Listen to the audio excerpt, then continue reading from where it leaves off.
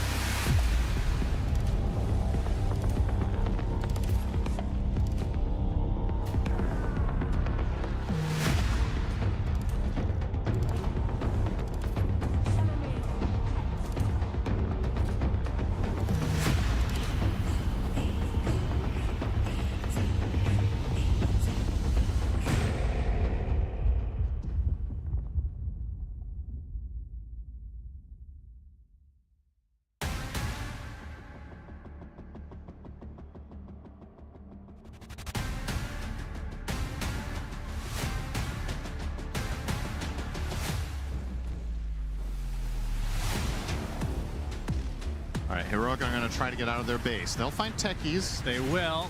Jumping in is Ace with the BKB, able to take out the Olocore, and look at this. Mickey coming in with a big Raptors Edge, but the Heroic, they don't have anything. What happened to the black hole there? Did he get...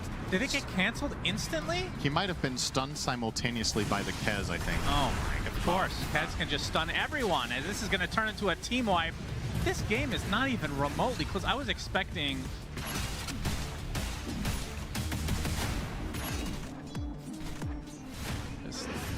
The flames are too much to handle as We're going to see the Avatos onto, that's a mid laner, by the way, getting healed up a decent amount, though, thanks to the Soul Rip as Whisper in there. Just Going to TP. force out some TPs. Nisha with the mobility. He'll be able to get out just fine. Ace, though, with a BKB. Wants to kill off the Olacor. Does so quite easily, I must say. Still has the lasso. Still has lasso. Who does he want to bring? It's the Bristle who gets broken, who gets killed. As Heroic just melting now. The egg right in front of Whisper. Gets a good decay, but there's only so much that can do at this stage of the game. Another death for KJ. Yeah, at least you have to pay for it then. Yeah, I guess so. As last-ditch effort from Tai Lung, he TPs in, BKBs, and they are running for now, just trying to do a soft reset. Now the lasso onto the Alchemist, and the death of the Alchemist. It's Ogre.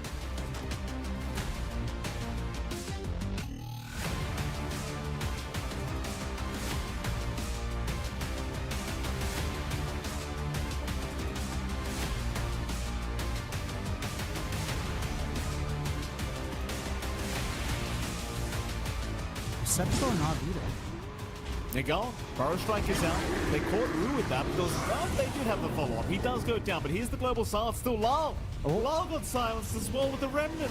He's still alright though. The Zip TP away. He's gonna make it. Does he have 6 or is that 4 in his model? I actually can't tell. 6. He has 6. So you know you have to walk in the Nico. Soulbind gonna be out onto 2. A very nice Soulbind, in fact. Lal's locked down. Yatoro, he might lose his first bear, and he will. Chase is on for Batyuk now. Batyuk will be okay. Instead, they'll chase down Rue. Batyuk, oh, what a beautiful dodge. We've got the juice as well, just jumping right in as the Wolf Bear man. On to Batyuk. Delicious. Oh, It's coming. No, it's coming. John, it's coming. Dream quote. Committed. Pop the 2. There, he used it. He used it, John. There you go. Look at that. yeah. I mean, Lowell is quite literally on fire, so I suppose it is accurate. There we go. GG's call.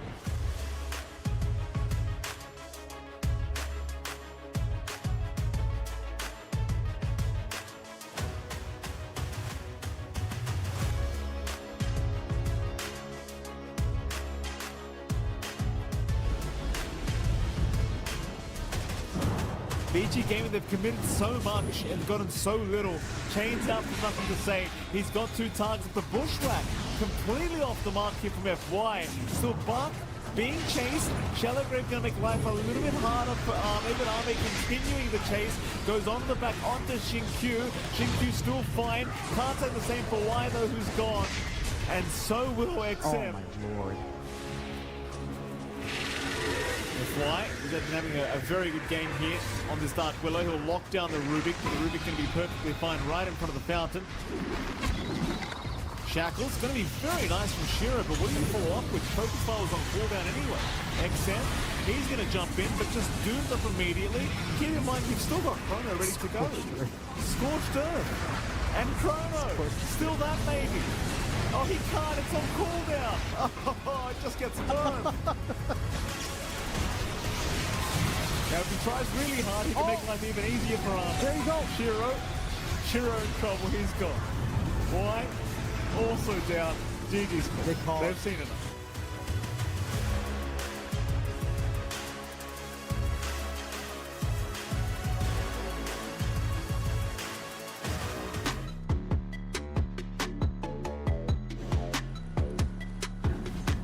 And it's very clear, like for the majority of GamerLegion's fights, they are dooming the Bristle. So what are they going to do when they can't? Snaking. Oh, okay. Oh yeah, the Bear's a hero Still now. dead?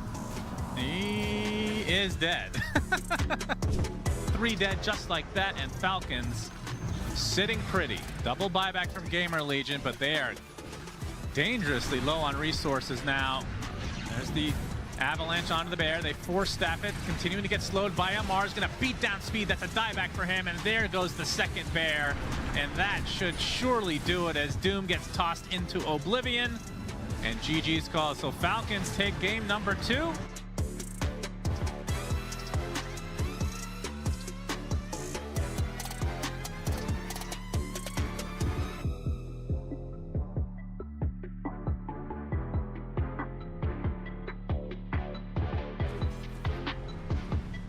just needs one guy. Just needs one connection. He finds him, and it's Tomato. Bushwhack comes out, Crystallis with the follow-up, tossing him up in the air. BKB does go up, and he's trying to turn around, trying to kill that punch. Goes for the hook, gets a bit of extra damage. 4-man back to once again from Boom. And they might end up losing more euros than they signed up for. Underlord's going to be stuck in the low ground, take down Saberlight. They got the kill on the Pudge, but that really isn't a relief because the creeps are in the base. They are going for this smoke play. They know that second Roshan, denying the banner. Very important. Yamich flying around again with dust. Saberlight doesn't quite catch him there with the blink. Hoping to look for a pulverize. Hellscream steals the Aegis with the stolen ball lightning, and he manages to get himself out. The banner is still down on the ground. The bear's about to die, and that's the first one. Ravage coming out from Boom, connecting onto Tomato, onto Saberlight. Hellscream's got 8 HP and has that Aegis still intact. And Tomato has Lorenov bullying him. The anchor is on him as well. The egg's placed down, and that will explode. Tomato will go down. Lorenov then just completely ignoring that egg explosion. Again, VP trying to live off of these small windows. They're pinging the mid lane, and now the jump in from Tomato, finding Lorenov. Lorenov gets his BKB off though, and now Ike is going to get targeted. Meanwhile, on the other side of the fight, they're going to try and focus the Invoker. Gets hit by the Ravage. Lorenov gets himself a double kill. Instant buyback coming in from the Rubik. He stole the anchor. He'll just keep that awkward busy for the time being. Tomato's already burnt through his BKB and he's trying to stand his ground, but that bear is too much to deal with. And Crystallis is cleaning house. Abed buys back, returns to the fight. Lorenov with a triple kill. Instant Hex onto the Invoker. Dieback.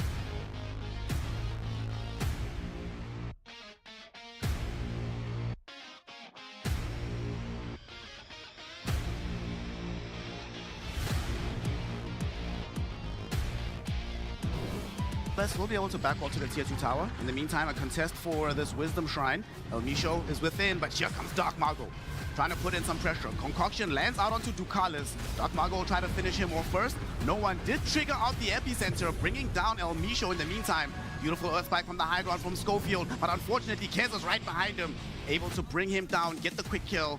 Dark Mago realizing he's outnumbered here. He doesn't want to let it go, like he's still trying. Here we go, Dark Mago. They come across 9 class. Schofield, though, he's going to the backline. He has no interest in the lone druid. He wants the Kez, and he's going to get him with the break and the impale. But they need more damage. He's going to come in from Dark Mago. And Satanic, though, gets off the Raptor Dance. But shredding through these heroes, and he gets out with the grappling claw. Are you kidding me? Dark Mago really wants to at least bring him down, force the Kez to die, man to dodge, to get out of the stun, get out of the roots. Unfortunately, he can do nothing about the Spirit Vessel. He will eventually die. And El Misho, Dark Mago, they escape. 26 minutes in, they are 26k ahead. And just a moment ago, they were 26k ahead. About to be further ahead because Schofield is going to deliver more gold into the coffers of PARIVISION. Big vacuum wall emerging, but not really going to make a difference. Vince, woo! We're inside a Supernova Raptor Dance combo. Absolutely nothing can be done about that. Frank at least able to retreat into the fountain. Dark Mago has respawned. Gets 2 heroes here with the slight chains. Buying back. Vince will buy back, hoping to try and do something, but all of these heroes are literally at full HP. Spirit Vessel out onto Largo, but to what end? Dark Mago just immediately dies to Satanic. GG is called.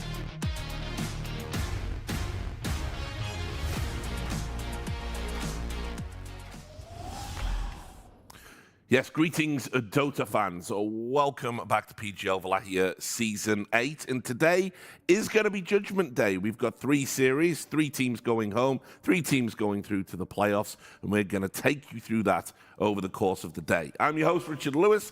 Joining me on the desk, we've got 2 of the finest analysts in all of the world. We have, of course, got Jenkins. You probably know him from previous events and indeed a playing career that sees him representing the illustrious Fart Studios right now. NA Dota, shout out to NA Dota, everyone. We got 2 NA Dota players here, of Absolutely. course. And Sitting on the the couch. other chap, of course, is Busta Rhymes' favorite player, Weehaw. You get that one? Hip Hop Boom is going to love Yeah, there's that. 1% of people in chat. They get what you just... But of course, obviously, going all the way back to Balkan Bears, someone whose career I've followed as well. So it's great to have you on the desk today. I'm happy to be here. I gotta say, as you said, NA player. I've played there for 2 years. Yeah. I consider myself like a tiny bit an NA player. Yeah. Well, we'll talk about it. We'll bring up some of the results from the Swiss bracket. But yeah, NA, I guess you've just been watching it slowly die from a distance. Then. It's not been a pleasant journey for NA Dota, I gotta say. I'm looking at the qualifiers as well. They're kind of disappointing. A lot of teams are just forfeiting. There's only realistically like 2 teams that are fighting for a slot. And today we have the chance to see NA prove themselves with GamerLegion. Yeah, There's we're gonna 3 NA players. We're gonna talk about that. It's just obviously I don't want to be that guy, but on day 1 I said GamerLegion are looking good. 2-3.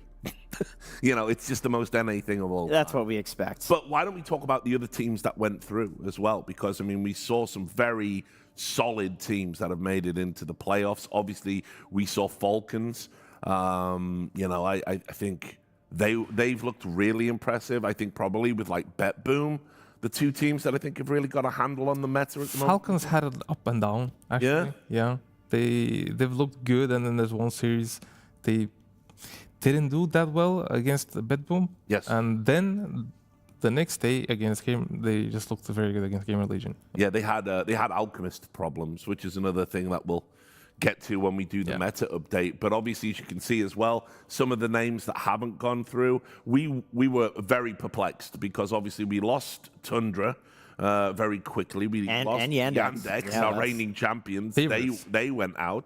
Then we lost Na'Vi as well, and that's always a young team. We always want them to do a little bit better than they actually do. So, it's always an interesting Wallachia. You always get these ups and downs. And we were expecting MOUZ to shit the bed because I thought they were 0-3. Stand-in situation. They're like every tournament, a new player. They've got Lorenov has a lot of success as a stand-in. He does. Maybe not so much on Falcons last time here compared to how we expected them to play. Generally, yeah, #1 mercenary. But it's nice to see them like popping off and doing fine. They're doing like the MOUZ thing where like they figured it out, you know. Right. Let's get into. Oh, go on, jump in. I wanted to say one thing about Na'Vi. We lost one of the only Brood teams here at the tournament. True. So no more Broodmother. Yeah. Well, I mean, listen, good riddance, if you ask me, but fair enough. Arachnophobes rejoice. So, yes, let's talk about the meta update. Obviously, at the start of the tournament, brand new patch. Obviously, at Birmingham, when it dropped, people were kind of just throwing anything to see what was working. It got a letter patch partway through the tournament, so midway through a series as it happened. Thanks for that, Valve. But now we're really starting to get into the tech, and so that's what we're going to focus on here. What are your observations? Obviously, there were some favorites coming into the tournament.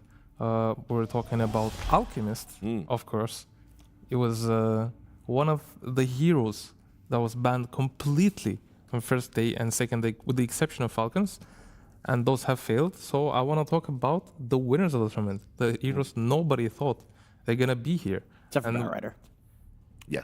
I mean, yeah, I was going to get there. Starting with Kez. It is an insane win rate, 90% in 11 games. Only 1 loss on Satanic, I believe. Yeah, he's the only one who lost with this hero. Did you read the patch notes on Kez? Do you know what they changed about him? Are you a Kez player? No, not really. Me either. Satanic credit. That's all. I used to be a Kez player, and then they switched his style of play, and then I feel like it's not worth it for me. But carries obviously love the hero, and Slardar, which I believe was completely ignored. Like in priority, not ignored in play, but in priority in first 2 days, they were still like picking Phoenix over Slardar. Yeah. And in third day, they realized, well, wait a second, this hero's actually good. And he's got an insane win rate to back it up as well. And I feel like teams are now understanding of this hero. They will just either first pick it or just ban it. I don't think anybody wants to leave this hero right now. Yeah, no, obviously as well, you saw their Venomancer was a surprise for me. I know GamerLegion have been rocking that a lot in their games, so they're big contributors. It's kind of Speed's jam. But, I mean, also as well, not a hero I would have thought would have been as dominant, but we've seen some, like, pairings with Lone Druid, and you've just got these, like, super strong kill lanes. And he does. Like, Speed does some cool stuff with it. He values going for neutral items really early on. Like, he'll go 2 points in ward, like 0, 1, 2, and then jungle a little bit. Like, he'll just put some wards off to the side, farming a medium camp, and he gets, like, Polywog Charm at 2 or 3 minutes into the game. All of a sudden, like, you don't need to buy tangos for the rest of laning phase. Or the Ash Legion shield, and suddenly you can turn around, you know? A skirmish on the lane. It's really crazy to be able to get neutrals. I agree with Dom when he says, like, this is something teams are not abusing enough right now, is the fact that like an early neutral item can genuinely turn the game. This is why I love Crystal Maiden. I play post 5 Crystal Maiden, and this is what I do. I do not block the enemy big camp, and what I just skill frostbite, ignore my carry for a You bit. just get the shards. Go for the big camp, pull the wave, you kill the camps really fast, pull the small camp, and then suddenly, minute 2, you can possibly have, actually minute 3, you can have a neutral item. Yeah. I could get, you know, you're Early I'm not getting excited about Crystal Maiden when you're saying that. I'm thinking, what other hero can one-shot creeps? Pudge. Pudge can one-shot creeps. You've got to quit the Easy Pudge jungle addiction. Pudge. So let's go. Well, like all things in life, you can't have winners without losers. So these are the losers of the tournament. I gotta say, I'm so disappointed. Wind Ranger, but to be honest, it's predicted. This year got absolutely nerfed. He got both facets, one deleted, and the other one they put it on a level 25 talent. Something he just had from the start of the game. They decided, okay, let's put it on level 25. They gave him a new Aghanim's, but it's, as we saw from Nightfall in the interview, and I agree with him, it's not that good. Yeah. And we can see in the stats, it's very hard to win with this hero right now. People still pick it because they just a shortage of carries, I feel. Queen not that good. surprises me a bit, to be honest. I really thought the Scream of Pain being buffed in damage, and then obviously that pairing with the Aghanim Scepter, like sure, you're damaging yourself, but not on creeps. Like the farming from the hero is really crazy. I love the Soul Ring build. Maybe part of what made me think Queen of Pain was super strong is that in like pro level pubs, you would always see it with Alchemist. So you have this like inflation of Queen of Pain's like power level because she's getting an Aghanim Scepter like Kaya and Sange at like 12 minutes into the game. So it looks way stronger than it is. It's like 37% is pretty bad, man. I have to say, I think it's part of the build. It's the build's fault. I feel like they're going this Bloodstone item, which it's good to try new things and new builds. It looks kind of good, but I feel like it's not strong enough for his timings. You know, it's a bit too expensive. And another thing is he's being first picked. Queen is being first picked right now. And that's a big I was going to problem say, for the it hero. didn't feel like we've seen a lot of like truly great dominant quap matchups like this tournament. I haven't seen the big stompy the quap Quap lane versus yet. Slardar, Yeah. It feels like she just kind of farms whatever game she's in. It's funny because we, on the morning panels, we haven't seen Quap first face pick at all. So, I mean, it was only what, like picked in 10 games or something like that. So it's not like a crazy It amount. was like we were dodging Alchemist up until We've been, yesterday. yeah, we were dodging Alk. We also were dodging like the Necro games. We saw one Necro, or was it 0? There were 2 Necro games in this tournament. I think both were... South American Rejects. yeah. I think. Yes, the carry player, Wits. It was Wits playing. Yeah, it. Wits played both Necro games. Yeah, so we dodged. Won one game and completely lost the second. That one we don't talk about. Just necro things. Yeah. Look, you've also been noticing some niche picks, the kind of little specialities that might be coming in. Yeah, And there's. this is what we've got. You know, there's been some good stuff out there. 9 class position 4 Lone Druid. It's always hilarious. Do you know who told me about Lone Druid position 4? Who? It was Slacks on day 1. I don't want to go there. He said that's the new hotness. That's a rabbit hole that I don't want to go into. But we got Yamich Pudge. Honestly, the hero feels very good, you know, perhaps because of the jungling stuff we're talking about a little bit, but more so like Flushy, giving you 2 strength per kill. If you can get an early kill, like pre-laning or in the laning stage, like the hero legit is really hard And to lane just to bring against. Wei in for a second, you talked to Puppy about that pick, right? Was it on the... Yeah, when they won the games? I did. So what did he have to say? So basically, they haven't scrimmed the hero once, Right. but they believe in 9 class. And they just Makes sense. thought they should try it. He made a mistake in the draft because they locked in too early. Like from the beginning, they knew 9 class was going to play it. He regretted that. And yeah, I think if they were more open to it, as he said, it would probably they would have put him in on a different position, have more like greater chances. I can double confirm the way that those guys talk about 9 class. Like legit, his entire team, they believe he's a genius. Like that's the word. They say we have a genius as our position 4, so we're going to use our genius as a position 4. So Last thing, sorry about that, was that he said enemies usually counter the Lone Druid when you pick it early, but they didn't care. Their opponents did not care about the Lone Druid. I saw that the other day as well. was Yeah. it Liquid, right? Yeah, yeah. No, it was Liquid the- against GamerLegion, wasn't it? No, it was the Falcons game, remember?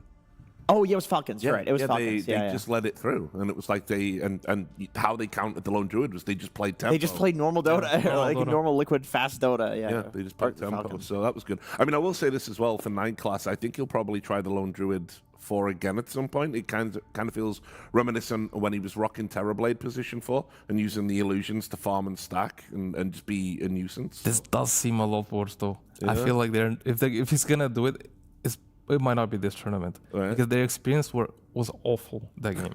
Oh yeah, It was very bad, and I think in a tournament you don't want to have a repeat. I mean, just picking the hero again might like bring bad memories Trigger immediately. something. Yeah. Yes, and Trauma just response. instantly ruin the mood of the team. And I don't think you want that in a tournament. That's why I feel like they will maybe scrim it once or twice, or maybe talk about it after the tournament. all right, we'll see. He's been I playing feel like enough it's very weird low heroes. chances we Like, don't see it. he's playing as monkeys. He's got less track. Like It's doing so good on it. he's too. doing great. They don't need to whip out the lone druid again. I think they're fine on that one. We'll see. Would There's a love to lot see of it, though. heroes. It's 9 class, dude. So you never know what you're gonna. You get. never know. Genius and madness. It's a We thin know line. what you're going to get at home. This is our schedule. As I said, just the one stream today. This is it. This is what we're going to be talking about on the desk. It's going to be closing out with Xtreme Gaming versus Team Spirit, but a Team Spirit without collapse. We cannot believe this has happened. It's SA Rejects versus MOUZ. MOUZ came here. Yes, they've got the stand-in god of Lorinov, but they've also got a player who's kind of out of the team because they're retiring and they don't necessarily have a replacement, and there's all of these problems, and yet they've made it to the last day of groups. But starting the day, it's what we were all here for. It's GamerLegion versus Heroic. I guess we've got to start, because we've got you here, we've got to start by talking about GamerLegion. I mean, they have looked so good at times here at this tournament. Even in games they've lost, they've had competitive maps, and yet when we saw them against Falcons, they got run over. They looked scared, they looked flat, and now we're here. I love their 1 and 2 heroes, actually. They have this Huskar mid. They were always very scary, you know, as a mid player, you really don't want to get Huskar mid. Nowadays, it's easier to deal with this hero, but I feel like they have these like insane niche picks, as you said as well, Jenkins, but more of like specialist heroes. Like they have Yuma.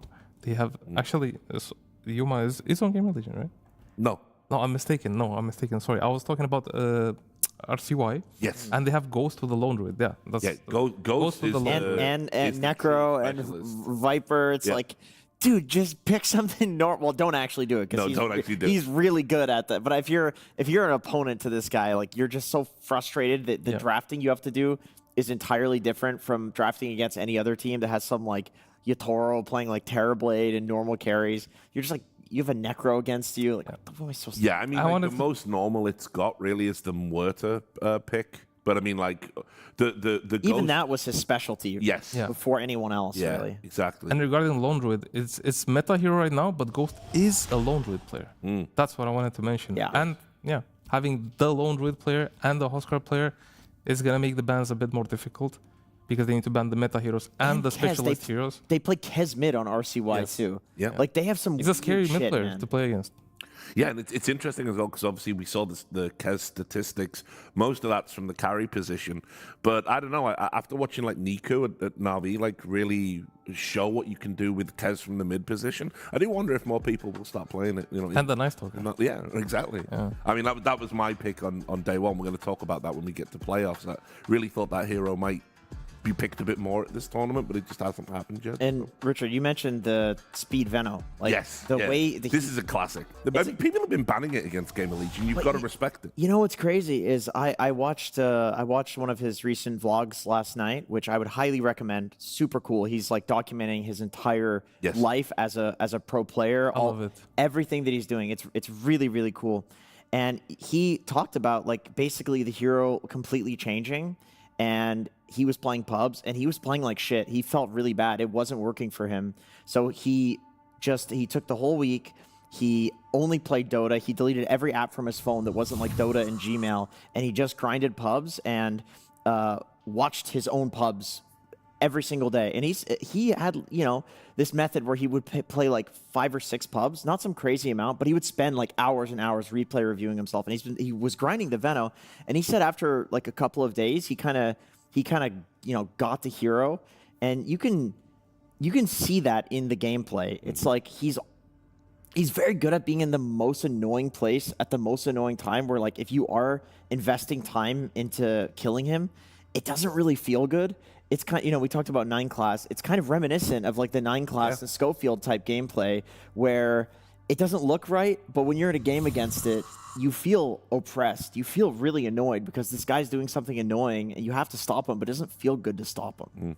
I mean, I'll add to that as well. I think when he's at his best, it's like he takes a lane dominating, support, does what he has to do, like maybe gets in the jungle for a little bit, gets that neutral item, and then he just plays tempo. When he plays slower stuff like Chen, the team just doesn't feel like it ticks the same way, Yeah, and he has a great win rate on Venom. And as you said, it's very hard to deal with a hero because he gets into this position where he's denying your rune.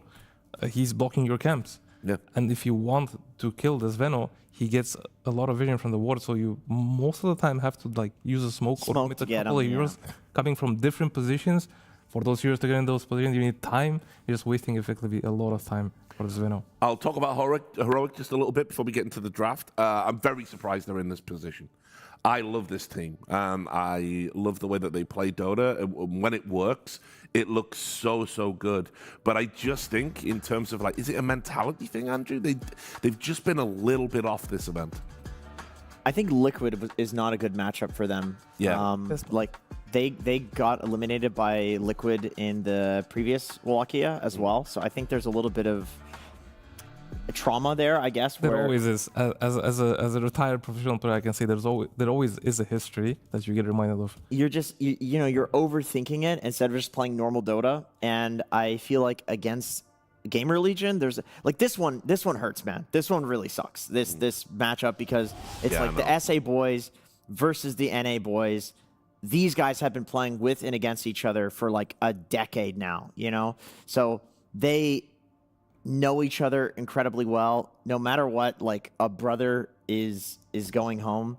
And it's very sad. But yeah, I think the matchup against Liquid is just bad. They probably feel a lot more comfortable against GamerLegion. But there's a couple of historical potential things that could happen today, depending on how things go. The last time 2 SA teams made it to playoffs was Season 2 of Wallachia, where 3 teams made it to playoffs. Since then, it's basically only been Heroic making it to playoffs. So South American Rejects could do something. And obviously, we saw them win one time when they had the park. Yeah, exactly. And then the last time that NA made it to playoffs was Season 2. It's like so long ago, and it was now. And so GamerLegion is looking to really prove themselves here today. And they have a secret weapon. They've got Tai Lung, the prodigy. I gotta say, this player is very impressive in my eyes, not only from professional Dota, but from pubs as well. And looking at his heroes play this tournament, I truly believe he is not playing to his potential. I'm not sure if it's his call or the team's call. I can see from my experience in pubs against him very recently, he does like playing this Viper on the last pick. This cheese heroes, Huskar sometimes, but he shines a lot when he plays heroes like Puck, Ember Spirit, Storm Spirit. He's one of those guys that just makes the plays. He's a star player. He should be treated like one. You literally, almost word for word, that was our criticism on the desk the other day. Like, you're putting him on Bristleback mid, and it's just a do-nothing hero. And you've got this mechanically gifted prodigy. Like, even if it's not good for the draft, give him a playmaking hero. That was basically our assessment. He's had such great win rates on these like flashy heroes that it's just a shame to see him play Bristleback and a Viper. Yeah. I mean, the Viper is Heroic. Really like the Viper for some reason. They were doing this at the last PGL Wallachia as well. It is considered. I mean, like Tyler himself says, like he thinks it's good in a lot of matchups that maybe other pros don't agree with. Yeah. So it is like his speciality. It is his jam. I think he has a very good partner too on Yuma as well. Yuma is the carry for Tai Lung. He can play a greedy playstyle when he wants to, but he can also play the support type carry. Yeah. He just helps the team and basically enables the supports to be able to play with Tai Lung so they can just take control of the map and just basically like put all your eggs in one basket. And that basket is Tai Lung. Yeah. I mean, you can see as well. God, that's just triggered me. I remember the Gyro Cup game now. That was that was rough. Horrible. That was rough.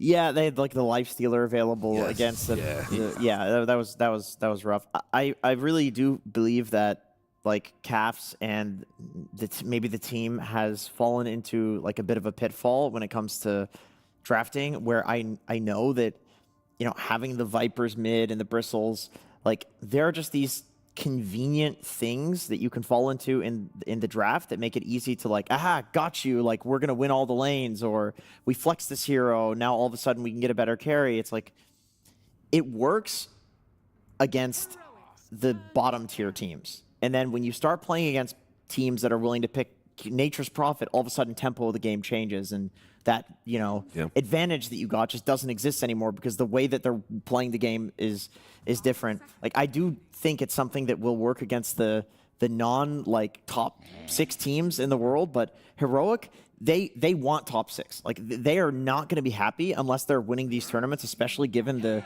potential they have now, which I think they feel for sure, right? Yep. They know Tai Lung is a star player. It's just that they have to find a way of drafting where they're not shoehorning him into these like heroes where he can't express his skill, but they're still getting like 50-50 drafts or advantages in the draft. I was thinking it could also be Tai Lung that is just not feeling too comfortable since he's fresh. True. Yeah. Yeah, that's a good He's point. probably thinking maybe I should just win the lane. Maybe that's the biggest thing I can do, the biggest impact. So give me Viper. Yeah, you're laning against like No risk, you know, losing. big names like, you know, Nisha and these god tier guys that the mid laners are all looking up to. Maybe there's a little bit of fear there. You can see as well, Ghost getting a lot of respect in these early bans. You gotta do it, man. The Lone Druid has to come out as a ban, I feel, against GamerLegion. Yeah. I truly believe he is the best Lone Druid player of this top one. tournament. Yeah. For sure. And the Huskar comes out. Again, The against Huskar ban. Heroic. Yeah. Oh against my the Tai Lung. They heard me. The Tai Lung Huskar. That is, it's so funny we all have this idea watching from the outside, and then GamerLegion's looking at Heroic, and they're like, the moment these guys pivot to giving Tai Lung like some expression of skill, it's gonna get so much harder. Yeah, they feel so it. they just ban it. It's They, like, they feel they're gonna change their game plan and maybe just give Tai Lung the respect he deserves. Yeah. yeah, that's really cool to see, honestly. I hope they do. I really hope they do. And the Alk and Batrider bans, Whoa. the classic so far. With the Hoodwink, I'm surprised the Hoodwink is getting banned. Banning It's been the very Olacore common. Hoodwink, that's crazy. It's very common pick this tournament, but kind of like just stable hero, nothing very impressive. Yeah, my I mean, opinion. obviously it's kind of really strong with some pairings. Like we've seen it with the Underlord, for example. It's like they just absolutely crush the lane. But yeah, is it worth a ban? Probably not. That's a Theolacore respect right Yeah. there. Yeah. The Beastmaster first pick. I have not analyzed a Beastmaster game yet so far. Okay. But Well, we've seen it quite a lot actually on the morning panels. So you got the Alchemist and you got the Yeah, you got the exactly. Beast. And for GamerLegion, like they would actually play a lot of Beastmaster. They would play RCY Beast or they would play Fade on Beast. Like they think it's good in both positions. For Heroic, probably more than likely their carry, I would guess. I mean, obviously Whisper can play it. Oh, Whisper can play it, yeah. And that's where I feel the hero shines as well on the offlane. He's just a very strong laner. What about in a 2v2 what's situation? What do you think is the build on offlane Beast? Is it like Dom 2? I feel like it's a very set build. I feel like you have to go Dominator, which helps you take over the lane and the map.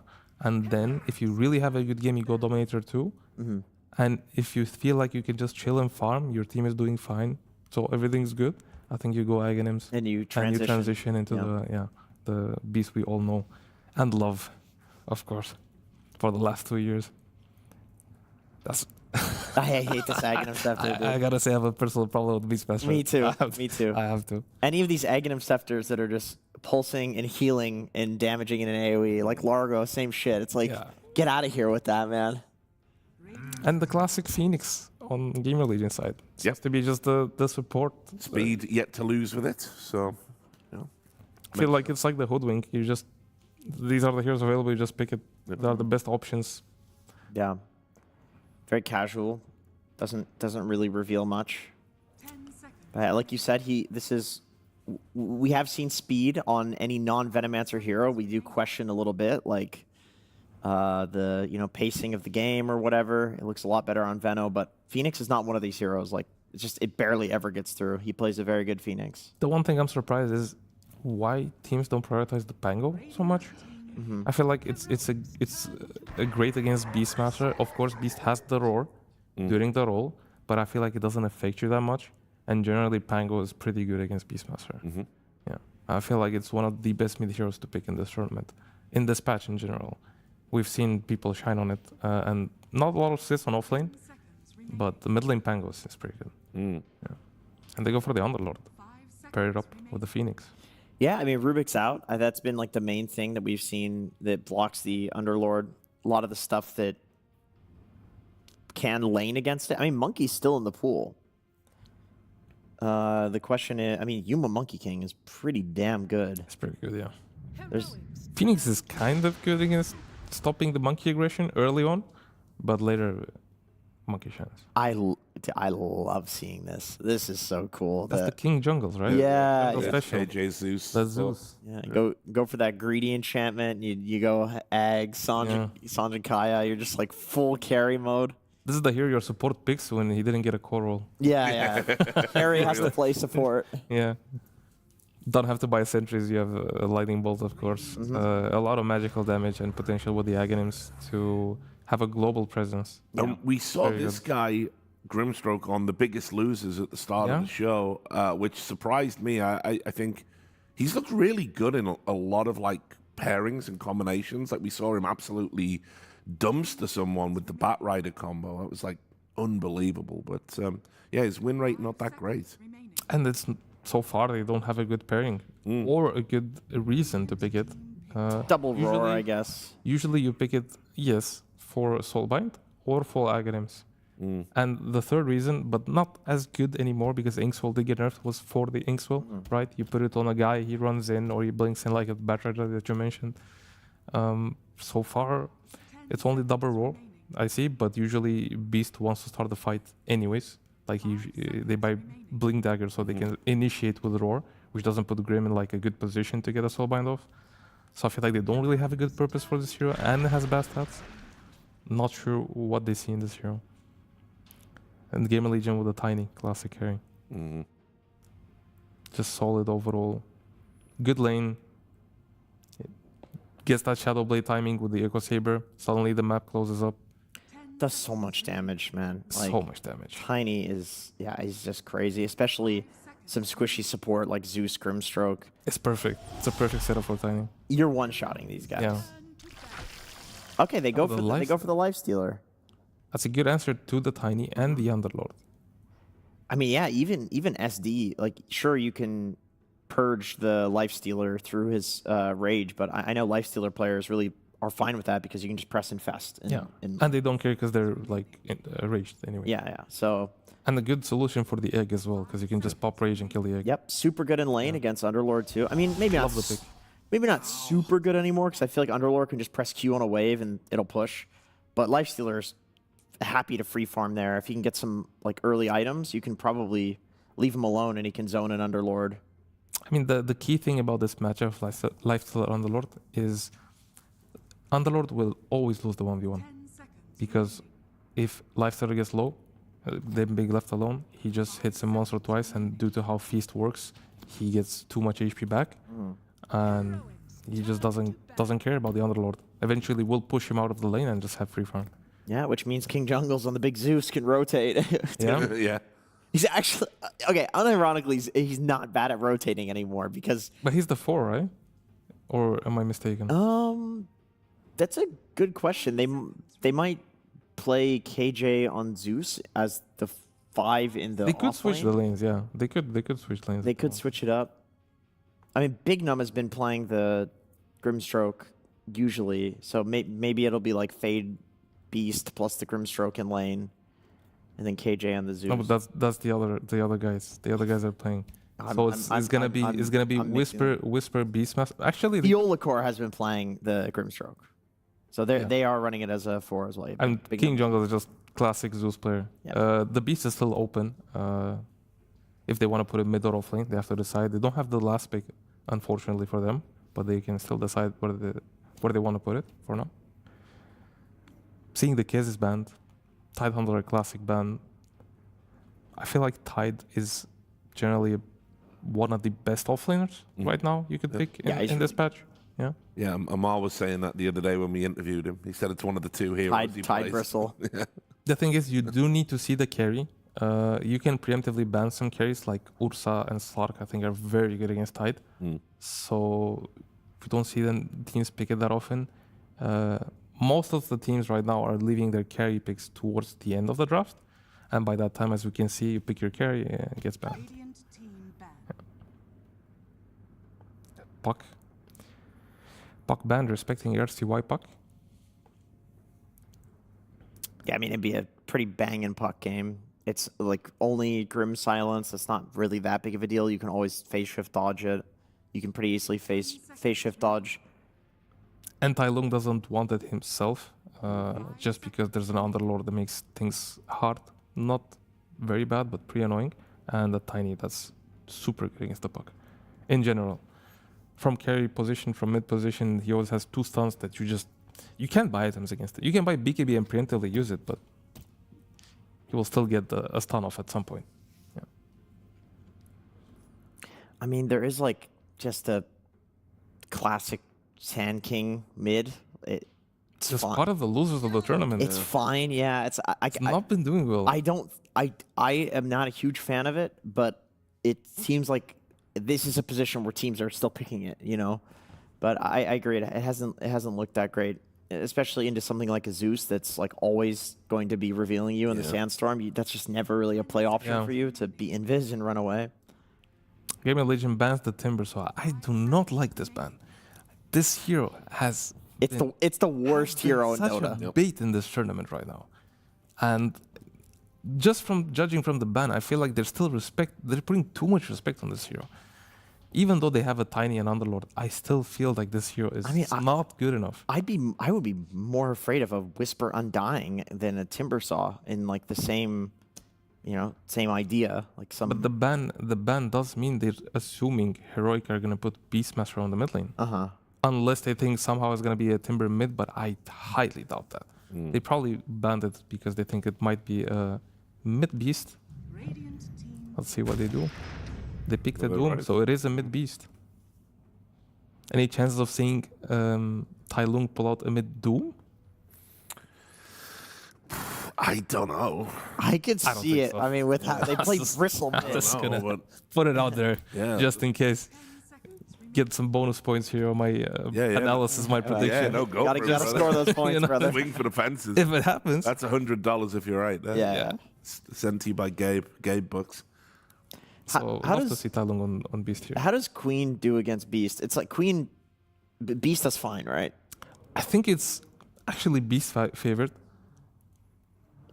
due to the nature of the hero with the boards and the axe spams. Queen doesn't have a lot of HP, doesn't like. Yeah. But I mean, we don't even have to talk about it anymore because they just pick Storm Spirit. Yeah. They just go for something. It's a good matchup against the Beast. Yeah, something normal. I think Beast will farm, Storm will farm, but Storm is very happy. Like, you can kill the boars pretty easily if he's not careful. How do you feel about Storm into Doom? Obviously, Doom is a very good solution for the Storm. I think Beast is actually pretty good against the Storm in the game. On the lane, it's probably going to be pretty even. I do think it fits their lineup, though. They needed this guy. They needed this initiation right now. Yeah. Tiny's going to have a Shadow Blade, but he still will have a very hard time running into teamfights due to just how teamfights are played. There's sentries everywhere, heroes in front, maybe with the gem somewhere. So Storm is going to fix pretty much all the problems they've had up until this pick. It's a little bit of a hard game to get a read on, anytime there's like a weird pick, like a Zeus position 5. I can tell you, Tiny against Lifestyle matchup, it's going to go really bad for Tiny if the game goes late. And same for Storm against Beast and Doom, it's going to go pretty bad. I feel like they have very good tools on Heroic to deal with GamerLegion's heroes. I feel like GamerLegion is on a big timer, actually. There's definitely a strong like early to mid game timing for GamerLegion though, where like Beast is still farming. You can smoke with Storm, you know, catch the Beast.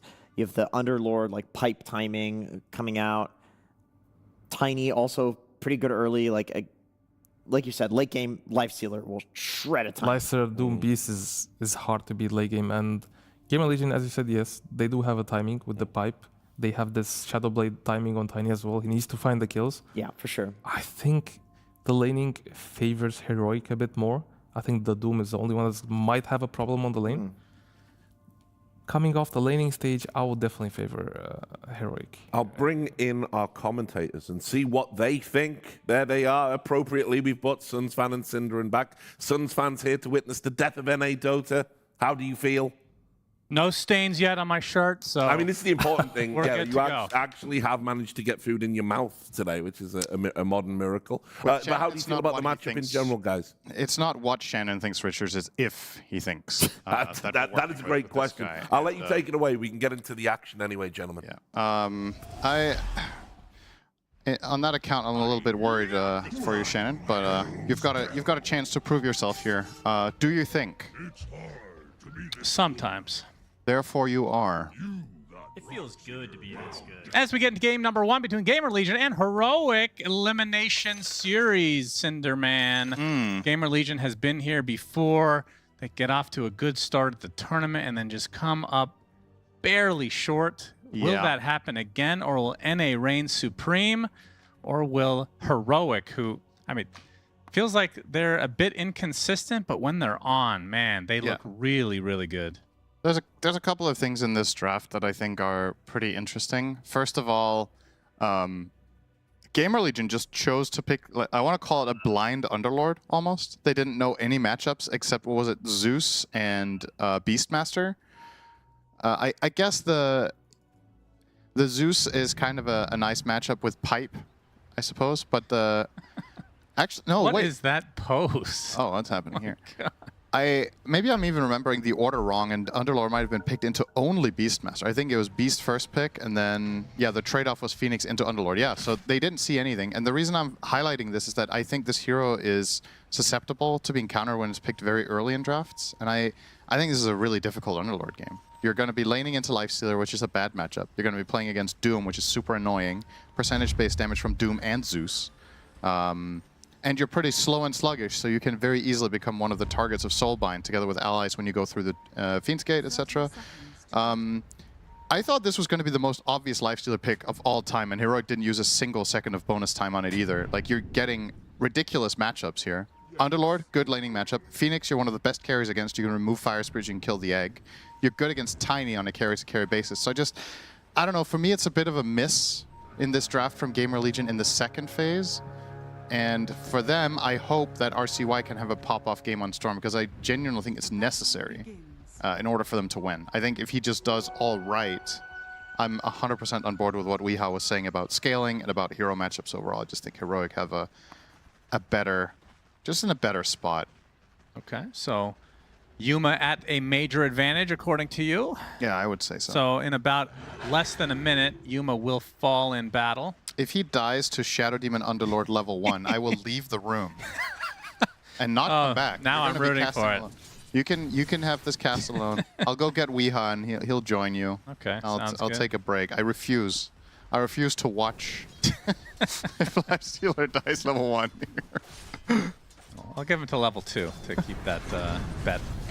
God, it would be funny if he died. Take some Firestorm damage here. You can see how much damage Fade can do to Yuma, despite the apparent very hard counter that is Lifestealer. I mean, these are the 2 minutes of the lane that are good for Underlord, is right in the beginning. And they're the most important in the game, Cinder, as we've learned so many times before.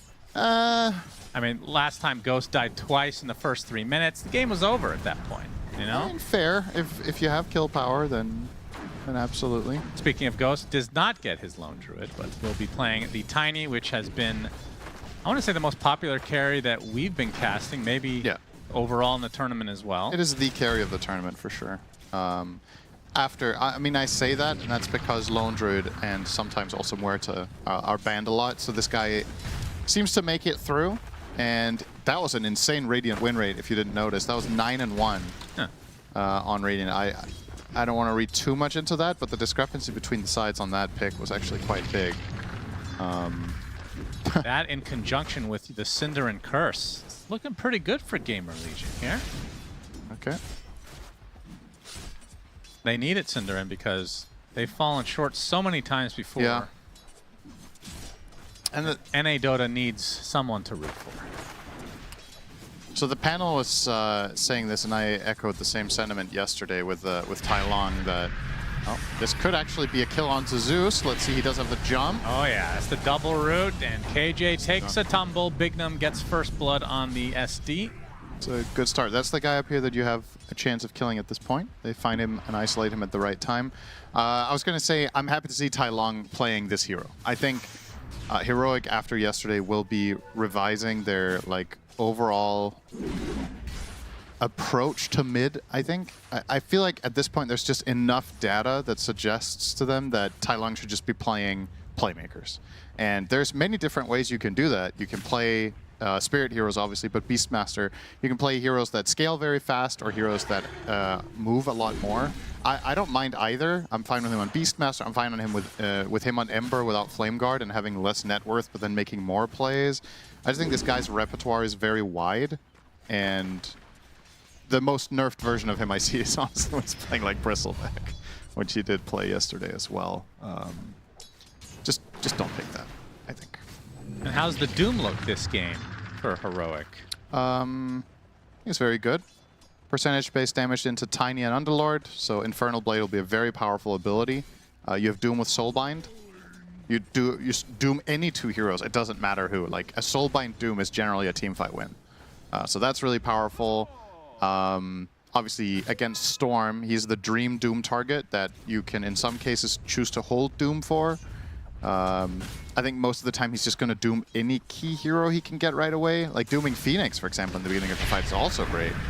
Fade. Getting gone on. Yep. Puts down the pit of Malice. Will have to just stand his ground knowing that he shall fall here. Disruption a little bit too late. I say that, but it might be able to turn this around into a 1-for-1, but support goes down for Heroic here. It's RCY out of the lane completely at the moment, and the Boars are going to hound him. Yeah, this is not a good lane matchup for Storm. I heard Weeha say that this is a lane that Storm draws, which every bone of my body is telling me is true, but every time we watch this, Beastmaster wins. So I just... Stats don't lie, Shannon. I never see Beastmaster lose this lane. I think the Storm drawing this is probably... I mean, either the couple of games we've seen the matchup, this Storm has just been outplayed, but it just doesn't really seem like Storm can deal with the Boars and the To be fair, pressure. Weeha, old-time mid player, Yeah. thinks that he can win every lane. Right. Game 4, elimination on the line at TI, Digital Chaos. What do they pick for Weeha mid? That's right. How did that go? Yeah. Did he win his lane, though? I doubt it. Okay, well, that's really unfortunate. If you're running Slark mid and losing your lane, you probably made a mistake. I don't remember any. I was in a rage at that point. You know. I'm sorry. I'm so sorry. It's okay. As we know, you deserved better than a second place, of course. That's right. You were the best. Yes. Doom gonna get triple teamed here with the Shadow Demon rotation. And Whisper in a bit of trouble. Avalanche is there. And he should be able to find the right clicks to finish the job. Bignum takes it home. Meanwhile, RCY gets ganked, so that's a really big kill for Heroic.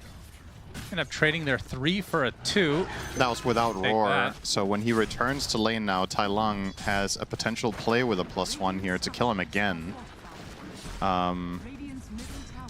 Worth noting, by the way, Doom chose to eat the Ghost Creep, so he has a very strong slow on attacks, which makes this matchup quite lopsided, actually, into the Tiny. It's very hard for Tiny to trade back. It's time for a 6-minute power rune. Everybody groups up bot, and of course that means it's top. Yeah, where's Oracle when you need him? To tell you where the runes are. All right, well, he can definitely get some good value out of this Invis rune. Is Fade getting gone on again. Only a matter of time here. We'll put the Firestorm down to get a little bit of farm as he works towards his Soul Ring, but Yuma gonna get some nice max HP out of that kill. Yeah. Be very happy with things here. I mean, Underlord CS is not bad, but I just think this lane is becoming uninhabitable at this point. more or less. He did rush phase boots on the Underlord, so he doesn't have, let's say, Vanguard, which I think is the best item. If you're strictly looking to be able to farm against Lifestealer in lane, I think Vanguard is the best choice. Oh boy, Fade. Oh no. Tailong invis looking for the high ground potential. Actually gets spotted, but the disruption comes out. Try to slow them down. Another pit activation. 4 members of Heroic are here. The diving coming from Speed. He gets roared right off the top of that though as Tailong infested, so gets back up to respectable amount of HP. Speed takes a tumble first, and Fade left all alone essentially, although RCY finally joining the party. Tailong staying alive, just barely gets the kill onto Fade. They will lose one in the form of the Zeus, and both supports, in fact, as RCY cleaning up very nicely. Triple kill for the Storm, and they get the Shrine. Ends up working out really well for GamerLegion, despite not having the numbers initially. There's a couple of things there that are absolutely crucial. Storm is showing up at level 5, which, first of all, I think most players wouldn't even be there. But RCY chose to come over and offer what he could, even without his ult. He gets the kill on Zeus, which levels him up, and then he takes the Wisdom as well, so he's level 6. You're going to see the replay here. First of all, this is I like this play from Heroic a lot, recognizing the fact that Storm is weak, so you want to try to just exploit this, and a nice infest play will keep things nice and healthy here. So look at RCY in the bottom right. So he's going to come in here, he's level 5, he's pretty weak, he's getting silenced and zoned out. If King Jungles doesn't die here after the Fade kill, so this is going to give RCY level 6. Oh, yeah. And then he also got the Wisdom anyway, but yeah, immediately on this level up, he has more or less a full pool of mana since he didn't have ult coming in. He is able to chase through and make that more or less an even exchange at the end of the day. I don't know. I wouldn't call that even. RCY was struggling a bit, and now he's not. So. Yeah, it's really, for him, it's super, super one-sided. And yeah, for the overall scope of the game, I'm with you. It's probably better for GamerLegion with how the gold is distributed, but it wasn't like a massive swing of any kind. Right. But it was very big for Storm, which is good news because, as we've established, this is the type of game that Storm needs to do very well in, and with the lane going poorly and getting ganked, he kind of needed this to happen. So very good news for RCY, who will complete his treads as a result.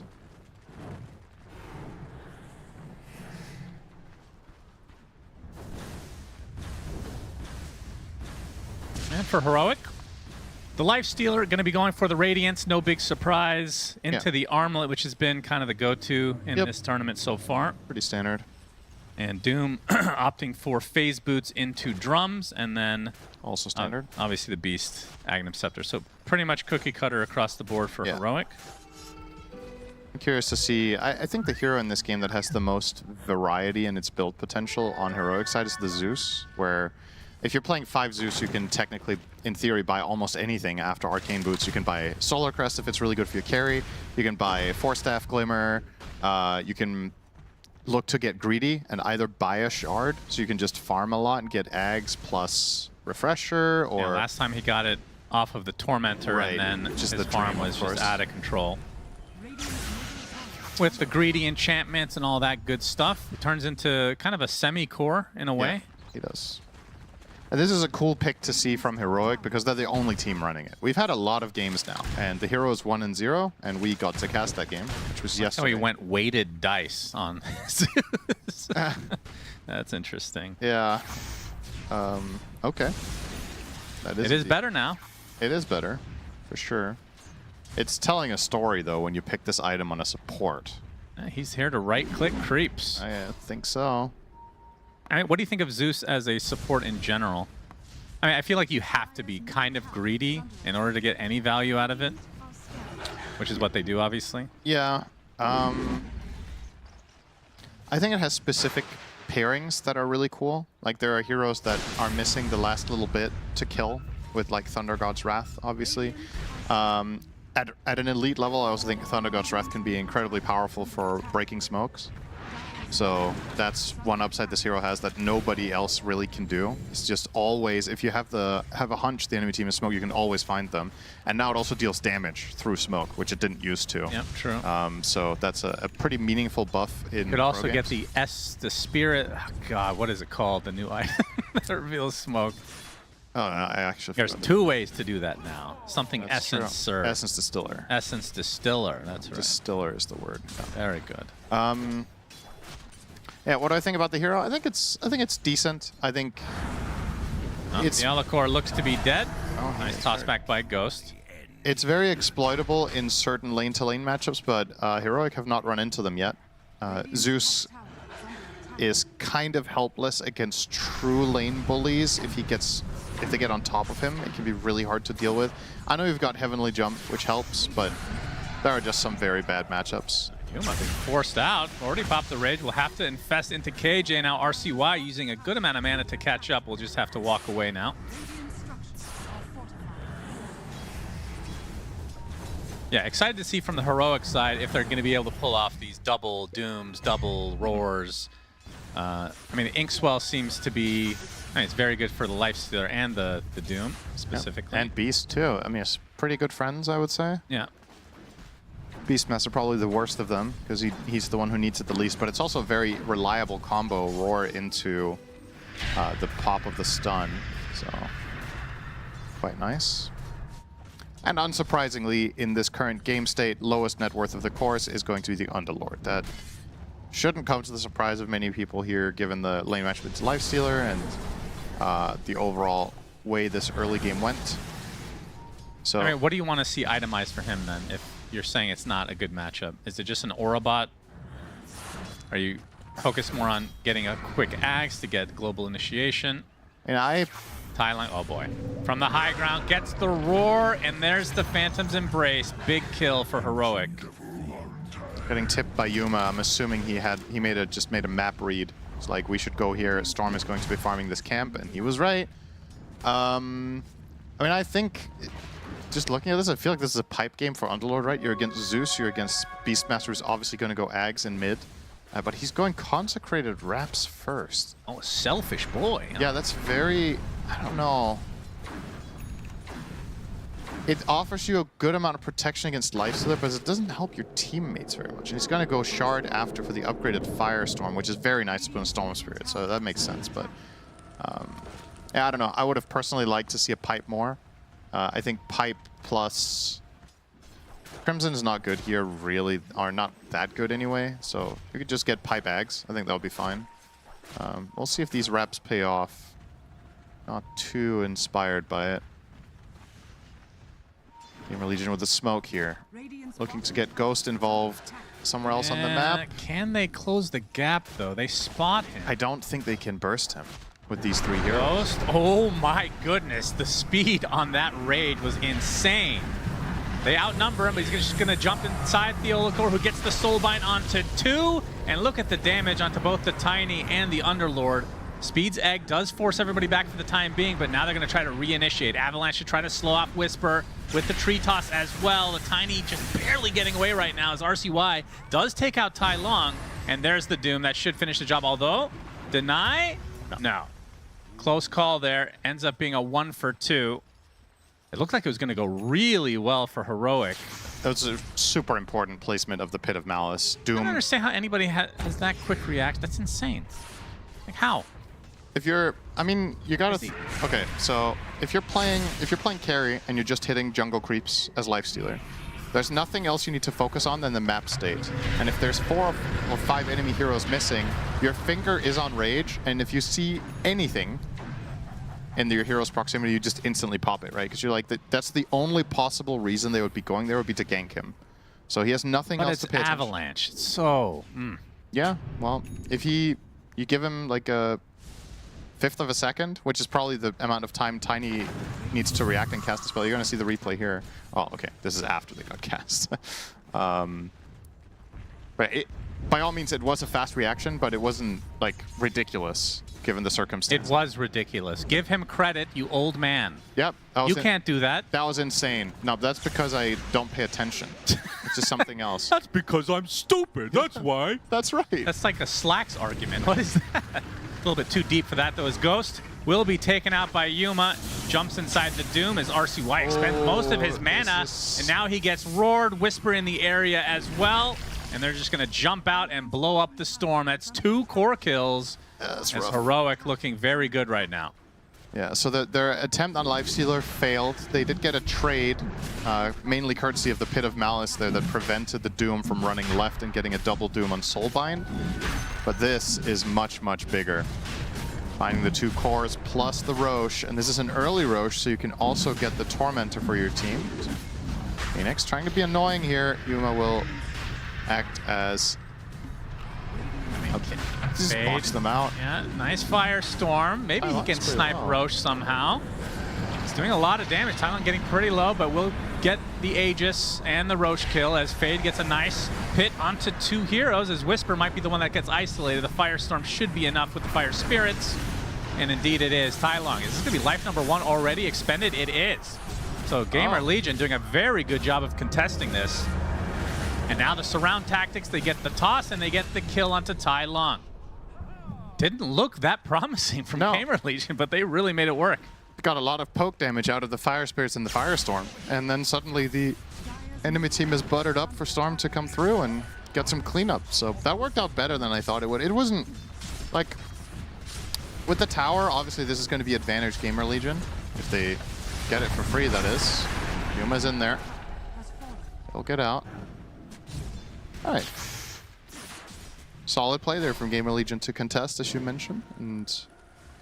This means now that you got the Aegis out of the hands of Heroic, it's also way more likely that you could be looking for trouble at the Tormentor in 2 minutes. That fight is exceptionally hard into an Aegis beast, but without it, becomes a lot more probable that GamerLegion are interested. And that was also a cool play in that situation. They used the Fiend's Gate back in the base to bring heroes in. And Whisper, he gets gone on now. He's done. Bignum gets the kill. I mean, they do have a good lineup for fighting in a condensed area. So Tormentor and Roche, you got the Egg, you got the Firestorm and whatnot, Pit. Whereas Heroic, not AoE based really, but they're just stronger at the moment. Or, I mean, at the moment, maybe it's just even. You can see the carries not too far from each other in the net worth. But the Lifestealer matchup, like you said, oh, Ghost. Very good. Nicely. Avalanche just out of range. They will clean up this tier 1 though. Yeah, it should be interesting to see what they do in the next minute with this Tormentor timing. So given the hero matchups, this does feel once again like a solid game state for Heroic. KJ spotted. Yeah, he doesn't have Heavenly Jump now. He used it before. Sure did, and that means he's dead. Yep. Easy cleanup for the Tiny. Is they're going to find another pickup on the Tailong. Fade comes in with the Fiend's Gate, gets roared, and just watches Beastmaster die. Well, the hero matchups don't really matter if you just get jumped every time. You don't get to leverage the strength of what your heroes are capable of doing. So really nice from GamerLegion finding these picks. And as mentioned, this is Storm in a nutshell, right? You want to jump, get these clean kills, and get out without any trade. And it's been what's been happening recently for RCY. Tormentor's coming up now. Let's see if Heroic fancy themselves a smoke for this. Now they have a blink for Ghost. He's been kind of biding his time in these fights to get close enough to get the Avalanche, but now can start it himself. Tired of getting stopped by Zeus, I would imagine. When you have the Shadow Blade, you can always get found by the ult, you can get bolted out. All right, they're going to go straight to the Tormentor. This would be a huge pickup for them, but the smoke on the way, even if they kill this, will it be for free? They will take it. Oh, they're finding RCY. RCY, he gets silenced. And that should be a kill. They even used Doom. Not sure if it was needed, but better safe than sorry. It will be the trade for the Tormentor as Bignum gets Cleanse, which for this game against Open Wounds, against Infernal Blade, I guess technically Axe's debuff, the slow from, not Inkswell, the Stroke. It's mostly good against Open Wounds, right? I think that's the biggest spell here. Nothing too crazy though, I guess, to cleanse off. It's decent. And it's a heal. So, you know, it's just always good. But that was a very good trade, I would say, for GamerLegion, considering you got the Tormentor. You lost your Storm, which sucks, but looking at the big picture, this was a Tormentor that I think Heroic were likely to be able to take themselves. So if you think of it in those terms, the relative swing here is very big of getting that at the expense of one Storm. Now, gonna look for a fight themselves. KJ spotted. And he is dead. He's going Greaves on the Zeus. which is interesting. We were talking about how this hero can buy whatever it wants, basically, after Arcanes. Not sure how much I'm feeling Greaves as that choice this game. If you want a defensive item, I think Glimmer goes a long way against the Radiant lineup. I think even Force Staff is very nice against Underlord, against Storm, against Tiny, just repositioning heroes. Seems like it would save them a lot more than just a little heal from the Greaves, so that's a bit surprising to me. Maybe he wants it for the added benefit of being able to dispel Pit of Malice so he can jump, since that's been part of how he's died. But I just think if you look at what is going to happen down the stretch here, you're way more likely to get killed by Tiny and Storm than you are by Underlord. And Greaves aren't going to help you. You're just going to die before you get them off. So I actually think it's... I don't like that pick here. I just think it's like a... I'm not going to say it's a wasted slot, but it's not good value in my eyes compared to the Glimmer, for example.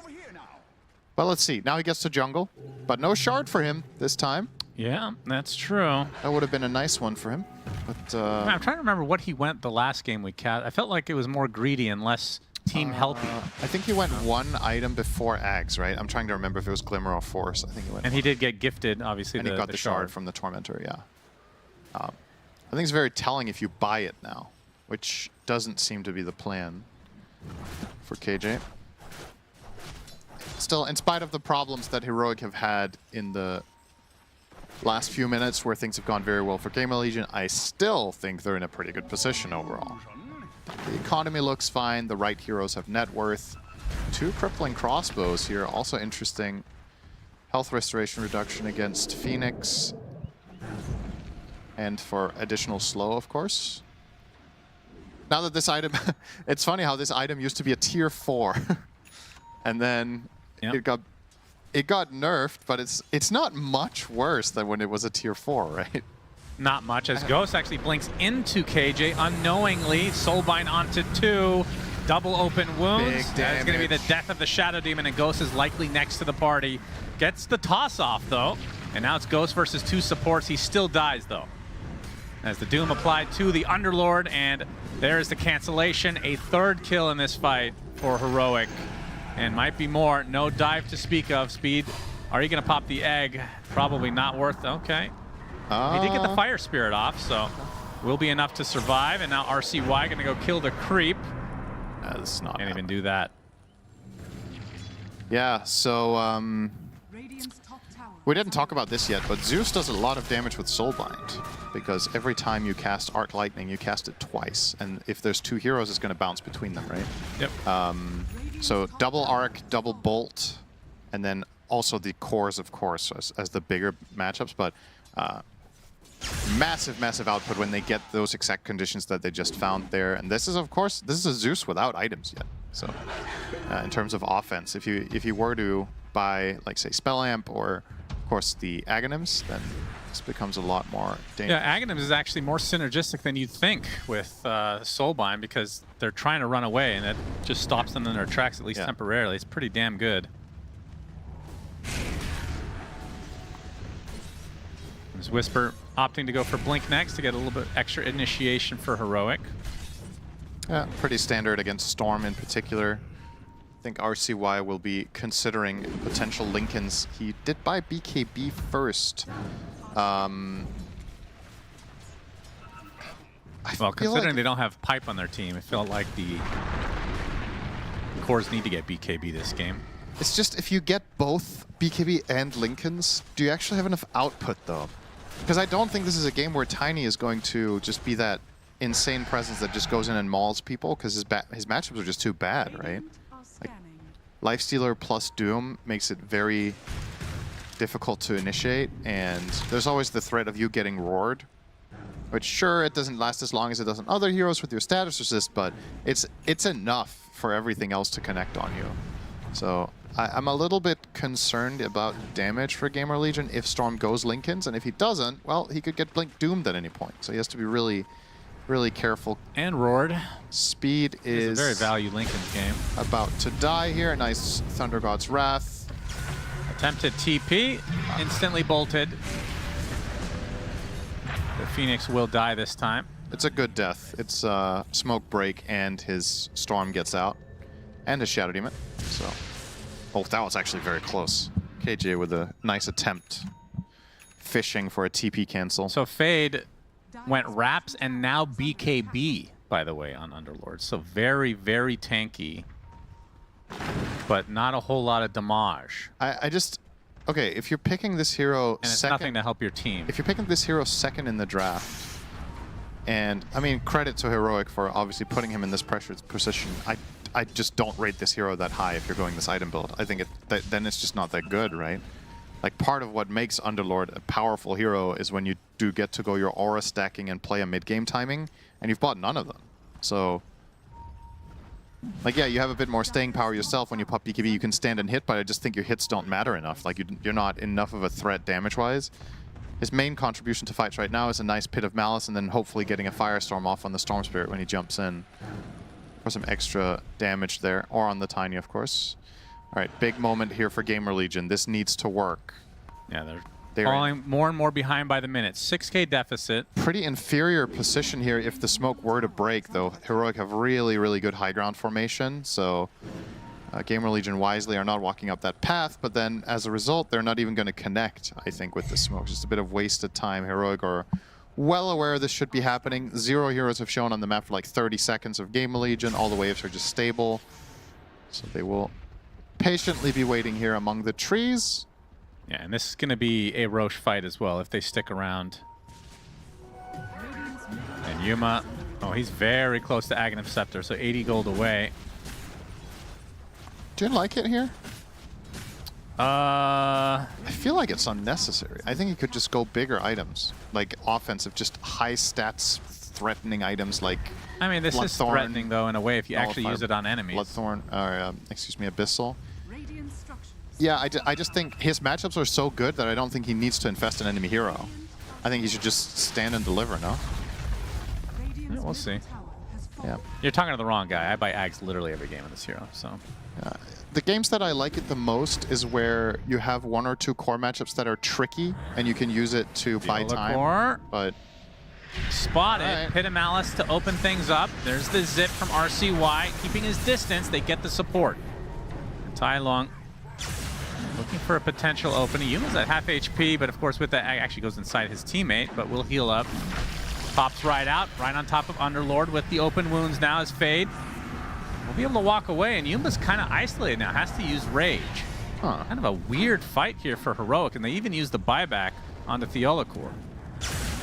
Yeah, this is nicely navigated by RCY, finding the kill, getting away from being doomed. Oh, Here's but the bigger Ghost, one. yeah, completely isolated. Oh. Tries to get away, it's not happening. I think the fight just ends here. He's down for 60, no buyback. Yeah, that's probably Roche. I feel like we've seen this a few times when casting GamerLegion, where Ghost is all alone and the rest of his team not connected, and it gets punished so hard. They're actually sticking around. Infest Heroic again. gonna try to take advantage of this. Infest bomb onto speed. Down goes the Phoenix again, and now surely this is the Roche for Heroic. That was a really good timing on the camera shot of Big Num. He just shook his head and TP'd left to the left side of them. I was like, what are we doing, guys? I guess maybe they were sticking around there a little bit late just so that Roche will move over. Yeah. Maybe that buys them enough time for Tiny to Potentially, come back. that's true. 20 seconds is not long here. So maybe they can think about a round number 2, but you're 100% right. This is not the first time we've seen Ghost have this happen to him when he's playing the Shadowblade Tiny, and I feel like maybe a little bit too optimistic to just try to Shadowblade your way in there. There could easily be pre-placed sentries. You're playing against Zeus, who might just randomly ult or bolt. We've seen this before as well. The GamerLegion very good in the pit area, and they have everything. Egg still available for Phoenix as they walk. They're gonna have to take their outpost, so Heroic at the very least know that this is happening. Yuma's still going for Roche though, and he's getting quite low. Now a smoke from GamerLegion. KJ is gonna be there to pop it, and Yuma might be able to just get this without any actual contest. It's going to be close. There's the zip, and it's not enough. And now the roar onto the Storm, despite having BKB, gets disrupted. Now the egg comes out, and actually life number 1 for the Lifestealer. Trying to kill the egg. It's not going to happen, Whisper. You do not have the attack speed for that. Now the pit on top of Yuma. Gets off the infest onto RCY. Where does he want to put him? He cannot decide where to go. Zips up to the high ground, but that's where Whisper resides with the Scorched Earth. So down goes the Storm Spirit. And Ghost able to find the distance to get out. Speed. Oh, actually, they do spot him. Harpoon attempted TP. Should be fine. Speed, not so much. A good attempt, just a quarter of a second late on the zip. Yeah, it makes the world of difference. But again, gets the Aegis. They do get the Aegis. They get rid of it at the very least in a way. Yeah. Immediately, but it does cost them a bit. It's absolutely a net loss, though, right? Like, you have so many heroes on the sidelines here. The Aegis, yes, it gets expended, but if they pulled off that play and somehow Yuma didn't get the Aegis, I think that could have been a full-on turnaround of the game for GamerLegion. Instead, Fade. So dead. So dead. No TP. That would have been his one way out, although Tai Long was nearby. And now it's going to be the Basher for Yuma into Abyssal, so Yeah, probably so no going more of to that. use that to deal with the Storm. So you're going to see the replay here. It's a little bit too late from Yuma, or excuse me, from Tai Long. RCY, close enough, I'll get it right. Yeah, they were thinking about destroying the egg, but Whisper obviously can't do it alone, and Tai Long was a little bit too far away still. RCY's movement here is hilarious. I mean, he's doing exactly what he has to do. This was the best play. If he jumps too early, Lifesteal's just going to jump out when he has no mana, so he has to wait for the Infest to almost run out and then jump. But Whisper was ready to follow through on Doom. Imagine if Ghost didn't get away here either. That would have been really, really bad. But at least they didn't have any stuns left to deal with that. That might change when Zeus is picking up this item. So oh, now boy. you have a global TP cancel. Grabs himself the Nimbus, is going for Eon Disc. I really like this purchase here. You're playing against Storm and Tiny, who realistically will not be getting nullifiers. So the negative way of thinking is, well, they have Demonic Purge, they can just purge you, but what about every other circumstance that is not happening? Shadow Demon is generally going to be backlining because he needs to protect his core, so he's not going to purge offensively. And I think this is a mindset that a lot of pub players fall into, where you look, it's very easy to think about the negatives.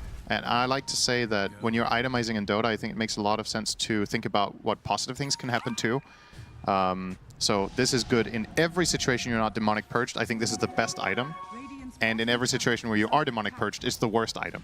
So you look at how often is that going to happen? Not very often. That makes it a very good purchase. And it's also why sometimes you see, let's say you're playing Storm Spirit and you're playing against Doom and you never buy Lincolns in the entire game.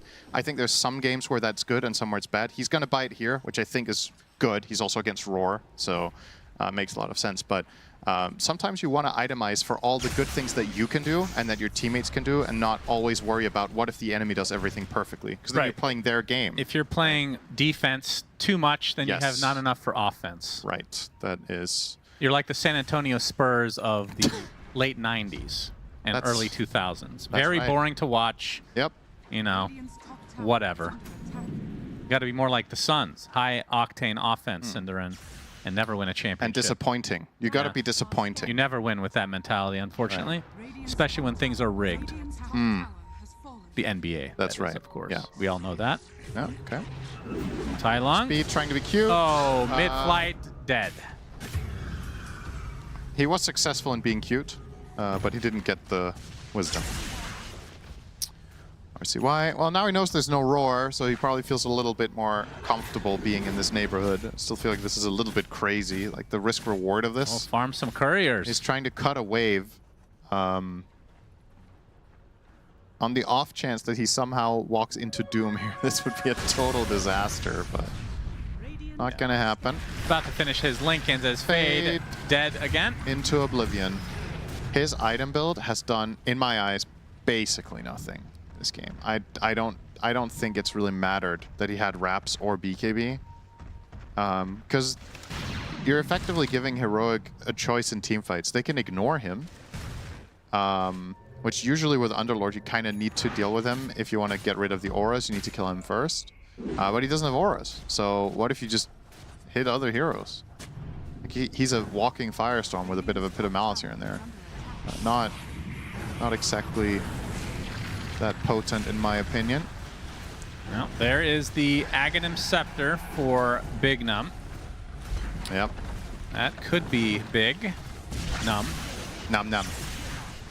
It's the Infest inside of Whisper. They get the tier 3 pretty easily. This banner is keeping the siege creeps alive, so if GamerLegion don't do anything, they're going to lose racks by default. Whisper feeling confident with his 5,000 health. That's a nice Infest bomb right there. Cool to see him run the Octarine here on the Doom. So 3-second cooldown Infernal Blade. He can't aggro as the Congregations of the Deep right on top of RCY. It's not enough. Close. Obviously can't go for the Doom because of the Lincolns, although technically could pop out on Lifestealer and open wounds that off. I think they were just a little bit too slow. I actually think the execution was there. They just didn't press their buttons fast enough. Well, the banner is down, so these siege creeps will eventually fall now.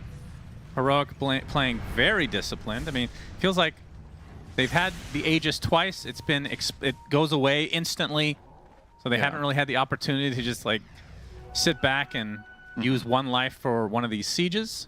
So playing it very, very safe right now. They do have an additional advantage coming into the next fight now, though, with Tai Lung picking up the amplified damage rune. If he doesn't get Demonic Purge, he's going to hurt like hell.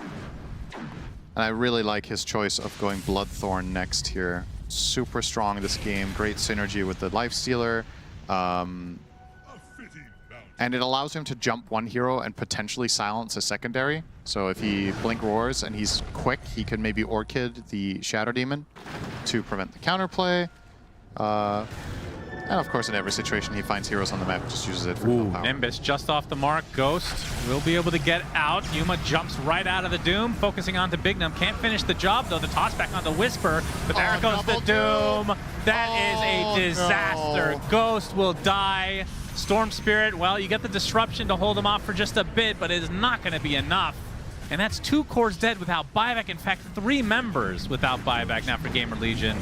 These buildings shall melt. It's Ogre. We waited for it, Cinder, and we got the double Doom. Yeah, pretty much perfect. He's soulbound with Storm to the other hero, and the other hero gets doomed, and he does as well. And yeah, that's all she wrote, I think. This is, at the very least, megas. You have a beast with AC. This doesn't take very long. Yuma really loves to just sit inside ally heroes for extended periods of time. Yeah. Enjoying himself, taking a little break. As the Abyssal coming. Yeah, they're just splitting their attention now to both sets, top and bottom.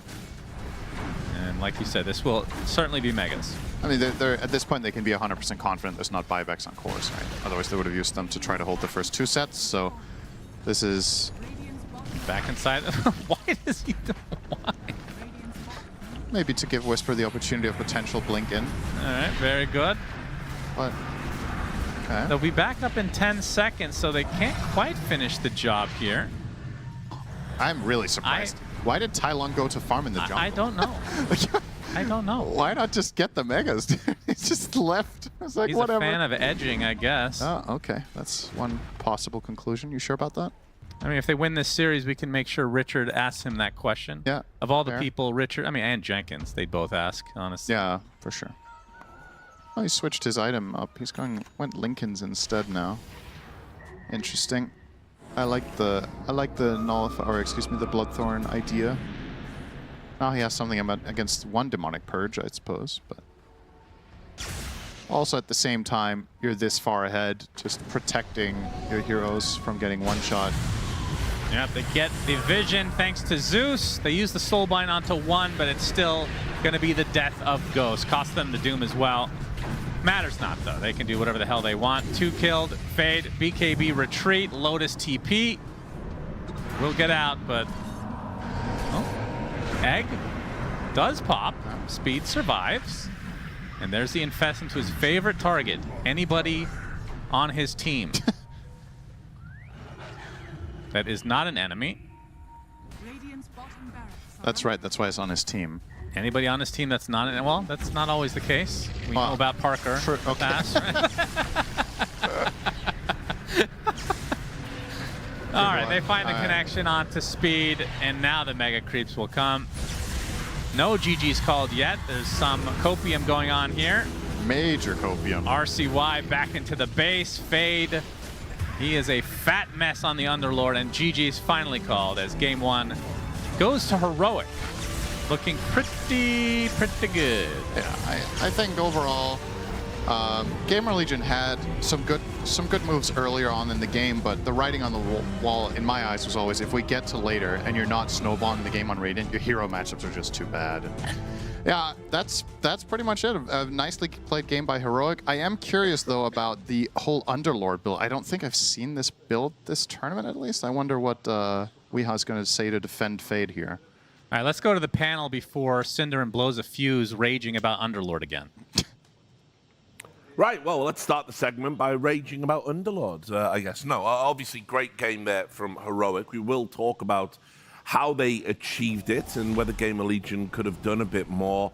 I kind of felt this was a little bit of the timid GamerLegion that we saw against Falcons coming back.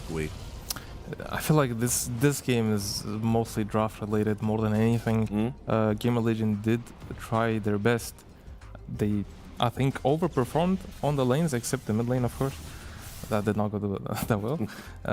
But yeah, Heroic just played to their strength, to their timings. They understood this game goes past 25 minutes. The game is in their favor, and they pretty much just like played very well up until that point, and then just had a smooth ride till the end. Yeah, there hits a certain point, or I'll say there hit a certain point where we were trying to figure out like what is it that has to happen realistically for GamerLegion to win the game, and you said like basically Heroic needs to blunder 3 fights in a row, which you massively. know, yeah, massively, yeah, exactly, because like the Tiny Lifestealer matchup is just so rough for Tiny at a certain point where like you can kite the BKB timing with the Ag and Scepter. Lifestealer can kind of always stick on the Tiny. Tiny needs like an MKB to even hit the Lifestealer. He doesn't really want that. He'd rather like a Daedalus. Even by the time you get that, Lifestealer has like a BKB. You know, it's just, it's so rough that GamerLegion is giving themselves this really small window to win the game. I respect it in a way because this is what Liquid does, but like that's Liquid's entire identity. Like that's their thing, and if they don't do it, like they lose very quickly too when they're not looking good. And to me, that's just not how GamerLegion has won and how they've played in the past. So I would like to see like a bigger window of opportunity for them draft wise. Yeah, I feel like they didn't leave themselves open in the draft. They didn't deal with the Beastmaster. They picked Tiny knowing there's a bad matchup on Lifestealer. It's just overall, I believe this is mostly a draft issue. He didn't die a single time. This is how... I feel like Yuma could have had his mouse and keyboard disconnect in the middle of a team fight. His headphones disconnect so he can't call for a pause, and he will still win the team fight. Yeah. He's such a consistent player now, honestly. It's very impressive, like how much... He might be like the most improved Dota player of the previous season of Dota, where he went from being like okay tier carry, he was just fine, like tier 1.5 maybe at best, to like, for a lot of people, depending on the hero, like top 3, like legitimately up there in the world. You know, you were saying like he's the Meepo player, right? Yeah, he is. And I think for a, you know, no offense to you guys, you Meepo players, but I feel like for a Meepo player to even say somebody else is good at Meepo, like takes a lot of respect. Right? Quite a high ego. yeah. It's like just Meepo player things, you know. Let's quickly jump into the game. 17 minutes. There was a team fight I think we want to take a closer look at. Yeah, this was the Roche fight. Yeah. They were struggling to get this Roche. They eventually do, and I feel like they back off pretty badly here and give out 2 kills, big kills. They give out the Doom kill, and then they immediately lose the Aegis, and Tailung is gonna die once again here in a second. This stopped Heroic from like getting to their plan fast enough, but due to the nature of the draft, it wasn't that big of a deal because they stopped making mistakes past that point, and they just once again they played to their lineup strength. They didn't care. Just get this game going. 10 more minutes. This game's over. Let's go next. Yeah, it feels like in some of these games, on another Dota patch, one fight like that and like the game is over. But in a lot of these games, you do have these like one-sided drafts going later on into the game, maybe due to the nature of like these like carry Beastmasters, Necros, like Vipers and stuff like that, where like you can genuinely get completely devastated in the fight. We even saw like the 7-minute timing where RCY got like a triple kill or something on Storm, and there's patches in Dota where it's like, oh, it's legit, it's legit over after that. But he's playing into the Doom Beast. It's such a hard time for him that even then he was not even like high net worth in terms of you look at the net worth after that fight, triple kill in 7 minutes, and he's still 800 gold under the enemy mid laner. Yeah, it was real tough. I mean, double Doom as well. We saw a few of those land in the game. 31 minutes, a different kind of Roche fight. Yeah, this was, beginning of the end here where, like, he zips in and he tries on RCY. I love the save. Like, I agree with entirely that, like, GamerLegion, they were doing their best at this point, you know? It's just that the nature of the draft, we were watching this fight, we're like, where's Tiny? Where's Tiny? Where's Tiny? He can't go in. He's just getting kited. It doesn't feel comfortable going in. Whisper can chase here up into the high ground. They have their BKBs. So RCY, even though he does the cute little play to survive Yuma's Aghanim Scepter, like, Heroic has the late game strength that they can survive. Very lucky to get Ghost out here, because otherwise that could have been completely devastating. But pretty much from this fight onward, it didn't get easier for GamerLegion. And I do agree, it is just based on, like, the nature of their heroes. And I will go back and say, I think a team can win by doing this and playing this sort of strategy. I just don't know if this is how GamerLegion likes to win. Like, in their own strategy books, they're not usually doing this stuff. I think it's they have a weak laning phase. And it's, again, from the nature of the draft as well, the laning phase is not good enough to play this sort of game. You cannot be on a timer and not be favored in lane. Yeah. You need to have good lanes if you want to play an explosive game. And just for Syndereൻ, here it is. This is the unique, shall we say, build on the Underlord. Thoughts, we? I don't see it as being that bad. Yeah. He is playing against a lifestealer, so he does prefer having this BKB second item. I assume he bought it. I saw he bought it pretty fast. Yeah, so it's not much he can do. He's just playing into bad matchup. There's this Doom that has like percentage-based damage. There's a lifestealer again with percentage-based damage and percentage-based healing as well. And the Beastmaster just doesn't care. He can buy a pipe maybe. That could be good against the Beast, but it does not solve the other two problems, which is the Doom and the Lifestealer. Yeah. So not many options from him to be honest. Do you fundamentally disagree with Synderen's assessment that it was a bad build? I'm not saying it's a good build. I'm not saying it's a bad build either. I'm saying there's no clear direction where to go. So I can understand when he buys this like out of meta items. Yeah. There you go. See, it's fuck Synderen is what that translates. Yeah, fuck him. I agree with you, Weehaw. Full. That is not what I said. I couldn't have said it better myself. But with that, let's go to break. When we come back, we'll see if GamerLegion can get back into this one.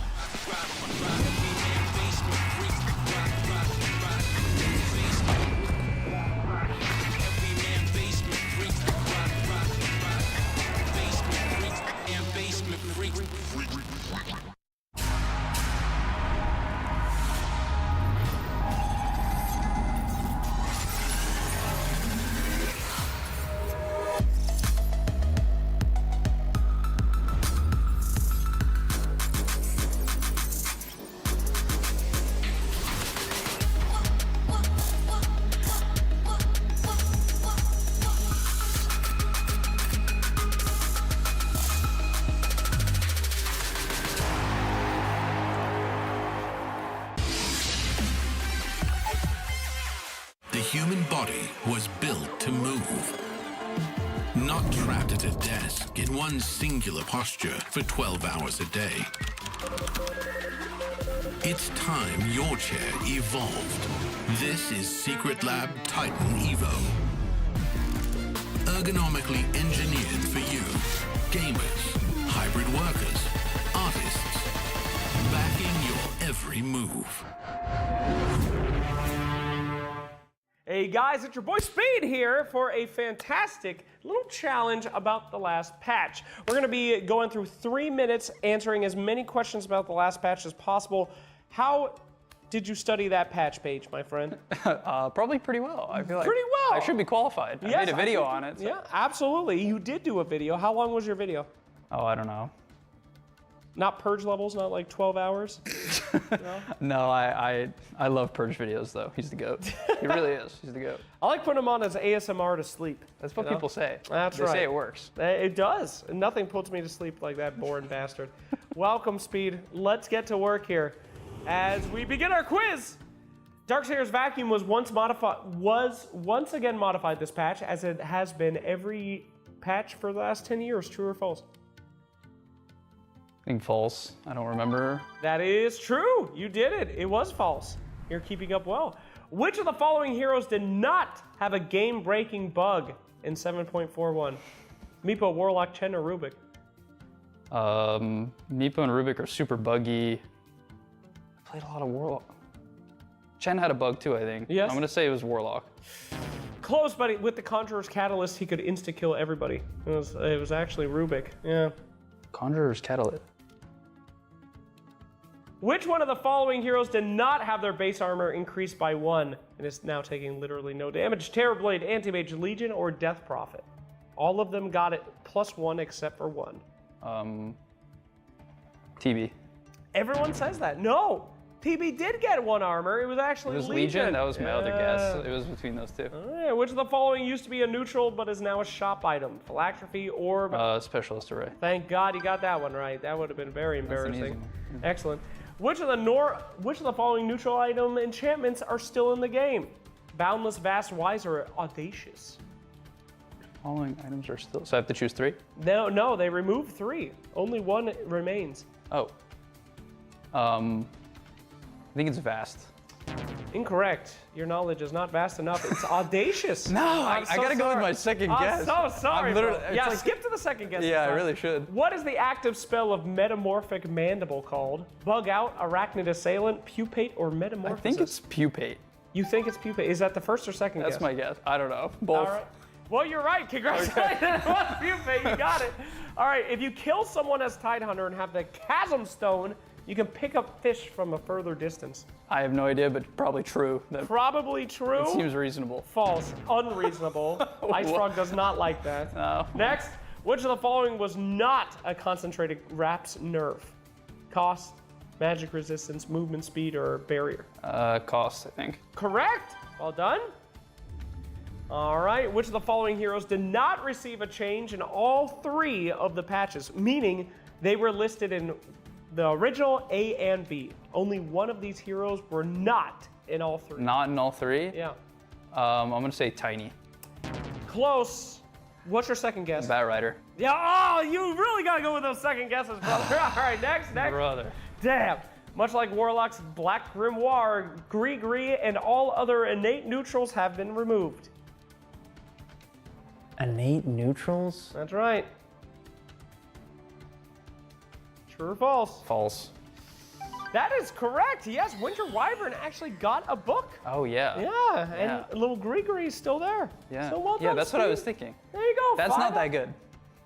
I feel like I could have done better. You actually. Can I play again? had all of them right if you just went with the second guesses. I have to say. It's a bit of a code, but yeah. Very close, Speed Gaming. Yeah. Thank you. I'm gonna give you a nice. In college, you'd get an F, but I'll give you a C. Thank you. I didn't make it through college, so that makes sense.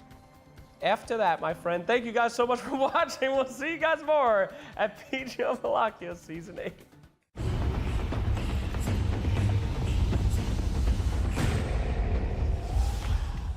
Yes, welcome back. A very humble Speed there. You love to see it. Unfortunately, right now for him, he has just been humbled in the previous game by Heroic, and now we're into the draft.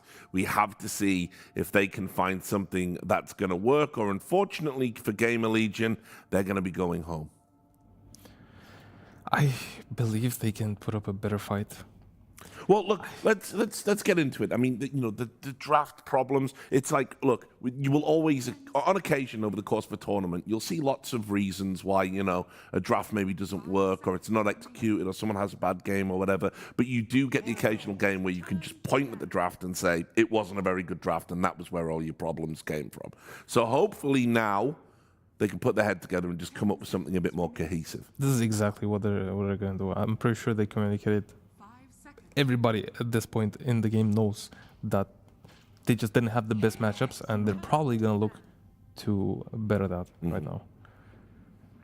See the Alchemist band again. Kiz going out. Respecting the Ghost Kiz and the RCY Kiz. Yeah, since gotta they can do play it. on both lanes is kind of extra bit of danger here in the draft. And GamerLegion with the Huskar ban. They're still afraid of the Tai Lung Huskar. Tai Lung proved that he can play Beastmaster and not Viper or Bristleback. They gave him a playmaking mid-hero. That's more of a skill expression hero for sure. Rubik was banned in the previous game. It's available. It's available. Pretty good hero right now. Very contested. It was banned on 10, but I feel like there's a lot that feels bad to pick into Rubik. And I totally understand, like, Rubik counters a lot of things. If you have good spells, he counters you in a way. Beastmaster right now. Yeah, Rubik is amazing against Beast because he doesn't have the passive to use after Roar. So it's like it becomes an easy steal, and not only that, his shard saves from the Roar. I like that it blocks Underlord as well. But then again, in the previous game, Underlord was countered by Lifestealer, so perhaps there will be less value in that hero now that teams are showing that Lifestealer is totally viable to pick. It's the second time we've seen it on Morning Crew, right? Won both times, and it was against Tiny. We have a little bit of a switch up here. GamerLegion steal the Beastmaster, and Heroic decide to pick the Tiny. Yeah, how do you feel about that as a pick, Tiny? Because obviously it's not the flex it used to be. I feel like they might put it mid. Yeah, they might. Actually, they picked it very early compared to what teams usually do in this tournament, and I think this might be a Tai Lung Tiny because in theory it sounds kind of good against the Beastmaster. Yeah, you have a tree toss the boar. You have Avalanche plus the tree in itself just having so many hits now with Splash. You can get to the boars and probably just one-shot them every time you want with the Avalanche. Just good matchup in the game too because he goes SNY usually third item, second item sometimes. He has innate status resistance, which is all very good against the Beastmaster. Yeah, plus lockdown. I totally agree with and what you're saying, Richard, about like Tiny being a flex. I think when people talk about Tiny flex and potential 4 position, I don't think that's really in the cards anymore. It feels really bad as a 4, but as a mid, the Echo Saber scaling to do some right clicks and scaling that way build is good. People did that before. You don't have to go octaring Yules and playing around the spells. The Echo Saber build is totally fine. Also and they ban out the Lifestealer as well. It's a good partner for Call for sure, yeah. Yeah, which I think it was Heroic that did that last time. I think they put Tai Lung on the Cottle and they had Tiny in the carry position. So. That did not go so well. Yeah, that one didn't work out. But it is, again, but this time, they are aware of the Lifestealer and Heroic banned the Lifestealer. They do not want a repeat of last game for GamerLegion. That's a tough matchup. Keep in mind, GamerLegion still has not set this Beastmaster in the lane. The Rubik is an amazing pick, in my opinion, here. Just because Beast in itself, he has this straight gameplay. And Rubik kind of counters that with just one shot. And the Roar Steal is amazing. Because Pierce's BKB lasts longer on Rubik, a lower cooldown as well. Just overall great pick. Plus in the tournament, Rubik has just been shining. Rubik's Shard is bonkers now. It's just so insane. Good. The fact that AoE increases the range that you can toss people, you can toss yourself halfway across the screen. That's to just save the yourself. shard, the 400 cast range. They buffed his toss range from the shard. I feel like you have to rush this item now when you play. Minute 15, you need to have it on quick buy and you need to buy it on 15. It's that good actually. GamerLegion with the classic Phoenix, but surprise on the Tusk. Why does it surprise you? This is Big Gnome Tusk, right? I've seen him play it so many times. It's one of his favorite heroes in pubs, if I'm not mistaken, as well. I'm surprised because we haven't seen Tusk that much. It's been the meta right now in this tournament, especially, has been dominated by this range supports so far. So seeing this Tusk is a breath of fresh air. Yeah. Hypothetically, good in lane with Beastmaster 2 if they did want to run Fade on Beast. If they can get something later in the draft. Let's say they have an 18 pick for Tai Lung that looks really good. For RCY that looks really... I'm mixing up the Prodigy mid players. Then they could potentially swap that out. Another Grimstroke from Heroic does love their Grimstroke. Both teams, like they both have a Grimstroke Enjoyer. Yeah. Not very successful in this tournament, but very successful on Heroic. 2 games, 2 wins. I mean, it was great last game. I mean, the Rubik Grimstroke is a very good combination as well. They have the Sanking. I'm not sure if the Impale still works since it's not a targeted spell, and I think Grimstroke ulti works based on targeted spells. But Rubik in itself having double Fate Bolt. Yeah, it's surprisingly good. It's so much damage, double telekinesis, and potential double roar again, like last game, even though they don't have the beast. Yeah. And then Grim, Sand King, Grim Tiny. These are both combos. I feel like we've seen these 3 heroes in a draft together a lot in this tournament. You know, you have Tiny to play with in the lane, and that's very strong with the Inkswell, and then Sand King to play with when it comes to like team fighting and outside of the lane, while Tiny is like chilling and farming. Yeah, Sand King Grim is a very strong team fight during the game. The Inkswell with combined with all Sand King's damage is just too much. I feel like they still have a flex on Heroic as well. There's Tiny and Sand King. Tiny can go mid, Tiny can go carry, Sand King can go mid and off lane. So they're keeping it open. They do have the last pick, which is like beneficial when you have this type of flex picks. Oh, it's so nice, especially when you have some, you know, Tai Lung on your team. Like you know that you can, like, or Yuma, you know, like Meepo, you have to think about that as well against the Phoenix Egg. And I mean, you're the expert Meepo player, but when I look at these 3 heroes, I'm like, it's a free Meepo game right now, right? It is kind of a free Meepo game right now. Meepo generally used to not like playing against AoE damage like Phoenix does have and Beast does have. But this new Meepo, he doesn't care. He thrives against like almost anything that is not Elder Titan, basically. And Doom makes it an even better Meepo pick. I would be scared of this Meepo if I was GamerLegion right now. Yeah, I mean, they've got the ban. They know. You can't bank on a Tiny carry. Like, I think it's not set, so it's just so good as a carry. People are running it as a carry, but I think it's also genuinely good as a mid too. And GamerLegion is stealing the picks from Heroic last game. But Heroic still has the potential to play the same heroes because they have a Rubik.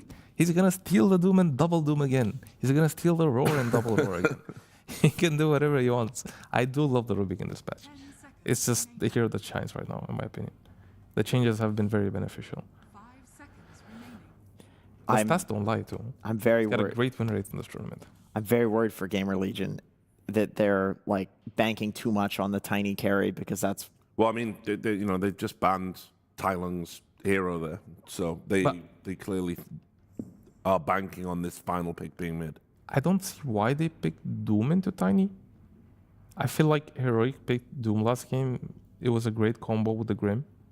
The percentage-based damage from Infernal Blade on Doom is good against the Tiny, but the Doom itself, the ultimate, is very bad against stats resistance. Yeah, and Tiny has plenty of that if they decide to put it on carry. They respect the Viper, Tai Lung Viper. Yeah, not very successful in this tournament, but they do respect it. Morph ban is interesting. I mean, I get it. It's Ghost's most played hero. It's been a while. He's playing the, weird stuff. Isn't it? I know the matchup used to be good for Morphling in the last patches. Against Tiny? Yeah, but it was Tiny mid. Tiny carry, on the other hand, with the double stun and the Shadow Blade, not something you really want to play as Morphling. You could get like insta-bursted. No, you can obviously buy the shard. But the Meepo is still there, guys. It's still on. Still a great Meepo. But they believe this Tiny is carry on GamerLegion. They're banning out the mid laners. Yep. I think they believe the Sand King is offlane as well. Fade has played, not Fade. Whisper has played it before. If it does go Meepo, is there anything GamerLegion can do to suddenly make it a bad Meepo game? I know we're all doing theory crafting about the Meepo that probably isn't coming, but is there a hero it's to round out? It's not at this point. Not much you can do. It's Yuma, so you have to think about it. Like, how many tournaments does this guy have to make deep runs into because a team forgets about the Meepo? Like, I feel like we have to talk about it. Yeah. We have to respect it. They have to respect it. He'll keep winning until we respect it. He also might just not believe in it that much. He did come into this tournament as his most played hero of the patch after the nerfs. So he does play it. He does like it. but also he might be scared at this point. I feel like he didn't I mean, you've got pull it out so They're far. up one game. Yeah, you're up one game. You got a game to play with. This is Why the not? chance to pick Yeah, it. this is Exactly. purple. You're up Yeah. one game. It is an elimination game, so it's going to put a lot of pressure on GamerLegion. But we'll see. Just a few more 30 seconds here for the ban. Yeah, this has to be what they're talking about. Probably. They might be thinking like, okay, guys, I want to play Meepo. Yeah, What should we ban? what is the? But I mean, don't make it too obvious. the best ban I know that he thinks is Troll Warlord. That's like the best hero against Meepo, but it's just not a good hero in general. And it's not that good anymore against Meepo right now. Dragon Knight ban. These are really fascinating bans. Dragon Knight has Splash. Yeah, and healing reduction. I've seen people utilizing that in the Frost Dragon. 5 seconds remaining. Also, they're looking like, deep into Ghost's hero pool. A lot of his popular heroes on this patch are gone. They believe, Heroic as well believe this is a mid Beastmaster. It could also still be a Ghost Beastmaster. Yeah. They have flex on both sides right now. 5 seconds left on the clock. What are they gonna do? Oh man, it's a carry Beastmaster. This is Queen of Pain. You're getting meepoed, right? Queen of Pain.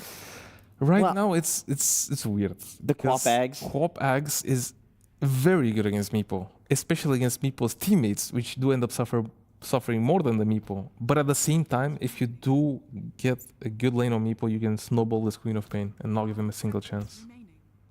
Yeah, that's true. Yeah, this is a confidence pick right now. It is a weird matchup. Only 10 seconds to think about. Not a lot of time left for this last pick. Usually teams give they have more reserve time when they have the 24th pick. Heroic did not care about this. A Kunkka mid. Oh, okay. I love it. Tai Lung has played this hero before. Yeah. And it's a great matchup into the Queen. It's having both against Doom as well. Phoenix Egg, Beastmaster burst. They have a lot of bursts on GamerLegion, so the bolt buff is great for the team right now. They're running Whisper Kunkka. It is a mid Sand King. Mid Sand King against Queen. That's a bit worse matchup in my opinion, but it's better for the Sand King overall. He thrives on the mid lane compared to the off lane. Gets more XP, gets to farm stacks faster, freedom. No realistic chance to lose the lane if you play it right with the sentries. Seems like an evenly matched up mid lane for now. Still love the Kunkka though. Very great into the bursty lineup GamerLegion has. Ghost, Doom. I mean, how is Kunkka against Doom in the safe lane? Like, in my eyes, that should be pretty nice for Doom. Like Infernal Blade, percentage damage. They're two beefy boys. They're that are two gonna really fight it beefy out. guys. Yeah, they could just probably ignore each other as well and just decide we both want to farm. They're both very greedy heroes. Yeah, that's interesting choice. They put the Beast offlane, carry Doom. Yeah, and you can see there as well. First time. This is hard to tell. First time for the Kunkka. First time for the Kunkka, yeah. This event. Yeah, on Whisper. Tai Lung won his only match on Sand King. Yeah. Well, I mean, we wanted an interesting draft and we got one. They confused me. I don't know what to say. I'm confused I don't know. Yeah, offlane Kunkka, offlane Beast. I do love the Queen of Pain, but I feel like it's been answered pretty well this game. And she also wasn't our losers at the start. She was very bad stats right now. Yeah. Again, seeing how last game played out, I still favor Heroic. Yeah. I feel like it's classic Heroic to look at a draft and be like, I have no idea what's going on. Like, I don't know what they were thinking. Like, this is classic chaotic Heroic when they were very dominant. You know, we've been questioning, I guess, like the safety of how they're drafting around Tai Lung. And it's just nice to see that they're not doing that in this series. And I feel like that's why they're doing well. Yeah. All right, then, gentlemen, time for the game. We've got a pirate captain on the server, so I'm throwing you over to two of the saltiest sea dogs. It's Sunsfan and Synderen. Very nice throw. Thank you so much. And there's Kunkka himself. My goodness. What a great artist in his time, Synderen. Worked with him for many years. they named a hero after him, and he doesn't like the hero. Oh, that's true. That's I fun forgot lore that. for everybody out there. I asked him, "What do you play Kunkka?" He's like, "No, I hate him." I'm like, "Oh, that's unfortunate." Yeah, I imagine that. As we get into the game, Heroic up 1-0 already. And yeah, this Kunkka pick is kind of the story. It has not been picked the entire tournament. And they initially thought it was going to be mid, but it will be the Whisper off-lane Kunkka. And then Ghost playing carry Doom with Fade on the off-lane Beastmaster. So a lot of switch-ups that we weren't expecting. What are your thoughts? My gut feel says that Kunkka wins against Doom, actually, when Doom is in the safe lane. So that for me is the lane to watch. I think the rest is like more typical stuff that we've seen. Sure, the heroes might not have gone to the lanes you expected initially, but we have seen these matchups. We have seen Quap against Sanking. We have seen offlane Beastmasters against more or less anything. For me, the biggest X factor for GamerLegion here is that Big Num gets to play Tusk. I think this is just his best hero. Very, very skilled player on Tusk. His Shadow Demon is also great, which he played last game. I just think his conditions were very difficult to play. But I think Big Num, I think Tusk, and I think Rubik. And he's playing one against the other, so he should be very comfortable, given his deep knowledge of those two heroes in particular. Beastmaster with Tusk, bit of an unusual one, I would say. Usually when you play Tusk with an offlaner, it's somebody who uses tag team very well. Beastmaster is okay with it, but you're playing into 2 stuns, so they can generally separate themselves from you. All right, so let's get back to the topic at hand here. Why Kunkka? What does this offer? First of all, he knew he was going to have a melee matchup, right? It was either going to be Beastmaster or Doom, which makes the... Kunkka does a lot of damage over the laning phase, level 3 and onwards. You just have the constant harass of Tidebringer, and you can't really avoid the damage if you're a melee core, because you have to go and take CS. Additionally, the Rum buff is very strong against this type of lineup where, let's say somebody gets doomed, you can get the Rum through and potentially survive. It gives them, once again, when they're playing Grimstroke, 3 good friends, 3 melee heroes that are tanky that want to run in with the Inkswell on. And they have some pretty nice combos with Xmark, I feel like. He can kill with Sand King, he can kill with Tiny. Arguably, he can kill with Grimstroke at different portions of the game. So Double X marks the spot, anyone? That too. Next level. I don't know.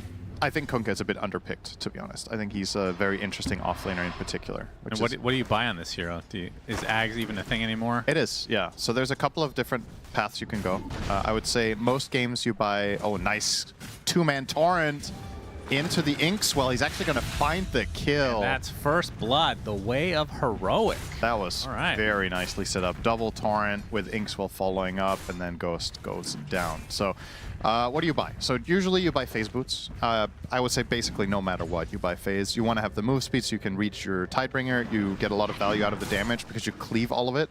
It's good for farming. And then most of the time it's either, I would say the builds I prefer is either Blade Mail or Vessel. And a lot of the time into Pipe. Vessel?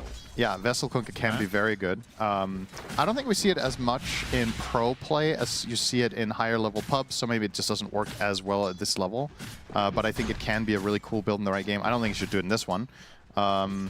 So either he can go straight into a Blade Mail if he likes that, or he can bypass that entirely and think about something like Pipe Ags, for example, can be very good.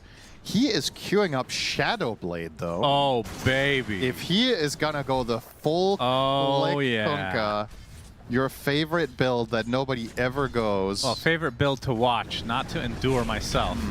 But yeah. Oh, he's just going to TP to the tier 1, so it takes a little bit of damage. It was in a very compromised position there. That's honestly just a mistake from Whisper, but what has even mitigates even changed with this hero in the last patch? The innate is the Admiral's Rum. Yeah. His spells for the most, so Ghost Ship now applies Admiral Rums at a 2x factor. What compared to what though? Was it 1x before? I think so. Okay. I mean, honestly, I don't even remember his facets.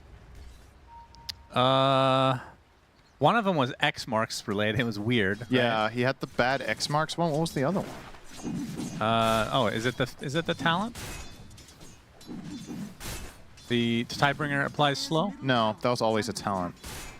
I mean, I really should know this because I love this hero and I played it quite a bit, but the fact that I can't even remember his facets, I mean, I don't know if that says more about the hero's facets or me. Probably me. But anyway, I would say overall, I mean, in essence, it is the same hero as when facets were in, but I think he got hit less hard than a lot of other heroes, in my eyes, from losing facets. I think he's still very much so bringing a lot of the same stuff to the table. I'm very curious if he's going to follow Wait, wasn't through it on the Shadow cooldown of Tidebringer gets lowered the more units you hit? Oh, or true. something? Yes. That's the one. You're right. Which was situationally useful, in particular in some lanes, but I mean, compared to certain things other heroes lost, I don't think it's even close. Yeah, okay. I'm hoping he sticks with the Shadow Blade. I mean, it's Brown Boots Shadow Blade. I feel like yeah, not it is phase, right? Did he give up the phase too? I mean, is it on the way right now? He has it on the courier. Oh, okay.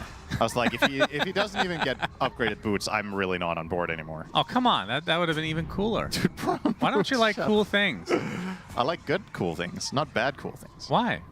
Because they're good. What kind of a question is that? You're stupid. Thank you. I try my best. That's why you and Slacks don't like each other. Because he likes stupid. Yeah, let's just make up things as we go along. Why not? A lot of drama on the Dota scene, guys. Yeah, apparently. As it turns out, mortal enemies. With every day we cast together, I realize fewer and fewer people actually like me, Shannon. That's great. A very nice block on Theolacore. He's in quite a bit of trouble. He knows he's dead. We'll go down to Speed's right click. That was an insane charge from Big Num. As they're going to dive onto Tai Long, but just a little bit of damage over time. Oh, nice Fabled as well. Decent damage there. King Jungles. But yeah, if we can see if he is going to go Shadow Blade, then do you go the crit after? Like, what's the play here? I mean, if you're going Silver Edge, you're not going Ags, right?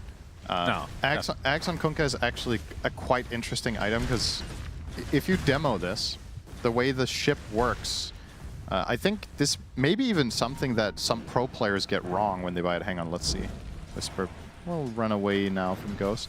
So the instinctual thing to do when you throw Ghost Ship is you X mark someone and you throw the ship on top of them, right? That's the standard combo. It's just X torrent ship. But if you have Ags, you want the ship to be offset by like 300 range to either side, because then the explosion hits and the cannons hit more on the way in. And the damage difference is actually really meaningful. I think when you're level 18, if you place the Ghost well, I think it's like an additional 600 damage. It's like a finger of death that you're doing to the hero. If Wait, you need to do it farther back? No, you're like, imagine you draw a line between yourself and the X, then you want to deviate to either side of the X by like 200 to 300, so that the ship comes in from the side, and it actually deals a lot of damage. That's why I kind of like the Wisdom build, Shrines. We thought we weren't going to see this anymore. Theolacore is going to be the first to fall. Speed getting pretty low, but Whisper is the one that really has to worry. Pops the Fairy Fire, but to no avail, as the rest of Heroic coming to eventually claim their own shrine. It's a great play from GamerLegion, though. 2 kills and they get out, and they force the entire enemy team to come over. That can't ask for more than that. That was really, really nice. Speed even gonna die to neutrals. Yeah, but Ghost. I mean, they Burrow Strike does hit. Even if they kill him, I still think this was Inkswell into Epi. Does not channel it completely. I guess they don't need it, as Ghost will eventually drop here. This took forever. It did, but it is a carry dying for the second time this game. That was, keep in mind, that was a 3-hero invasion, right? Like, GamerLegion didn't even, they were farming a lot while this was happening on both their Beastmaster and their Queen, so I think easily a big win for them, given the amount of resources expended. Anyway, you didn't even finish your thoughts on Kunkka, what he's actually buying. You went on some tangent for a million years. Right, I was saying, because this is such an unusual build in the offlane, I don't know what you go next when you go the Silver Edge, because I never see this. So I'm assuming you do play into just the raw First boat of the game, Avalanche to set it up as well. Tai Long, though, from the north gets the epicenter off. That is a dead Beastmaster and Tusk. Nicely done, as the mid laner for Heroic gets a double. Excellent spell casting by Heroic there. Just 0 overlap. Perfect staggering of the abilities. All right, forget about what you... No. What about what you want to see? Okay, if he's going Silver Edge, I think he needs BKB, probably. So Silver Edge, BKB, and then maybe Daedalus? I don't know. Yeah, of course. I mean, I was hoping you'd say Daedalus. I guess so. Right? As we're going to see the Doom now hit Whisper in the face. And Ghost going to continue to chase. The Snowball not going to be very close at all, but another beautiful shards. Is it enough, though? Scorched Earth just in range. Whisper's going to pop his wand, and he will survive. Wow. Was that silence mid-animation on the Infernal Blade? I think it was. That was very, very close to killing Whisper, but unable to finish the job. It's quite a lot of time wasted and resources, but at the very least, they do send him into the jungle now. Yuma just trying to farm away, but Big Num obviously knows that this is happening and be able to leech a little bit. Not looking for a kill, it seems. As Fade went for the helm of the Overlord build. Well, Dom to start, of course. Yeah, let's see if he wants to commit the whole way. This is what they were talking about in the panel, offlane Beastmaster. Weehaw was saying generally 2 build paths, either Overlord or Dom into Eggs. Yep, Sonic Wave not going to hit Tylong, doing a nice job of maneuvering around, and he still might die anyway, but the song, or the scream rather, was stolen. That's not the name either, Cinder. Yep, that's right. You did literally just called it Sonic Wave, and then you forgot what it was called 2 seconds later. That's right. Reflected. That was worse than not casting Sonic Wave at all. You missed and you gave it to Rubik. Yeah. So you actually killed yourself on RCY. That's very, I was going to say unfortunate, but in reality just missed. There wasn't really any luck involved there. He just placed it poorly. And Tylong did good movement, as you said. It takes 2 to tango, right? You could still say that's unfortunate. It's a bit of both. Yeah, okay, as you wish. Oh, he was dusted, so he did. Okay, never mind. I thought he was under the cover there. I mean, he does kill him, but if he doesn't give Sonic over to King Jungles, I actually think he gets out himself too. So, bit of a mistake inside of GamerLegion. They're still looking A-okay here, especially Fade is having a very strong early game. And he will commit for the Overlord. I feel like his game is good enough that I wouldn't mind an Ags. Really? But yeah, like, it's also what we was saying, right? If you're playing offlane Beastmaster, if you're free farming and you're snowballing from the lane, you can consider it. I think it would be interesting here to also just to threaten more in the mid-late game. Overlord is also putting a lot of pressure, of course, in a different way. It's more of like split pressure and less team fighting. I think the team fighting angle just plays really well with their lineup. But either way, both builds are good. It's not a problem. It's a preference thing. Curious what he goes after. Maybe Pipe in this game. Look at the Radiant lineup. Everything is just magical. Look at the quad. He's dying. Yeah, Phantom's Embrace sets it up. So RCY down and out. Victim now on the run, but a Soulbind onto 2. The egg is going to be placed. There's the Sonic Wave going on top of Fade. As Yuma trying to run away, but the egg hits him, and he's going to drop to the deck. A double kill for Fade now.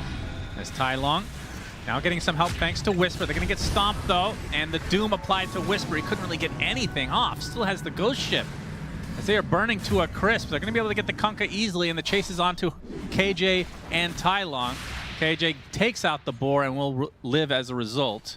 The Heroic with a not very good fight here. Yeah.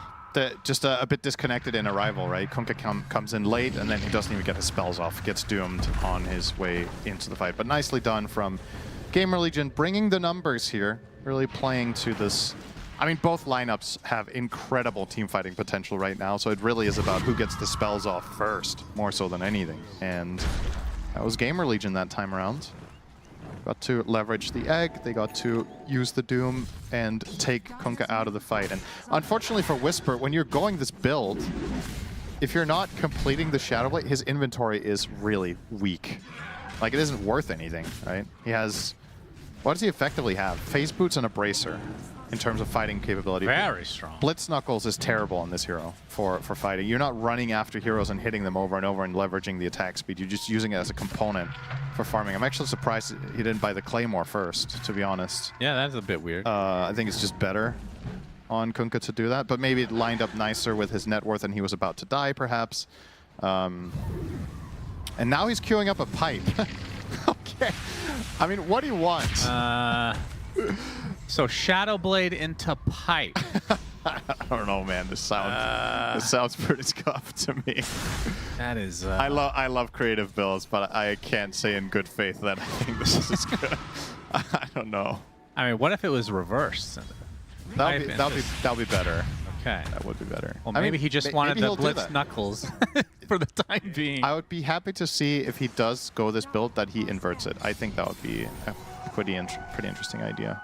He hasn't bought the other components yet, so he might actually be weighing his options and waiting to see. Some nice stacks for him, by the way. There was a triple stack of Ancients. Kunkka does this very well from the offlane. Once you hit level 7 or more, the low cooldown on Tidebringer allows you to farm very, very big stacks with minimal damage taken. You can just keep cycling around, run in, take a couple hits whenever you want to cleave, and... Alright, well, he can afford the Shadow Blade now, so... What's it going to be, Whisper? He's going Pipe. Oh, God. So the Pipe Blitz Lotus. He's stuck with a Blitz Knuckles for the rest. Okay, is he going to sell it, though? Oh, God. Now it's just a boring-ass build. We hyped it up so much. Yeah, this is a good build. He shouldn't have bought the Knuckles. I was like, just buy it. It's a good Pipe game, no? Wait, what else does Blitz Knuckles turn into? I mean, I don't think he can buy any. What are of the his items options here, Cinderin? Give us all the options. MKB or Great. Witchblade, Orchid, or Bloodthorn, of course. Orchid. Orchid's okay. Not bad. I guess you could go Orchid. That's actually a legit item build sometimes to go with the other two I mentioned, the Vessel or Blade Mail first. If you want to go either of those two, you can go Orchid instead if it's good. Yeah, I'm a little surprised he didn't go for a Blade Mail. It's all right in this game. It's not like outstanding. You don't think so? I personally just don't think the item is that good. So I think you need to have a very good reason to buy it, in my opinion. The only hero that truly bought it a lot consistently in 740 that wasn't a taunt hero was Queen of Pain because of her spell lifesteal on reflected damage, right? Or lifesteal on reflected damage. Nowadays, like, who's a Blade Mail hero now? Like, consistently, Axe and Legion, right? There's nobody. Oh, boy. I don't think they saw that, though. Oh, just farming. Really good timing on the TP out. No big deal. Yeah, Ghost has lucky. had a bit of a quiet game to start, but he did get the Midas, of course, so the farm's going to get amplified a bit now. Nope. And I have to say, I mean, I know it's early. The Kunkka, it could have been any hero at this point. Going to go Pipe. They haven't really set anything up, other than that one double torrent. Yeah, I mean, it's not really the pick's fault, I think. Is it the Blitz Knuckles' fault? It's part of it. No, I really do like the pick. They just haven't, as you mentioned, so far they haven't really got to use the hero to its strengths, but that doesn't mean they can't do it later. I mean, this is a really strong timing now, actually. Yep, has the Pipe. Pipe plus both. Oh, wait. Shadowblade back into his quick buy after the Lotus, of course. Classic combo of Pipe, Lotus, Shadowblade. Tai Lung. Gonna get dusted. This is really awkward now. He is very deep. Gonna be able to burrow into the trees, and he's just gonna, well... Wow, he's actually alive. He got out. Okay, I was not expecting that. You know, you like to talk about pro players min-maxing, but that was maybe taking it a bit too far. Cutting into that wave apparently and not. having to stun into the trees. Apparently not. Yeah, it worked. If Doom had a Quelling Blade, he would have died. Yeah, but he doesn't, Cinderin. That's right. That's the real min-maxing. He knew that. He knew that he wasn't going to be able to cut through there. Yuma. He's going to spot Ghost. We'll need much more backup. He does have quite a bit, though. But I think the opportunity might just be gone. Okay, this is a big moment. Now, Beastmaster and Tusk on the south side could get a really nice sandwich here. Oh, they find Ghost all alone, and now that is enough. With all these numbers, Vignum, a very late initiation. He's going to pay the ultimate price here. As the Phoenix coming in as well with a nice Sunray into the egg. Tusk does die, so it's a double kill for the Tiny. Yuma gonna back away. The Roar now onto the pipe-wearing Kunkka. Whisper is gonna activate it, and well, he's actually getting some good distance away. He'll live if the bird doesn't root him here. He could TP out, I think. Well, he's really keep waiting running. a lot, so he's the axes are placed, and he's out. Okay. And and they actually kill off RCY as well. Yeah, this fight lasted so long that Sand King ran the entire way from mid to bottom and will get the quad kill. How does that happen? I mean, that was really weird, the way that transpired, because Ghost gets picked off. You'd think the GamerLegion just backs off, but no. They still trickle in, and now they're regretting it. Yeah, I mean, that was indeed a bit chaotic. Just, it was because GamerLegion were planning their own move down bottom, right? It was very awkward for them because Doom got jumped as they were looking to backstab themselves. So he's out, but then you're still half committed to the play already, and you've brought the heroes who choose to take the fight. If Sand King is with Heroic there when the fight breaks out, it's a total disaster for GamerLegion. They don't stand a chance, but effectively the fight kind of became a 4v4 with Doom dead and Sand King not present, so you had a fighting chance. But then it dragged out so long that eventually Sand King arrived. And I wanted to mention is, okay, this is a good play. GamerLegion going for Roche, and I'm not sure if Heroic can even get here in time, so looks like it might be. They don't have Epicenter either. Kunkka is good for situations like this, but he is not at all in the neighborhood. Yeah, will be a freebie. RCY likely to take the Aegis. But Sand King in this tournament, I believe, has a pretty damn low win rate. Why do you think that is? A lot of the games we've been casting, it's been losses. Teams are just prepared for this pick? I don't know. I think the hero's still pretty good. It's also, I mean, 36% win rate. Yeah, it's not great. It's 8 and 14, yeah? Yeah. Radiant are scanning. I don't know. I don't really have a good answer for that, because I feel like in most of the games we watch also it gets off to a decent start. I think it has good conditions, and I don't think it really falls off enough that you would think the win rate would be this bad. So there hasn't been, in other words, there hasn't been like a pattern in my eyes to its losses. It's not like, oh, games go too long, or oh, it always loses lane, or it's bad at this exact thing that's really important in the meta, because it's good at the things that are important in the meta, right? It's good at fighting big team fights. It's good at playing almost any matchup. Oh, RCY going through the gate. Hello. Runs right into Theolacor, who pops the soul bind immediately. Not going to do much with it though, so that will be a sacrifice for the Heroic side as they TP out. Oh boy, a little bit too early on that one as Whisper canceled out. We'll just have to use the boat to delay as long as possible. And the pipe, might as well. Use those Blitz Knuckles as well. Yep. Should be a dire Tormentor. Nice timing through the gate here. Just head straight to bottom and make quick work of this. Beastmaster Fade is very, very strong in this game. He has Helm of the Overlord and now the BKB. So where is it going to be from here? Is it AC? Once again, pipe was a consideration, but now that he's bought the BKB, I think there seems to be a pattern in their games, right? He's just not really all that eager. Cinder and Curse as always. Oh, but he does get the roar off and the Doom. The not expecting. Shannon. It's the blessing. That's right. It's because I called it out before it happened. Okay. Cancels it out, of course. Tai Long trying to skitter away. Oh, what? What? Pharaoh Strike overrules that. It always did. Okay. Interesting. There's a couple of spells that have, let's say, how do you even categorize them? It's the same with Timber Chain. You also pull yourself out of Yules with that. It's like the ones that have like a destination that you're in the middle of traveling to as you get Yuled. You end up arriving. Is there another spell that does this too? I'm trying to think. Which is, of course, a problem. So I'll stop immediately. My apologies. Good choice. Good choice. Yeah. No. So Drinking Buddy's now online for Big Num. The fact that that's a shard now is crazy. So good. It's obviously not the old Drinking Buddies. This one doesn't give damage, but it gives move speed. I mean, just the displacement. And it gives armor. And still pseudo save. Pulls you and your teammate toward each other. Yeah, still a pseudo save. And it no longer has the alt cast, which I actually think is a pretty important thing. Avalanche from Yuma. Blind one. They find the Phoenix into the telekinesis, and that's fried chicken on the menu. But TP's coming in. GamerLegion again.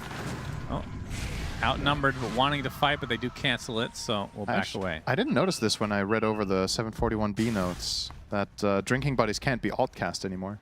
So it means you have to pull yourself toward each other. You can't do the pull in one direction for Tusk, and it gives 3 armor less. So this was one of the ways Tusk got nerfed in the B patch here. Kind of interesting. Obviously, if you're close to each other, it doesn't pull, but 250 range is like nothing. So you basically need to be melee already. Fair enough. So Ghost working on a BKB. Yep. And it's pretty straightforward. I mean, is this like an AC game? Like, what do you go for big ticket items after that? That's the interesting thing here is how are Beast and Doom going to split their builds? Because they kind of want some of the same stuff sometimes. Sometimes both want Silver Edge, sometimes both want AC. It is going to be Fade getting the AC, which I personally like this choice. I think if you're not going to go Ags on Beastmaster, this is a way of scaling yourself and your teammate. So I think it's fine. And once Doom has BKB after this Harpoon, he's obviously not going AC. So yeah, what will it be for him after that?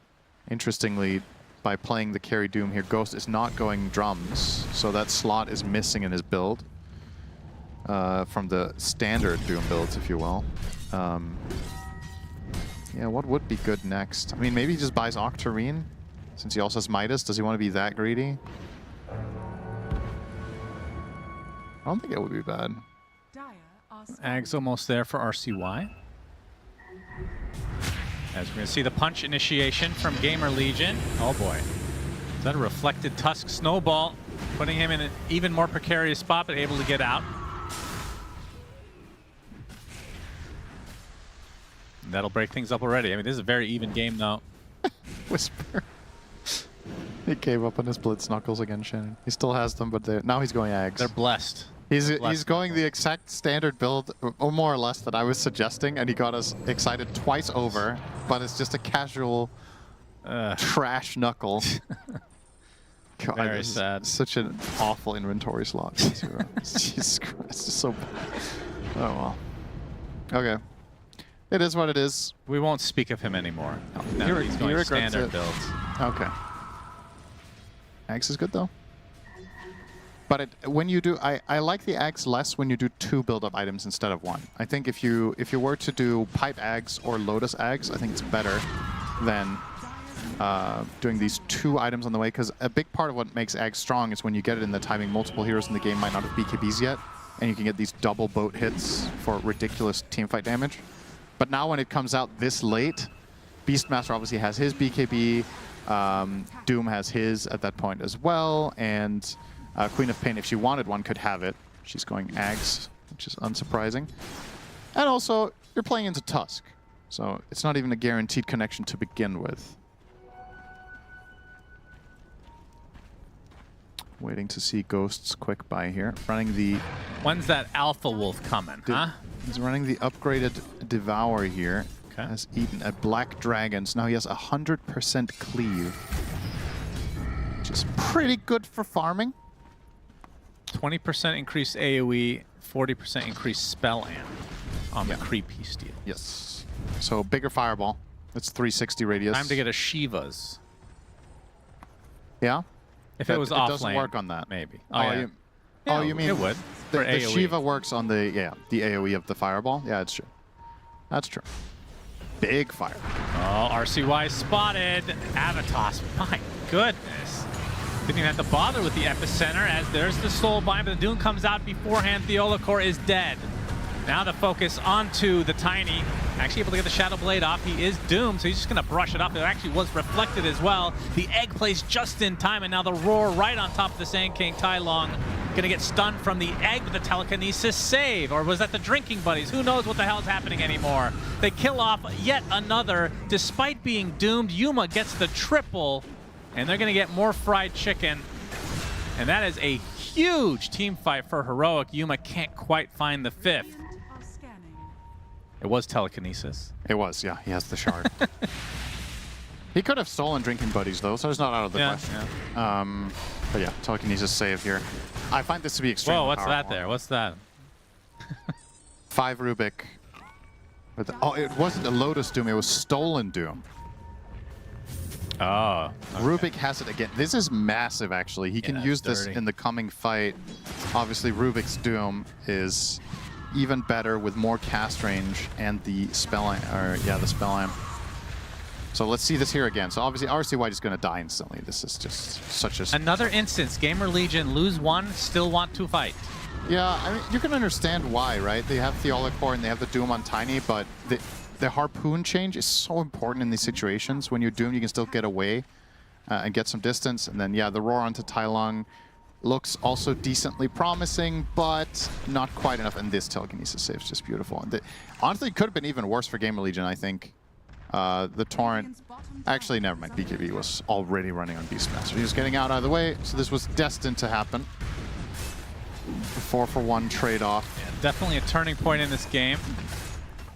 Heroic are going to get a tier 2 on top of that, as Roche will be up in 30 seconds. GamerLegion obviously up and running already at this point. Have Doom back as well. Egg in 5 seconds. They can certainly contest. But another smoke, this time from GamerLegion, coming in underneath Heroic at the moment. Heroic have everything ready, so this is a fair fight, depending on who gets the opening. Tai Long is fully visible here. He sure is. Will burrow nothing onto the high ground, gets punched into the air. There's the egg with the Sunray to follow. You can see Heroic just backing away. This is egg wasted. Really panicky spellcasting. They pop the pipe already. They're going to try to take advantage of that. There's the Avatos. They kill off Bignum to start this fight. Buys back instantly. As Ghost looking for the opening. Gets off the Doom. It's reflected this time by the Lotus for sure. As RCY with the Shadow Strike onto 2. Yuma, BKB trying to get out of dodge. Gets punched in the air into the Sonic Wave onto 3. And that's enough to take out Yuma. Nope, it gets off the Avalanche, then finally dies. That's a dieback onto the Tusk now as KJ fighting off against this Quap who gets doomed by the Rubik. And Tai Long getting chased away. The Axes finish the job. The boat too late. You still have boat after all of this. What the hell? Quap's gonna die. This Doom does so much damage. Oh, wow. Holy shit. I think he did like 900 damage with Doom, and it was not even close to over yet. This is ridiculous. This level 3 Doom steal. Yeah, scrappy stuff.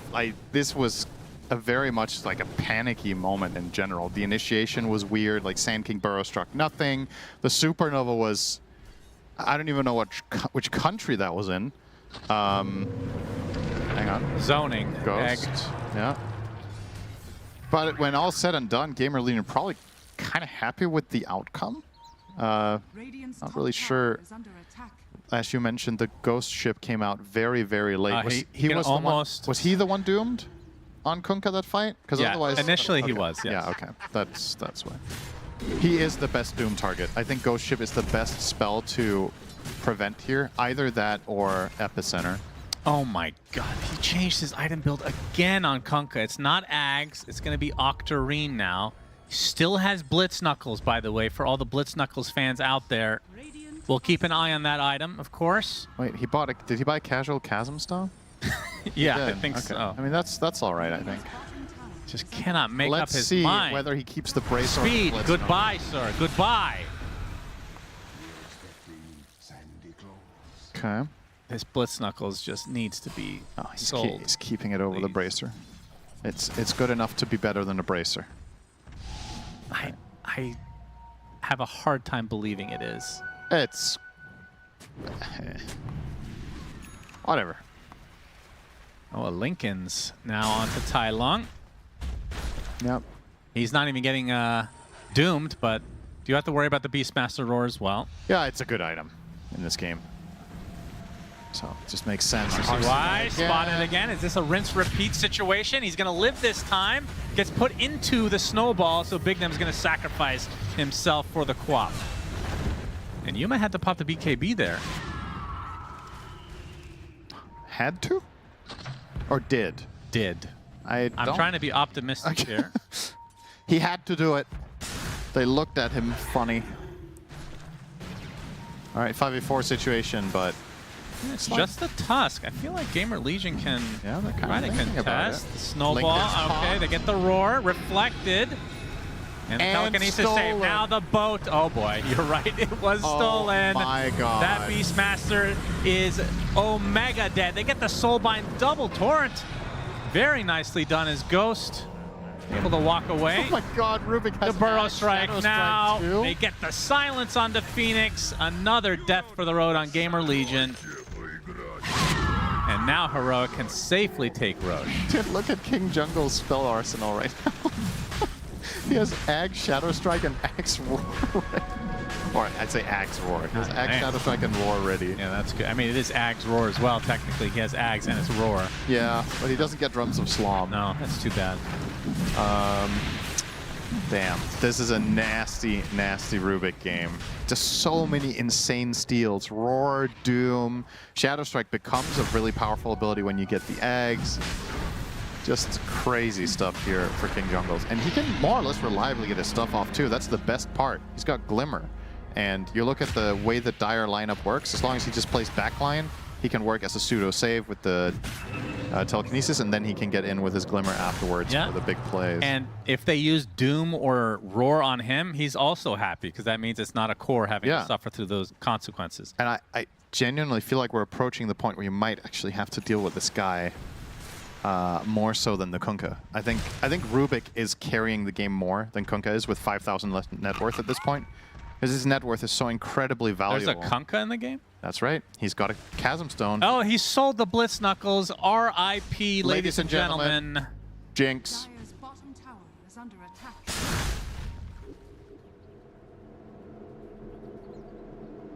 Jinx doesn't mean you get muted. It just means we said the same thing at the same time. No, it does mean, actually, or else I owe you a soda. You're muted for 30 seconds. You canceled the rules. You don't know how it works, apparently. Oh, my bad.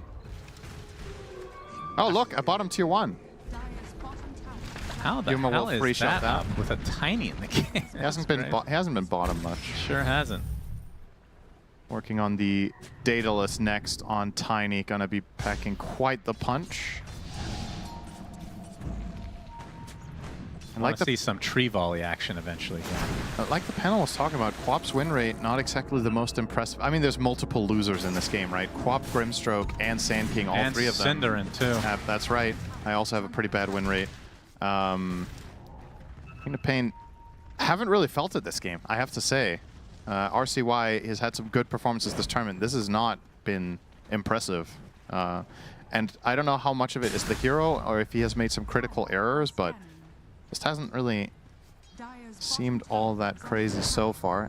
When Quap reaches late game, she becomes an absolute monster. This is still, in my eyes, one of the very best late game heroes in all of Dota. But he's far away from that. Usually the reason that late game Quap becomes so good is that she gets there at a good time by snowballing off of at least decent early mid game. But since he hasn't had that, that scary 5-6 slot Quap is far away still. And they have the Roche banner placed bottom with 2 siege units. And a Tiny, lest we forget. This goes pretty fast. And this is going to be a backstab. They know it too. Nobody's showing in the base. They're getting really good formation. This is super good from Heroic. KJ in the tree line. Going to wait for a nice juicy steal. Can he get another crazy one? I mean, he just needs to wait. He has Roar Shadow Strike still, so I don't even know if he wants to use it. He gets off the Roar. Telekinesis himself. Yuma's there with the double avalanche as well. Into the toss, into the burrow. This RC White Quap cannot do shit. Just dead. 70 seconds on the deck. Ghost gets off the Doom. It's on the Sand King, but there's absolutely no follow-up at all. And now Yuma taking all of this pressure off, gets the avalanche. Ghost is going to get saved from Tusk. But now it's a big ultimate down and Torrent? out. Oh, he gets the X though. Okay, X and the boat. Nice Able to find the distance though, but the epicenter has been finally used by Tyline to finish the job. That's 2 cores dead for GamerLegion. And now the buildings will fall. Uh-oh. King Jungles finds the great setup from the tree line and even has the buyback to boot so he can rejoin that fight. And this is bare minimum 2 sets. Looking for an opening. Burrow does hit. And Bignum gonna try to waste as much time as he can. Snowball's gonna be on Theolacor, but the Avalanche will hold him in place, so an easy pickoff. As Whisper, he'd be better off with some Blitz Knuckles here to push this tower. Actually true. The one time that's useful, he doesn't have it anymore. Oh man, they're just bleeding here. They get the Roar, but it's only onto the Grimstroke. Telekinesis from King Jungle to try to stay alive. Fade, you can tell he wants this kill. There's a big Sonic Wave with a Shadow Strike to follow as Yuma looks to be next on the list. That is the Aegis down and out now. And Fade just getting gone on by Whisper. There's the Soulbind into the Shadow Strike, into the death. Yeah, that's that when your Grimstroke 4 can do this at 35 minutes, just blink, Soulbind, Hex 2 heroes, you know you're in a good spot. And this is now 2 lanes, if not more. Buyback had to be expended there from Fade. It's Yuma. I think they're going to settle for 2 sets and then spend their gold. I feel like forcing this Megas might be a bit too difficult. Let's see, though. Don't have to worry about Roar. About it. Doom is up as Ghost, already at half HP just from one slap. Forces the buyback on the speed, and that is what will force Heroic back. Even better. They got a little bit of bonus there with their aggression. Very nicely done. If they can get Fade, that's going to be a dieback. So it's this one. Yeah, Speed will have to use the egg immediately. Yuma's going to pop the BKB in retreat now. No Doom expended. So now, surely this is the full reset. You'd think so. Only the melee rack survives in this top side. You used 2 BKBs there to force an egg, which is, or rather, because of egg, which is fine. GamerLegion have to find a way to come back, despite all the odds, to stay in this tournament. Yep, this is an elimination game. After such a good start in the group stage, we've seen it, I think, at least 2 times. Well, I think one at Wallachia in the past, if I'm not mistaken. I believe that's correct. It just feels like they're just they missing can't get over that last, little hump. Yeah. I mean, they just feel like on this international stage with all the big teams there, or at least most of them, they just can't quite hit the upper half. Like they're just through and through right now, a 9 through 12 team. That's what it feels like. And that's got to be a little bit frustrating because you kind of know you're in reach. You know, it's in striking distance, just a little bit of improvement here and there, and then you can maybe make it to the more exciting stage of the tournaments here. But yeah, you're not playing against the 2nd division at Wallachia. This is the big boys, all of them, including 2 of the biggest boys that for whatever reason just completely flopped in this tournament. Yandex and Tundra both went 0-3. Did feel like a very good all the opportunities to get a higher placement. Those 2 teams being out? Well, that begs the question. Does that mean that they were significantly worse, or that the other teams have leveled up? Because if the other teams level up, that doesn't, you know... True. That puts GamerLegion on maybe a similar trajectory to them, and then they're still 9 through 12. I mean, okay, it goes without saying Yandex and Tundra definitely weren't playing their best games, right? It's clear. It was a bit of column A and B at the same time. But I've been overall pretty impressed with the level of play from some teams that generally don't necessarily bring that to the same level. GamerLegion, one of them. Just, again, I think it's fair to say they're better than they were with the previous GamerLegion iteration, just not enough better yet. At least not today. Unless they somehow do a really cool comeback here and win Game 3. Now that would be a statement. But you have 20% of the map and 20,000 deficit currently. Yeah. Got to find a way out here. They're letting Beastmaster push out mid with his summons. That's the only lane that they kind of have any control of right now. Doom is slowly going to get to work up top as well. Just trying to get something across here. It's going to be level 25 talent for Tiny here, the 8 Avalanche cooldown. I personally find that to be the better talent most of the time. I know people are very tempted, and I would say most players do take the 2 toss charges. Just the 8-second Avalanche cooldown is such a wild talent when you think about it. It's like, it's an AoE stun whose cooldown goes from 14 to 6. Yeah, it's absurd. It's wild. This is such a good talent. The toss does have, obviously, also very good. It has extra merit this game against Quap because you can just chain stun her twice, so I get it. But even then, he chooses this nice double barrel. Oh boy, into the soul bind. My God. Both supports dead for the rest of the game. Now it's a 3v5. Ghost gets off Doom. Shadow Strike shortly after. They're just going to try to wait this out now. Roar on the backside onto the Rubik. Wind Waker from Whisper. Tylon comes in with the Burrow Strike, not going to hit because of the BKBs. Epicenter to follow, now Fade's in a lot of trouble. Meanwhile, Ghost taking a ton of damage. The Sonic Wave is too late to save his comrade. 4 dead for GamerLegion. The Sonic Wave stolen, 1 more steal for the road for KJ. And these are the last 2 buybacks for GamerLegion. 5 versus 2. Feels good to be this No good. point in going for that Roche. They can get Megas and they can get thrown. Yeah, that those two support deaths up top from GamerLegion is just, that's just a big blunder. They're very, very much out of position, both of them. So 2 heroes out of position simultaneously and close together. The dream setup for Grimstroke to find the Soulbind double hex, and well, as soon as those 2 heroes got caught together, the game was actually over. Like, GamerLegion have 0 chance of holding until they respawn, so they force fights with the remaining heroes that they have, but obviously don't really stand a chance in the 3v5.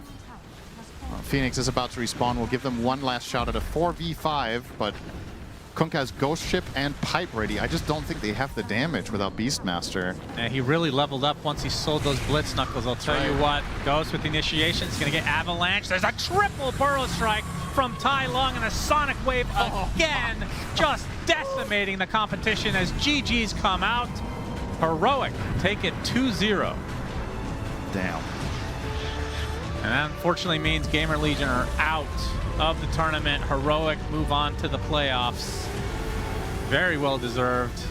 KJ MVP of this game, 100%. Played super well.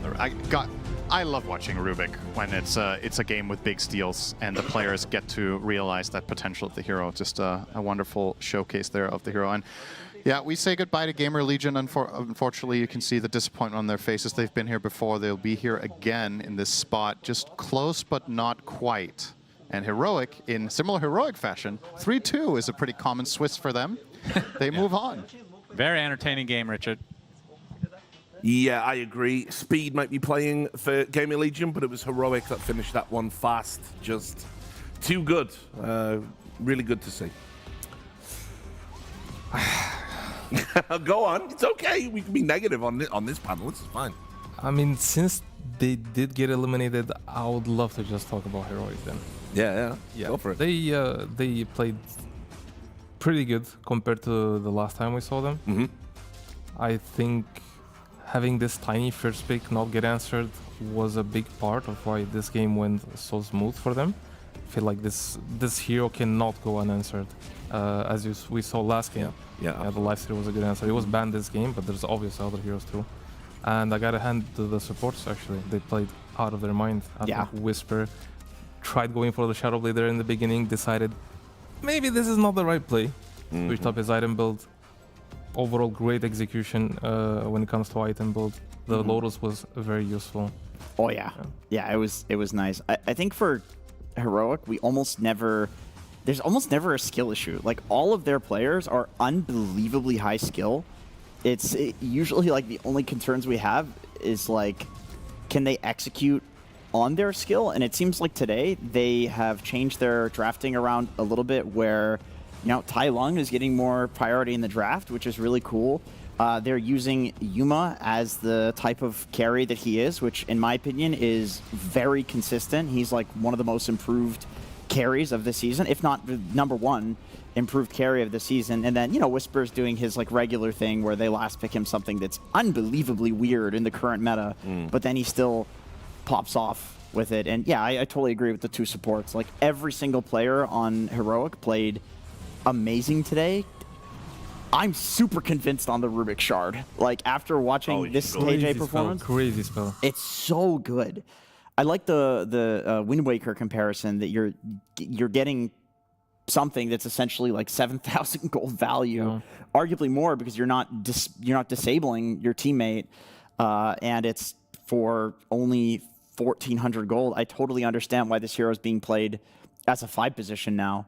And KJ even able to build into like the Aghanim Scepter because his game was so good. You're always getting the greedy enchantment, so I think you can kind of go for these greedier builds, and it makes sense. And I love it because he can become the Queen of Pain as well. If he gets to steal the Shadow Strike and the Blink, suddenly he becomes an even better version of the Queen of Pain, since Rubik has just naturally buffs his spells with the cooldown and damage, and yeah, going cast range usually on the neutral. And what can you say about this guy as well? What a series, a masterclass with Zeus and Rubik. So many saves. Yeah, just a beast. Yeah. Rubik, his Rubik is great. Meta-defining player as well. Like, this is why Heroic, even when they would have rough tournaments, was still one of my favorite teams to watch. They just pick whatever they want. Like, the meta that they play is almost never the meta that anybody else plays. And it's like, here's our cards. You've never seen them before. Like, figure it out right now, you know? And it's so difficult. So it's really cool when this team is doing well because they're like the most entertaining team to watch. We'll take a look at the game for what it was worth. Obviously, we say goodbye to GamerLegion. 27 minutes in, Andrew. 27 minutes in. Yeah, this was... it was actually even at this point. In fact, GamerLegion had a little bit of an advantage, and we wondered, didn't we? Because we were talking about how they had the 30% win rate heroes. That could this game turn around? But yeah, and it could with the really nice Lotus Orb. We pointed out that the Lotus Orb was from Fog, right? So it's from Fog, and it was like a split second before Doom uses Doom, and which effectively means that Doom is dooming himself for a full duration, while the Tiny, due to stat resistance, doomed itself very low. And then in the same fight, while this is happening, the Sand King Tylon gets to survive at like super low HP because of the Rubik Shard lift onto the high ground over the cliffs as well, just like the perfect place to lift somebody to save them. So many good saves. Yeah. Well, look, we're going to do an interview because we always do when a team gets through. I believe we've got KJ in the house, the king of the jungle, king of the interviews. Good to see you again, brother. I feel like we did this. It's good to see you too. Welcome. Hello. Hell yeah, dude. What's up, brother? How you doing? I'm doing fine. I'm doing good. Yeah? Yeah. I had a lot of dopamine today, you know? Zeus and I know, I remember you were playing Warlock, no dopamine. Oh, the no dopamine game, yeah. Oh, it's my time to shine, you know? All these support 5s, the Warlock and Shakiro, bye to them. These heroes are not that good. They could still pick it, right? But I agree. I mean, look, I'll start by just asking you about the Zeus. I mean, talk about dopamine gaming. You got that lovely, greedy, pos 5 life. To talk us through why you like playing that hero, why it's a signature hero for you. I don't know if it's a signature hero because I haven't played it much before, but like... You're making it look like a signature hero. Yeah. I mean, it's... the support got very nerfed, so it's a bit harder to find the good ones right now. I feel like people are still trying out. For example, PARIVISION, they pick this Mirana a lot, which makes sense for what they want to do because they want to buy some Aura items, but like you have more freedom to pick support 5s now, I feel. And I love that, and I feel like Zeus in this meta where there's a lot of Invis heroes, like Sand King, Tiny, it makes life way easier. And also, I like it. I feel like I'm good with the hero, so it's a combination. Do you think the greedy enchantments, like guaranteed greedy, helps out for picking like the greedier supports like Zeus? Because I saw you went Ags, Sanjin, Kaya, right? Like you didn't go like some support build. No. This series you went greedy. Guy. But previously you went the Ags, Sanjin, Kaya. Yeah. You did the pub build. I mean, it's the greedy is one of the most OP things for sure. And also, I like him because he's like a melee-ish range hero. So like sometimes you need to find good combinations of heroes, and sometimes you ended up with like Phoenix, Viper, Skywrath Mage, you know? And then like we don't have a melee. So like he's kind of a melee that wins lanes. But you also need your team to let you farm. So yeah, that's it. Like at some point you become so tanky that like it doesn't even look like you're playing as Zeus, you know? Like the Tiny, he managed to burst me this game sometimes, but I feel like he could not do that anymore for the last fights.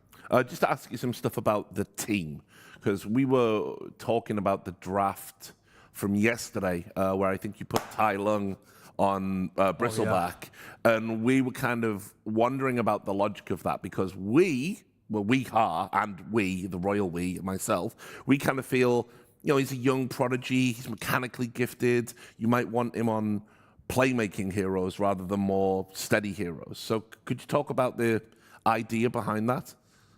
The idea is brain damage. We just got brain damage. We were not using our brain at all, so we had a talk about it. And if I try to explain, you guys gonna lose IQ. So like I'm gonna keep the burden to me. I already lost enough IQ. Yes, it's hard to understand. I know. That's life. Like we just got brain damage. Like when you play Dota and you lose. I think the hardest thing about playing a tournament and like is that you lose. Like you're gonna lose a lot and you're gonna win, but like you need to not have mental damage throughout the losses because it makes you worse throughout the tournament. I feel like, for example, that's one of the reasons why Liquid is very good. because I don't feel like they get a lot of mental damage when they lose. So when the tournament passes, like everyone starts very well. I don't know if GamerLegion, for example, had brain damage just because they lost, but it's just an example. Like they started well and now they are doing worse. We started well, I feel, and then we started doing worse. So I feel like a lot of it is surviving the defeats, because then you're like, I don't want to play this here anymore. Let's just pick these and blah blah. Like, no, let's use our brain, but it's very hard out there. Yeah, sure. I wanted to ask you on the subject of Tai Lung, was that his call or your team's call when it comes to picking him Bristleback and Viper? When it's a bit of both, because like he really wants to play those heroes, and I would say it's both. Like we don't force him to play it. Like we will never force. He has to want to play it for him to play it. So he wants, and because he's very good at the hero, he can make some miracles. But I feel like people are figuring it more as time passes. So like it has been harder to make him shine with that, and that's something that we maybe slept a little bit about. Because before he would pick Viper and like play against Sniper, for example, and have a super good game, or play against the Natures, have a super good game. But then like time passes and people are doing it, the heroes better, the heroes change, the meta changed, and we need to adapt. But also we need to realize that that is becoming harder to make it work. Like, he thinks he's gonna destroy everything no matter what, you know. But like, for example, classic 17-year-old. For example, like the Viper, he can destroy the Sniper mid, but like, do I want my 17-year-old? Like he, not the hero match, but he, the player, can destroy. But do I want my 17-year-old to play Viper against the Sniper? That's my opinion. I don't think so, right? Like I know you can destroy. I know you can play a bad matchup and win, but let's try to make our life easier. So it's a bit of him and a bit of us.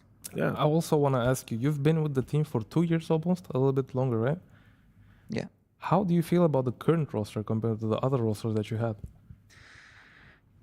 Yeah, the only survivors are me and Cavs. I feel like this roster right now, it's the best I've had my entire life.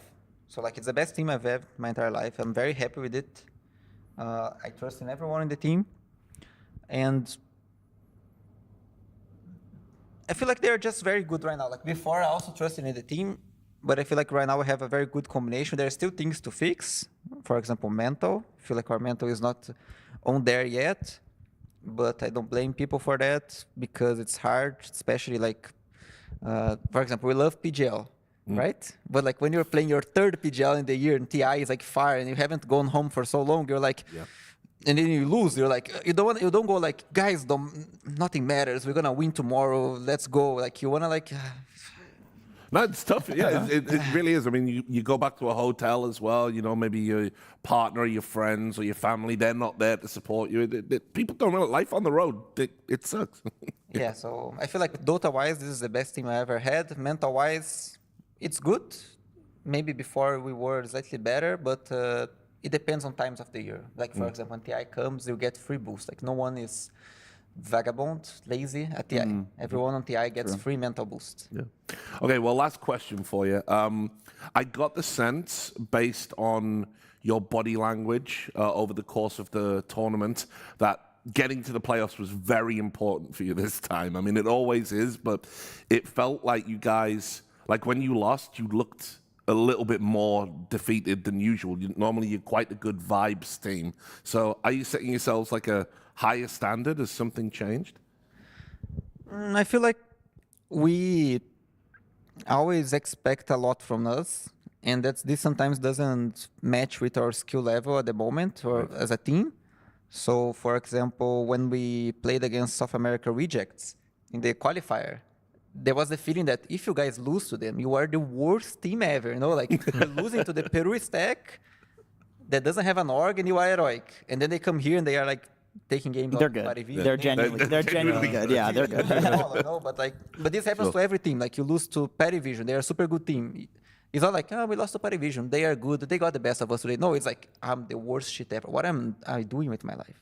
Why didn't I go to college? Like that's always how it feels like when you lose. Yeah. So I feel like every loss is like this, and also I think I'm getting old because I'm feeling some back pain, some neck pain. Don't you guess? I want to ask about. I'm going to hijack for one last question because obviously I respect you very, very highly. The way you think about life and everything. And one thing that really shocked me when we first started talking, in a good way, was how like fiercely competitive you are. You said to me, we were talking about what you're going to do after Dota, and you said after Dota it's just death. Like you don't even think of that point of your life as anything because you're so focused on now.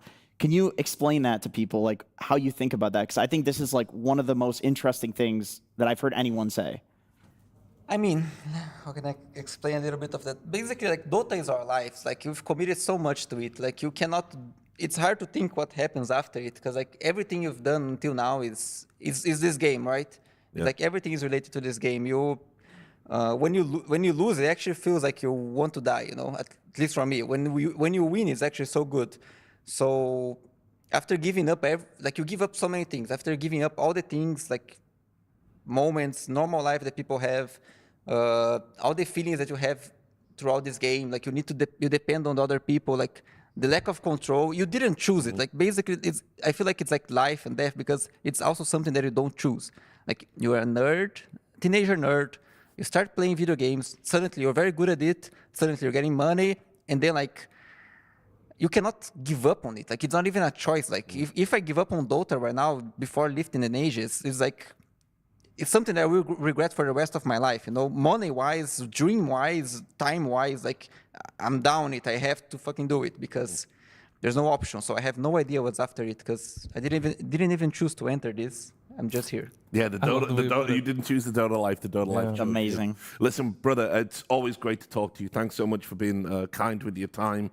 Obrigado. And I will let you go. You may leave. Your time here is done. Okay. Good to see you. Unless you want to stay while I close out the show. It's entirely I can stay in the comment. No, I want to go rest. Yeah, good. Good to see you. Stop ruining rankeds. I'll do my best. No promise. Bye. See you later, brother. Take care. All right, the great KJ. What can you say about that? I mean, obviously, just an inspirational player. And genuinely, captain. one of the most interesting people I've ever met. Yeah. I love his take on Dota. I feel like he's so right. Like, I feel like it was the same for me. You play this game for fun. You realize you're good, and then once you give it a try, and you get sucked into this like competitive scene, and yeah, basically you have no choice. You have to just keep going. What stood out to me is how genuinely he believes everything he's saying when it comes to this. Like he doesn't just say it because you're supposed to. He feels it, and believes it. Yeah. That's why I think you put a good roster around this guy, which they have. Like they're gonna do amazing. Well, guys, that's it from us. We are going to take a quick break. When we come back, we're switching up the team here. It's going to be T-Gov, Shiva, and, of course, Lacoste, the hardest working man in all of esports right now. So make sure you stick around. The new breakthrough and innovative phone with 1xBet app. With 1xBet app, you can register and start betting in just one click. Intuitive interface and thousands of sports events every day. User-friendly app. Big wins, fast payouts.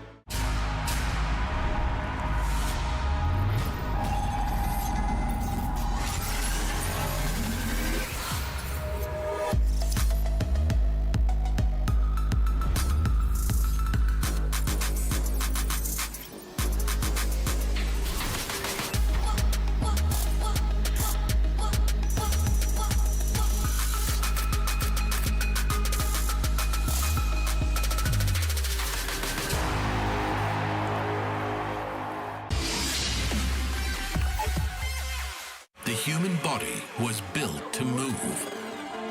Not trapped at a desk in one singular posture for 12 hours a day. It's time your chair evolved. This is Secret Lab Titan Evo. Ergonomically engineered for you. Gamers, hybrid workers, artists. Backing your every move.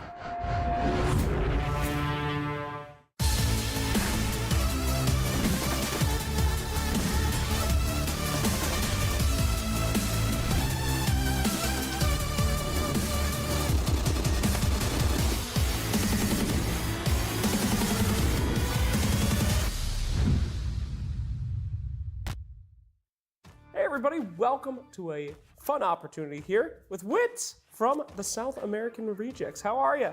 All right, good. Now, I want to talk to you about your team's name.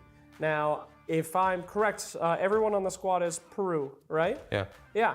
And the Peruvian rejects have been around for a very long time, but you guys have changed now to the South American rejects, despite everyone being from Peru. I wanted to ask, why? Is that a conscious decision to represent the entire region? We are not the only Peruvian fans. Also, we have Brazilian fans, so that's because we changed, I think. Yeah. Do you have a responsibility to South America to do well? Do you feel pressure for those fans? Not any pressure, but I'm always trying to do my best, no? Oh, that's a good way to live, good way to play Dota. All right, great. So let's talk about the last event. What do you guys think happened? What did you learn? I think we were improving from game by game, but it wasn't enough, no? But now we are trying to do it. Do you think the mid-tournament patch had anything to do with it? We didn't play any game in the new patch, only against Aurora, I think. But right. No? It was a big game. That one game was kind of important, but okay, very good. I want to talk to you about your guys' team and why you work so well together. Why do you think you guys are staying together, and why does it work? Oh, I think there is a good environment, and that do that we can talk any mistake and nothing can happen. Sure, sure. So you willing to learn and get better together. Who do you want to face off against the most at this tournament? I think it can be Roik, because there is Tai Lung and my friend. Okay, Tai Lung, the friend. He's been rising a lot. A lot of people love this guy. You ready to crush him or what? Yeah. Yeah? How did you meet? How long have you known him? We met like 5-6 years ago. Dang. Yeah, I made my first thing with him. Really? Yeah, when we were 8K or 7K. Dang. Did you ever think both of you would be on competing esports teams? We didn't expect it. No, you really? Ah. Why'd you play to get all the way to 8K if you didn't want to be a pro? Just I think for funny. We reached high MMR and we started to see and we play more competitive tournaments. I could tell, yeah. Well, you guys are doing great. You're the new generation of South American. Yeah, we also qualified to Dream League together. Hey, yeah, very good. Is there anyone that you used to look up to? Yatoro. Yatoro? Interesting. I noticed you did not say you wanted to crush Yatoro, though. I respect him, but I want to win against him. Okay. So, last question. What's your expectations here? We want to go to the playoffs. Well, it seems like a lot of hard work. It seems like a lot of fun. And it seems like you guys are ready to kick some ass. That's good to hear, man. Any words to the fans who you are representing as the South American rejects now? Muchas gracias a todos los que nos apoyan y voy a seguir esforzándome y como equipo igual lo seguiremos haciendo, ¿no? All right, fantastic. Well, thank you so much. It's a pleasure to have you here. Can't wait to see you absolutely crush Yatoro. I know how much you hate him. Thank you so much, and we'll see if it happens here at PGL Wallachia Season 8.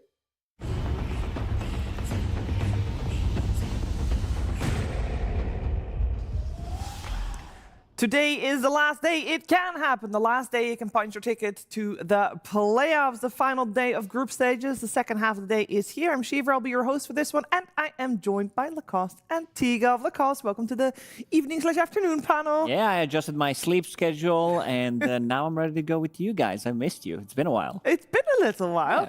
How are you doing, T?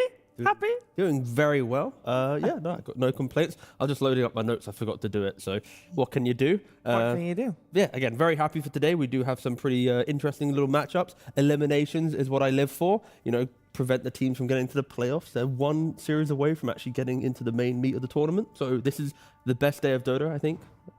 Well, you know, the best days of Dota, you normally want to say finals day, but no, it's today. Heard it here first. South American Rejects and MOUZ. Those will be our first two victims. Actually, one of them will be the victim and the other one will be the victor. We're going to find out as we are focusing our attention first on what these two teams have been doing. What have they been playing? And what can they be playing today? Lacoste, both of these teams, how do you feel about the heroes that could come out today?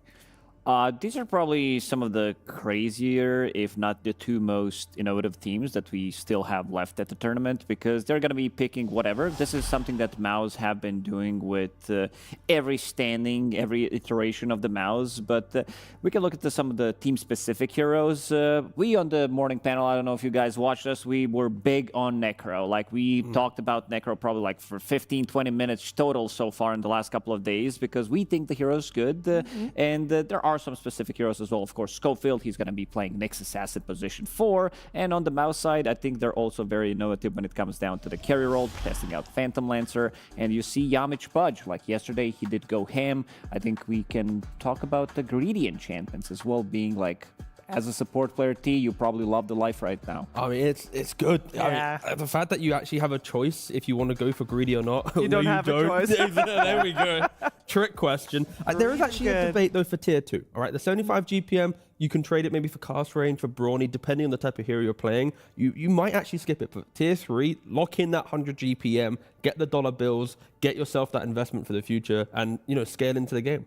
Yeah, scaling into the game is also what this man on your screen is looking to do. It's Lorinov under the MOUZ banner here. Can you just get a team already? Like, seriously, just like, please. Just get him. Like, he's been teamless for almost like full 6 months. It's pretty getting ridiculous at this point. Like, he's the ultimate mercenary, pretty much. You hire him, you know the results are going to be good. Wallachia, the previous one wasn't as good. It was... I can't really even put it on him. It was like the whole squad not doing as well. But he's ready to win you a tournament, get you a 2nd place as well.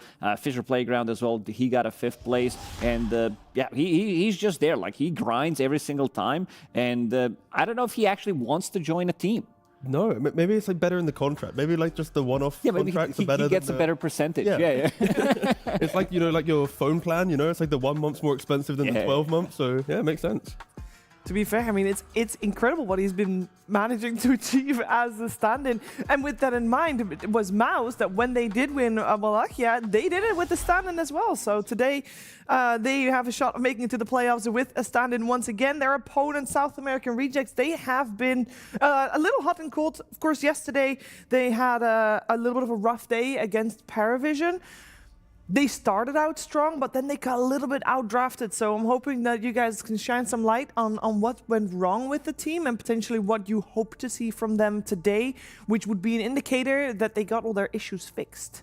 I'd say yesterday they had quite a big focus on trying to win lanes, snowball the game, like classic Dota, and they just weren't able to win out the lanes in game 2 and 3, and they just got kind of picked apart. I think in their draft, they had some options to be a bit more kind of, I guess, smart with it, like hold your cards to your chest, like don't reveal the Necrophos so early. They could have picked Tidehunter. They could have like really owned the draft, but I think they kind of invited PVision to counter them a little bit. And one thing we have to say for South American Rejects, when they're playing the other qualifier, they lost to PVision, went back to the hotel. Yeah. They played 2 more best of 3s. That's so bad. I was awake at like, I went to bed like 2:30 in the morning, right? Yeah. At like midnight, I load up just like Twitch. I'm like, what's happening? Is our TZ feed? Oh, no, it's not. Oh, it's, South American Rejects still playing. Yeah, they're playing their first series. That they still have like 1 more to go. On the more serious note, they are... I'm not going to say tired. This is what Dota players do anyway. It just doesn't matter if you're playing like this tournament or that tournament. Maybe gives you less time to prepare for a certain team, but you're also going to be revealing more stuff to your opponents, what you could potentially... There's like a lot more info about you, how you're approaching the drafts, which heroes you prioritize. Maybe they're going to be trying to hide some of the stats, but you also want to be qualifying for other tournaments as well. So you probably go 100% anyway. Yeah, it's also really nice that with this day of Dota, it's like you win this best of 3. You just get the full mental reset. You're finished with the group stage, how turbulent it can be. Now you have the double-elim playoff ahead of you. Like, it is a really, like, this is like all the pressure can be gone, right? You heard in like the speed interviews earlier in the tournament, right? Getting to playoffs is like the best thing because it's like, again, it's like the whole new tournament, right? So we'll see if South American Rejects can overcome just the exhaustion of how, long it has been for them in the last like 3-4 days. Yeah, we're in it here for game 1. MOUZ with first pick on their Pango. We got South American Rejects instantly answering with the Grimstroke. Yeah, Grimstroke seems to be the answer to Pango in a way where people were like picking Bloodseeker before as a response immediately, back when Bloodseeker was a good hero. And Grimstroke is, like, he received some of the cool buffs where you can actually choose how you want your stroke to get out, whether you want to be, using it in a different way. The trail now gets applied, so you take less damage as well with all your spells and your attacks. It provides vision, so that's quite a nice, and also a bit of an underrated talent in the game. His level 15 talent gives you 25% spell amp. You just click that on someone, you don't even have to link it. Yep. He's just like, you're receiving extra 25% damage. Yeah, it doesn't even need to be like single target spells. It No. doesn't need to be something It's that just like targets the bind. Yeah. It's just anything. It is truly bonkers. I think one thing that has been apparent with Grimstroke, with the loss of the facets, not being able to cancel your Inkswell, people I think respect the bug a lot more. Yeah. And that is another way to counter the Pango, right? Like if you have level 3 points in your bug, it takes 3 hits to kill it. If you can get that from the tree line, Pango can't get away now. Like he's just stuck. He has to like click it. Do you quite just painful. call his wife a bug? Yeah, it's literally a bug. Yeah, I would say it's a bug. Yeah, But it's his wife. No, you've not played the Weaver Grim lane, the double bug lane? Yeah. Yeah. It's like is actually his wife. Insult to his wife. I mean, he's the one I think who is also. I think the whole lore is like that's his dead wife, and I don't know if he has like too much respect for her. I think there's like some dark. Throw that. Yeah, get out of here. He keeps coming back. I don't know why. So why can he create 2 then? Like he has 2 wives. When he has the Soulbind? That's too technical for me. I know, same. But either way, today I learned, I guess, either way, it's a bug still for me. It still is. Still is. Speaking of some of the supports, like Clockwork, Schofield is just on a different level. This guy is, like, I feel like he doesn't even play Dota. He has his own mini game that he tries to play. Like, even in the previous patches when he was playing Clockwork, you would see him get level 3 at 7 minutes, and you're like, it's gonna be a terrible game. Then he goes for like the XP rune, he gets it, maybe steals it from the enemy, gets 1-2 more kills, suddenly he's level 7 at 10. He has a very specific gameplay in every single game. Like, he likes to play Nyx Assassin. These heroes that are not considered to be the strongest laners, I think they also have a bit of a flex. With this, Clockwork can be played as a position 5. He also did play Grimstroke, so have a bit of an opportunity to swap them around. Yeah, do you have preference there? Depends. Like, they're gonna see one more pick, see where the heroes are gonna go. More likely, even though MOUZ is probably gonna be picking position 4 for themselves here on the 15. Depending whether they want to have like melee range combo, maybe they are going to be having a slightly more info to see if this Spango is going to be played from the off lane, and then try to ruin him with some like range carry as well, combined with the Clockwork. It could be very devastating. Woohoo! The only team that picks Pudge, the Yamich Pudge. But also a team that shied away from wanting to play the Pudge for quite some time. I don't think I have seen Yamich playing the hero. It's only been recently that he's gone back to it. Of course, he did play against VP, going 5-1 and 18 in this tournament. I think it helps, at least against Clockwork Grim, like conceptually. You soulbind a guy, you cogs a guy, just hooking them out is naturally going to be quite helpful. Heroes like Tusk can't really play into the Grimstroke. You soulbind the one guy you're killing, you blink into Snowball Save, you won't be able to utilize your spells. Yeah. Kunkka is also a good response to Hook. Like, it can be good and bad at the same time, depending whether you're using Hook when he like used his combo, or if he's going to be holding that X mark, knowing that the Hook is going to come, and then you can pull him back in.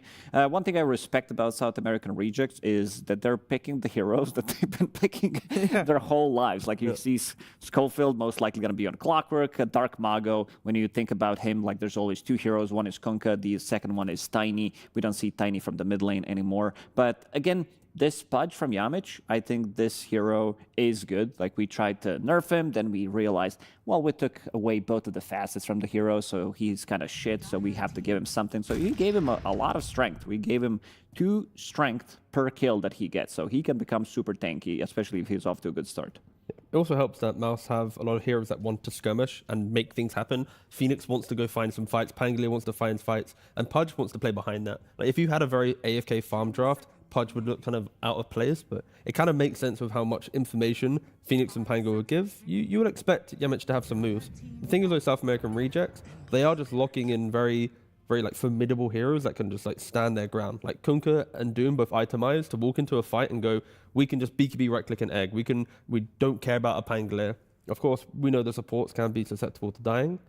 And then Lorinov getting his Ember for MOUZ. A hero that they first picked in a previous draft. Now they get it on pick 18. I mean, you're not really getting locked down by anything other than Doom or Soulbind. Everything else, you'll expect Lorinov to be able to dodge and kite. Yeah, X can be slightly annoying, just gives you enough time for you to get close and maybe use some of the spells. Yeah, but the Soulbind Doom is going to be the big one. I think also the reason why Grimstroke is also popular is we're seeing another Beastmaster meta for like 7 years in a row. And One day Doom, yeah, crazy. And Doom is also, like, Doom has been buffed and then he has been nerfed 2 times, but the hero still feels okay. It's not like super overpowered like he was at the beginning of the patch, but having double Doom makes the fight so much easier to play. It's true. It is kind of a funny combination because on paper you're always like double Doom, but in the game you only ever feel it. Yeah, you see it like one time. Yeah. It's like it's like hard to consistently get it. But I'd like to think that maybe, you know, with the type of draft that they have, with the hook shot, the X, the containment, we'll see at least 1 or 2 double Dooms. A very quick final couple bans into pick, actually. Not even any time to talk about what they might be doing. They just go for the Tiny. Of course, Lifestealer, very important here in the previous series against Tiny, will always be one of the counters to Tiny. And yeah, just a very quick draft from MOUZ, like both literally and also in play and what they're going to be doing. It's Shadowblade Tiny, go kill. It's Ember with Mage or Vessel, go kill. Pangolier with Diffusal or Mage Slayer, go kill. Like, it's a lot of win lane, go, go, go from MOUZ.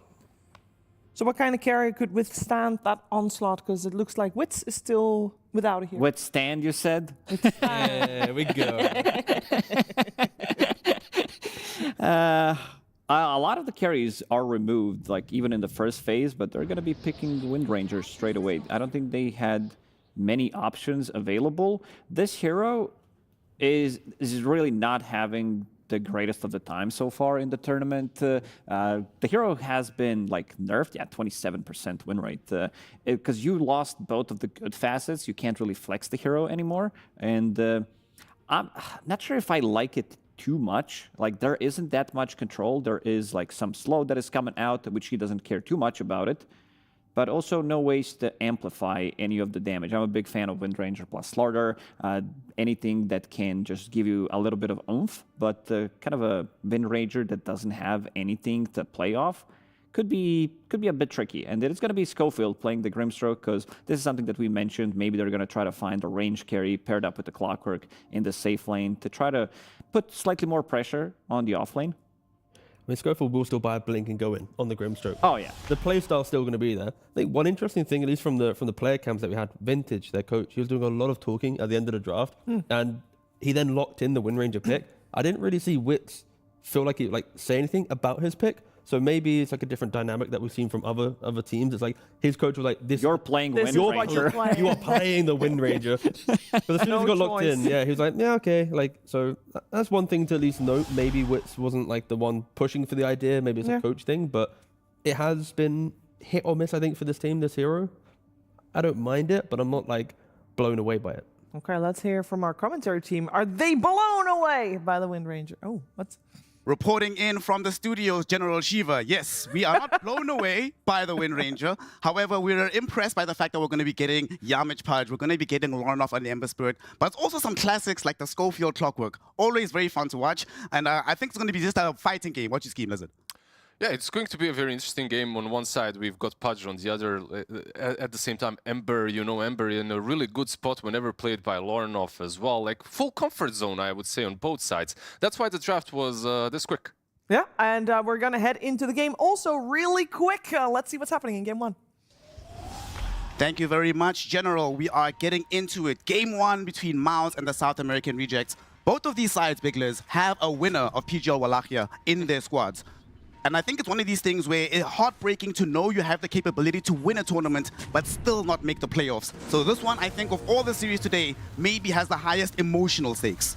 Emotional damage. The first hook, emotional damage as well. Pudge, of course, one of emotionally diverse heroes, the most emotionally diverse. If he can hit those hooks, you feel really great. If you miss hooks, Not as much. So far, so good. Cogs are up. Okay, Elmisho should be able to get out of here. The new improved clock, of course. You can walk over cogs now, so that's kind of nice. You get hooked, you can use them and then just walk away. So, not too bad. By the way, Pudge already using all of his mana is quite a big deal. Another big deal, they spent so much time chasing Elmisho that there was an opportunity for South American Rejects to collect all 4 bounty runes. Oh, yeah, all of the heroes were making their chase. Oof, that's a good start right there. They do this thing where they take the range creep down bottom. I've seen this like a new meta, new approach to the offlane. It's all right. Like you secure the range creep, plus you secure that the lane will be most likely pushed in. It won't be Schofield, by the way, playing Clockwork. That's one thing that we need to say. It's going to be Elmisho instead. So a little bit of a difference, but still. Clockwork, yeah, it's interesting, but it makes sense, right? Like in this kind of a game, why not put Clockwork with the Wind Ranger and Grimstroke that obviously has a lot of value with the Doom in the lane. Like you can sometimes switch the players, but it's all to their preference as well. Schofield already doing his job, dragging in some waves for Frank to be able to farm up.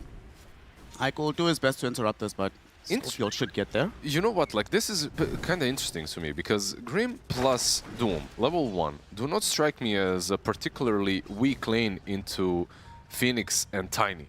You know, the problem is, of course, Tiny will deny a lot of creeps from you because he's got the damage advantage. But overall, I think that they could have maybe even just normally laned here. But okay, this was a massive drag under the tier 3 even. Don't get to see this every day. Well, it's going to be some free CS and experience for Schofield.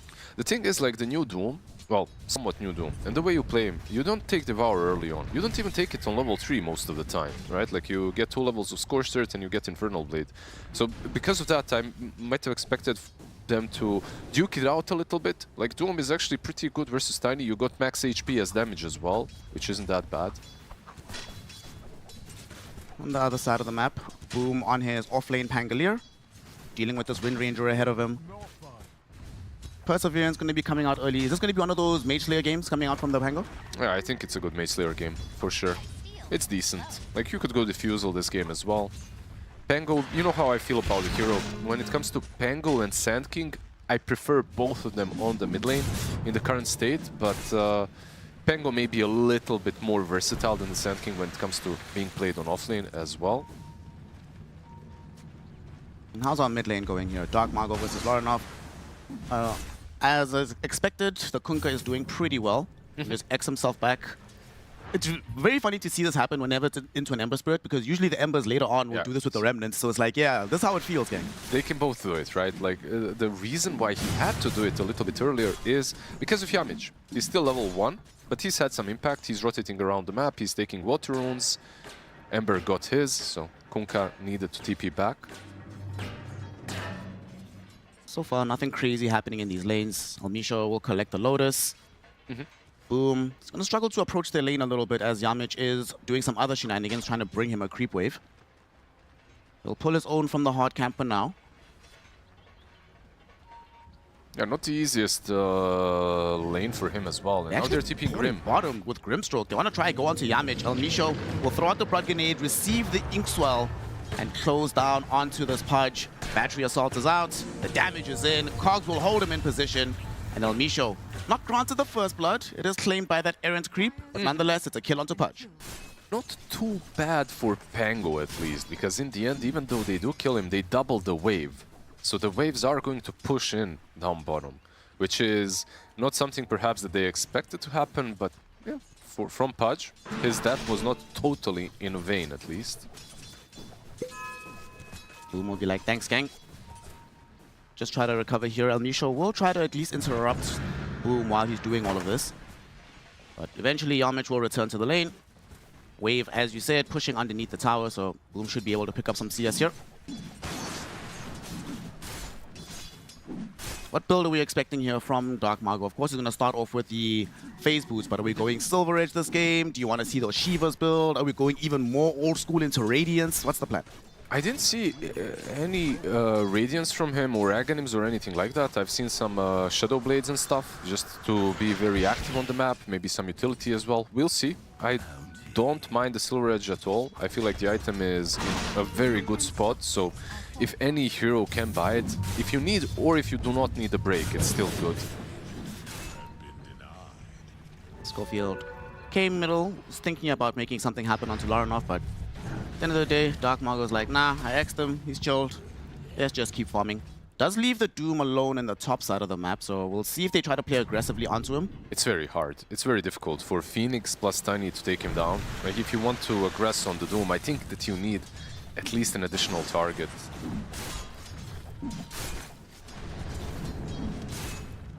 Let's see, Laranov is about to crack 6. He's level 5.5, so they need to kill him now if at all. El Misho making a rotation behind him. If they get the vision, they can get the X, but Yamich will interrupt the move by finding Schofield first. Schofield did get off a very good Ink Swell, and with the cogs from El Misho, they bring down Yamich. Laranov will at least throw out the Sleight of Fist, getting the kill onto Schofield, but it's probably going to cost him his life. He gets boated. Fitz even shows up out of nowhere with the Wind Ranger. That's 2 assists, I believe, for him. No, he only, 2 assists because he got a kill as well. The power shot did connect on the first one, and now he gets snatches the region rune. Cheeky. Okay, takes it away from Kunkka. Kunkka already has like almost a full bottle, so probably shouldn't mind way too much. Nice rotation. Maybe this is what coach was telling him. Minute 6. I want to see you on the mid lane. I mean, there were 4 heroes mid from the Radiant lineup. Minute 6. That's not something that you're expecting if you're Laranov in that moment. I feel like we should start expecting it a bit more. A lot of carries are actually doing this exact move around the minute 6 mark, you know? Like, everything revolves around the first active rune. And if you can get it for your mid laner, it's a huge buff, because honestly, this minute 6 rune kind of dictates a lot. If you get it, you can contest the Wisdom Shrine as well. The mid laner, though, is going to also do a favor for the Wind Ranger and say, don't worry, gang, you come to my lane, I come to yours. Boom ends up going down. Yamich and Ike are also going to be in some massive danger here. Power Shot will eviscerate this Pudge. Fitz just needs a couple more right clicks, and Ike will grant him a triple kill onto this Wind Ranger. What can he do? No Icarus dive for a long time. Power Shot comes back, shoots him through. Phoenix is dead. A triple kill at the 7-minute mark for Wind Ranger. Dude, I don't know what coach was saying, but he was right. I want that kind of a life coach to guide me through everything, but you see how it all connects. He took the region, he had enough resources to go back down bottom. It nets him a triple kill. They also contest the Wisdom Shrine. They do not get it, at least, because of that. But this, like, from minute 5 to minute 7, what you do as supports and as mid laner literally is the most important thing right now in the game, it feels like. Of course, down the line you can still recover, but it makes your game a lot easier if you do it right. Dark Margo, the mid laner, is going to find Boom yet again, forcing out the Rolling Thunder. Shackle Shot doesn't latch. So Boom should be able to get out of here. No! Torrent interrupts the completion of the Rolling Thunder. He will end up dead, and on the other side of the map, Frank has utilized the first Doom of the game. And Crystallis will go down solo to the offlane Doom. When they picked Tiny into the Doom, like, we were talking about it, right? Like here, as the draft was happening. He can solo him at most parts of the game early on, top lane Frank. We'll try to get revenge. Blood Grenade dropped on top of him. The Rot from Pudge should be enough to kill him. There's nobody nearby to help him out. But I say that. Oh my goodness, the phase boost. He's actually going to live. Scorched Earth. Oh, the TP's ward. out. Hey, we'll get out the Fire Spirits, but it's too late. He's back into Fountain and he's safe. What's happening to MOUZ, man? Like, I understand, okay, 8 kills to 2, sure, but 6k lead. 8 minutes in. There's a Doom as well. Devour does help, but it's level 1 Devour. You max out Scorched Earth, of course, right now. This lead is absolutely disgusting. I mean, look where the Ember's net worth is. He's not even 3k net worth. And the Kunkka is out here about to get his second component, or the first component rather, of the BKB is being delivered as we speak. I gotta say, this is probably one of the highest leads that I have seen this early on in the game of Dota in quite some time. It's absolutely massive. It's hard to just farm up 6k net worth across the map this early on. How we've even seen like crazy Alchemist games at this tournament where the lead is not this stock at 10 minutes. Just everything really working out for them. The lanes, all 3 lanes went well. The supports are out farming. On top of that, yeah. Massive stack being taken by Dark Margo now as well. So he is going to be much more farmed. Also keep making sure that they keep the clockwork nearby to get him experience. He's already level 5.5, close to getting the 6 on him. And on the side of MOUZ, they have one genuine playmaker, that's the Ember mid.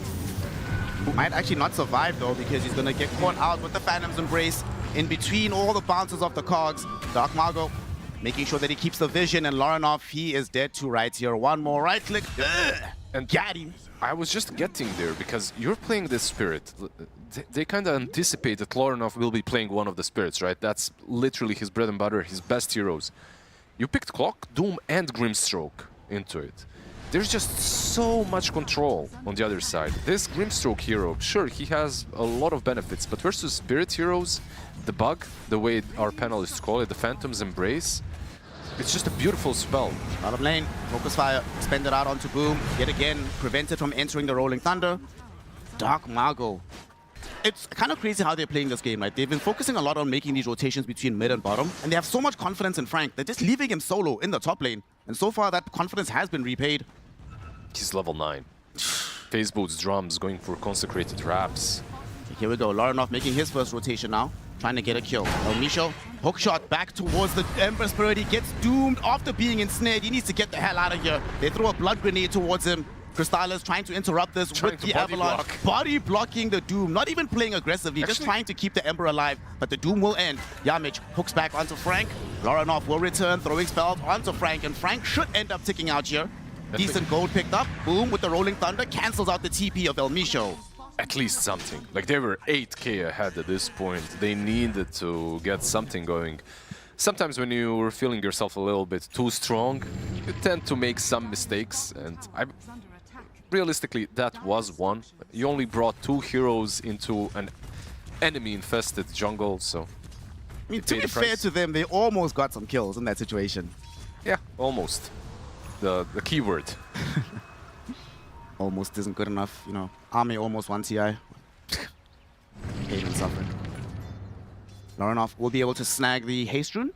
Yep. So this could actually set up a play. He is lacking a little bit in the HP department, but not that far away from having the vessel as well. If he can get it fast enough, maybe they can set up for a play after that. I would say this is already not fast enough. You know, like, not having it at this point when the Kunkao on the enemy side is almost full BKB done, by the way, on him. He's sitting on, what, 200-300 gold away from having a BKB. The Vessel already won't do a whole lot against him. Eventually you can get some nice dispels on Grimstroke, of course. Yeah, we'll see. How do they actually deal with the early Kunkka BKB? You do have Dismember. You have Egg to also stun afterwards, but overall, yeah, you don't necessarily deal with it. You have to kite it out and hope for the best. Go on other targets. Schofield will soak up some experience behind Dark Margo. He could decide to smoke. He is ready with the BKB. Grimstroke does have a smoke in the inventory. We'll see if they decide to make a move towards top. Fitz, also with the full Maelstrom, happily farming away. Closer and closer towards having the Mjolnir.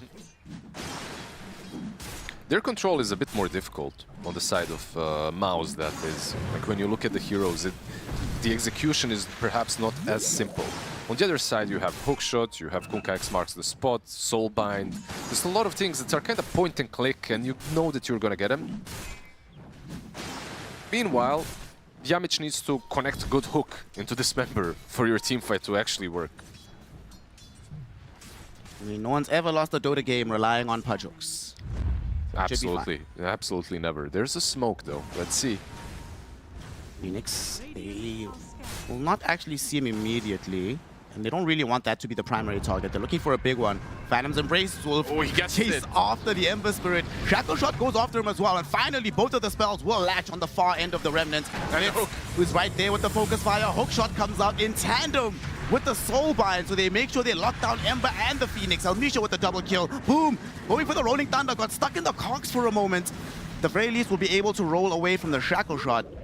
But they have lost the Ember and the Phoenix, and the Tier 1 tower will be extra dessert for the side of SAR.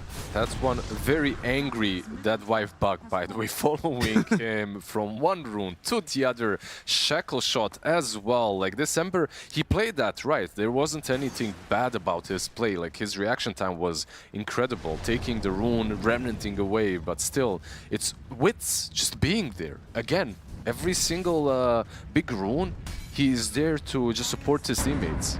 A very active playstyle so far from the Wind Ranger. Yeah. He's extremely farmed as well. Not even at the top net worth, obviously that's the Kunkka, but was super close to having Mjolnir. That's the carry you want in your games. You know, not some AFK jungle 24/7.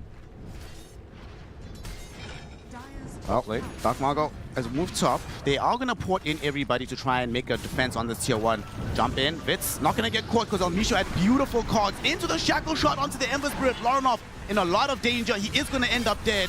They have to retreat from the egg, and as it pops, Yamich tried with the Dismember to hold on to Dark Margot, but where is the follow-up damage? Yamich now losing his life towards Vitz. He dies. Phantom's Embrace onto Ike. He's gone as well. And at the very least, the Fire Spirits will take out Elmisho. But that is a very, very bad fight for the MOUZ side. Feels terrible to be in this position. I feel like they're just dying way too easily. The spells that are being used, usually you can juke them, you can do something about it, survive for a little while longer, but when you look at the lineup of MOUZ, like their teamfight is not weak. Like you have Pango, you have Phoenix Seg, Avalanche to cover everything. But they're just way too far behind. This is a 10k lead 16 minutes in. Jeez. There's every single hero has like at least an item advantage at this point. And the Doom is, I don't know if he's killable anymore, honestly. Like this kind of a build on him, this is the bully Doom build, where you can actually chase targets under a tower. In the old patch with the original Consecrated Traps, it was even stronger. But it's still pretty good when you get him this early. Vitz actually changed his mind towards finishing off the Mjolnir. Another angle towards the Manta style instead. For the chains. Yeah. Doesn't need to buy BKB. And boom, trying to get away from Elmisho. Will not be allowed to do so. There's going to be Phantom's Embrace, Shackle Shot. How many times are we going to see this combo? On the other side, they may be going onto Frank. Doom was expended onto Yamich. Frank still alive. And he will eventually take over. Takes Yamich with him, but definitely worth it for Crystallis. That's a lot of gold at this stage of the game. Kunkka, though, looking for immediate revenge for his comrade. Tiny, stunned up. They still need a little bit more, but here comes Vitz to provide that extra damage. Phantom's Embrace to prevent any spells from the Tiny. And Crystallis, his life will be forfeit as well, all across the map. Even if you take a kill, you're going to pay for it in blood. Absolutely. This is a disaster game so far from MOUZ. They need to... I feel like at this point, getting these small skirmishes is never going to work because look at the map state. Every single tier 1 tower is still standing on Radiant, right? So wherever you fight, like in this situation, you're fighting kind of on your side of the map. But there's more than enough time for Wind Ranger and Kunkka to TP and follow through. So at this point, I feel like smoking 5 heroes and just making some big-ass stand 5v5 teamfight is almost necessary for them. Who needs to be careful. It's kind of an awkward game to play as well, right? You always feel like if you just show on the wave, you're 1 second away from being X'd, 1 second away from a hookshot. Forcing you to play very passively in the trees, in your jungle. But that means that there's less available farm across the team. I feel like the only hero that doesn't really get bothered too much by the Phantom's Embrace is the Tiny on Dire. Everyone else just gets absolutely destroyed by it, by the way. And Grim got, what was it? Was it a first pick, first phase? Oh, first pick, yeah. First overall pick. First pick, first phase. You're playing Grim into Ember, into Pango, into Phoenix. Like, these heroes, yeah, they can't do a lot if they get affected by them. There's that Grim again. Phantom's Embrace out onto Ake. Gonna get dragged back by the X as well. Not even an opportunity to attempt a supernova. Dark Margot gets the grab, gets the kill. Dominating streak for this Kunkka. He's 4-0 and 11, minute 19. It's a lot of assists. You know, this is the kind of a game. Guys, can I get some kills, please? Stop stealing, please. Kills. He might try to solo Boom here.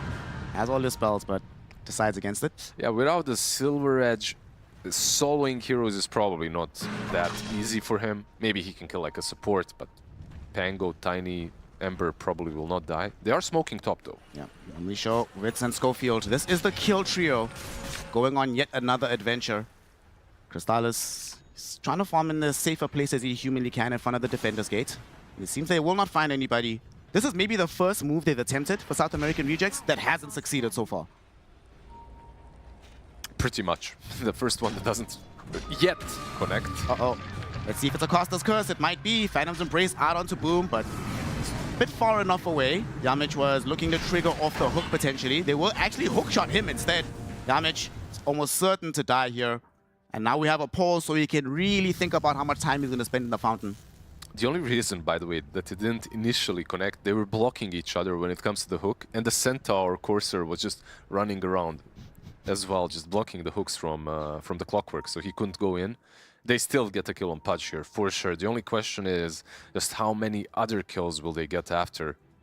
The Phoenix is kind of in a nice place. If they decide to fight around it, like they could use a Cliff Egg, but I don't think this is a winning team fight for them, especially with a dead Pudge from the get-go. I mean, Lorinov is nearby. Could maybe re-engage. I think the thing is that they don't know necessarily where this Wind Ranger is, so they might think that she's somewhere else farming. But they get the kill. Ike will just Icarus dive away. All 5 heroes of South American Rejects here in the mid lane. They won't be able to connect onto Lorinov though. He does retreat into his triangle. There's a DD. Rosh is slowly walking through the river. I think the next easiest objective for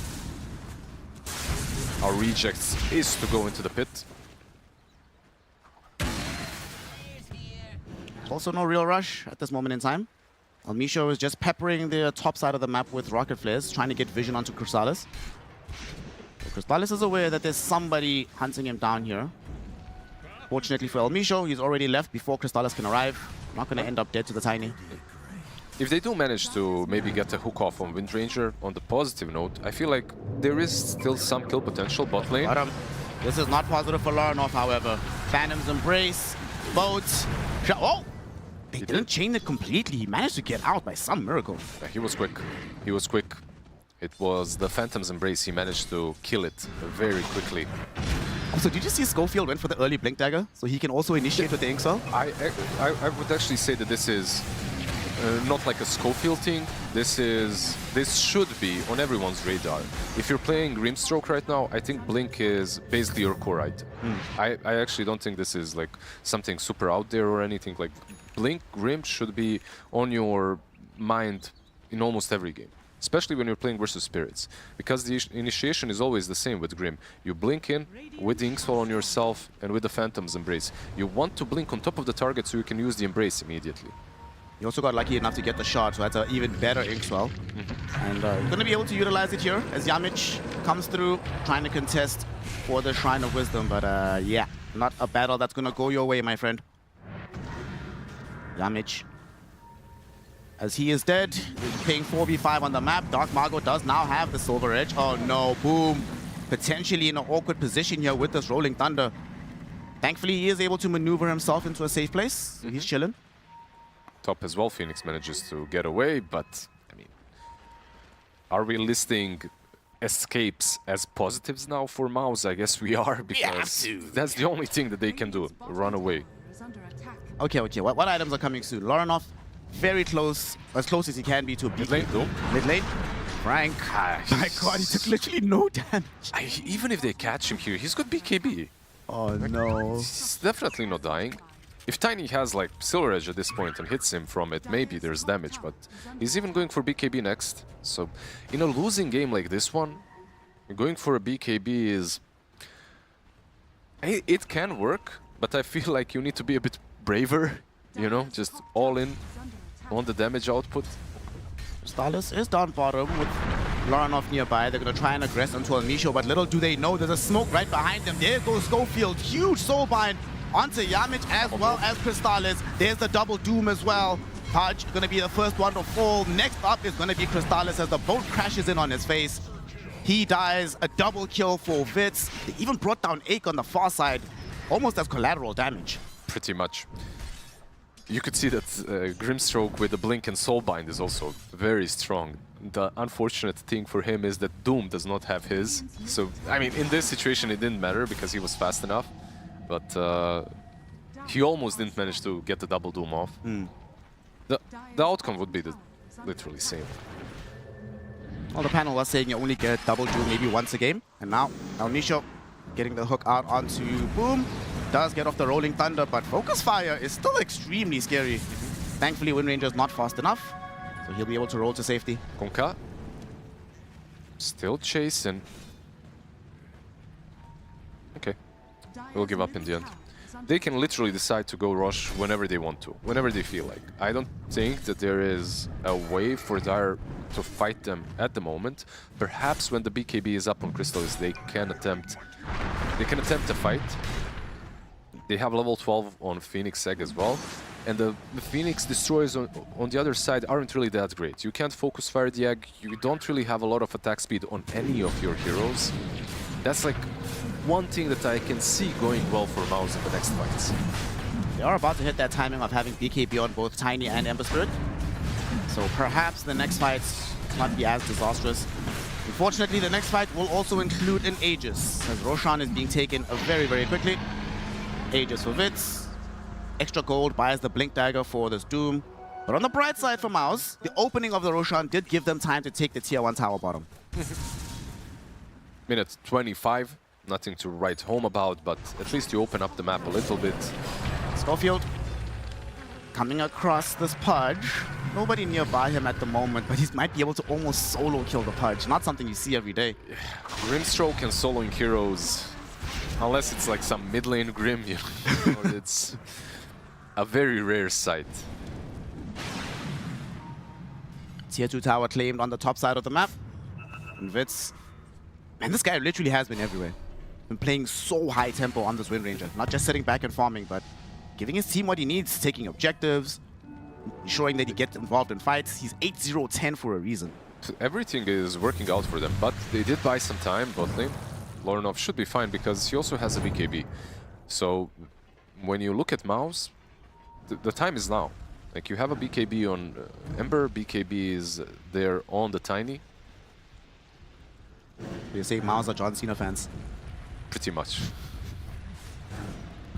You can't see them anywhere.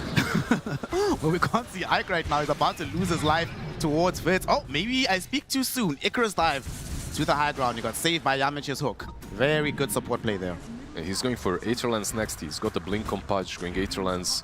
There's like another play, like a mini tactic that they can use in the upcoming fights. That's if it does come to the high ground defense, perhaps you can rely on some crazy hooks under the tier 4s. I mean, get them out of position, maybe some tossbacks as well.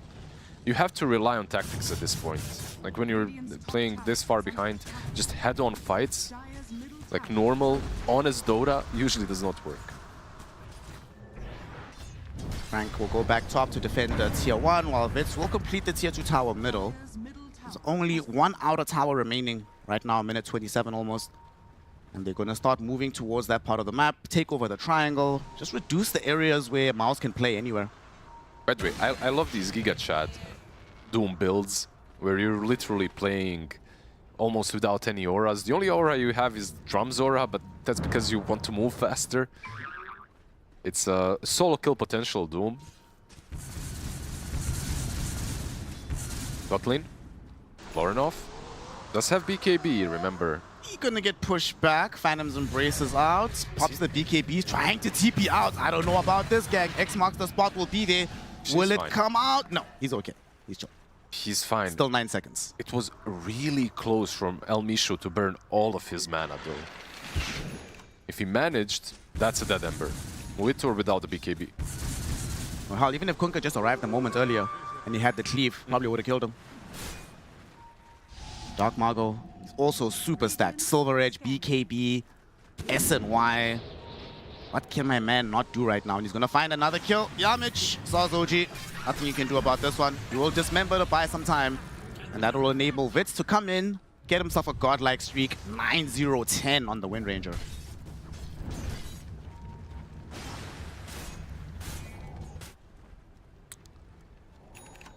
Okay, so what do you think about this Lincoln Sphere coming off of Lorenov? Is the game in that state that he needs to be this defensive? He doesn't have his BKB for another 35 seconds. Oh no, he is certainly dead. The Doom probably wasn't even necessary, but Frank will take no chances, ensuring that Lorenov does go down. Ember dead, bottom. Boom trying to roll himself away. Vitz had the focus fire out on top of him. Still doing a significant amount of damage. Gonna force out the TP, so he should be able to get home safely. Damn, like, the game is just so oppressive towards MOUZ. There isn't really a single move that they have made in the last, I don't know, 10 minutes, 28 minutes more or less. It feels like, but where is the move? If they don't have damage, they don't have survivability, they don't have a map to play. The moment they got the BKBs, Rosh falls, right? So you don't really want to use the BKBs in the big fight into the Rosh. You're already at a big disadvantage, but I expected them maybe to attempt something. Just wait for the Tiny to hit hard, I suppose. He's got Harpoon now. I'm gonna bring everybody down bottom, hoping to defend the tier 2. It was only Vitz, oh, nice hook, but Aeon just gets triggered out immediately from Schofield. He's alone though. Yeah, they're gonna just leave him. Schofield goes down. Nicely done. That's a beautiful kill. At least, you know, you defend your tier 2 tower, you recognize that they're not all there. And the smoke, there we go. 4 against 5, I suppose, is a good place to start. The problem is, since they've been zoned back so far on their map, they don't have any vision. Right now, South American rejects are playing very freely, just moving as they wish. You have observer wards that were planted out around the triangle. They're probably aware of the kind of move that's being attempted. Larinov will just walk by the Kunkka. Still can't find anybody. Misho, though, he is going to be the one that gets targeted and killed off. But will this be the end of the fight? He now isolates and see Dark Margo. He still has the BKB ready to go. Will eventually end up popping it. And they don't have a further reveal after he activates the Silver Edge. Really stepping in. He's they have running Doom as well. Frank is coming, ready with the Doom if he wants to. Schofield is also there with the Soulbind, and actually Dark Margo went back in. No more BKBs available from him, so they might be able to kill him. Ghost Ship, though, applies the Coco Rub, delaying this fight a little bit longer. Supernova finally comes out, and it's gonna help with the damage to kill off the Kunkka. As he goes down, the egg will pop, stunning up Vitz. Vitz is gonna fall. Larinov able to collect that kill, and now Frank has to run. Schofield will try to run a distraction behind, but it's not gonna be good enough. He ends up dead. Yamich misses the hook. So Frank, at least, is the one to escape. But a 4-for-1 trade. Yes, Crystallis dies, but Lizard, they got 4,000 gold out of that one engagement. Yeah, that's such a weird fight from South American rejects. Like, they were in a pretty good spot. They waited for the Grim to TP in, right? But I think he just blinked somewhere next to the secret shop, which didn't allow him to get in with the Soulbind fast enough. And the Doom was late too. And I believe Soulbind actually connected on the Phoenix, right? And he just presses egg. Yeah. And it just deletes the Soulbind off of him, so it doesn't really work, it doesn't really do a lot. And the next one that is doomed is Tiny. Plus Dark Mago already lost his BKB completely. And you see how far Schofield is from this, and Frank. Everything was kind of too late. Just beautiful execution from MOUZ, though. They pounced on this opportunity when they had 4 against 5, and they instantly score. When that team fight started, they were 14k gold behind. Now it's only 8. It's a pretty drastic change of affairs. And I think most importantly, it gives you belief, right? You're like, look, guys, we can actually take these fights. We do, with the right execution, we can still get back into this game. Oh, absolutely. With this kind of a team, I actually think this fight brought them back in the game. It was dire straits, but they're in a decent spot right now. 7k advantage, 32 minutes in. Not insurmountable. Not enough in the gang. Not that much mana available for this Ember Spirit. Does have a bottle to pop if needed. And his Lincoln Sphere is actually complete off the back of that fight. Yep. It's very important, this game, by the way. I know you asked it. We didn't really continue on the topic. Like the Lincolns on Ember, this game, not only for Doom, of course, there's just so many spells that are very annoying for you. Of course, that also means that there is a lot of spells that can break it. But whatever you break with the Lincolns, I feel like is value. Oh yeah, for sure. You're not getting shackled. As long as you can press BKB instantly, as the Lincolns gets popped, I think you're fine.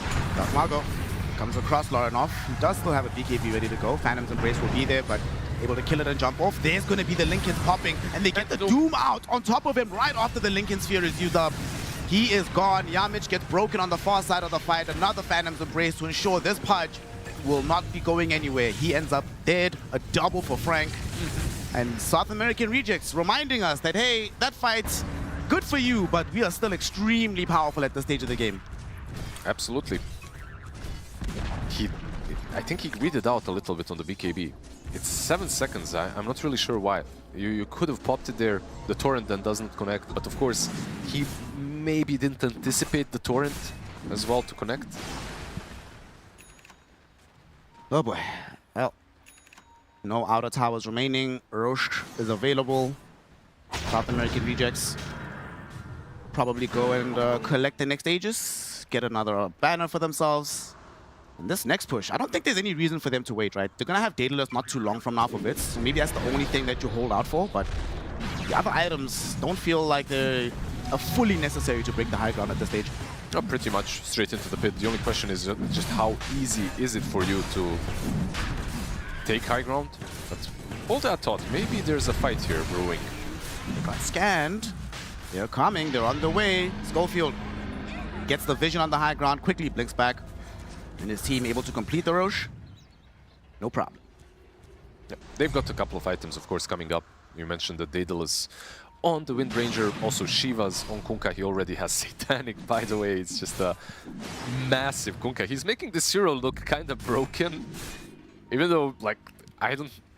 When's the last time you saw Kunkka in your pubs? That's like a very good metric. You know, if the hero is played, it's probably good. If you don't see him almost ever, I mean, when's the last time you even saw Attacker stream with Kunkka? Yep. I mean, to be fair, Dark Mago is playing it, right? It is Dark Mago. But he's the only one. Yeah. Is anybody on planet Earth allowed to play Kunkka and make it look busted? It's going to be this guy. It's like some Excalibur Tinker or something. Look at Lorenov, by the way. This is some ninja move right here. Deep wards from the Ember Spirit. Wants to maybe get a wave as well. Does have the safety remnants. Kills El Misho's courier. Must feel nice. And it's only the Doom here, so yeah, should be fine to get out. They're resorting to guerrilla tactics right now. Asymmetrical warfare. Yeah, they gotta hit them from behind. Lorenov has another remnant, gets out. El Misho, though, finds him. These guerrilla tactics will eventually be brought to an end, but the Doom doesn't arrive in time. Lorenov able to zip away, having activated the BKB. Yamich with the hook to drag him onto the high ground. Will keep it safe. They're playing the map really, really fast, but the guerrilla strats, the rat strats are still sort of working. Crystallis has his Daedalus, he's pushing out bot lane. Like they're spreading them thin right now. Usually the strat when you're playing versus Aegis and when you're this far behind, Tango. Is he going to be fine? Does manage to stun off Vitz, so stalling out some of the damage from the focus fire. And Vitz did not want a BKB just for that, so lets him go. This is more or less Pango's job, the way he's playing. Kunkka. Crystallis is actually right behind them. He was about to wander onto the high ground. They got him with the X. They forced out the BKB. El Misho, though, still going to be able to find the hook. Yamich, though, yet again, turns out he's working for the Salvation Army, keeping another one of his teammates alive. Yeah, I wonder if... well, it's definitely worth it for El Misho to put himself out there, right? To get hooked instead. Because you have Battery Assault, he can't dismember you. There's no follow-up. Plus he's got Crimson and Force Staff. Maybe they could have controlled the Tiny a little while longer. Problem is, Tiny did have to pop his BKB, so he's extremely vulnerable for the upcoming skirmish. Yeah. South American rejects, they know that. There's no better time to go than now. No BKB on him. I believe Ember's BKB is just now coming off cooldown, so a pretty good timing. Half of the Phoenix's HP was taken with one swipe of the Kunkka sword. Forced to get back. Boom, though, running interruption with this Rolling Thunder. They are going to get some stuns out onto the Kunkka. Kunkka gets dragged deeper into the base, dismembered. Crystallis trying to beat him down, but Frank blinks on top of him with the Doom, looking towards the Tiny. Supernova is used up, and Lorenov able to bring down Kunkka. Fitz can't take out the Supernova in time. It will go off, it will stun out this Doom, so Frank will lose his life as well. All of a sudden, Fitz isolated on the high ground, surrounded by MOUZ. The defense has been mounted. The defense has been mounted to perfection, by the way, but this is the only part of the game where MOUZ actually thrives right now with the draft that they've got. You have Tossback, you have Hook, you have Pango for the chaos in the backlines. Kunkka felt a little bit too safe. Why? Because of Satanic. But look at this. There's a Ghost on Pudge, so he tries to hit Pudge to heal up. Pudge just ghosts. You don't heal, you don't hit. He goes for the Phoenix, he tries to heal on Phoenix, Phoenix just eggs. And that's it, Kunkka was dead. From that point, he's literally just gone. It's all 3 core heroes that have died, and now MOUZ are coming forward, hitting the tier 2 tower. Big Lizard, bro. How is this game even on gold? I mean, yeah, when you just lose all your cores on the high ground that way, it can be. I think the push just wasn't disciplined enough. This is one of the craziest comebacks I've seen. If they are the ones to get the first high ground building, that is relatively astonishing, and you don't want to buy back on the Kunkka at this point. Doom and Wind Ranger do not have access to the buybacks. You know, there's a lot of big items that we didn't really talk about. The Diffusal on Pango, the Hex on Phoenix now as well. You know, these heroes, now they have ways of actually fighting a fair fight. It's no longer guerrilla warfare. They can come out of the woods. And at this point, look at the Tiny as well. This giant small with the Daedalus. A lot of damage that the big man deals. He's one-shotting at this point. Like, if he finds a Grim or a Clock, he is basically one-shotting them. Or two-shotting with the Echo Saber. They're actually going to smoke, playing aggressively now on the side of MOUZ.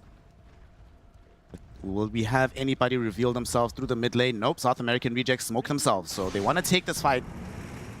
Perhaps they saw Dark Margot, but they don't know exactly where he is. Daytime now, some bonus vision is available. Lorinov was trying to go directly onto Schofield. Will instead content himself with finding out Frag. But Frag pops his BKB to try and find a Doom onto somebody. There's the Soulbind on the back end, but Frag can't get there. Finally, the double Doom will emerge. Yamich and Boom caught out, but they need the right-click damage. Yamich is going to be the first one to fall. Dark Margot looking towards at least chasing Crystallis. Crystallis gets brought down by Vitz and Frank. Dark Margot isolating Boom and killing him. Vitz with the double kill. 4 for nothing. The hell is happening in this game, homie? I have no idea. This game is so back and forth. This is like... By their own volition, they chose to fight into the double Doom. Of course, Lorinov will clean up the Grimstroke at least. Okay. Lorinov, not really much more he can do here, so... Gets out with the Remnant before El Misho can catch him. There's Vitz, like, though, and Frank, look where they are. They're on the high ground, just pushing Rags. They're pushing like 2 sides at the same time. Witz is on top lane already, Doom is pushing mid. There's an MVI this game, and that's Aeon Disc, by the way, on the Grimstroke. Like, absolutely massive. They tried to jump him with basically everything they've got to prevent the double Doom, to prevent the Soulbind, the Phantom's Embrace. He just walks it off. You know, pretty nice item to say on Disc. 2 lanes of Rags taken. They might be looking for the Megas. There's no buyback available on Crystallis for 30. Boom also in the grave for 40. So how do they stop this? Lorinov, his BKB still on cooldown for 45 seconds. Yamich will get the hook out onto Frank. They hex him up as well. Sunray will be there. They're putting in the percent-based damage, but it's just not enough. Frank will activate the Shivas, just run away. Supernova does come out. And they will be zoned away from the high ground, but what do they care? They've already claimed the Megas. Nice hook onto Dark Margot. He does have a BKB though. He will BKB TP out. The Torrent will also interrupt the further attacks. So he will escape. El Misho though probably gets sacrificed for this. Yep. Still a trade you'll definitely take for the side of South American rejects. He hooked in, trying to save his Kunkka for a little while longer. Unfortunately feeds away the gem, but yeah, they pretty much got what they came for, right? The Mega Creeps are up, 12k advantage. Okay, MOUZ, your time. Let's see. Let's see how they win this next team fight. I love how you take it to the foregone conclusion that they win the next fight. They're absolutely winning it. 1000%, it's happening. Can we see the graph? I want to see it go up and down, and like spiking at all these team fights. 42 minutes in. It's 11k lead for the South American rejects. Oh my god. That's yeah. Not an average game of Dota, I can tell you that. That's a trench right there.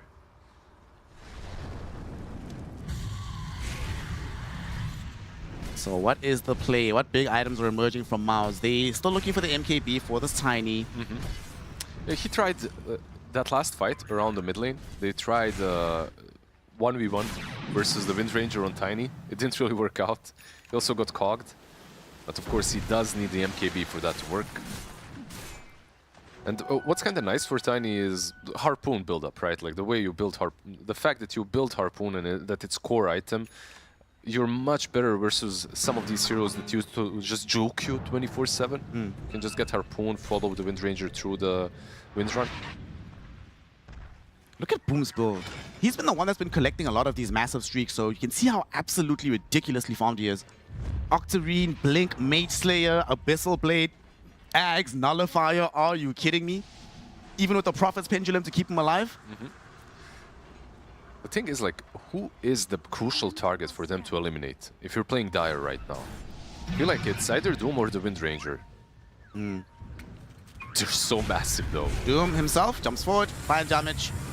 And they should be able to get an easy kill onto this Pudge, but at the same time, Crystallis were trying to bring down El Misho. Loranov, he re-engages in the fight. Jamich isn't dead yet. The Supernova goes off, stunning up the Kunkka. Dark Mago needs to get out of here. Spirit Vessel's on top of him. The damage from Loranov will chase him, and he's actually going to die.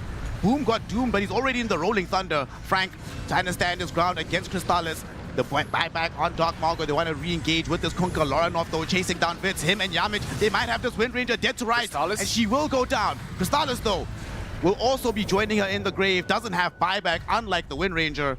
So they end up losing out on the Tiny. Yamich caught out now by Frank and El Misho. They should be able to get that kill. Loranov, he needs to escape. Just throwing out these remnants, chaining them together. Look at how paranoid he is. Goes all the way back into Fountain. They actually just call GG. Technically, they did win that fight. However, South American Rejects had more buybacks available, so they win the subsequent fight. They did win it. They did win it. You were right. Yeah. Whew. This fight did look kind of good because they managed to waste the Soulbind or force the Soulbind only on a Pudge, and he stayed alive for so long from the Sunray and everything. But in the end, South America Rejects, they do take it. This was just a fantastic performance from the get-go. Kudos to MOUZ for sticking in and mounting a couple of really nice comebacks. Absolutely. The guerrilla tactics fared well until they stopped working in the end. So they end up losing game number 1. Let's hear from the general what happened in the tactics board. South American Rejects take it, and okay, so the first 15, 20 minutes looked amazing. They were so clean, they were so good, and then yeah, whether that's it's credit to MOUZ or discredit to SR, we'll take that one step at a time. Amazing stuff at first. Absolutely beautiful. Okay. Like this TI mode, let's go. Yes, the first 15, 20 minutes, this should have been, from a more consistent team, I would say 25-minute game. They closed it out, maybe a 30-minute game. They were managing to get the combos off, something that he talked about. We usually don't see it, like the double dooms, but they went for the blink daggers, like first item blink dagger, which made things a lot easier. And when they were not getting those double dooms, they were not winning the fights. Yeah, I mean, I will take a couple steps back to your point, Shiva. South American Rejects, I think they showed why they are a 2-2 team in the Swiss, right? They're able to do really well in the groups in the laning phase. They do create these little problems for themselves, right? At the 30-minute mark outside the Roshan pit, where they kind of have the clock dead, the Grims respawning, they take the fight, Kunkka goes, they go high ground here, the same things happen. So for them, there's still that little bit of like that skirmishy mess to the team where they're not maybe as methodical.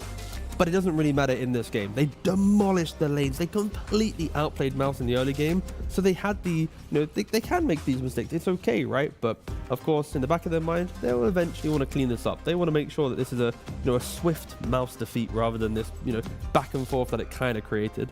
Yeah, if they want to be matching up against some, I'm gonna say higher caliber teams, because MOUZ right now, they still have like a stand-in situation and everything. They so far haven't shown the best performances.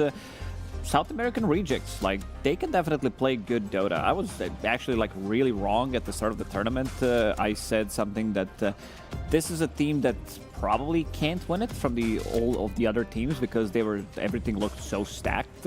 But I gotta say, they changed my mind. After seeing them play, they looked very good. We might see another potential, like, heroic storyline that we've seen when they did manage to win that Wallachia a couple of Wallachias ago. The main thing is they're playing their Dota. Like, when you watch them play, they're not trying to copy-paste, like, Western European tactics, the Eastern European way to win a tournament. It is like, we are drafting our heroes, we are playing our game, we are making our mistakes, we don't give a shit, we are going to keep going forward. And it's fun to see. Love everything about that, apart from the fact where you said we are making our mistakes. They should stop doing those. Oh, okay. Eventually, because No, I that's the agree. thing about this game. It looked like agree. chef's kiss perfect for those first 20 minutes, and 100%. then, like, why? Why the middle part of this game? Of course, like it really didn't need to last that long. I'll agree. I want them to clean it up, but to ask them to clean it up during a tournament is quite difficult. But I think that if they can continue finding lane-winning moments, like the way they broke the lane, like Wits demolishing the Pango, Kunkka rotating down, whilst they're killing the Pango, they're also then rotating top to kill off the Tiny. Like they're doing all these little combo kills in the early game, and it's like if you have this mindset and you can replicate it, they will be able to go toe-for-toe against some of the top teams in this tournament, but they have to make sure they can just really focus on the lanes. Yeah, I think in the games where this team is going to be looking good is they're going to look good. In games where they look bad, sometimes it looks like it falls apart so quickly, and they don't have that consistency right now. Sometimes they want to take it by brute force. We call this like cookie cutter strategies. They're staying true to their own form of drafting, which I respect, but at one point, they might be able to like hit the wall and be like, okay, this is really not working. We are going to need to adjust certain problems. But in this game, like the way it started, it was just clean. Like I don't think you can ask for anything better. No, well, I can ask for something better because we can relive some of those moments. Can we please show what happened in that early game? Yeah, it was just a very ease of execution, like the rotations. They are bringing in numbers. This is something that I've seen mostly from Eastern European teams, like especially BetBoom, bringing in 4, sometimes even 5 players, 5-6 minutes into the game, understanding that Ember Spirit here is not level 6 yet, and Kunkka's going to be able to pull it back in. You bring in your carry on top of that, and then El Misho, Clockwork plus Dark Mago. He's the one who's going to be joining, and I think Pango from the offlane a lot of the times looks like a relatively weak hero if he's not off to a good start, which sometimes he can struggle, and then you need to build into your Mage Slayer, but they're going to be ready to kind of clean up. I don't think they managed to steal the XP rune 7 minutes in, but allowing your carry to get a triple kill, get off to such a good start is massive success. Yeah, it makes me wonder, because this Pango was overall first pick, and we did see the Pango being moved from the mid to the offlane, so they already lowered it in priority a little bit, but it got figured out anyway, T-Gov. Yeah, I think they expected the Pango to do better, right, into like the clock Wind Ranger. You have ways to get away from the cogs, but even if you do, you're going to get hit by the cog. I don't think they envisioned Boom struggling this much, but I think MOUZ in general have been struggling a lot in their lanes. You know, during that, we're like, they're doing, you know, what was it, the 6,000-7,000 gold lead at like the 10-minute mark, they're struggling. We had a little deep dive in the stats. We're like, how is it so much for South American rejects? And MOUZ kind of plays a part. We can put up the graphic in a second, I believe. I'm going to cue it myself, if that's okay, Shiva. That's fine. Thank you very much, Shiva. Graphic. That's allowed. It is coming. Don't worry. They just, you know, because it comes from you, it takes a little bit longer. That's fine. It's my fault. But either way, look at here. The average net worth of teams at 10 minutes at Wallachia Season 8, right? PVision up top, 17,000. Actually, I believe that's Falcons, but it's okay. The point is with MOUZ, look at them. They're at the bottom of the net worth. Of all teams, they're a 2-2 team. They're eliminated teams already not playing in Wallachia anymore. And MOUZ still are below those teams for net worth at 10 minutes, like total team net worth. So I feel like MOUZ clearly, statistically, cannot win their lanes. Yeah, good comeback team, though. We saw like 2 really good fights coming out from them, even with such a massive deficit. Like even 10 minutes in, if you compare 2 of the mid laners, there's a massive difference. KDA for Kunkka, like you would love to have, you know, something on the board, but the net worth difference is almost like 2,000. This is something that you shouldn't allow to get away that easily. And yeah, on one side, I want to see MOUZ do better in lanes, pick heroes that can actually win them lanes. And then on the other side, I would want to see South American rejects go for a little bit more consistency. Keep that net worth that you have and just have a clean execution in the mid game. Yeah, because this Ember was picked after Kunkka, after, like, it was the 18th pick of MOUZ, so that should be the, you know, the cornerstone of the draft. I think it was honestly fine if the side lanes didn't crumble so quickly. And also, I don't think you're always envisioning the carry to rotate into mid and everyone to swarm into mid at the 5-minute 50, right? I think the only team that does it reliably is like Liquid, potentially, with depending on Mickey's hero. And then to see Wits do it as well on his Wind Ranger, that was like, all right, fair play. So maybe that's going to be factored into next game. Like South American Rejects are very willing to break their lanes to go kill whoever they respect the most. Well, we're going to find out if MOUZ can turn the tides here or if South American Rejects will punch their ticket to the playoffs. We're heading over to game number 2 after a quick break.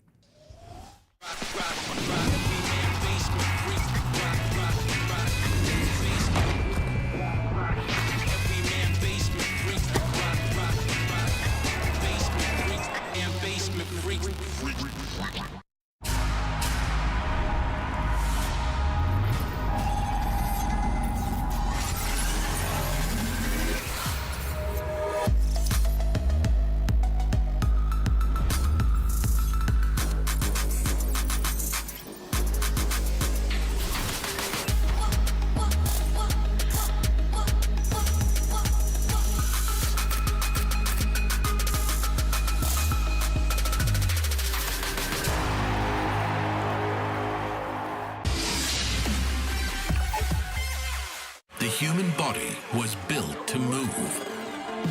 Not trapped at a desk in one singular posture for 12 hours a day.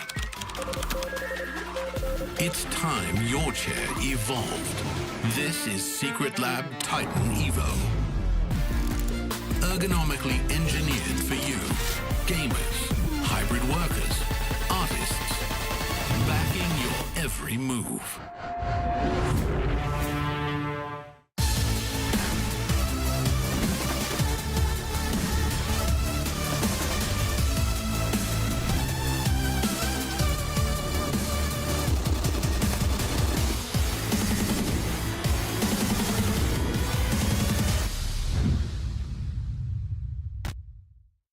Hero changes, map changes, a lot happened in 7.41, so we decided to catch up with the pros and see what they thought were the biggest changes to their gameplay. I love the new pets, and I think the new pets is not so aura heavy. You can be very greedy on offlane, I think, which is like pretty fun. Yeah. That's like, you can go full grid, you like these Giga builds, like Bloodstone builds, Shiva's builds. You don't have to like buy Crimson or Pipe every game, Lotus. Yeah. I mean, Lotus is fine, but like, yeah, just no aura, but like, just go Giga. Yeah. So offlaners are able to have fun again? Yeah, kinda. You can carry the game now. I mean, gameplay really didn't changed heroes. That's... But I'm still trying to find some heroes to play, so it's not affect my gameplay. Okay. It's only just about rate. I think last patch wasn't very good for me. I don't think I played that well, so I think this patch, I think both the heroes and playstyle fits me a lot better, and I think it's a lot more comfortable for me. Huh? In what way? You have to be specific.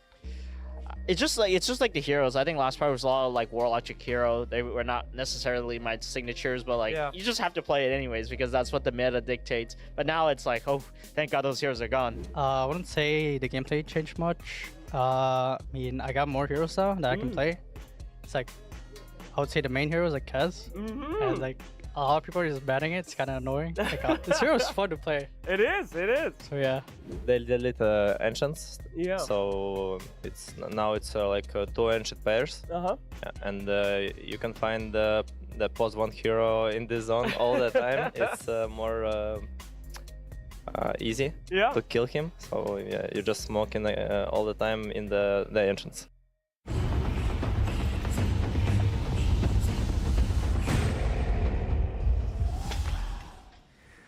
You are watching South American Rejects versus MOUZ in a best of 3 with on one side elimination, on the other side advancement to the playoffs. And it is South American Rejects that is 1 game up, which is why you see maybe some frustration on the faces of MOUZ, because they are looking to turn the tides, not just in this series as a whole, but I'd say, Tigov, maybe also as the tournament, or sorry, the season progresses. No, of course, right? Like when you look at their records, right? Like since Wallachia, when they won it, they got 3rd place at the Blast Slam, but since then, it's just been kind of a downward trajectory for this team. You can factor in, you know, other elements into play, but outside of this graphic, there's 4 qualifiers that they played. They missed out on 2, you know, successful qualifier runs. They're not going to future tournaments. Like, it's just really awkward for this roster, because when we saw them at that Wallachia, we were hyping them up at like, what if they can continue this? Like, they're going from the open qualifier team to now coming here, the ragtag free agents. Yeah. I think there's a very similar play style between, like, just the logic behind Dota between these two teams, where something that we talked about when they won Wallachia was, this is a brawl team. They're going to be picking heroes. They've been picking their spirit breakers, everything that they felt was like really good at the time, and they just kept fighting. Like mid one, going in multiple times. Like there was one game, I don't think it was during Wallachia, but it was during something else, where he bought back twice in the first like 17 minutes. Just like, okay, what are we doing here? Like, this is something that other teams would definitely not do, because if you die back, you're going to lose the game. But they are a crazy team, and this team knows, like, if they're off to a good start, they can close out the games quickly. But recently, more, you said that, the lanes haven't been going their way, so it's something to definitely improve on. Yeah, I feel like it is in them. It's one of those things where it's more like player confidence. I think the heroes are fine in meta. Like the general concept that they have are fine. It's just like, you're not seeing the flair shine. Yeah. Right? It's like, it's a different, like, even though it's the same dudes pretty much, I'm not seeing them play the same Dota they played in 2025, right? It's one of those things that we can't really answer why. Maybe it's exhaustion. Maybe it's the fact that, again, at the tail end of last year, they were playing the most games of any pro team. Maybe the ideas have faded. They're not able to kind of connect. But it just takes that spark, and they probably will return to form. You know what could provide a spark? We'll have the draft on our screen momentarily. But something that could provide the spark is getting their hands on a hero they normally don't get their hands on. I have a sneak peek of the bans so far, and 2 heroes are not banned. Alchemist and Slardar. Yeah, I would lean towards Slardar more. Yeah, me because too. Slardar opens up more combos that you can have, like whether we're talking about the Wind Ranger, whether we're talking about potentially getting the Kez on top of that. Like, there's so many good pairings. Like, this hero is even very good against Tiny. Tiny is like one of the better carries in current meta. He's like super tanky. Slardar sways the matchup with Slardar on the enemy team in that favor, because it just makes it so simple, so easy to play for the enemy carry. So I think I'm really happy to see Slardar get promoted to Alchemist, right? Yeah. If this was like day one of the tournament, it would have been the Alchemist first pick. Teams would have maybe thought about Slardar, even later down in second phase. But yeah, Slardar, as you've mentioned, extremely high in value. So much that Alch's not even been ignored in the first phase bans and picks. That really is just showing the kind of the development of this tournament. Is Batrider good against the Slardar? Yeah, I think it's perfectly fine in regards to the pacing, right? Batrider, going from offlane to support, you just make things happen. And whilst Sardar's trying to farm his like treads into Blink, you'd hope Bat's getting kills elsewhere. In this meta, I feel like Batrider scaling is through the roof from the offlane. I think this hero, if you have the opportunity to pick it, you should play it as an offlaner. We had an interview with Eki the other day, and he was kind of on the same page. He was talking about that, he can make the hero work from position 4, but if you want to go Giga, as this seems to be the new term for Dota players, everything is Giga nowadays, where you can be the one actually scaling with your Lotus Orbs, Bongo Boots, Bloodstone, maybe Shivas. Like, you become super tanky. You can also be the initiator, but both of the teams, they do have like a BKB piercing ability, which is always going to be good, even though BKB has been nerfed. We're kind of glad that we're not seeing the refresher double BKBs anymore. It was a very good change to Dota. I'm sure there's some cores out there who are upset, but I think just but my second beacon. I want to be able to do everything. I'm cool. I found 400 creeps. No, grow up. It's like, it's so cool that like now Refresher doesn't do items. Like the late game, there's always a chance where it's like, if you do make a mistake, you can get punished and there is a comeback. Like, it's just another way to layering the fun of the late game. Yeah, I thought that change might prolong the games as well, because the double BKB refresher timing was like insanely good. We've seen Falcons, ever since the team has been formed, utilizing these refresher double BKBs to kind of win the fight off of that, or just to get one step closer to it. MOUZ didn't do go for the Alchemist. It was fully ignored. Not even second phase banned. Yeah. They'd rather ban our Clock and Tusk. Yeah, I don't mind that. It is just more of a look towards like, yeah, Mitch, we don't care about your Pudge. We care more about these two heroes that you're going to play. Even when MOUZ was winning tournaments, it was the same logic. We respect your clock task. We give you the Pudge, but we lose, right? But this time around, it doesn't have the same winning formula for MOUZ. And for South American Rejects, it's making sure they have just good combinations, right? Slardar, Pangler, I think, are some of the most fun cores you can have on the team because they break the formation of a fight so easily that Grimstroke will always get his spells off correctly. Because Slardar, Pango, they don't care. They just go in. They also break the armor on the hero. Like your supports, even without Slardar in the mix, they just hate to play against Pango. Like it's something like your spell damage gets reduced by Mage Slayer, you're getting constantly rolled on, and the minus armor, sometimes you get like 2 shot in the fight. With Slardar, you might actually get 1 shot. So quite a lot of minus armor. I want to see what MOUZ is going to be picking up. I would love to see some heroes that are tanky enough, something that can provide them with a little bit of protection. Something, I mean, naturally, you are building into AC as Alchemist. You might need to prioritize it in this game maybe slightly more rather than giving another Ags. I've not called for it, but I wouldn't mind seeing like the techies here, just for the lane. Have the Taser, survive the Slardar a little bit with Taser, and then you also can kite out. Like if you can apply any form of kiting to your lineup, you might even be able to pressure South American Rejects into kind of bad initiations. Something they did do at that 30-minute mark in the game. When you have heroes like Slardar, Pango, you are going to be running around and you might be forgetting where other heroes are on the map when you are that kind of chaotic.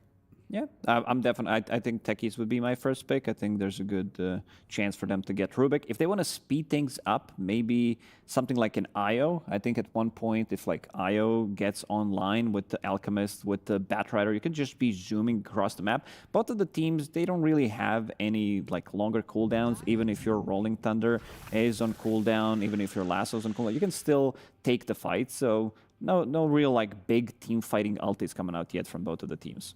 But MOUZ, they identified the fact that Slardar and Pango, you could argue both getting flexed between offlane to mid, but no matter what happens, you're going to lane into a Viper, and you're probably not going to be very happy.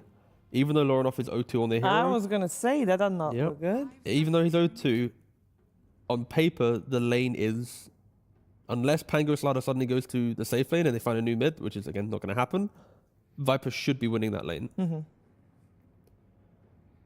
Let's see what they want to pair up with it as well. Compared to previous game, a lot more thought seems to be going into this draft for both teams. Identifying the problems, like Viper, lane winner, you get Batrider, who's also super strong in the lane. Right now, they didn't want to show where this Batrider is going to go, so they're going to be keeping the 24 pick to potentially try to ruin the enemy carry, and it's going to be Kez straight away. This is something that we talked about, the combinations. At one point, it gets like pretty ridiculous. Like it's just like, what the hell is going on? It's not even Dota. You get like 1 shot bit by either Pango. Like you basically have the double swashbuckle coming out from these two heroes. It's insane. You're going to have like Inkswell to buff you up. You're going to have Corrosive Haze, like blink and you will disappear as the game progresses.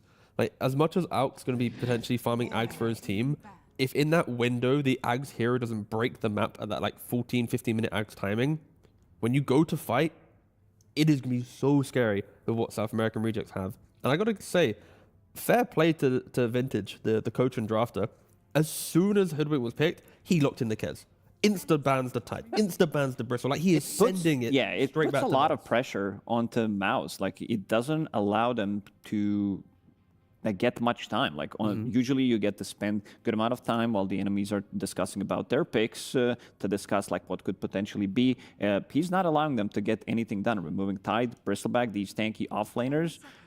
I would say overall it's a good Underlord game, but playing against Grimstroke plus Kez could just get you annihilated in the lane. If they're looking for someone who can, square up, most of the damage that they have is physical as well, so you could be building into items that is going to help out the team, reducing their physical damage as well. But previously we saw Schofield on Grim, and do you want to have Elmisha on Grim this time, or? I mean, because it's the Kez in the carry role, you could argue Grimstroke can go to 5 because the partnership's fine. But also Grimstroke playing with Slardar is going to look really nice as well, right? Like, I think they just have two good side lanes, and they go for the Crystal Maiden. They want to win their lanes. Yeah. That is this is like a bit of a pub draft, I would say, with the combination of the supports. These two supports are usually not paired up together because they're kind of doing the same job. A lot of the time your position 4 wants to do something else. But right now we're saying we have this range plus melee combo that we're going to be using. Insane kill threat in both of these lanes. You may now select your heroes. That's a Largo. You need to see where it's going first before I react. Okay, it's off-lane Largo. Off-lane Largo. Okay, so off-lane Largo, at least it directly responds to Crystal Maiden. When she presses Frostbite, you press Lick, you walk away, you get the extra little bit of regen.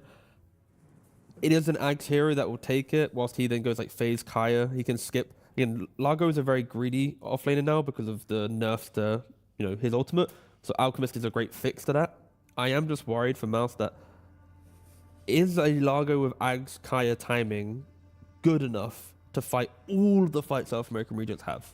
Yeah, also, where's the damage and who's making the moves? It needs to be supports. Viper, like, this is a very slow, sluggish hero. He might win his lane, but Alchemist also, he wants to farm. Largo, he wants to be in his own bubble, in his own river, just farming it up. So a bit of a type of a lineup that's going to be more reactive to what South American regions are going to be doing, which I'm never the biggest fan of. And I feel like this lineup can fall apart. There's a lot of aggression from South American regions that they can pump in early on with the support rotations to the mid lane to kill this Viper, even if he's off to a good start. And we saw what happened previous game with that T. That was spooky. No, and it will be spooky again. I think like for MOUZ, it really is more on like individual play. Like Boom has to play a confident Largo laning phase. Lorinov needs to demolish the mid lane, and they have to play together correctly. If you don't see Lorinov and Boom kind of utilize their heroes, then I think things will just disappear. South American rejects, like their draft, like you said, it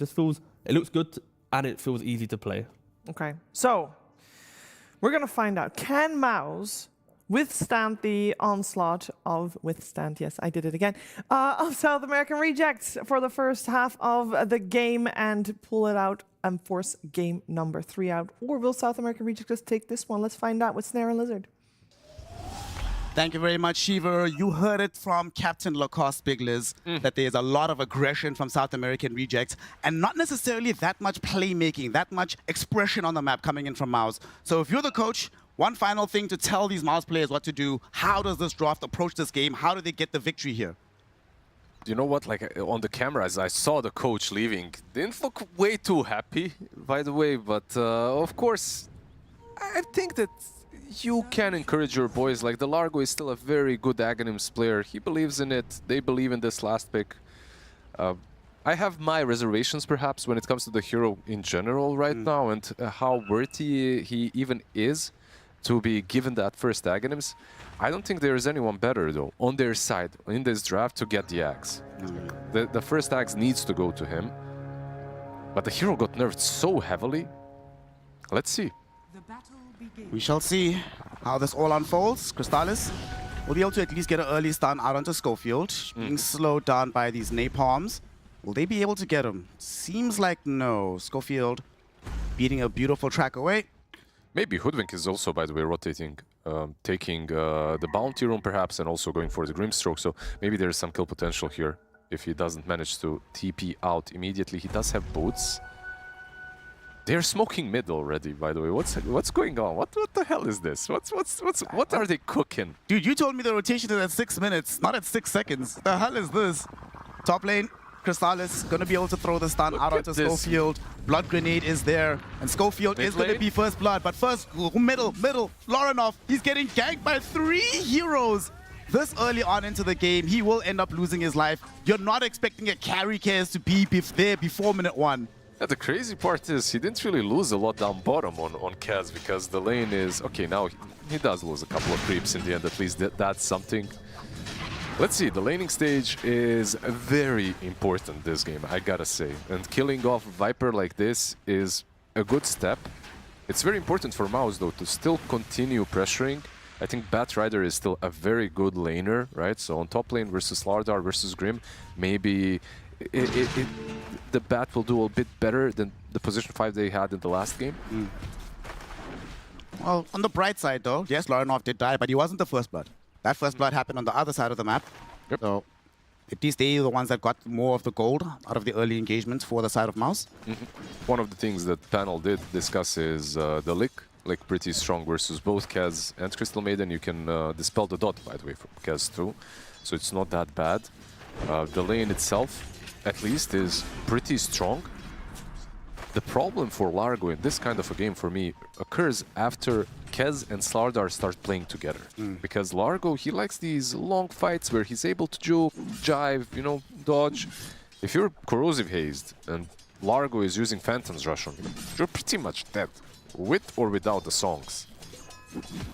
Let's see how Boom is going to be able to perform here. So should be fine in the laning phase, but like you say, Slaughter, I'm really focused on the Slaughter. They need to make sure that this guy doesn't have one of those Slaughter games. And this have been most of the Slaughter games at this tournament. 15 Slaughter games have been like that, right? Like he has 15 Ws and a lot of games where our offlaners are just literally carrying the game from the offlane. I don't think I've ever seen as many games where Slardar is top net worth and top experience as well as in this tournament. Yeah. Schofield made a rotation towards middle. They want to try and play into Loranov. Inkswell will be there. Blood grenade thrown out, and there's going to be the swashbuckle as well. They lost their both Viper games prior to this one, right? Yep. That's one thing as well that is maybe not that great top lane. They might try kill Frank here on the Slaughter. They got a big stun out on top of him, slowing him down with the napalms. Grim is coming. Frank is falling lower and lower, but Schofield is on the way. He'll come through. No Inkswell just yet. He doesn't have the mana for it. Frank able to get a stun out onto Crystallis. Will Crystallis throw it in time? He does, but he can't chase him on the high ground, so Frank will live in the end. They managed to save him with just showing up as Grim, basically, right? Alleviating a little bit of that pressure. Batrider went for Grim. Maybe he should have continued chasing the Slardar as well. In any case, Pango is guerrilla mode, skipping the waves. He doesn't want to play against the Viper anymore. Will finally die. Okay. Crystallis is going to find a way to get the kill. Greeding out a little bit, right? Like not going to the base instead of staying in the lane with low resources. That sort of saves the Crystallis, right? Because he'd missed the wave chasing after the Slaughter. I thought that was going to be bad for him, but if you get back a kill, all of a sudden that time is well spent. Oh, that's... We have a lot of low CS heroes across the map right now, and most of them are on Radiant, so far so good for MOUZ. Down bottom, Vitz is also in the low CS department. As you said, this lane is quite strong. They haven't been able to find an opportunity to bring down Elmisho just yet. In fact, Elmisho's left. He's going mid. Guys, the hell is this, dude? If Loranov comes a bit too far forward, he might get frostbitten from the high ground. And now they know that he's alone. Vitz getting aggressed upon. Bushwhack beautifully expressed onto this Kez. He will try to throw out something to get himself out of here. But eventually, Vitz will end up dead, or will he? From the high ground, can Yamich find the vision? Boom, there with the lick. And that is going to be a kill on the Kez. But at the same time, Loranov suffers his third death of the game in the mid lane. I think just bullying Loranov is way more impactful. Like, whenever you're playing versus a Viper, you want to make his lane as ugly as he is. And that's what they're doing. Like, he's 0-3 on the Viper. This hero does not recover very well. No matter what kind of an item build you go for.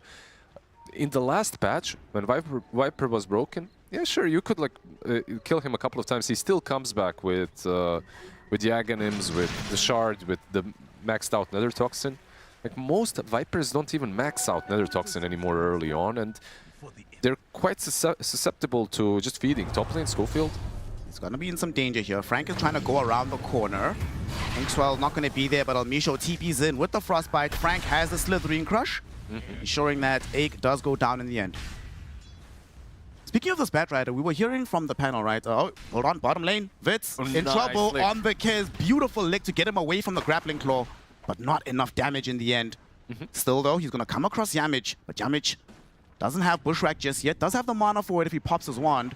Yeah, he used the ward as well to scout him. Vitz is struggling. This is Struggle City down bottom. Lowest net worth core, by the way. Okay, this is good. You were saying you want the laning phase to go much better for MOUZ, and this is definitely going to help. But unless Ike, no. Okay, he's fine. Okay, so actually, it's a good time to talk about Ike, right? Commander T-Gov was saying about this Batrider that, Commander T-Gov. Yeah. Okay, so we have the General Shiver, Commander T-Gov. What's the cost? He's a captain. Captain, okay. Captain the cost. Who's Colonel? Who's Colonel? Jenkins can be a Colonel. Fair enough. And then since he's new, Private Viha. Wits. Again, getting gone on. Wits will be able to get himself out. And now, though, Dark Margo has made his first rotation. Comes bottom with the Inkswell. Will trigger it out onto Boom. Rolling Thunder will be there as well to cancel the TP of this Hoodwink. But they will want to chase the high priority kill. Stroke of Fate will chase him to get the vision. He's still alive, though, on this Largo. In the meantime, Vitz gets brought down by Yamich and Ike on the far side. Ike will pay for it with his life, though. A tower shot brings him down. They're slowing down the Kez quite a lot. You know that combo that we talked about of Slardar plus Kez? For that to work, Kez needs to have something at least. And so far, not a lot. Boots plus Band of Elven Skin in the inventory doesn't fill you with confidence. Of course, he will be going for the Mage Slayer build. He does have Slardar on his team, so Corrosive Haze plus Mage Slayer, really good against Largo. Okay, I'm finally going to talk about this Batrider. What do you make about Batrider in position 5 instead of position 3 or 4? I think it's all right. I love to see a Bat when he's able to dominate an offlane. If the game is like that for him, where he can just, you know that the lane is good, this kind of a game, it's probably a much better lane for Largo as a last pick. I think that's one of the reasons why they switched it up, because top lane Bat is better, and Largo on offlane is better. So switching these two things up made a lot of sense. You get a Dispel on bottom, and you get a hero that is naturally pretty good versus Slardar on top. The man who we just saw on screen right now, Boom, yet again playing aggressively into Vitz.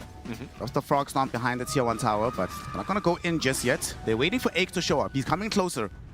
Boom. They have vision. This Observer that was planted earlier by Yamich is providing a lot of value. Beautiful grappling, but it's not going to be enough for Vitz. They need Frank to come in as well with the TP. The lick is going to be out. Vitz, will he finally die? No, he won't. Frank prevents the Batrider from chasing him. So he's the one that gets credit for the kill instead. Nobody else from MOUZ can stop him. They're really trying to make chaos on the map on the side of MOUZ. You see, like, these kind of moves bringing all their heroes down bottom. Wits! Oh, Yamich, beautiful. He had the patience to remain behind, ensure they find the kill, and now Boom will just charge onto El Misho, not going to allow him to get through the Twin Gate. It's now a double kill for Yamich. Yeah, the chaos is definitely made. They managed to absolutely obliterate this bot lane. Between the Hoodwink and Largo, we did say that this is a pretty strong lane, especially when you're building the Largo the way he is with phase boots. It's not really the most common build, but you do see it every now and then. When you go for phase boots, you are basically saying that you want to be in the lane. You're not going back to the jungle most of the time. Rolling Thunder, they want to try and maybe go on to Boom here. He doesn't manage to actually get the channel off there. Wait, what happened? Did he just cancel it himself? Was it a... It seems like he cancelled it, yeah, because it's on cooldown. That's very strange. Largo will escape as a result, but at least on the other side, they did get Yamich. Wait, what exactly happened to the Rolling Thunder there? Can we get a replay on that? That was very strange. Ike gonna find himself in the eyesight of this Dark Margo Pango. El Misho will come through with the Nova, finish him off in the end. Still get some kills. On the bright side for all of this, right, they finally alleviated some pressure onto Larinov by constantly skirmishing down bottom. They're not aggressive onto him. Oh no, Costa's curse. My bad, Larinov. I didn't mean to do it. He's gonna be kept alive by Boom though. Dark Margo gets punished for his aggression, but the freezing field of El Misho makes sure that Larinov does die. Now Yamich trying to run himself away, but Frank will not allow it. Killing off the Hoodwink. Boom. Also with the Phantom's Embrace and Corrosive Haze on top of him. Now a Raptor dance from Vitz. Looks like he might die here, but he starts strumming, singing the song. He's kept alive for a little while longer. El Misho went in for the Frostbite. Instead, all he finds is a Frog Stomp and death. Largoba actually having some impact as well with his ulti, as it has been changed. You don't really need the Aghanims any longer to deal a bit of damage with it. Alchemist didn't TP. Maybe they could have gotten another kill if he continued. He cancelled his TP. But nice rebuttal, you know, saving the Viper for a little while longer. I have one problem with what you said, though. Let's see. Oh, yeah, he just cancelled. Yeah, cancelled. Okay. Yeah. I think the lick messed with him a little bit. You know, like he got licked. It resets a little bit. He thought that he had to press it again, and he cancels it instead. But when it comes to Viper, do you want a Viper that you alleviate pressure from? This is a hero that's supposed to applying pressure. I know, but what else are you supposed to do? True. You know, he got ganked 3 times by like minute 3. It's like, guys, okay, we need to, like you said in the previous game, right? You can't rely on normal solutions. You have to sort of think outside the box. Yep, absolutely. And they are smoking up already. Thinking outside of the box by putting Kez mid now instead. Not letting him suffer down bottom. Dark Margo and Schofield don't really have great vision. They do scan. They actually expended both of them. And Boom is not going to get caught out by it, so he's chilling. By the way, look at the highest net worth on Radiant. Once again, it is this boy. It's the hero Slardar. Like, how the hell? Nah, this can't be allowed in the playoffs. You know what? Like, this hero, once you buy a shard, is fine with farming. But pre-shard, like, you're really not that great. It's just the slithering crush that you have to work with. Of course, when you have 2 kills to your name, that helps out. I also love how Alchemist has gone out of his way to not be involved in this game. Be like, forget I even exist, guys. Let me just do my thing. I kind of like that and don't at the same time. I feel like Alchemist early on in these skirmishes is actually pretty valuable. He's very hard to take down if he has ulti up. Acid Spray, actually a pretty good spell as well early on at every stage. And he gives you a decent stun. Like when you're fighting around the tier 1 tower, there's this play where you start channeling the stun, you TP in, you instantly throw it on someone, they don't have time to react. Well, it looks like the memo has been passed towards the South American rejects that, hey guys, there's still an Alchemist in this game, let's go hunt him down. They go through the Twin Gate with Schofield and Dark Margo. Unfortunately, Crystallis is already in a very safe position. Even Ike in front of him to break smokes if necessary. Yep. Stacking up as well. A lot of, like, one of the reasons why Alchemist is so good right now, a lot of small camps, easy to farm. Unless someone steals them, of course. Dark Margo. I wait for the Blink Dagger, actually, on this Bat Rider very early on. Yeah, I don't mind that. There's like a couple of builds that you can go for. Boots of Bearing as well is like a standard build, but when you're a support and your team needs initiation... Ike could be in some trouble here. Inkswell's not going to connect, but he does find the lasso out onto this Pangolier. Soul Bite is there, but it's not going to matter as Boom TP's in. The damage from Laranov will also be there as the Viper has made his entrance known. Sharpshooter catches him during the roll, provides the damage. Laranov gets the credit for the kill. They're paying for their over-aggression. Like in last game, everything went their way. Oh. That was actually Radiant. He has the gold for the Talisman right now. Yep. So delaying it for an extra minute and a half. Alchemist still farms pretty quickly, right? You've got Acid Spray, Soul Ring. Oh, let it go.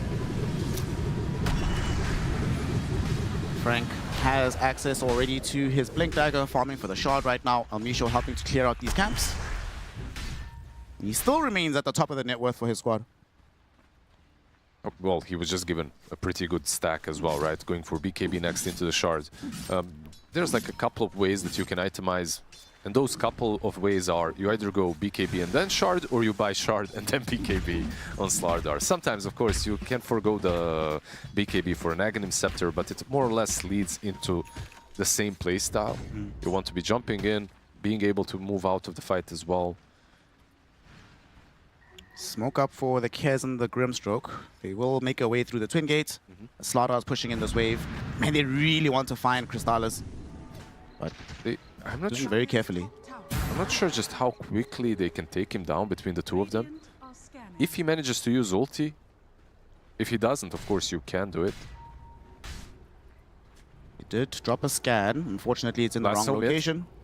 Middle, there's a lasso indeed, going out onto the Crystal Maiden. Elmisho will die, but they did throw out a Frostbite onto the Viper. Beautiful flame break to interrupt the initial jump from Dark Margo. He's still going to go in, though. He has some support coming in from the other side. Look at this. Laranov surrounded. Raptor Dance comes out.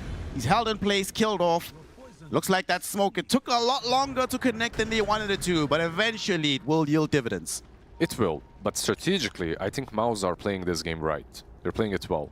Like the outskirts of the map, bottom right, and the complete right of the map, it's just Largo farming. Top the whole map is Alchemists. The other three heroes are literally just cannon fodder. They're sitting in the mid lane, trying to build a wall, trying to make sure that if anyone dies, it's one of those three. They're basically asking for aggression. Meanwhile, Largo almost Kaya and Sanj. He pretty much has it. That's their go time. Their go time is the Aghanim's on Largo. Now, I don't know how many Largo games have you seen, but I have never seen this hero have game-changing impact since the patch. Oh, since the patch, yeah. Since the patch. Of course, before he was about to say what? He was literally a game winner, right? Like every single game you play. Yeah, now he sort of feels more like a facilitator of an already winning team rather than the reason why you're winning. I feel like to me, he's like one of those heroes that got nerfed so heavily, but teams are still willing to pick him just because of old time sakes, you know. How bad can it be? Let's try. Let's try. How bad is it really? Let's see what Boom can accomplish. He's going to go for Crimson Guard next after the SNY. Crystal is still farming for his Aghanims. So the hero has very interesting playstyle, and it's a bit different than anything else that's in the game. So I would like to see Largo still stay in meta. Right now, not really the greatest win rate on the hero. How's our boy Larenov doing here?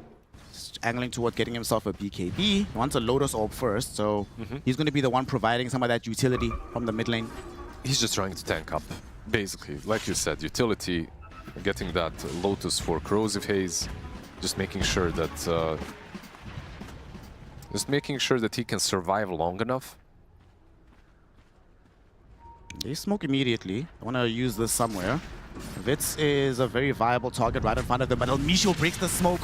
Unfortunately, on the low ground, that's all they'll find. And Vitz was literally heading towards them. Kez kill was about to come, but he still walks there. Blink Dagger available in a couple seconds. Dark Margo trying to do the Rolling Thunder, goes in with the Ink Swallow on top of him. Can he catch up to the Largo? Not just yet. Yamich also able to juke himself away. The only person who might die here is Ike, but he blinks into the trees, attempts to TP out, and succeeds. That's a pretty good disengage from MOUZ. It's also one of the reasons why they didn't catch anyone was the Flame Break, right, on Pango.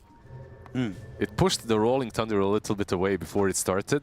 It pushed Pango away, so he couldn't really get on top of the Crystal Maiden. Sorry, the Hoodwink, I believe he was going for. Bot lane. Yamich. Gonna eat a lot of damage coming out from this Pango. Raptidons will be thrown out. The tick damage, not enough to kill him, so Yamich will live, especially with Largo right next to him. He's just not big enough. You know, Kez in this situation in most games could get the solo kill, but he just doesn't have the farm or the levels. He's level 11, Mage Slayer, no Dezo just yet. He's getting closer. With a Dezo, he'd definitely get that kill. There we go. Oh, now that's interesting. They decided to give the Aghanims to Larenov instead. What do you make of this?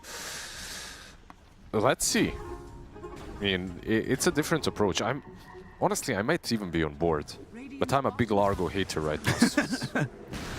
You're not pro Viper, you're just anti-Largo. Pretty much. And there's like one thing that's kind of nice about Viper this game, you know? This whole Grim idea is really good against elusive, squishy heroes like Embers, Storms, even Pango, you know, like these kind of heroes. Phantom's Embrace just completely destroys you. When you're playing Viper and you have Lotus, I mean, giving Aghanims kind of does make sense. It's a massive attack speed slow, and if they hit you only a couple of times without Corrosive because of Lotus, I kind of dig it.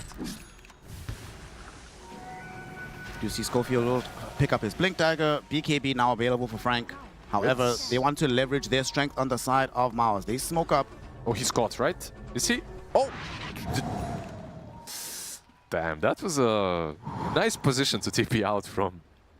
That was so close. Doesn't seem like Ake and the boy is going to be able to find a target here, so... This is kind of all coming together for MOUZ, though. The Crimson on the Largo, the Lotus, BKB, and Aghanims on a Viper. They're trying to make like this disgusting ball of heroes that cannot be killed. I kind of like it. Solar Crest on Hoodwink as well. I can see the idea. Tier 1 tower being sieged upon here with the Siege Wagon behind it. Frank has a Blink BKB, so he's a very serious threat. Larenov not going to want to just stick around and deal with this guy. Throw around some poison attacks just to make sure it cancels out the Blink. And Oh, what? El Misho got the tower deny. Despite having the greedy enchantment as well. Yeah. The Crystal Maiden with like 50 damage, no attack speed, gets the deny. But, you know, like, when you look at these four heroes, it's kind of rough to fight into them with the Lotus and Aghanims on Viper, especially with the Crimson on Largo, which will allow Alchemist to just continue farming. And I love this. This is probably the first time that I'm seeing it in this tournament, like the two Aghanims build. I think this is optimal for the Alchemist. It wasn't optimal in most of our games, but getting the double Ags early on, if you can get away with it, is the way. Crystallis has been getting away with murder. He's 1-0-1, and those kills happened literally at the beginning of the game. So he's just been quietly here. His team has made enough havoc across the map that no focus can be applied towards him. And he's also been farming this very safe area, right? They try to gank him multiple times, but he's made sure he's never getting caught out. And there it is, second Ags on the way. Okay, full second Aghanim Scepter. Some more damage on the Alchemist, some more farm as well that is easier to pick up. His team will smoke up now. Again, we saw this issue play itself out in the first game, where they were really struggling to get positive vision on the other side of the map. But now, big Marco, can they get him before he blinks away? Yes, they can. Drag back in. There's going. Oh, they missed the bushwhack though. And they missed the sharpshooter. Oh no, he gets off the Rolling Thunder. Tries to get back into the fight. Inkswell applied to the roll. Still gonna stun up multiple heroes. Yamish very low, but he's still falling. Dark Margo just a little bit more damage would kill him, but he manages to get out. They kill off Yamish. Did lose Schofield in the process though, as Laranov applied the damage out onto the Grimstroke. Yeah, very nicely done by Dark Mago to blink on the high ground there and get away. I thought he was dead, like he was looking almost gone. Wits on top lane, there's no lasso, right? But they're still chasing him. Okay. He's chasing forward. Ache. Almost certain to die here. The question is, can Wits get out? As Crystallis finally deciding to involve himself somewhat. They put the stun out onto Wits. Licky Lick brings him in. There's the Frog Stomp. Wits is gonna die here. He moved back into the Frog Stomp as well. Okay, that's a pretty good trade now in the end. I think Kaz for a support.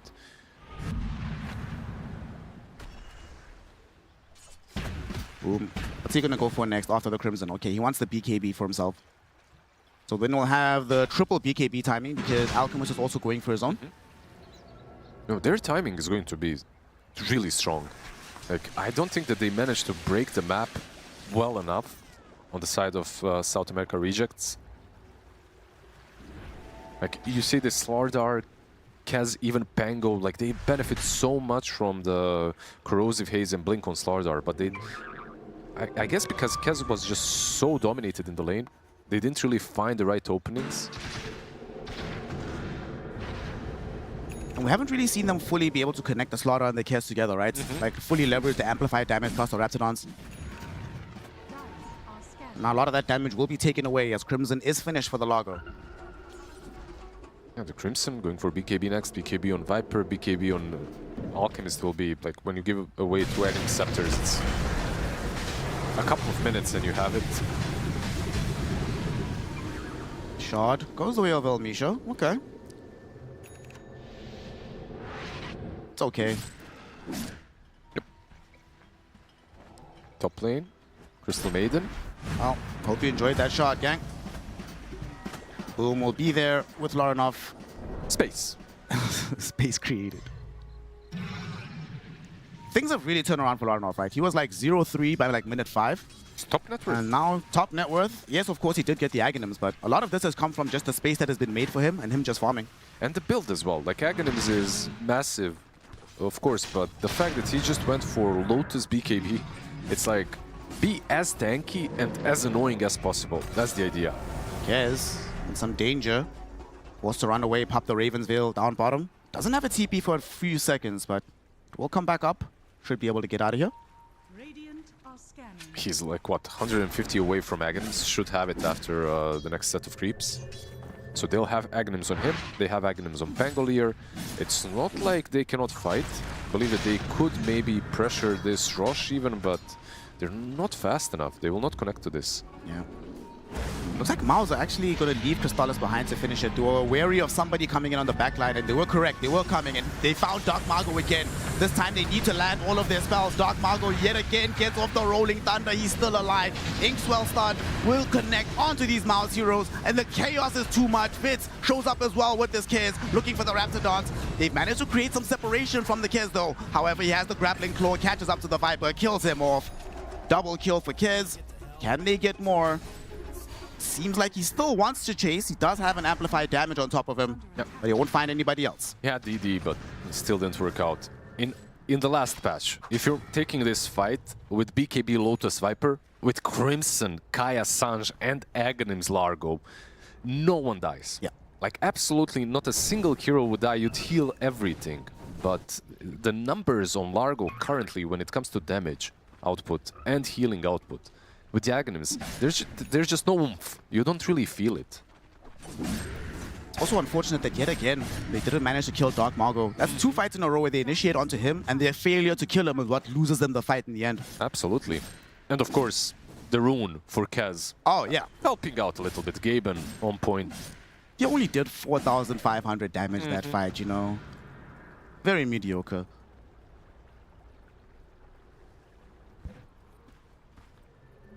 Boom. It would have been great if he had a BKB in that fight, but unfortunately not available. Still farming towards it, though. And I must say, Yamich, man, these bushwhacks, they just need to land more cleanly from him. And it's a much easier spell to land, by the way, right now. Ever since the patch, like the cast range is higher. You can buy the Chasm Stone as well to get some extra AoE on it. The only problem is you're playing with the bat, so some of the trees can be broken down by Firefly. I mean, that possibly actually is what happened, right? Because he kept using Bushwhack just at the tail end of the lasso, but Firefly is still online. Yeah, it's hard. It's hard to coordinate these two spells. Smoked again on the side of MOUZ. South American rejects have El Misho in a very good position to break these smokes. And look at that game sense. He knew they were coming. He glimmers just to make sure that, okay, someone will get scouted. And I think it broke on Yamich. They're just trying to utilize this Aegis timer, right? Even though they did lose a fight, they still have it for an extra 2.5 minutes. AC being next item. 40 Alchemist, of course, versus Slardar. Vitz. There's the reveal, though. Vitz going to get the grappling claw to the far side of the fight. Instead, they initiate onto the Grimstroke. They get the kill. Ike now with the lasso onto Vitz, but Vitz still alive. Activates the Raptidons. Brings down Yamich. Here comes Dark Margo yet again with the Rolling Thunder. Crashing into multiple of these heroes. They're looking for Frank, though. Look at Crystallis. Trying to just stand his ground, beat back the Slaughter. The BKB, though, will protect the Slaughter for a very long time. Vitz also able to TP out on the far side of the fight. And MOUZ, despite catching them in an awkward position, just didn't have the damage to bring down these core heroes. Yeah, they caught him in an awkward position. The lasso was good on the right target as well. And the resources on Radiant were really low. Like, they didn't really have a lot. They didn't have mana on Slardar as well to play around efficiently in that fight, but good disengage. Very good disengage on the Radiant side. Frank. Next to El Misho, looks like they're planning for a smoke maneuver of their own here. Where are they going to go? Largo is walking underneath an observer ward as we speak, so they know that Boom is alone here. Will they try to jump him is the question. Nah, they feel like, hey, the effort incurred without the Kez being here is too much. They're going to wait for the Kez. Here comes the Kez. Phantom's Embrace out onto Boom. They put in the damage with the Kez. Echo slashes out. Still alive for now, though. But with the Rolling Thunder, a couple of right clicks, and a big shield crash, they bring him down. Laurenov, though, able to at least attack and kill Schofield. But Crystallis took so much damage from Frank and Dark Margo. He just ends up going down. And Frank is not done just yet. He's looking towards Laurenov, able to get the kill on him. Look at this Alchemist channeling the stun. He just needs to get out of here. Can they chase him? It's self-stun. They know. They have it's a self-stun. He's the lone survivor, but that's going to change. They bring him down. They make it a team wipe, and South American rejects assert themselves on the map. Yikes, that's a Vibe plus Aegis, by the way. So they killed 6 heroes. Keep in mind, eliminating the Largoba immediately. And there isn't really a lot that you can do as Largo when Phantom's Embrace is on top of you. He doesn't have a BKB. It's like a hard counter, actually, when you think about it. It's like one of the worst things. Like, I was talking about Viper and these tanky heroes, how they don't really care about Phantom's Embrace. Largo definitely does, because you can Actually, can you spam the songs? I feel like you can't. I don't think you can anymore. You can't, right? Like, you need a BKB. He went for the Veil first. I think he was thinking about upgrading that before getting the BKB. Yeah, but they have a Veil already on Viper as well. He's going Bloodstone, right? I think so, yeah. He's going Bloodstone and the Plate Mail just for the, you know, just for the armor. Yeah, you can't play, you can't strum your whatever it is. 3-string guitar, bass, lute, yeah. Wow, but this damage onto Crystallis though, my goodness. Yeah, I think we've seen this combination a couple of times. Slardar and Kez, bot lane, boom.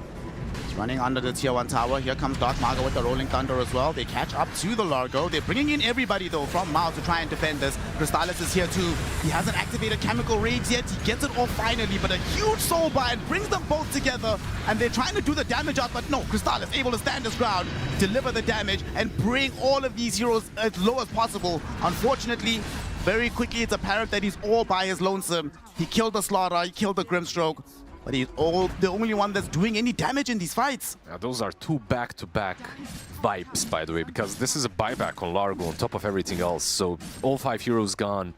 They initiated a little bit clunky. It didn't really all connect at the same time. Wits on Kez was a little bit too far away. But once again, the combination of spells that they've got on supports doesn't really net them anything. They don't control these Radiant heroes. I believe Bat blinks in at the same time that Kez just goes through and he doesn't get the lasso off either. You'll see it right here. Oh boy. We are in despair territory right now. You see, Ike just blinks on him as he's grappling away and doesn't really get the lasso off. If you get the lasso, if you get the control on Kez, maybe there is something here, but in any case, this is looking really damn rough.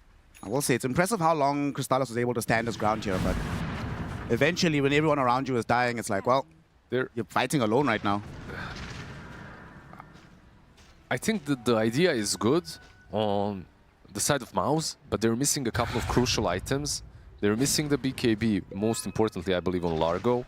It's just not there, and now with the buyback, it's even more delayed.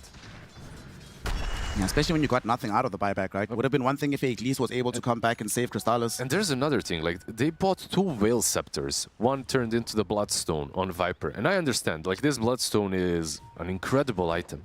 But wasn't Shiva's a good option here? Like, lower the attack speed on top of the Nether Toxin and give you, like, Shiva's is now all armor. Like, you buy 2 armor items to build it. They're also really struggling with like positive vision for X to jump onto, so it would help a little bit with that, with these heroes hiding in the trees. Now though, it's a 10k net worth lead for the South American rejects. Things looking very dire for this MOUZ lineup. We also have a Disperser being queued up for Dark Mago. I really like that a lot. Top lane. Baronov has a Phantom's Embrace on top of him, but they're not going to jump him just yet. Dark Mago is en route, so they do actually have to vacate the area with this Viper. Linken's Octarine Core, Disperser, like you mentioned, like this is...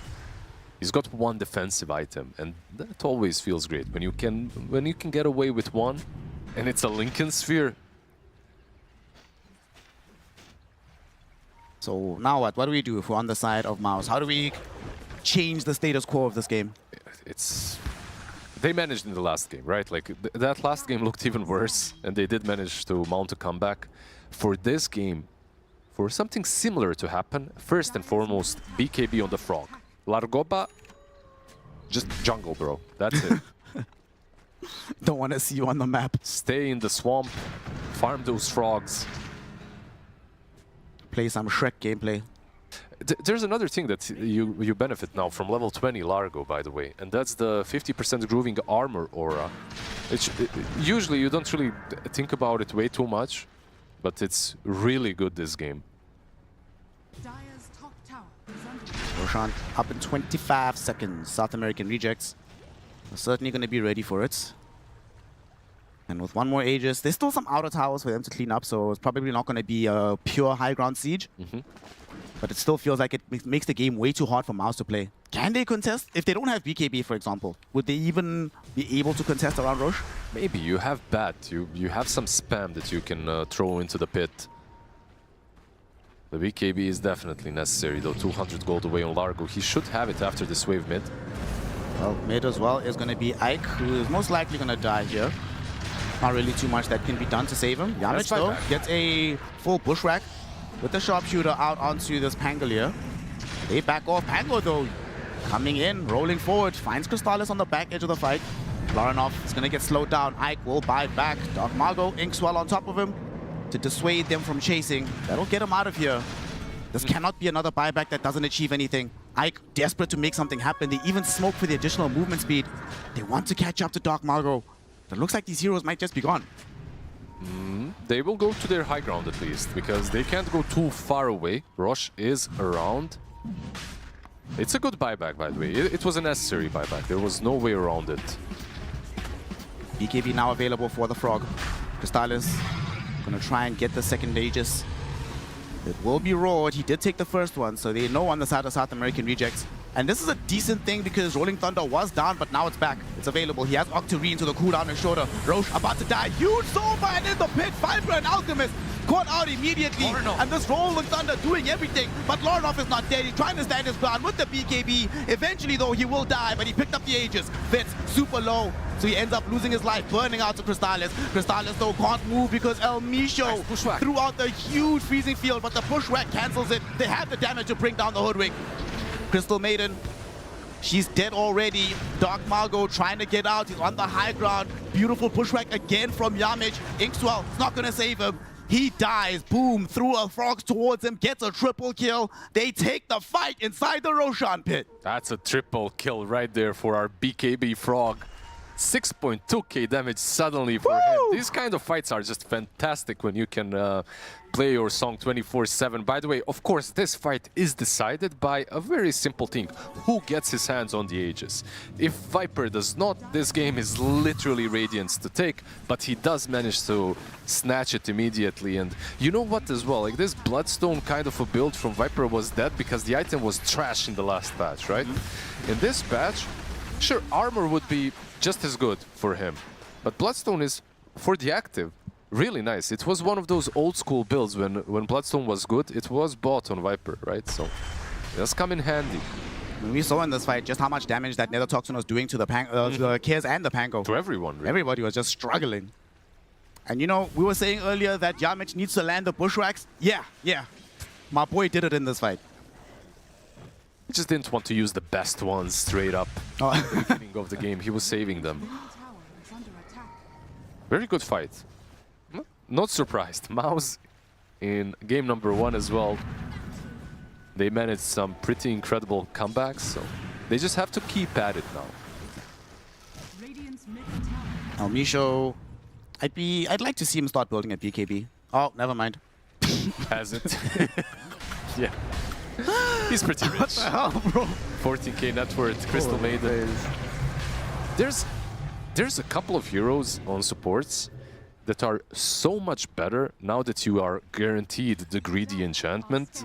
They're just much better. Like a hero like Crystal Maiden, if you know that you will have that plus 100 GPM, you can always kind of expect to get a couple of good freezing fields. BKB will be there eventually. Speaking of those position fires, what happened to that Raptor? My boy Disruptor. I think he's still pretty valuable. He's not played right now, but I think the hero is still pretty good. There's nothing better still from an ultimate perspective, at least, when it comes to Aghanim's Disruptor, so... Not enough. Gets the haste. Okay, there's going to be a jump on the backside. Beautiful soulbind from Schofield, making sure Laranov cannot escape next to Yamich. They go forward, they bring down Yamich extremely quickly. But what are they going to do here? Boom, showing up to the fight alongside Laranov with the BKB active, strumming his song. They're running the hell away from South American rejects. There's a freezing field with the BKB active being channeled by El Misho. Doing a lot of work here, but they're still just going to run up and kill him. Hit him in the face and he goes down. Okay, maybe not as... a little anticlimactic with that ultimate of his, but... He dealt the most damage in the fight, 6.2k? He did, he definitely did.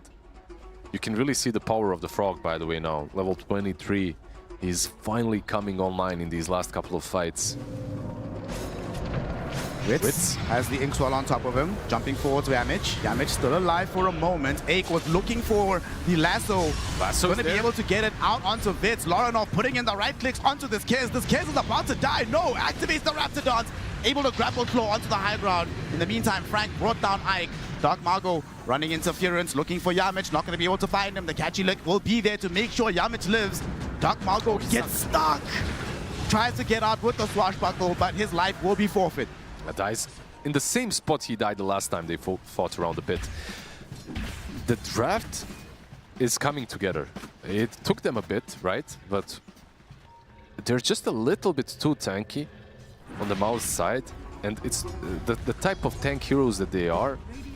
They deal overtime damage, and the longer the fight goes, the more damage they're dealing. These Viper poison attack, they stack up, right? And it stacks up and it helps out other heroes too, like Largo is benefiting from them. The Croak of Genius as well is coming into play. He's about to hit 25, 30% of course. Amphibian Rhapsody song effects is what he's going for, and the game in these kind of standard team fights right now is much better for MOUZ. But for South American rejects, they need to basically play it ninja style. Get in, get one kill, bail. Rinse and repeat. Force out a couple of BKBs and do the same thing over again. If they just try to 5v5, it's not going to work. I think Boom maybe heard you questioning, you know, how much impact you can get out of Largo. He took it personally. He definitely did. I'm happy to see Largo work. Even if he was given an Alchemist Agonist. Said Alchemist does now have an Abyssal Blade for himself. He's gonna self-stun in the lane, but still dangerous. Aik, oof, almost caught out to the slaughter. Bat actually queuing up an Agonist of his own. He's like, bro, I have an Alchemist and I have to do everything myself. Can be refunded, of course, eventually if Crystallis feels like he can get away with it. Maybe Aghanim is like, you know, tax deductible for the Alchemist. Once he's given out 1 or 2, he's like, the charity is done now, it's over. 5k net worth lead for the side of South American rejects, but it definitely does not feel that way. It definitely doesn't.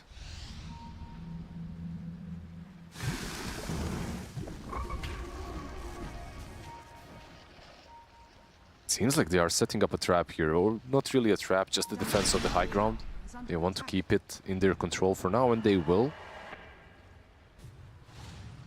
Carl, they all TP out together on the side of MOUZ. They are sticking together. Nobody's going to be found out of position.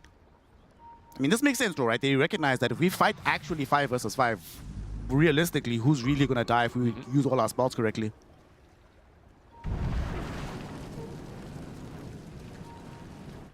Ike leading the charge. Okay, Slaughter did show a little bit middle, but he clears out the wave, immediately retreats. They're just taking map control right now. They're doing a really good thing because realistically they can force big team fights by going for objectives, right? They're still a tier 2 bottom, tier 2 mid. If they don't want to fight you, well, you can force them to do that.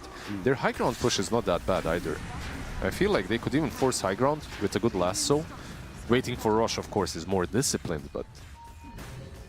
Here come the South American rejects. Soulbind gonna catch the 2 cores here. No BKBs just yet. Loranov finally able to get it out, as well as Crystallis. They got the lasso out onto Vitz. They're trying to bring down this kid. They hit him with the Abyssal Blade. He's gone. We'll buy back though, and as El Misho goes into the middle of the fray, BKB freezing field. They need to get out of that area. But where's the follow-up from the rest of the South American rejects? Schofield also went down, but he doesn't have a buyback. And now that El Misho's BKB has expired, unlikely he'll be allowed to escape. But oh, we got the last second blink covered by the Glimmer Cape. Can they get to him before he gets to the defender's gate? No, they cannot, but they lick him back into range. Boom gets the kill. 2 supports gone. Kez forced a buyback. You get a tier 2 tower, and you don't lose anything in the process. Well, they don't lose any HP in the process. Just look at these heroes. They're all full HP, almost full mana on everyone, just full on charging towards the high ground, because why the hell not? Okay, you were missing lasso, but it will be back up in 8 seconds. It's a very long cooldown at this point. Tier 3 tower getting brought down. Roshan's banner protecting the creep wave. Loranov, he's standing tall in front. Can you defend this? I don't think you can. I don't think they will even try to. At least not the bottom set of racks. They have the tier 2 mid, they have the tier 2 top, so probably all they're getting, but it's a lot considering the buyback on Kaz. They now have the gold advantage back in their favor for MOUZ.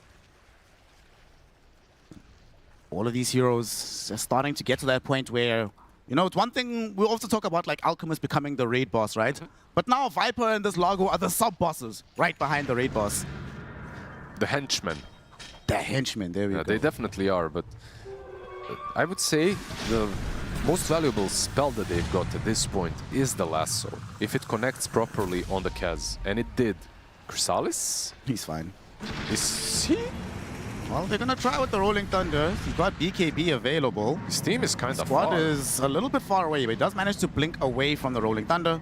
And his team now, perhaps looking to punish. Ike gonna be able to get the double lasso. Aghanim's revealed from the Batrider onto the Grimstroke and the Pango. Grim will be the first one to fall. Pango was at least still in the roll, so he could get away with the swashbuckle. But now they need to run. Loranov is en route. And they do manage to get themselves away. But man, it looked like such a juicy opportunity to catch Crystallis further away from his team, but it turns into disaster. Yeah, they just didn't react fast enough. I feel like they didn't get to him fast enough. It was a debate. Oh, look at me, I'm just self-stunning myself. But yeah, perfect Aghanims, like you mentioned, reveal as well. Lasso. Lasso, it's all it's about right now. Like, if he gets it on Kaz, or if he gets it on any other two heroes, that's just so much value.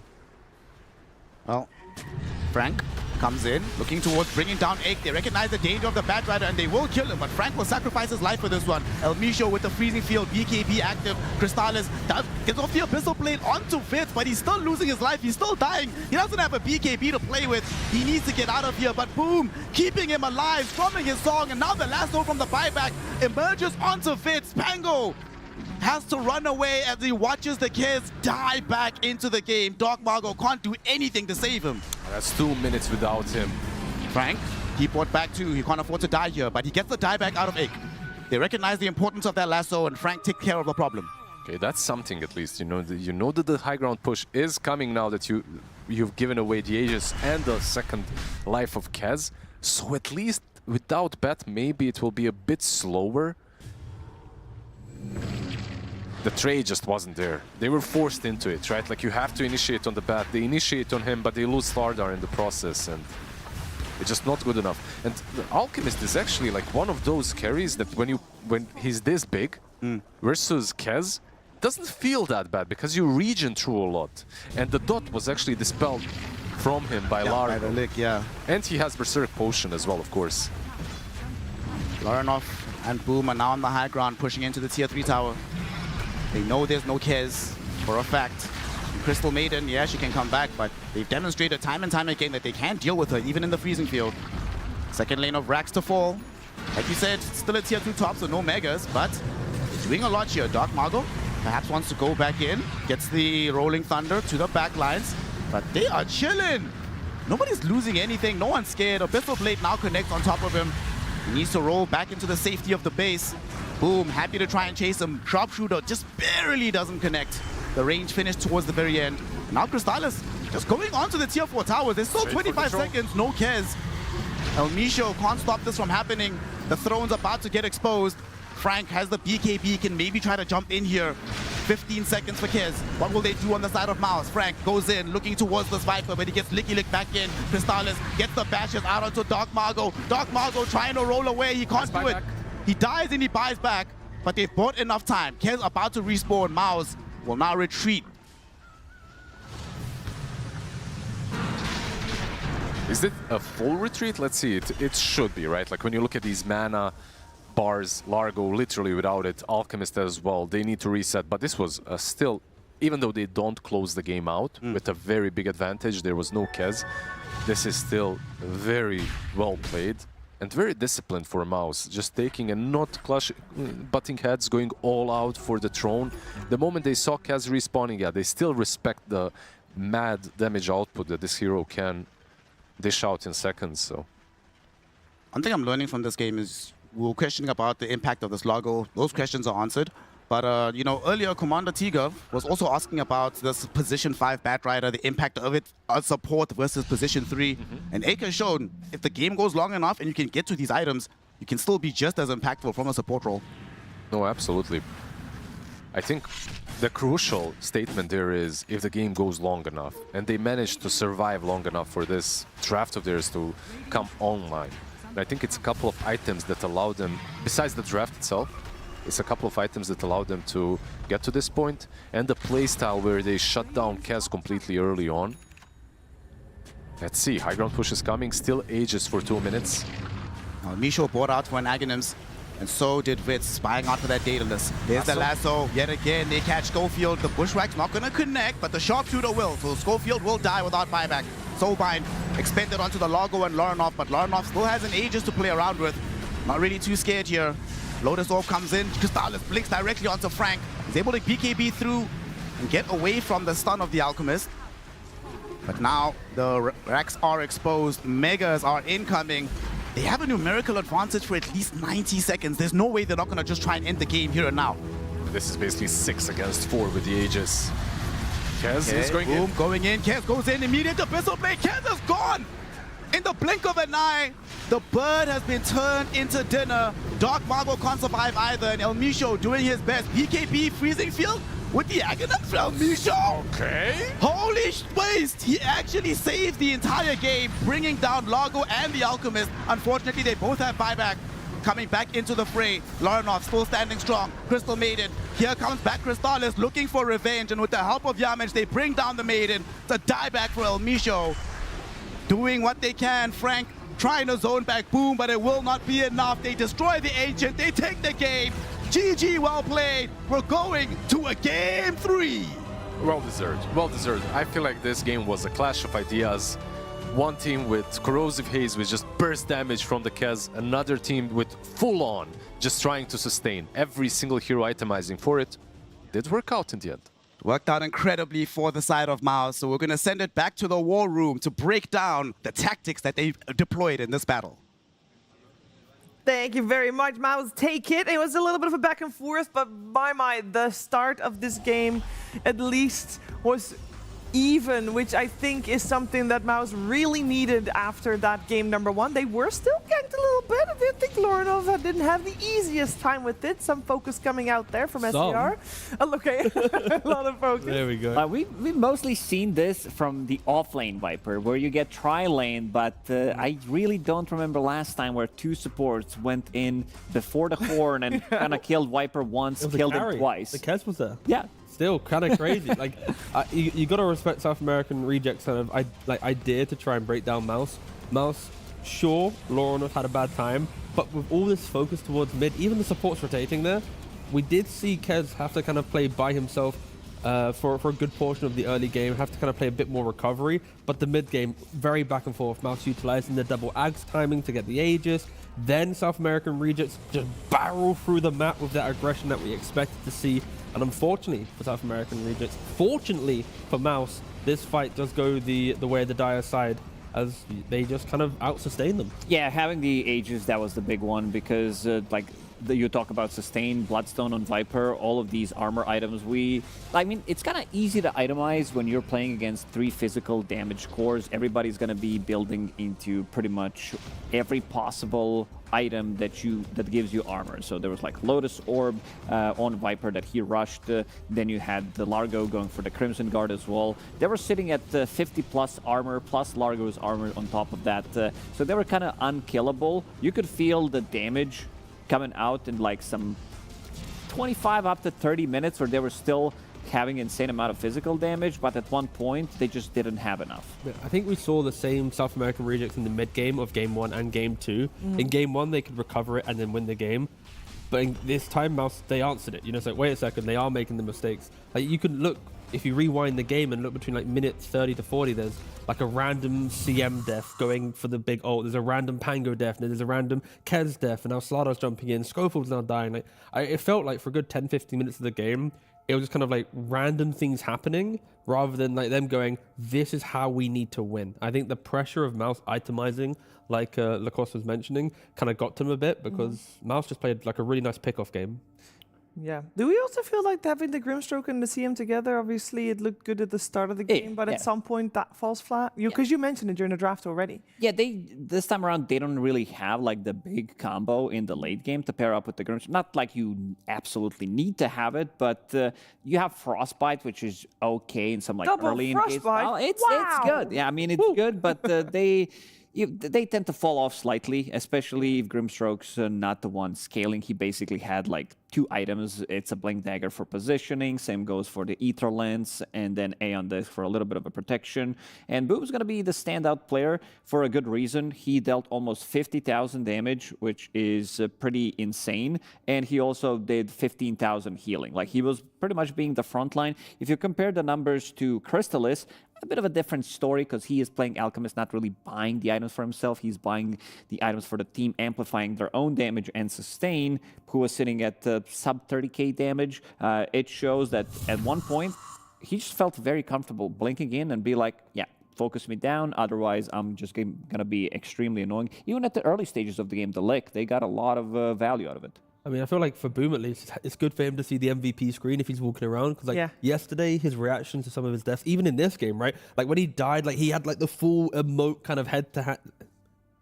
Hand to head. Hand to head. Yes. Hand to head. That's how it works. Yes. Point is, compared to other tournaments I've seen him play, he feels just more reactive and emotional in the bad moments.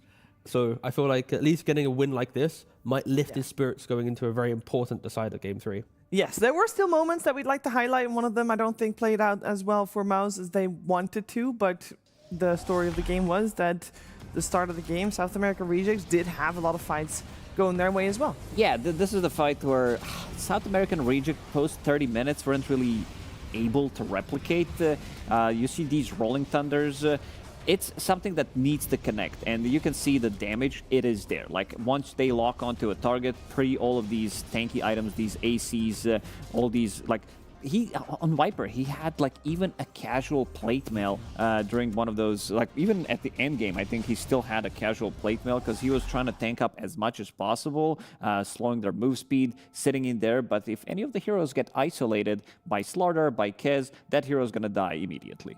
Yeah, and we talked a lot already about the Viper. He was targeted quite heavily, of course. We could take a look at how he did throughout the game, as we will see minute 20, first of all. Yeah, I just wanted to highlight his itemization, right? Because like his game, like you mentioned, he was targeted. But they gave the first Ags to the Viper, not to break the map, go forwards like we've seen with other Alk lineups, but more secure Laurel's ability to continue farming. And if he does get jumped, might even survive, right? Having that nosedive with the attack slow, he's already rushed a Lotus. Then he's got the Ogre looking towards like the BKB. Like, it's kind of, I think, cool conceptually that they played a very defensive timing on the Viper, because again, if you fast forward and look later into the game, he continues down this line. Like, his entire role for the team is absorb the fight. Like Lacoste said already, you have the Lotus, you have then the BKB. He went for the Shivas, he has Bloodstone, HP, armor, attack slows galore, the casual plate mail. So we also saw like his KDA improved. Still not an impressive looking KDA, but his job was just to be a frontline, to soak up that initiation from that 30-minute clip. The 3 cores jumping one guy, that was the best way they could fight. But after that clip, we never saw it again because they saw Viper and they went, wait a second, we don't want to jump him, we can't kill him. So yeah, very good itemization from Lorenov. Yeah, if they like use, we've seen this throughout the tournament so far, that if there is a lineup that kind of has to go all in, and they're running out of steam, they're going to be losing the fights. Like, so many times with these like sustaining lineups where they can fight with it, but they don't necessarily need to have like big ability still. They're going to be full HP with the Bloodstones, with Largo as well, healing them up. So this is what they wanted to play. They wanted to play the longer team fight, and as long as they don't get bursted, they're Gucci. So we kind of feel that South American Rejects should have focused the ending faster. It sounds very simple, but in a way, their lineup was on a little bit of a timer. Yeah, I think this is not like a draft problem for them. I feel like in the mid game, they're just not always on the same page. I think they're a very heavily momentum-based team where they need the game to kind of play it for them. Like when you have 10k lead, get kills, you keep getting kills. Like the game tells you, like, keep doing it. When the game gets difficult, I think they get kind of exploited very quickly, and then they lose the game. So they just have to snowball games. Okay, let's see if they can snowball game number 3, or if MOUZ will have their momentum and take that third and deciding game. We're first head to a break. We'll be right back. The new breakthrough, an innovative phone with 1xBet app. With 1xBet app, you can register and start betting in just one click. Intuitive interface and thousands of sports events every day. User-friendly app. Big wins, fast payouts.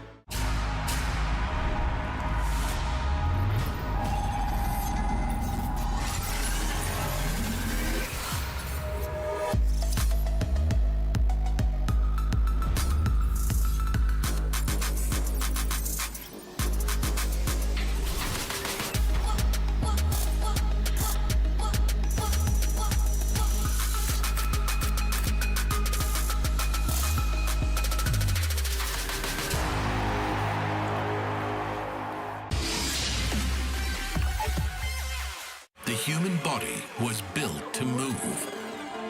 Not trapped at a desk in one singular posture for 12 hours a day. It's time your chair evolved. This is Secret Lab Titan Evo. Ergonomically engineered for you. Gamers, hybrid workers, artists. Backing your every move.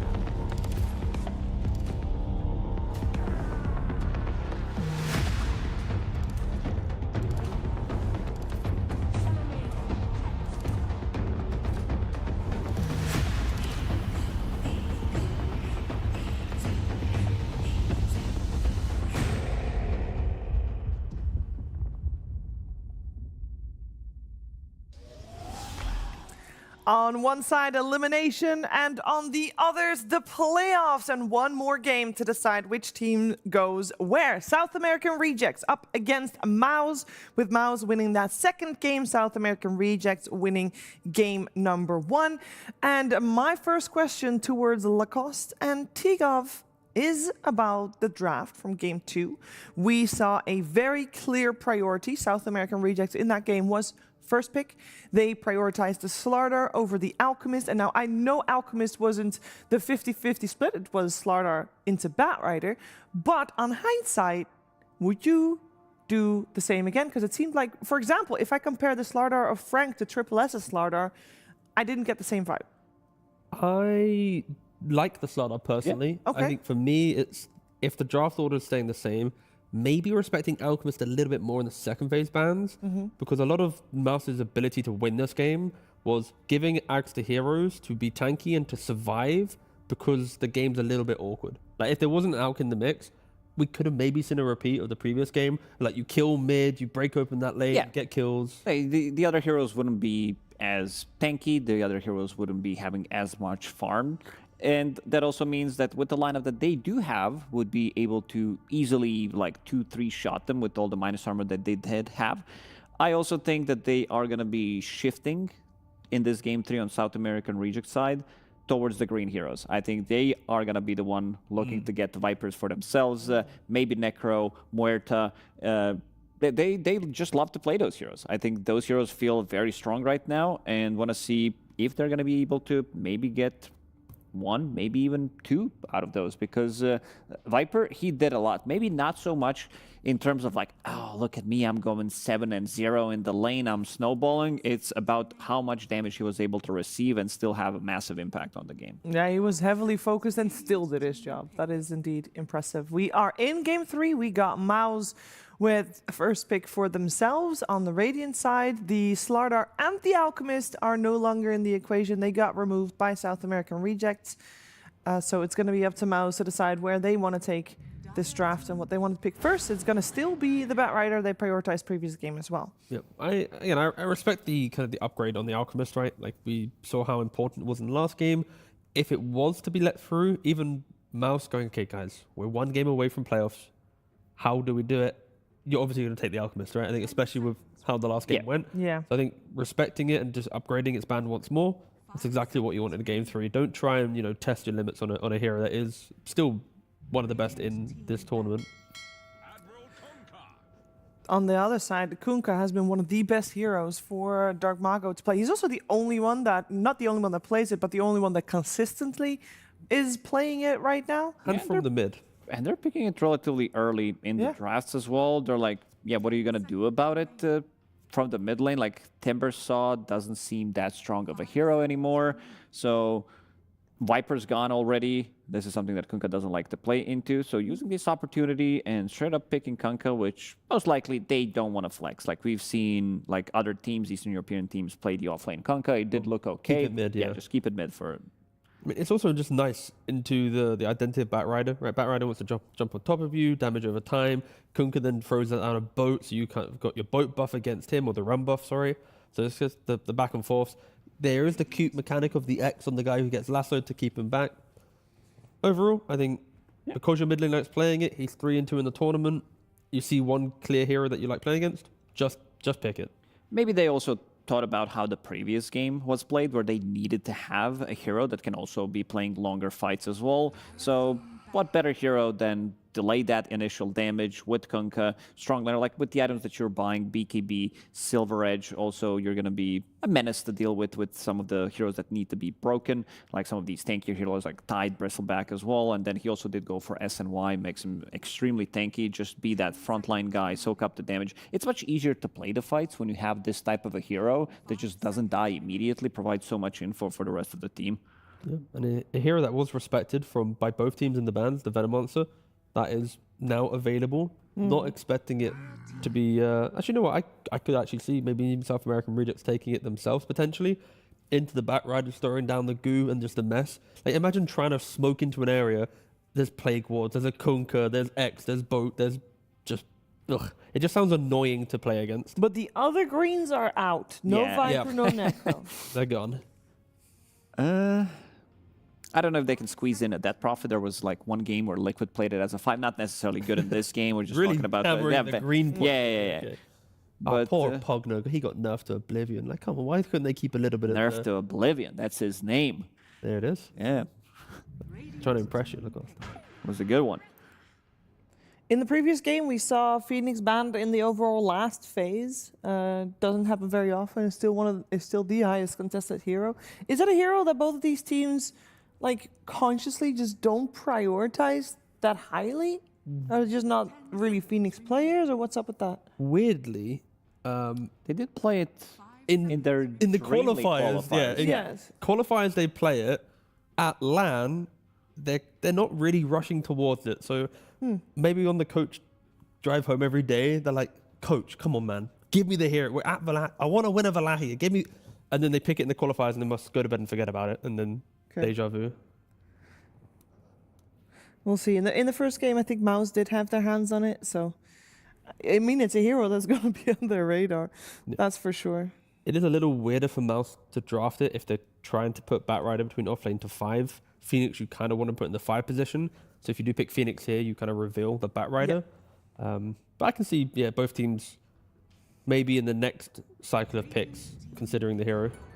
In the first game, they also had Ember against Kunkka, and it did not work out. No, it was like 2k gold lead at 10 minutes, which is...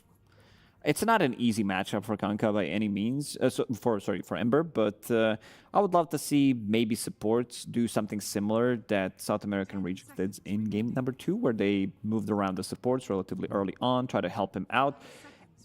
Again, this is not the easiest hero to kill by any means, Kunkka, that is, especially with the damage, but you have, if this is going to be a Batrider from position 4 role, this is one of the better heroes that you can rotate with. Flame Break into Searing Chains, Blood Grenade. There's a lot of damage over time that you can actually deal, slow him down. So might want to see slightly more focus depending like which other hero they're going to be picking. Most likely this is going to be 5 for MOUZ.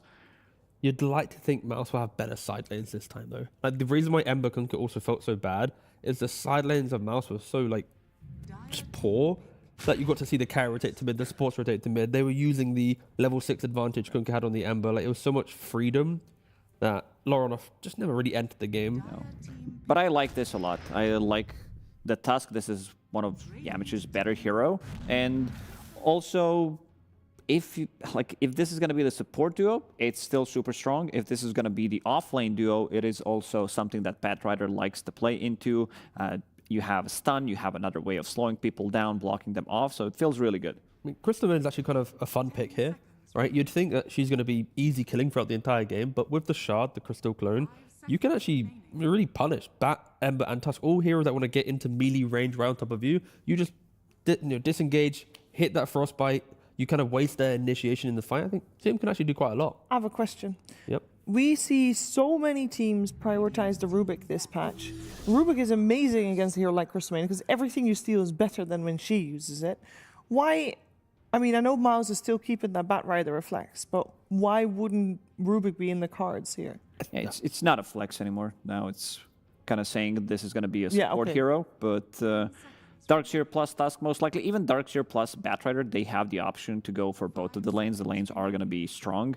They don't have the overall last pick, so they will have to adjust, see what they want to be picking. But Darkseer, how do you feel about the hero? Like, we've seen it getting picked a couple of times. It's okay. I think it only excels if you have heroes like MOUZ have, right? Every single hero, plus with Darkseer, is an Iron Shell body that will utilize it. That will go in. You have the Surge to run away when you get doomed. It's just enabling the fight. We praise MOUZ on being the team that wants to fight. They've been losing a lot of lanes, having the lowest net worth of any team at Wallachia so far. But when you look at these heroes, like, you're expecting play out the lane, get an item, and move up. And hopefully Frank can wake up for game 3. Iron Shell on Ember Spirit, this has always been like one of my favorite combos, like with the heroes, because you deal so much damage over time. Add the Mage Slayer build on top of that. That's going to be an extra oomph that the supports are just going to hate to play against. Like, again, we might be seeing the longer fights, even on Batrider, even on like Tusk himself. You can win the game off of these Iron Shell if you're going to be playing the longer fight once that Rump buff decides to wear off. It was looking like a good Ursa game. I was looking at it, I'm looking at the notes, I'm like, I feel like Christus is probably calling for it. And yeah, you don't care at all about Hoodwink, CM, and Kunkka. You kind of brush off a lot of their fight. Sure, if you get doomed without your ult, it's going to be a bit annoying. But that has opened up to the flex and the lane counter. We do not see Enigma picked into Ursa. It is a historical counter because of you have Eidolons, you out deny, you take the tower. When Ursa wants to play to chase down the lane and buy Battle Fury at like 12, 13 into Enigma, you're playing backwards in the lane. You don't get that kind of the freedoms. Yeah. So to go back to Darkseer, I think he's the one that is going to be either soaking up it's pretty similar to what the Darkseer and Centaurs do. Once there's Doom on the enemy team, they either have to tank the Doom themselves so they can save other people, or somebody else is going to get surged. This is why X marks the spot is going to be very valuable throughout the whole game. It's just an easy cash against most of these heroes as well. But yeah, Frank Enigma, this is one of his better heroes overall. It's another team fight, and Doom is going to be played from the carry role. They don't have the double Doom combo this time around, but the heroes are going to be tanky. I think it gets very easy for on their side for the supports to actually play the game because you have so many bodies in front. I mean, my concern, I think, a little bit for South American rejects is if the game gets to the mid game and MOUZ get to play the chaotic nature, discipline is so important when you have Black Hole and Doom. If you waste these spells, the enemy team goes, guys, we run at you even more. And the mid game has been a major problem for them. They've been making mistakes. And when you look at the heroes of MOUZ, no cooldowns. And the reason why they've won tournaments in the past are drafts like this. So I feel like they're very much back into their comfort and they don't have to overplay. They're back in the MOUZ territory. But we've seen Wets being the most versatile carry in this entire event. He adds another hero to his list. How can you doubt this man? Also, he's got a sick Doom set. I don't doubt him, but it's more on Frank. Like, if your carry player is so willing to just flex anything to the carry role and just go, guys, I'll take it, you go win other lanes, then I'm just really looking at Frank. Like, I'm looking at, like, minute 6 towers dead. He's rotating to mid, taking mid tower. Like, I don't care about wits right now. I care more about Frank. Okay. And maybe epic fights with black holes and all that stuff. That's what we want to see. We want to see an epic game, a number 3, made extra epic by our commentary duo, Snare and Lizard. Over the last 2 games, South American Rejects and MOUZ have gone to war, but one final battle will determine it all. And right now, it is the South American Rejects starting this battle off on the front foot, earning the first blood for the carry Doom. Liz, what are we expecting here? Is this the start of yet another massive early game for South American Rejects, turning into a crazy swing for MOUZ? Well, let's see. They're starting it off really well, and I kind of find it hard to imagine of them having a bad laning stage even, because of the heroes that they've drafted. Like this Enigma was a pretty switch up on them. Ursa versus Doom, pretty good in the lane, not so amazing in the game. However, Enigma, amazing versus Ursa in the lane. So they switch it up, they put the Doom in position 1. This hero isn't even that bad of a position 1, honestly. The build is a bit different. Like usually when you're playing, oh, boom. Okay, Boom could be in some danger here on the docks here. Blood Grenade dropped down onto him by El Misho. Vitz just needs a couple more right clicks. Right? One more, he's gone. 2 kills to his name already. Well, 1 kill and 1 assist to the Doom. By the way, this set, Shiver, you're absolutely right, is pretty damn cool. It looks even better in the loadout lobby than it does right now, but it's really nice. Well, unless you play Baldur's Gate, then you see this entire image and you're like, hell no, get me away from this hero. Some Call of Cthulhu right here. Dark Mago, though, reprising his role on the Kunkka. One of his specialty heroes. Nobody does it like he does. I love these kind of last games, right? Where everyone is just like, guys, everything is on the line. We have one last opportunity. Pick your ultimate comfort. Crystallis Ursa, Frank Enigma, Dark Mago Kunkka, Lorinov Ember. Yep. Yamage Tusk, baby. Whew. It's going to be hype. A lot of comfort on both sides. A lot of small little tactics, small little mid-game strategies that they have, maybe even laning strategies. Of course, Enigma into Ursa, pretty good, but on top lane, Darkseer and Tusk. Old school combo, very strong from level 3, however. Until that point, not that great. And even into Doom early on, like if he gets a point in Devour, he'll be able to take one of those creeps away, you know? Get rid of the Iron Shell that easily, can come in handy. Schofield insistent on being able to bring down the courier, chases it all the way. And they're playing in behind the tower. Schofield just doing Schofield things. And you can see MOUZ has learned. If Schofield is doing this kind of stuff, bro, don't chase him too much. Just focus on the farm. Focus on the creeps, yeah. Well, Enigma so far 6-1, Ursa 7-4. Focusing on the creeps definitely worked out. Top lane, they're diving Boom, by the way, under his tower. Yep. So both sides of the map were playing behind the tier 1 towers. But Boom will go back for this range creep. Should be able to get it. Yamage is bringing him more creeps as well, so dutiful play coming out of the support. It's a pretty good approach from Radiant. Just making sure that you don't play the lane until you get level 3. Once you get level 2 Iron Shell, you can make some plays. You can be aggressive on the Crystal Maiden or maybe even on the Doom.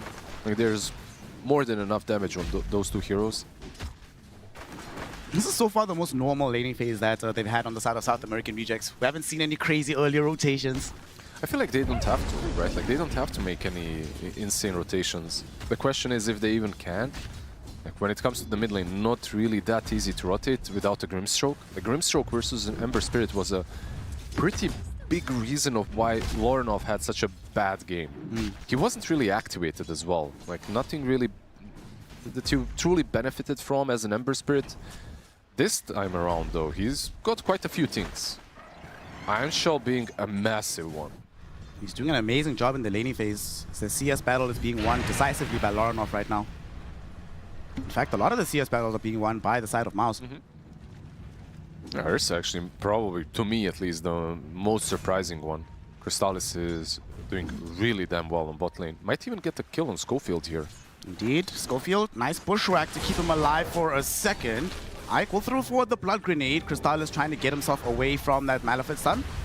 Snowball. Yamich has made a rotation bottom. The Eidolons, look how much damage they're doing to Yamich. But he's still in with the Ion Shell, doing the damage onto Schofield. Schofield will die. Crystallis will be taken with him. These Eidolons putting in the damage, but nonetheless, it's a 2-for-1 trade in favor of MOUZ. Hashtag word for Boom, getting kills across the map. And I'm never quite sure what to build on Darkseer currently, because you can do anything. Like this hero, at the moment, in the current state, every aura that you buy is good on him. It all depends on the game. He's going for a bit more of a selfish route, going for power threads, actually, into consecrated wraps. With the power threads, I assume at some point maybe an Aghanims will show up as well. Going to be tanking up in this game as Elmisho will come back through the twin gate. Vitz is still farming away on this Doom. What do you want to see on the carry build, Doom here? I think the build is maybe pretty straightforward. I want to see a Harpoon, I want to see a Silver Edge, and I want to see SNY. The other items from him, maybe a BKB, comes in handy, but those three items are really good on a carry Doom. So, and the Wolf. It's very important what you eat, what kind of a creep you find. Alpha Wolf is almost always the best option. Crystallis is starting to experience some pain from this Enigma lane, of course, as we get more points into the demonic summoning. Eidolons, always surprising like how much damage they deal early on in the game. When you get Boots of Bearing as well, right? Like drums and stuff. Like, it's quite a lot. Elmisho, he's gonna try get himself away, but there's no way they'll allow that. So Elmisho will die here. Crystallis, it would be great if they could get him the kill, and indeed that is the case. Will make up for his earlier death and for the loss of farm in the lane.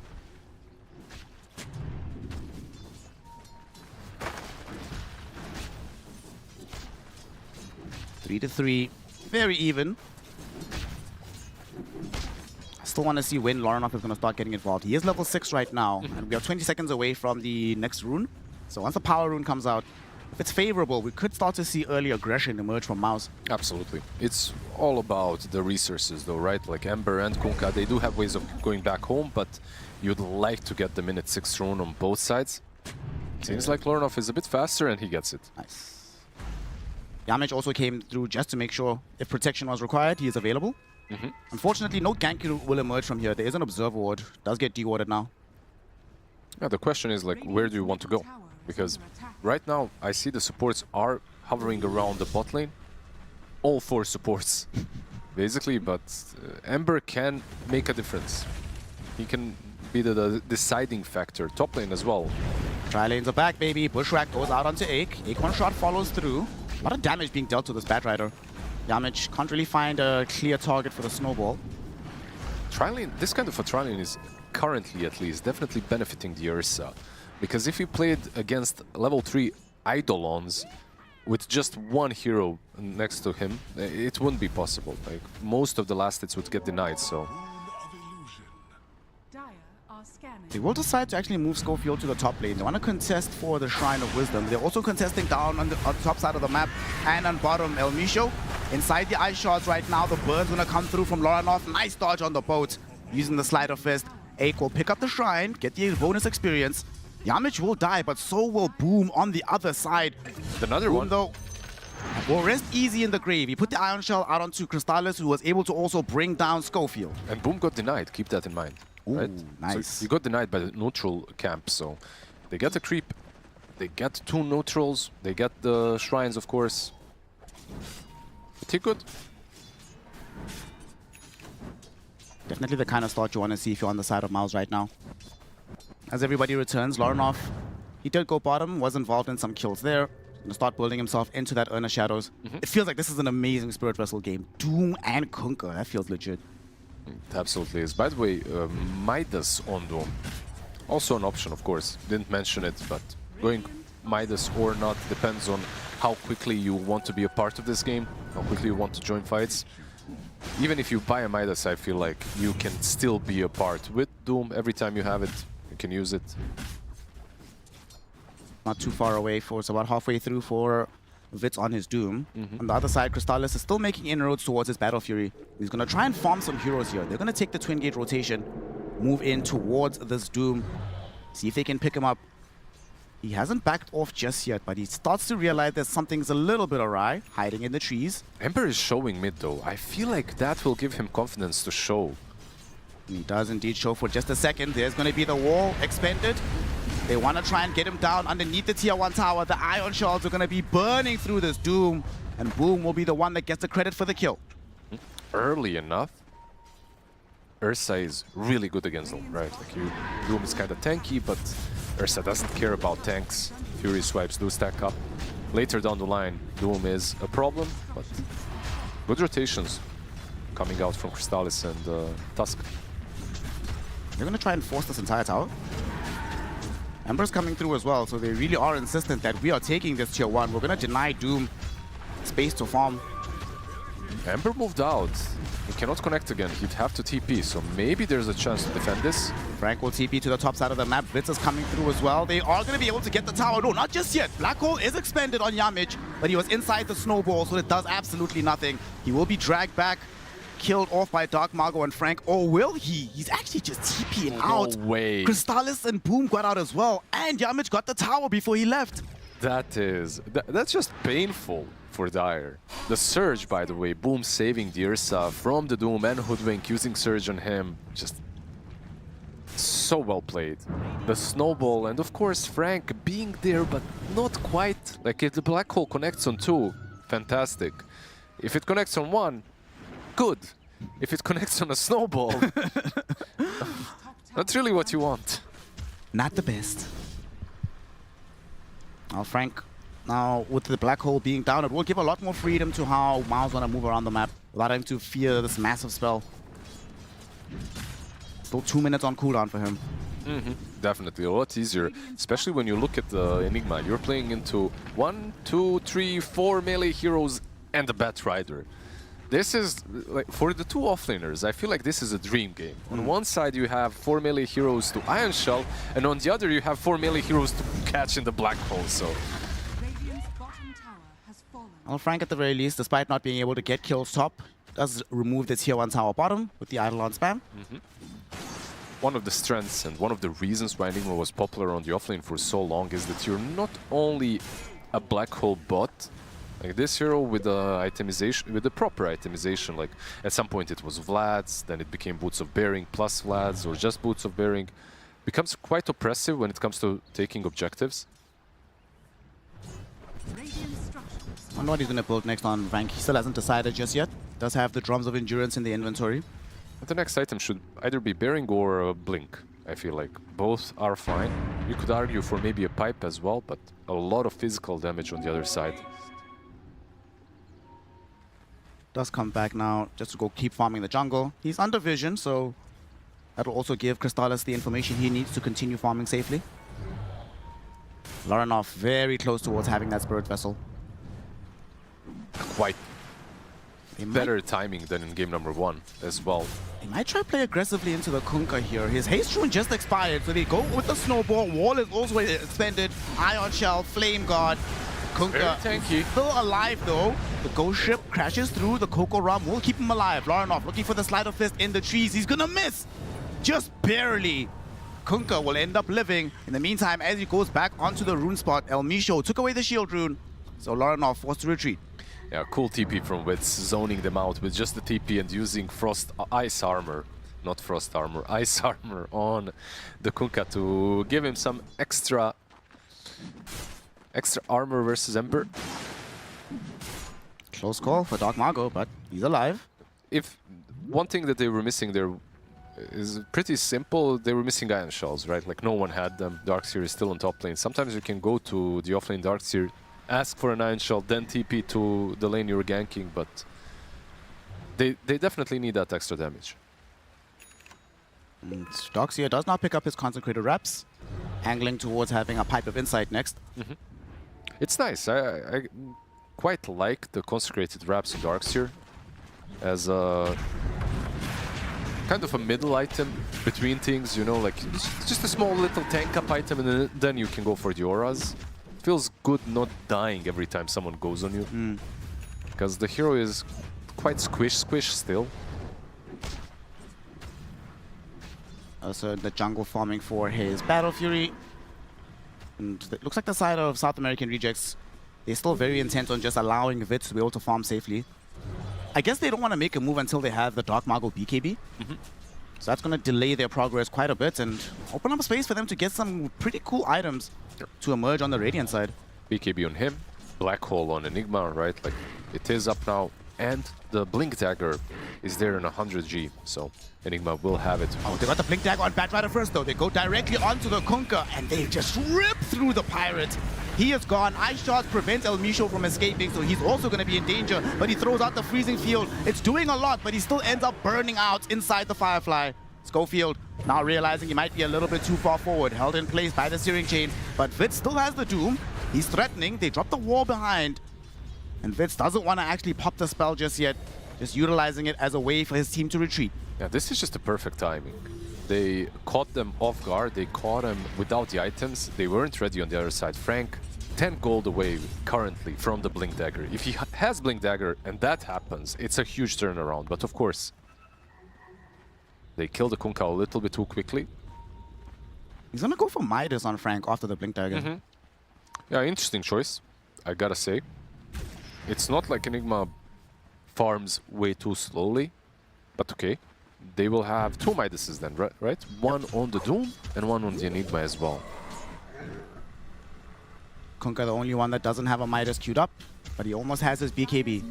And now they know that the Doxia wall is down for at least a little bit, so you could try to do something on the map once you get the BKB. I don't think you care about the wall all too much. Like when it comes to this spell, it's a decent spell, but it's not a game changer out of the ultimates. You could even argue the Darkseer ultimate is actually the vacuum. Ike hitting a Malefice stun.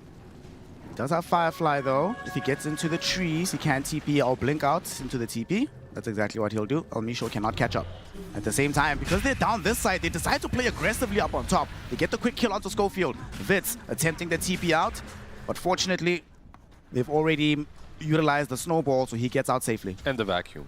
Fortunately for the Doom, it's on a 1-minute cooldown. Level 1 spell, 50 seconds on level 2. Yeah, one of the longest cooldowns on the first couple of levels. There's literally ultimates in the game that have less cooldowns. It's an ultimate, yeah, that you skill early on.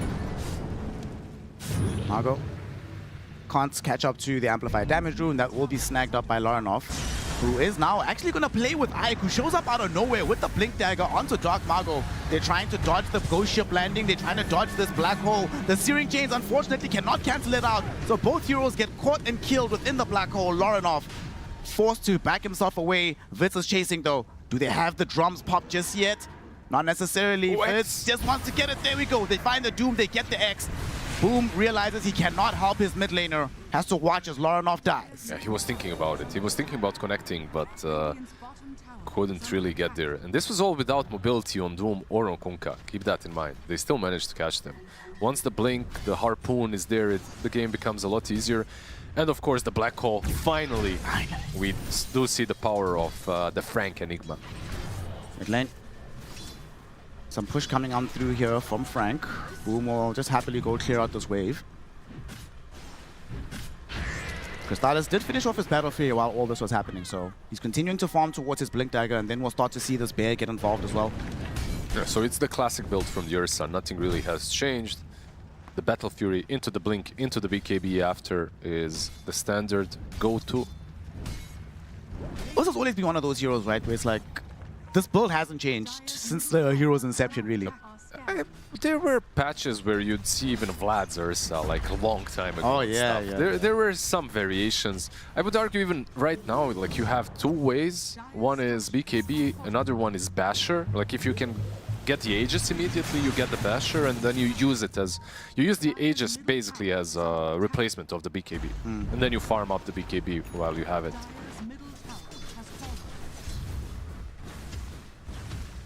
But the itemization on him is pretty damn simple. Almost every single game, you come up with the same items by the end of the game. Is that Midas now for Enigma? Despite having lost out on that prior skirmish a little bit. How do you feel about that, by the way? The Midas? I suppose if you're thinking to yourself that, you know, game 1 was 45 minutes, game 2 was 53 minutes, you say to yourself, okay, let's just make sure that we're ready to tangle in the late game. And that's part of the reason why they lost the previous game, right? That as the game scaled later and later, more items were emerging for MOUZ than for them. Yep. So this is a way to rectify that. They were playing versus an Alchemist, though. It's a much different game, but yeah, with the Midas, scaling is maybe a little bit easier for the Enigma. He will delay his ultimate power spike. That's the Blink plus BKB. And Misho, he might find himself dying here. Vacuum to cancel out the freezing field. The Ion Shell burn. Whew! Nothing a Crystal Maiden can do about that. And they smoke immediately. They're not done with the aggression. They want to catch somebody else. Oh, he bought the shard. Yeah, I was thinking if he's going to do this or not, and I really like it because it activates you even further. Like the shard on Darkseer is pretty nice and underrated. I think this is an item that you can opt to buy very early on, especially when you have heroes that you can Ion Shell plus just put Surge on them. It also, of course, makes it a lot harder to play Blink heroes. Any chasing heroes, it slows you down, the trail, plus it delays your Blink. Speaking of blinks, one has emerged now for Crystallis. Fortunately, they didn't find anybody with their smokes. They were actually caught a little bit because after they smoked, Lorinov disappeared under the smoke just as you were sliding on the creep wave. So on the side of South American Rejects, they were aware of that aggression, played accordingly. Going for Lincoln's next on the Ember. Once again, Mage Slayer Vessel, Lincoln's pretty solid. He's playing into a Doom. Does make sense. X marks the spot as well. Very annoying. Now it's their turn to smoke. South American Rejects. They are in through the mid lane, but everybody from the side of MOUZ has gone all the way to the western part of the map. Nobody seems like they'll get caught here. Even this Tusk took the Twin Gate, so the smoke goes nowhere. They have way too much vision. Or at least the way they were positioned. Like they have this one deep ward that was just circled by Ursa.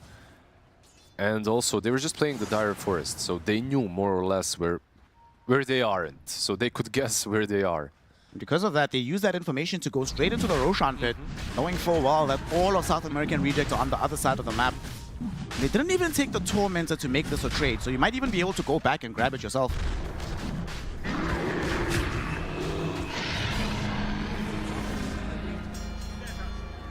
Now, first Aegis of the game going the way of Crystallis on his Ursa. The path to the BKB begins. I wonder if they even have to wait. I feel like just using this Aegis to bait out one of the black holes just before your BKB comes up could be pretty significant, because then you can fight afterwards without the black hole. Or, of course, like you said, wait for it, just wait for the BKB. Looks like the call is being made to go for it now. Batrider Ursa coming through the Twin Gates. Ember Spirit just clearing out this wave, forcing it forward. Anyone that's not here is Boom, but he's on duty protecting the tier 1 middle. By the way, he bought just a casual Chasm Stone on Darkseer. Eventually, of course, he can turn it into a Shiva's. I feel like it's bugged on Darkseer. On most heroes, like, you get a lot of range, the AoE that is. I feel like it doesn't really work with Vacuum and the talent that you get on 15. Bought it quite a few times, so... You're speaking from painful experience. Tormy time. The entire team is here, Boom included. So you take the Tormy. Perhaps you play aggressively into the tier 1. Oh, well, definitely not anymore. They lost a lot of HP doing that. It hurts. Tormentor is no joke anymore, even for a hero like Ursa. Like, last couple of patches, you just go there with Ursa, you take it solo, but... so far, so good. Both sides, 1k advantage only. Like, the game is pretty damn chill and even when it comes to net worth. The only question remains is, like, how much do you believe in the Doom carry? Me, personally, I never really believed in Doom carry. I feel like it's one of these, like, super tempo-oriented carries, right? Yep. If we get to, like, minute 30 and this Doom hasn't been, like, heavily involved, being a major threat, later and later I go, it's like, the later the game goes, when Doom is the carry, the less important the hero feels to me. I would agree. It truly feels that way as well. Crystallis smoked up with the help of Yamich. This is not a hero that necessarily falls off that hard. They go on to Frank right now, looking to bring down this Enigma. He does have the black hole, but has no opportunity to use it. Ripped to shreds by the bear. That'll open up the space for the tier 1 tower to be taken. Or maybe another fight. Ike, he's in the triangle, he's got the blink, the 4 staff. can't really find anyone right now. South American rejects want absolutely nothing to do with him. So they leave that area, go deep into their jungle. They're actually going to smoke themselves. Enigma's still down for 17 seconds. Aegis going to kill off Dark Mago's Kuri. That was the Silver Edge. Even if he dies, it's definitely worth it, but he might not even die. They cancel out the freezing field of El Misho. Eventually, they do get the grab. Beautiful vacuum wall inside this small little alcove. The eye shots were there, keeping them in place, allowing all this damage to come through. Laurenoff, unfortunately, couldn't get fully stuck in as he was carrying this Ion Shell. But ultimately, well worth it. You trade 5 for 5, and you get the Silver Edge away from Dark Mago. Yeah, it's worth it. Beautiful ice shards, vac wall, by the way. If they could find another way, like, can we borrow a fissure from some game, you know, just to lock them in? It's nice. Of course, Enigma was dead, and that allowed them to play this fight, to even be this aggressive. But BKB will be up by 100 gold away on the Enigma. This is like my crucial item timing for Dire. Of course, he went for MOUZ, he delayed it, but now that he does have it, maybe they could take some fights. BKB does emerge at the same time as Ursa's BKB, though. BKB on him, on Doom as well.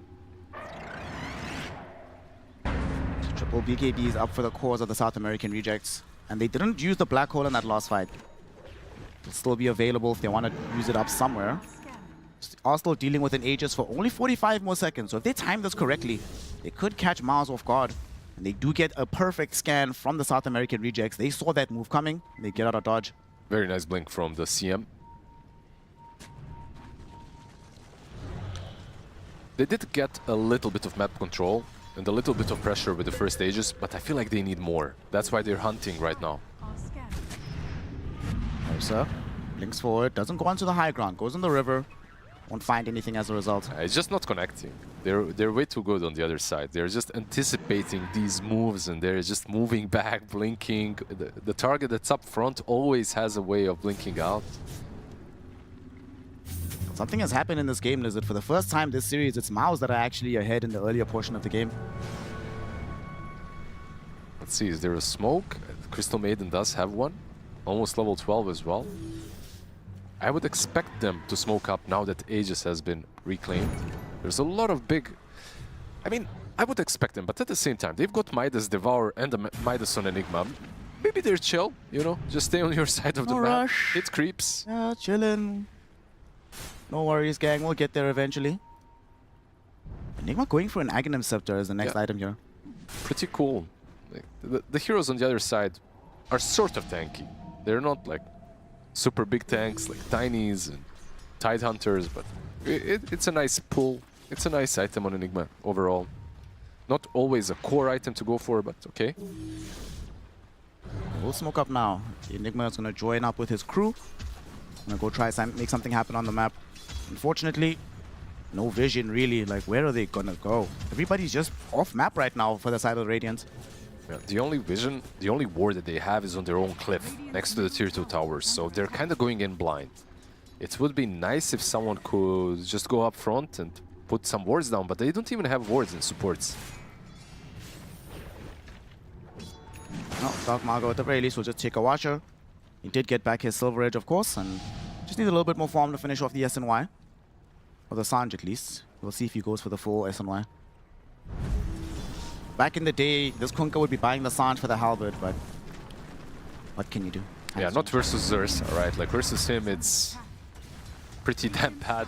But they do have something that's pretty good against Ursa. That's the Yules on Hoodwink. So they did purchase one of the items. Can mess him up, you know. Use the Yules during Enrage, force the BKB out a bit earlier than he'd usually like to. And one problem that I had in game number 1 when it comes to itemization from South American rejects is the fact that they had no utility on the supports. They were just playing for themselves, for the damage output that they can deal. And because that's one of the reasons why Kaz was dying so easily. Abyssal, Lasso, everything was just thrown on him. Well, this time around, a little different at least. With the Yules, with the Solar Crest on Hoodwink. He's also got a Rod of Atos as well. We've seen how good that item can be against Surge on the docks here. Yep.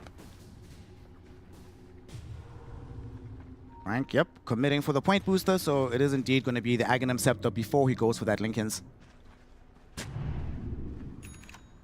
good is the Linkens in this game? I mean, I guess you don't want to get snowballed to cancel out your black hole or get lassoed, right? Yeah, BKB plus Linkens. It's kind of necessary if you want to have your black hole 100% go through. Even with it, I feel like there is a way for them to break it, but they have Aura's Punch and Lasso, right? So yeah. Aegis also has himself an Aether Lens. So Aether Lens, forced off. This Walrus Punch shouldn't proc Linkens though, right? Am I wrong? Crystal it's like an auto attack, yeah. Yeah. I think the old one used to be able to, but I think this one doesn't. Quick kill on Almisho. Yet again, he is building into the BKB. Already has access to the Crystal Clone, having picked up the shot. And there's the SNY for the Doom. Flying out right now towards Vitz. They're going double SNY on the Kunkka as well as the Doom. It's a pretty good item on these two heroes. Like, nice versus what they're playing as well. Kunkka gonna get himself lassoed back towards all of these heroes. Crystal trying to put in the right glitch, but there's that Yule Scepter. Interrupting the Ursa. He didn't pop his BKB just yet. He uses it now. He goes onto Vitz, trying to fight into the Doom, but the spell comes out. He needs to run away from here. Damage. We'll be able to put him in the snowball, but there's the two-hero black hole. He saw where the snowball was going, prepared for it. They get the spells out. Almisho on the back line has a huge freezing field going. Boom able to kill him and cancel it with the vacuum, but it's too late for him as Vitz brings him back with the harpoon, kills him off. It is a 3-for-1 affair. Fantastic fight coming in from the South American rejects. They went on the worst target possible, I feel like. They went on the Kunkka, who's naturally a tanky hero. On top of that, the Sanj, the BKB, just the perfect bait, right? Everything was available on the other side. The black hole was actually kind of delayed a little bit. His blink was broken for the longest time. He even had the pre-BKB used. So the BKB didn't really last too long while he was actually black holing, but it was still good enough. Get to see a nice full-throated fight in that one. I like that Vitz actually picked up this Cloak of Flames as well. Like, it's one of these just small little things. More ticks of damage. Top lane, Bulwark, or Bushwhack, not Bulwark, onto the Ember Spirit, but he doesn't have the Doom anymore, so Laranov can easily get out. They were just forcing him out.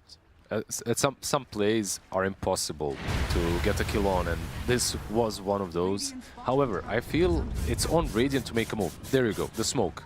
When you look at what they've got on the other side, Black Hole, Doom, these are pretty damn long cooldown spells, so every time you lose a fight, brush it off and go again. Fortunately, everybody's left the area. Seems like South American rejects had a similar idea of what could take place, so they leave, but it does make space for the Roshan to be taken. The big man does roar, but what can they do? Yeah, they're not even trying to approach this area. They're just gonna let it go. They're pretty much aware of this, right? Like, there is only one play that you can do when you're playing Dooms and Enigmas, and that's eventually get a refresher. And then with the refresher, you can actually win a fight and then have a black hole for Rosh. Here's another fight though. Dark Margot with BKB active. He did get lassoed, but might be able to TP out. No, Snowball gets cancelled. So Dark Margot trying to survive here, but Almisho, another freezing field with a Blink Dagger. His positioning has been excellent, and now they find the Doom as well on top of the Ember Spirit. Frostbite follows up from Almisho. Dead Laranov for sure. The position 5 Crystal Maiden ends up carrying the fight super hard for the rejects. Oh, absolutely. That's a level 23 Kunkka, by the way. 32 minutes in. Jeez. He's filthy farmed. He's rich. Experience is also pretty good. SNY, by the way, another fight where it pretty much makes the case for why this is still a pretty damn good item. This is what we want to see when you're playing with Doom carry. I want to see this kind of tempo. Whenever it's possible, be doing something. Be up in front in the enemy's faces. Kunkka as well also has a Cloak of Flames, so they have double Cloak of Flames. That's sort of like having a pseudo Iron Shells for your own team. Pretty much, yeah. The AC, by the way, will be the next item on Wits. I'm a big enjoyer of a Silver Edge as well on Doom, but AC also absolutely goated item. Like, whenever this hero was remotely viable as a position 1, you could buy an AC on him and you wouldn't be wrong. They could have bought AC on Kunkka as well, but he's opting for the Satanic yet again. Yules onto Aegis. Schofield just wants out. Nice little scurry up the high ground for Schofield, so he's chilling. That'll also finish off basically his solar crest. Just needs one more creep to get it. Aik and the boys are thinking about trying to do something here. They are being outscaled at the moment. It's a 7k lead. These Midases are paying off in the long run. Yeah, they're being outscaled, and also the impact that these heroes just naturally have currently is higher on Dire. Like, you are playing Black Hole versus Vacuum Wall. I would argue Black Hole almost always has higher impact. Tormentor number 2. Who's gonna get lucky and be blessed by Gaben this time? Shall be Loranov. Okay. Always nice. Also, I feel bad for Loranov, man. Imagine being Ember Spirit in this patch, having to buy your own Aghanims. Feels bad. They're not letting him play with the Alchemist, unfortunately, whenever the Ember is in, so... He does have the Aghanims, though, on the bright side, right? Like, he did complete it. He's got Aghanims, Linken's, Mage Slayer. Ember is in a pretty good spot, the highest net worth core on Radiant. Well, they also just pick up the BKB on the Crystal Maiden. It's actually scary to me how scary this actually is. This should not worry me this much, seeing this item. Look, it's not only the BKB Blink Crystal Maiden, it's the BKB Blink Crystal Maiden Freezing Field with Black Hole. Oof. You know, the teamfight on Dire is actually pretty damn scary. And if you manage to survive that, there's a ghost ship crashing on top of your head. And there's a lot of things. And they still bushwhack to make sure you don't escape. Yeah, a lot of circles. Level 18 Enigma now with level 3 Black Hole as well. Aghanim Scepter, of course. Now they smoke up. They want to leverage all the strength. Kunkka just picked up a Satanic as well. Almost 4,000 HP on Dark Margot. I just don't want them to initiate on Kunkka again. Every time that they have done that, they've lost the fight after, so... Now, oh, Crystallis! The hands were in the air for Dark Margot. He was about to X him. He manages to blink onto the high ground. Quick fingers. Look, he's a professional gamer or something. They're coming from the other side, though. Look at this. Ike getting caught out by the Doom, immediately brought down. They also get a Yule Scepter out onto Boom. Doom thrown out by Vitz, making sure there's no spells from him. And El Misho hasn't used the Freezing Field just yet. No need for it. Crystallis, though, comes on the backlines, rips apart the Enigma. That was so smart. He knows that he can't TP out if Enigma's alive. So he kills the one hero that can bring him down. Yes. Unfortunately, Vitz is murdering the rest of your team. It's a triple kill for the Doom. He's absolutely massive. Just too much damage as well coming with the AC now from Vitz. Kunkka is just not killable. He can only poke him here. Nice kill. TP out from Crystallis, honestly. Enigma, I think he forgot to use BKB there. Or he was greeding out with it. Because he didn't use it. He just didn't click BKB, and because of that he just falls.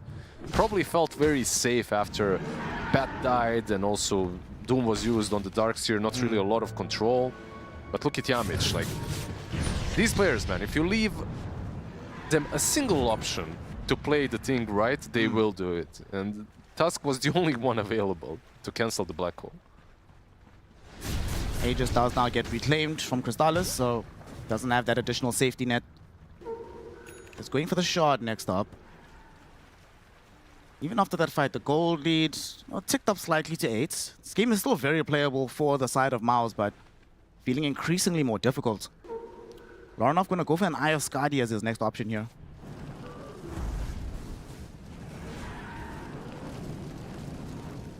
Radiant are scanning.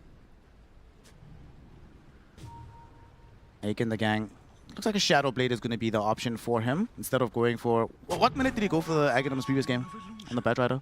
Pretty late. It did come after these 3 items, but it was a bit later than in this one. I feel like it's a decent item. Like, he could still go for it, opt for it eventually, right? If he gets...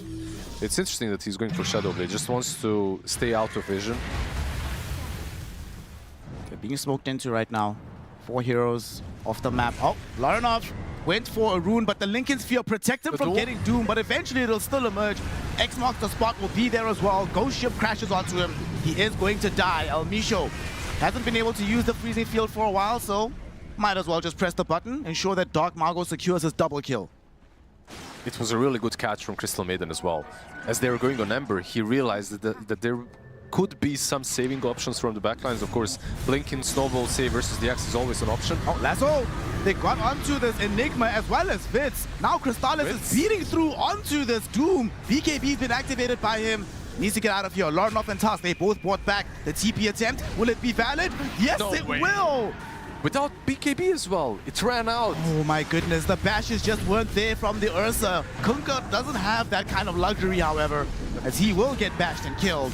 But the big prize, the big dog, does manage to get home. He has Satanic, but he has Satanic, but he can't really hit fast enough. You mentioned the Shadow Blade on Bat. I feel like this Enigma could use one. The way that he's playing, he's being caught out of position way too easily, and sometimes having some Shadow Blade or something like that just to still be close enough, but not in vision, can come in handy. Of course, not compromising your position and not going under cliffs where there might be wards is also a viable option. Sounds too easy. Gotta, make the game entertaining. He is. He definitely is. He's got a lot of farm, but that farm doesn't worth much when you're dead. And also getting to that point of the game, which I'm always scared of when I see like these Doom carries, when the enemy carry can actually kill you during one stun, and you can't do the same back to them. Crystallis really ripped through Vitz. He just needed a little bit more damage. And the next time that happens, Crystallis will also have a Silver Edge, because that's the direction that he's going on for this Ursa. Yeah, an item that I'm maybe expected on the Doom, but when it comes to the carry-to-carry matchup, it's kind of scary when you Doom the Ursa as well, right? Like, sure, Ursa can turn and fight with the Abyssal, but if he cannot enrage, not too terrible for the Doom. If he can get on top of him. So far, they haven't really been able to isolate Crystallis. Getting a Bloodstone coming up right now for Boom, in tandem with the Shivas and the Pipe of Insight. He's also got the Prophet's Pendulum, making sure that he has more sustain for himself in the fight, can keep putting out those Ion Shells, throwing out those Surges, elongate the fight as long as possible.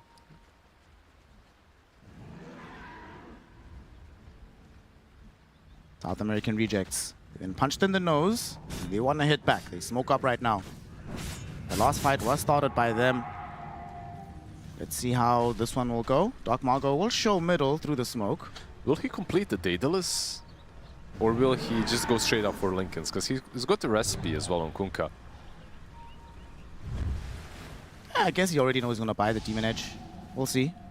But he's actually saving the money. I think you're right. He might decide to go in a different direction. I think he gave up on it, yeah. They smoke as well from MOUZ. Moving up here into the high ground, Vitz. Ready to pop the smoke. He will be able to do so. He gets out. Schofield might not be so lucky, but the eye shots didn't connect properly. The wall does, however. With the Abyssal Blade, they get him. But there's the black hole from the Enigma, catching two heroes. It's the Ursa and the Dogs here. But where was the Doom?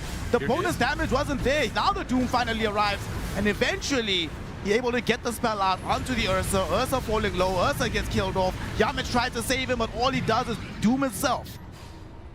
Two heroes fall. Ursa buying back immediately. Crystallis doesn't want to give up on this fight. The chase is still on. Larnov looking towards the back. He scouts out El Misho underneath the tier 2 tower. Should be able to get the kill onto this Crystal Maiden. She will tick out right now. Flame Guard, Iron Shell, more than enough magic damage. Look who's up. Look who's in the river. It's Ursa into the pits. That's why he bought back in the first place. And strategically, this is a really good play because, yeah, sure, you trade your buyback, but you know no black hole on the other side. There is no Doom. So this Roshan attempt is uncontested and it cannot be contested. Aegis Cheese Refresher, definitely worth it to buy back and go into the pit. I think they need Refresher. Like, that's a pretty big item that they could get on Dire, on Enigma, but he's not going for it. Actually, he's going for Octarine Core instead. It's a similar approach. The difference is, currently Refresher is definitely in a worse state than it used to be, because it doesn't refresh items. So you don't have the double BKB black hole. To be fair, that should have been quite a long time ago. Not happy I've been playing pubs and not having late game carries with 12 seconds of invulnerability. Oh, it's been wonderful. the double hexes, insta-kills by invokers as well, you know? Oh, with this Aegis in tow, MOUZ is... I wonder if Aeon Disc... Hear me out. I'm cooking. Okay. Is Aeon Disc on Ursa an actual viable item here? It won't be the first time Crystallis bought it, by the way. Just to make sure you can always get off the enrage? Yeah. I don't know, but this Aeon Disc, ever since its inception, I hated the item. But currently it feels like it's in a pretty decent spot. Like, especially on mid lane. Like Ember already has his. Every single game when you see a Queen of Pain with the Bloodstone, she goes eventually into the Aeon Disc, just so you can reset the fight. Radiant are scanning. Like you said, Crystallis wouldn't be the first time he does something a little bit strange. He bought it on Alchemist, I think, yesterday, by the way. So, it's, for him, it's an option, if nothing else. For most carries, it's not. And for most carries, at best, you want one defensive item. You have to buy two, bro? It's hard to make them buy the BKB on its own. He's going to be going for the Swift Blink next. As his team was smoked up, hoping to catch somebody from South American rejects out on the map. But they're playing together. Oh, Aik ends up dying here in the mid lane. Looks like Vitz was able to catch up to him somehow. But how did he die? What happened? Took the tower. Misho looks like he's gonna probably die here as well. They find the vision, catch him in the trees. So support per side. Just trying to play the map really, and getting caught Shadow Blade does not really help you on bat any longer. They have too much vision. Boom, vacuum Schofield onto the high ground, but he gets off with the sharpshooter. Now we're getting bushwhacked, surrounded by Doom and Dark Margot. That crit was 1500, by the way, from the Doom. It's quite a lot. He's got permanent Scorched Earth, by the way. Literal Doom. Bringing hell on earth. TP out from the... Whoa, that was close. I was very, very close, but Lauren off is cool. Gets up. A massive part why they had to absolutely bail here is there was no Doom used on Boom, right? So they still had it, so couldn't really fight. If they maybe use Doom on him, maybe there's a fight after, but no way like this. We just saw how Aik ended up dying. It was the interplay between the Kunkka and the Doom. Vitz now 11-1-5 on this Doom, still at the top of the net worth charts. He is about to cap out in terms of itemization though. Has the overwhelming blink, AC, harpoon, BKB. Not really much more for him to go, unless he's gonna upgrade his Doom. Can queue up the shard as well. Would have been great if he had the shard and the Midas. That would be like the uber greed. The shard is actually pretty good at him. Like, maybe not as much on position 1 Doom, but it's definitely a very viable core item, I would say, on an offlane Doom, in this last patch at least, because you can take one of the Ancients with increased spell damage and AoE, and you take one of the Ancients with the Ravage. So you have a mini Ravage of your own. It's not even that mini. It's a pretty solid Ravage. An average Ravage. Sounds like you're rapping, bro. Average Ravage. Is that your rap name? Yeah. Just average. Well, this Aegis gonna expire in 30 seconds. Misho will gift the free kill to Crystallis. Just takes him down in the blink of an eye. This Ursa, we have to remember, he bought back in order to achieve this Aegis, so once it's down, it's like a 2-minute window where if he dies again, has no way back into the game. He's already saving up though. He's got 4k gold in the bank, making sure that, at least for now, making sure that once the Aegis is gone, he has a way back in. 2 minutes, right? Yeah. 2 minutes can be a very long time. Now this Aegis has expired. The thing is, when you're in this kind of a game, I feel like Darkseer as a hero just naturally falls off with every aspect. Like, even his level 25 talents, to me at least, don't feel that incredible. Like, you've got an option between 350 AoE Surge, which is, it's good. It's alright. It's alright. And the other one is 2 Iron Shell charges, which, yeah, if you went for the Iron Shell talents, it's okay as well. But it's not permanent Scorched Earth. Yeah. You know? And on the other side, you have an Enigma. This is a hero that through history of Dota has always been the strongest thing. It's Enigma and Faceless Void. Late game scenario, if you don't have the heroes against them, it's very difficult to take that W. And of course, since this game has gone on to this duration, as expected, these Midases have really paid off. Doom's even gotten to the point where he sold his Midas. He sold it a long time ago, by the way. He's been chilling. He's very rich. But Enigma is dedicated, still utilizing it. Has BKB, has Lincoln Sphere, now also wants the Octarine Core and the Refresher, so all of them are being queued up. Mid lane. Mid lane. Trouble could be abounding here for Dark Margo. They don't get him with the slide chain, but they do get him with the lasso. There's the big bear. He is just gone. You might have 4k HP, but when you're dealing with a bear, that HP goes away extremely quickly. I mean, it was just a beautiful play from Boom. He's the one that caught him. He caught him from the edge of the river onto his own high ground with the vacuum. Nice. Like, the repositioning was absolutely insane. He couldn't BKB, of course, because of the lasso, because of the Abyssal. It's a pretty significant catch. If they can force maybe a buyback. They still have to be very careful about this push. There's an Enigma waiting for them.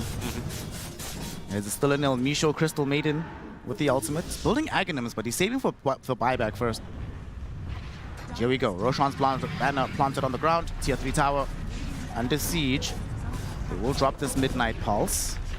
Bushwhack to pull the creeps away from the Roshan's banner. Nicely done by Schofield there. But he's committing Lorinov. He's staying up front. Will get himself back though as soon as Vitz encroaches upon him. They're kind of hugging because of this AoE surge. It's still a pretty small AoE, you know, that you have to be around your teammates to use it, or they have to be in a ball, and it's scary when you're playing versus Enigma, clumping up like that. You know, in the real late game, and you know it's a very high stakes matchup. Everyone has buyback. Everyone is prepared. Everybody knows that the next fight could be a 10v10 affair.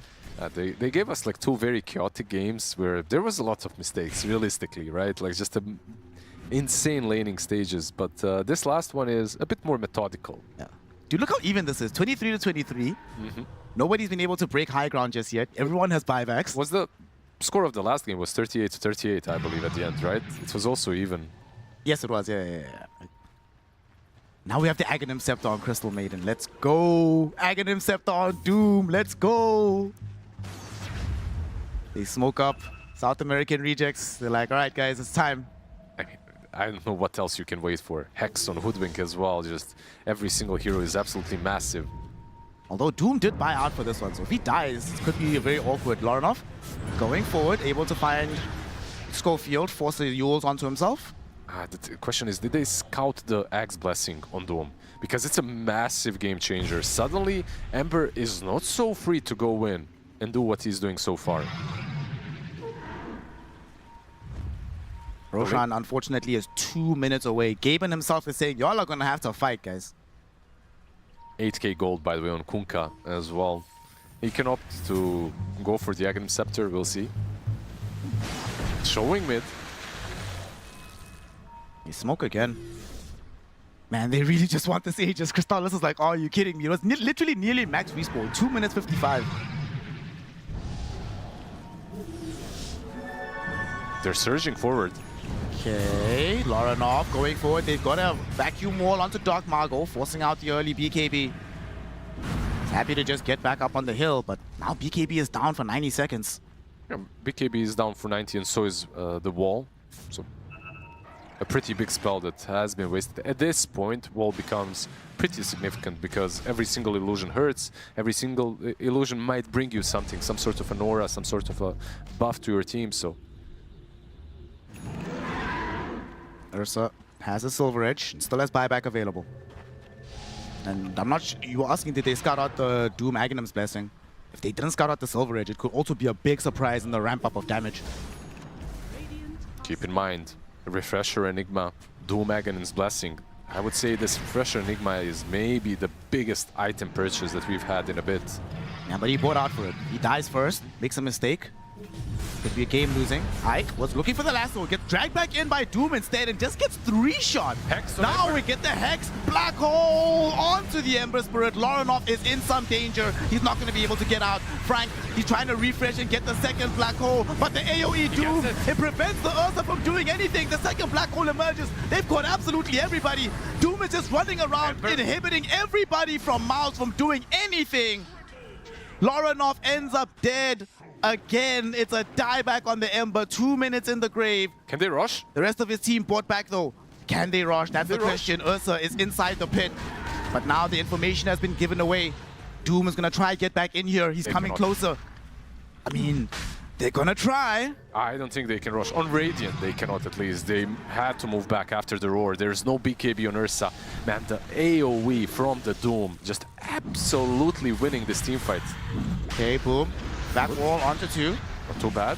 Not too bad. Gets X marked though into an open position. They force a buyback out onto the Tusk. Hex onto the Ursa. Oh no. Hex, bushwhack, everything used. Yamit tries to save him with the drinking buddies. The enrage will come out from the Ursa, but he's out of HP, so he has to run away from the fight.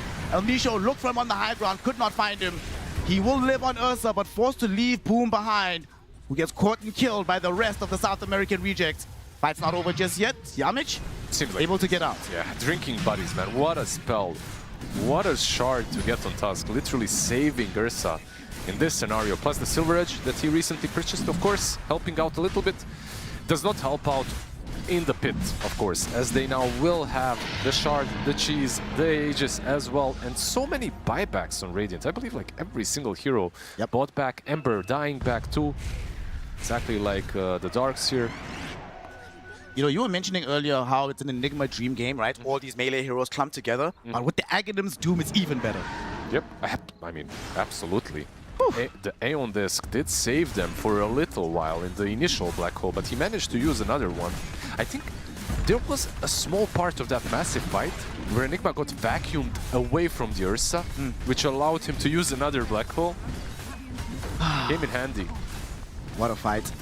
Now, buildings are about to get knocked over. The demolition crew has emerged. Can I just highlight one neutral item? Check Enigma. Enigma? Yeah.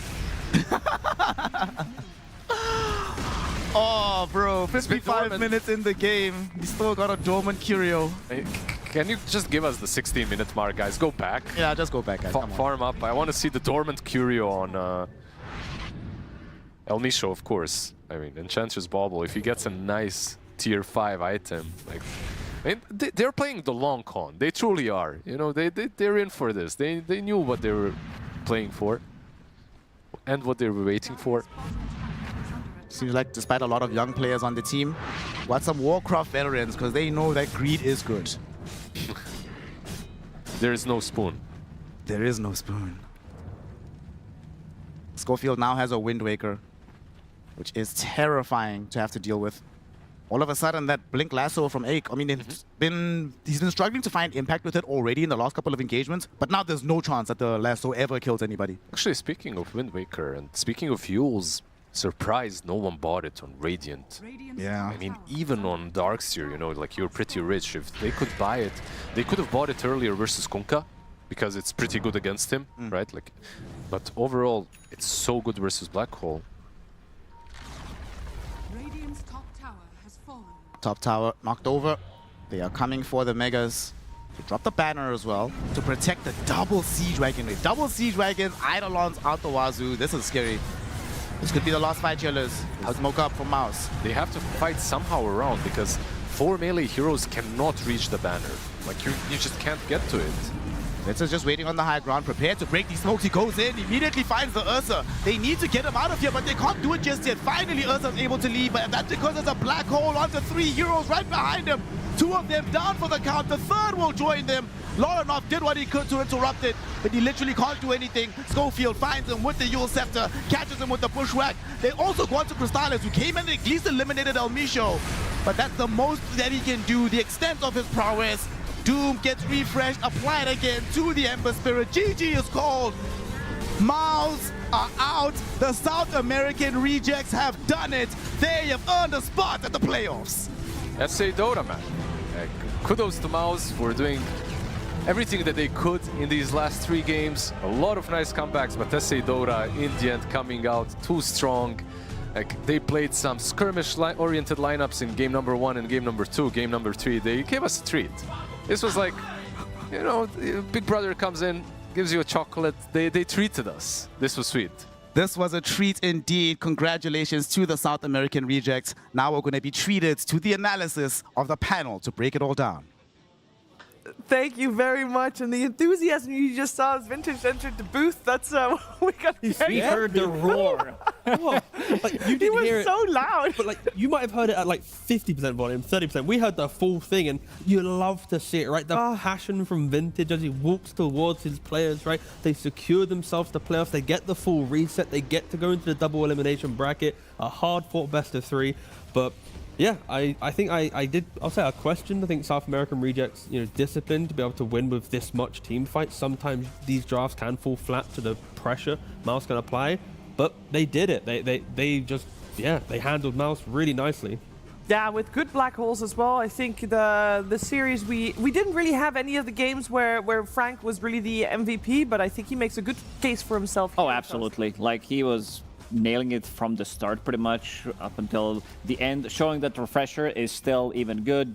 BKB, Black Hole, then Refresh. You don't get the second BKB, but the Black Hole is still gonna land. And also their Hand of Midases, it did pay off. You had Doom with Hand of Midas, getting extra bit of a gold from that, from his Devourer, and then you also had Enigma, Frank going for Hand of Midas. So double Hand of Midas, knowing that MOUZ, with the team that they do have, they don't have enough like tower damage. It's Ember Spirit, Ursa. One thing that these two heroes struggle with is finishing the games and playing into this overwhelming team fight.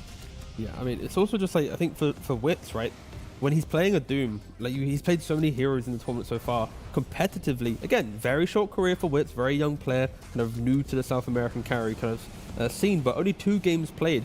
And I felt like he had the Doom carry confidence. Like, there wasn't really moments where I was like, oh, that's a bad Doom. Oh, he's chasing a fight. Like, he ended the game like 14-1-14, and you just felt like he knew what his hero had to do. And again, 2 competitive games played on the hero. His coach and drafter is just throwing him new hero after new hero, and you got to give him a lot of credit that he is just making it work. Yeah, fantastic. It's just beautiful to watch. I don't know. I just gotta say, it makes me happy that South America did go through. I thought we might be ending up without having GamerLegion. We did earlier. They were kind of close, but again, not getting into that top 8. I was a little afraid that the same thing might happen for South American rejects. It didn't, which does make me happy, because this team, it seems like they have a bit of a different approach with the heroes and everything, and this is the type of stuff that I want to see coming further into the tournament, especially now with the double elim. It's going to give them 2 chances as well, so a lot of things that they have to still improve, especially post 30 minutes, but the first 30 minutes, they look godly. I mean, they just have like tenacity in their play, and we need to also, you know, accept the fact that the 2-2 teams that today, right, Heroic, they didn't have to play against South American rejects, right? Normally in these moments, it's going to be like South America versus South America. There'll be some China versus China, but we've actually kind of evaded that a little bit today with the, you know, the Wallachia schedule. So we do get to see 2 South American teams making it through to the playoffs. And for South American rejects, this is their best result yet. And they were with this roster also in Birmingham. They came 12th here, so instant, very noticeable growth. And we got the MVP for the Crystal Maiden. Don't mind the 11 deaths, it's the Frostbite. Those Frostbites on the Ember Spirit, they made Lornov's world hell. Yeah, he made him think about having to press BKB, and there was like these little moments as well where it's like he's hugging the tree line, blinking to the high ground, throwing out an ult. Like he just didn't care. He goes in. What a Giga Chad build as well. Right? Like he had like Boots of Travel, Blink, Shadowblade, and Aghanim Scepter, and the new Enchantress Michael Bublé or whatever it is called, like the new enchantment. So he was prepping for the late game, and he definitely delivered. Yeah, it was a great showing. I think for South American rejects, as said, maybe there is definitely something to work on in the mid game of series. But hey, from a viewer perspective, I'm not opposed to it. This is very fun to watch. No, especially if they can craft their laning phase to be just strong. I don't mind if they make the mistakes in the mid game, because they've like created this insurance for them. They can make it. If they have weak lanes and they make mistakes, sure, that's not too good. But with what they did today, yeah, you can have the freedoms of being this aggressive team. Like, to be an aggressive team, you're not always going to play perfect. Like no aggressive team, other than maybe like a gaming gladiators era, was truly like perfect from 0 to end. Yeah, I think also it's impressive that they've done it with their own heroes. We said that at the very start, especially after game 1. They are the ones playing the Kunkas. They're the ones playing the Crystal Maidens. And they're making it work. Very strong identity when it comes down to playing the certain heroes as well. Schofield now in Hoodwink, but he's playing Clockworks. He's playing all of these like annoying stuff still, being very... And this is what he does. Like this is his identity as well. And I kind of feel that this team, depending who they're going to be paired up against, like this team can do really well. All they have to do is get that extra bit of a boost. I think this is a great victory for them, as we could see, like their coach, how happy they were, but they got to keep this momentum going. Yeah, and speaking of momentum, we're going to see if that momentum is still there, as we have an interview with Wits. It's also Edson Vera who will help us with the translation. First of all, congratulations, Wits. Great performance. And my first question would be, you guys are playing so many officials at the moment. Of course, this best of 3 here, and then there's 2 best of 3s still tonight. What kind of impact does that have on you and your team? Te está diciendo que estás teniendo muchos juegos oficiales ahora. ¿Qué impacto tiene eso, no? Porque estamos jugando División 2. ¿Cómo te sientes sobre eso? O sea, sí, es un poco cansado, ya que justamente ayer nos metimos como 8 juegos y como que terminamos como a las 12, ¿no? Y es como que ni bien terminamos, tuvimos que ir a dormir y ni bien despertamos, ya era tiempo para salir, ¿no? Entonces sí, se puede decir que afecta un poco. It's a little tired because yesterday we had like 8 games and we played till midnight. So when our matches end, we have to go to bed. And right up next, we have to wake up and come to the studio to play. So it's a little bit tired. It is for sure an absolute grind. And then with all the games you've played here, you are the most versatile carry of this event, playing the most different heroes, with also pulling out the Doom, of course, in the most recent game. Is there any carry hero at the moment that you prefer to get in the games? Dice que eres un carry muy versátil hasta el momento. Con el Doom y con tus otros picks, pero ¿cuál es el carry que prefieres jugar más? No tengo ninguna preferencia por ningún carry, es como que más que todo lo que sale en el draft, ¿no? Si es que veo que es algo bueno, digo que bien, ¿no? Es como que me siento cómodo con todos los seres que me puedan dar y con los que haya practicado en ese momento, ¿no? En los rankings también. He doesn't have like a special pick for carry. He just feel the draft. And if a pick is good for that match, he will pick it. Yeah. When you say you're gonna pick it, like, is it only gonna be your call, or like, what's the dynamic between you and your coach? Sí, no, es conmigo y con el coach. It's both of them, no? If they feel like it's a good match for a certain hero, they will pick it. But it's from him and from the coach. Yeah, I've been very impressed by the way you've been carrying the games. For you, what is the most difficult thing in the current patch to do as a carry player? Según para ti, ¿cuál es lo más difícil, la mecánica más difícil en este parche, no? No tendría algo claro ahorita, pero quizás sería tratar de conectar a las peleas, ¿no? Ya que la mayor parte de los juegos se gana el que tiene más números, no se podría decir, y es lo que trato de hacer, pero es encontrar el balance entre conectar a las peleas y a la vez farmear, ¿no? Para no quedarte estancado. Okay. He said he's between connecting the team fights and also farming, because it's hard to do the both things at the same time, so you have to be very focused on the game. So that's it. Thank you. Nice. All right. Congratulations on the win. This is the first time you playing with this roster is making it to a playoffs at a tier 1 event. What do you think has been the biggest improvement since, Birmingham and Dream League and the last couple of events that you played? ¿Cuál crees que ha sido el mejoramiento de este equipo desde los torneos pasados, no? Es tu primera vez en un tier top 8, en un tier 1. Yo siento que tuvimos muchos juegos para cerrar en el torneo anterior, que fue la Birmingham. Hasta siento que podíamos haber clasificado a playoffs también en ese torneo. Solo que más se podría decir que fue error parte mía, ¿no? Era como que cada vez iba evolucionando y mis calls fueron más seguras, ¿no? Como que perdía, sí, pero usaba esas derrotas a mi favor, no trataba de aprender todo lo que podía y no volver a repetir lo mismo. He says we are as a team, we were very confident to qualify to the next stage in both Birmingham and Dream League, but he's been a little bit overwhelming by himself. He said he could improve a lot more. He did like wrong decisions, but now he's still learning. So that's basic. Nice. I have nothing. I mean, you're learning very fast and becoming a very good carry player. So please continue doing it. I look forward to what your ceiling is. Yeah, very enjoyable to watch. We know you have a long day ahead of you still with 2 series to play, so good luck in those, and we'll see you tomorrow in the playoffs. Congratulations again. Thank you. Thank you, guys. Thank you. Thank you, Ed Vincere, also for the translation. I will say, this guy, 18 years old, I feel like still very much, learning stuff and being humble about it. That's super promising for me. Yeah. Yeah, if you just made a new team and then you have like this new kid on the block who seems very calm, like very high skilled, you get this type of a guy on the team, it feels really good. Like it's like you're setting up yourself for a great success.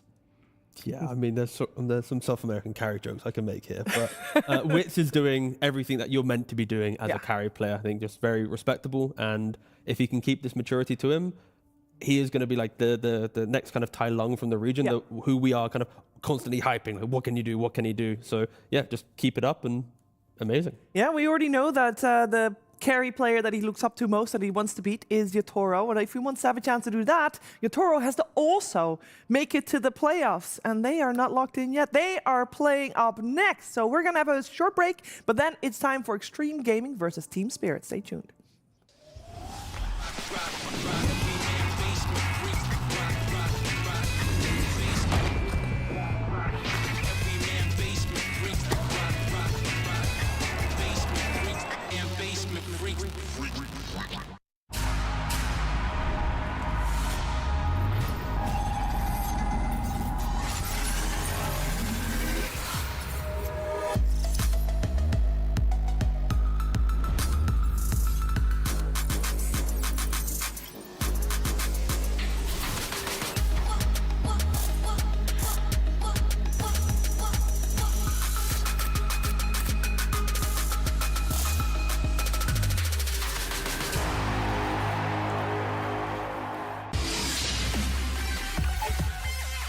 The human body was built to move, not trapped at a desk in one singular posture for 12 hours a day.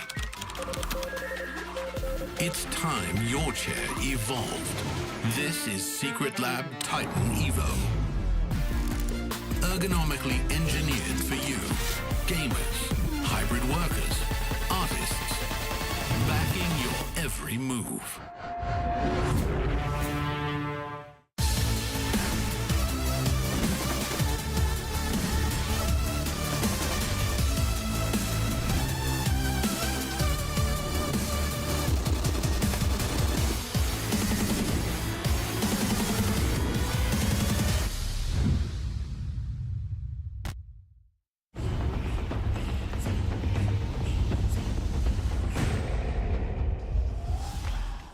Welcome back. You are watching PGL Wallachia Season 8, and it is time for the final series of the group stages. Only one slot remains in the playoffs. Xtreme Gaming and Team Spirit, they'll fight for it in a best of 3. It is, I mean, come on, we can call this an El Clasico already, can we not?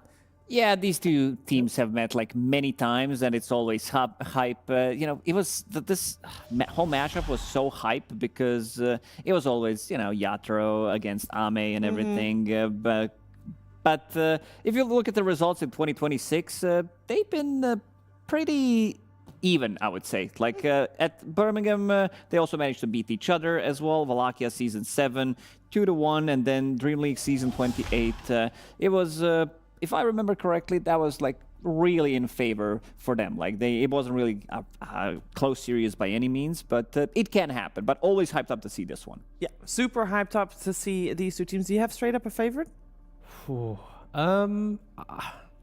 that's a tough question. No, but do you want like the analytical answer or like me actually showing bias for once on a panel? About both. Both. So the bias, I would prefer XG going through. Okay. You know, Chinese team going to playoffs. I think the Dota they've played is just more enjoyable to watch. There's more volatility in Spirit.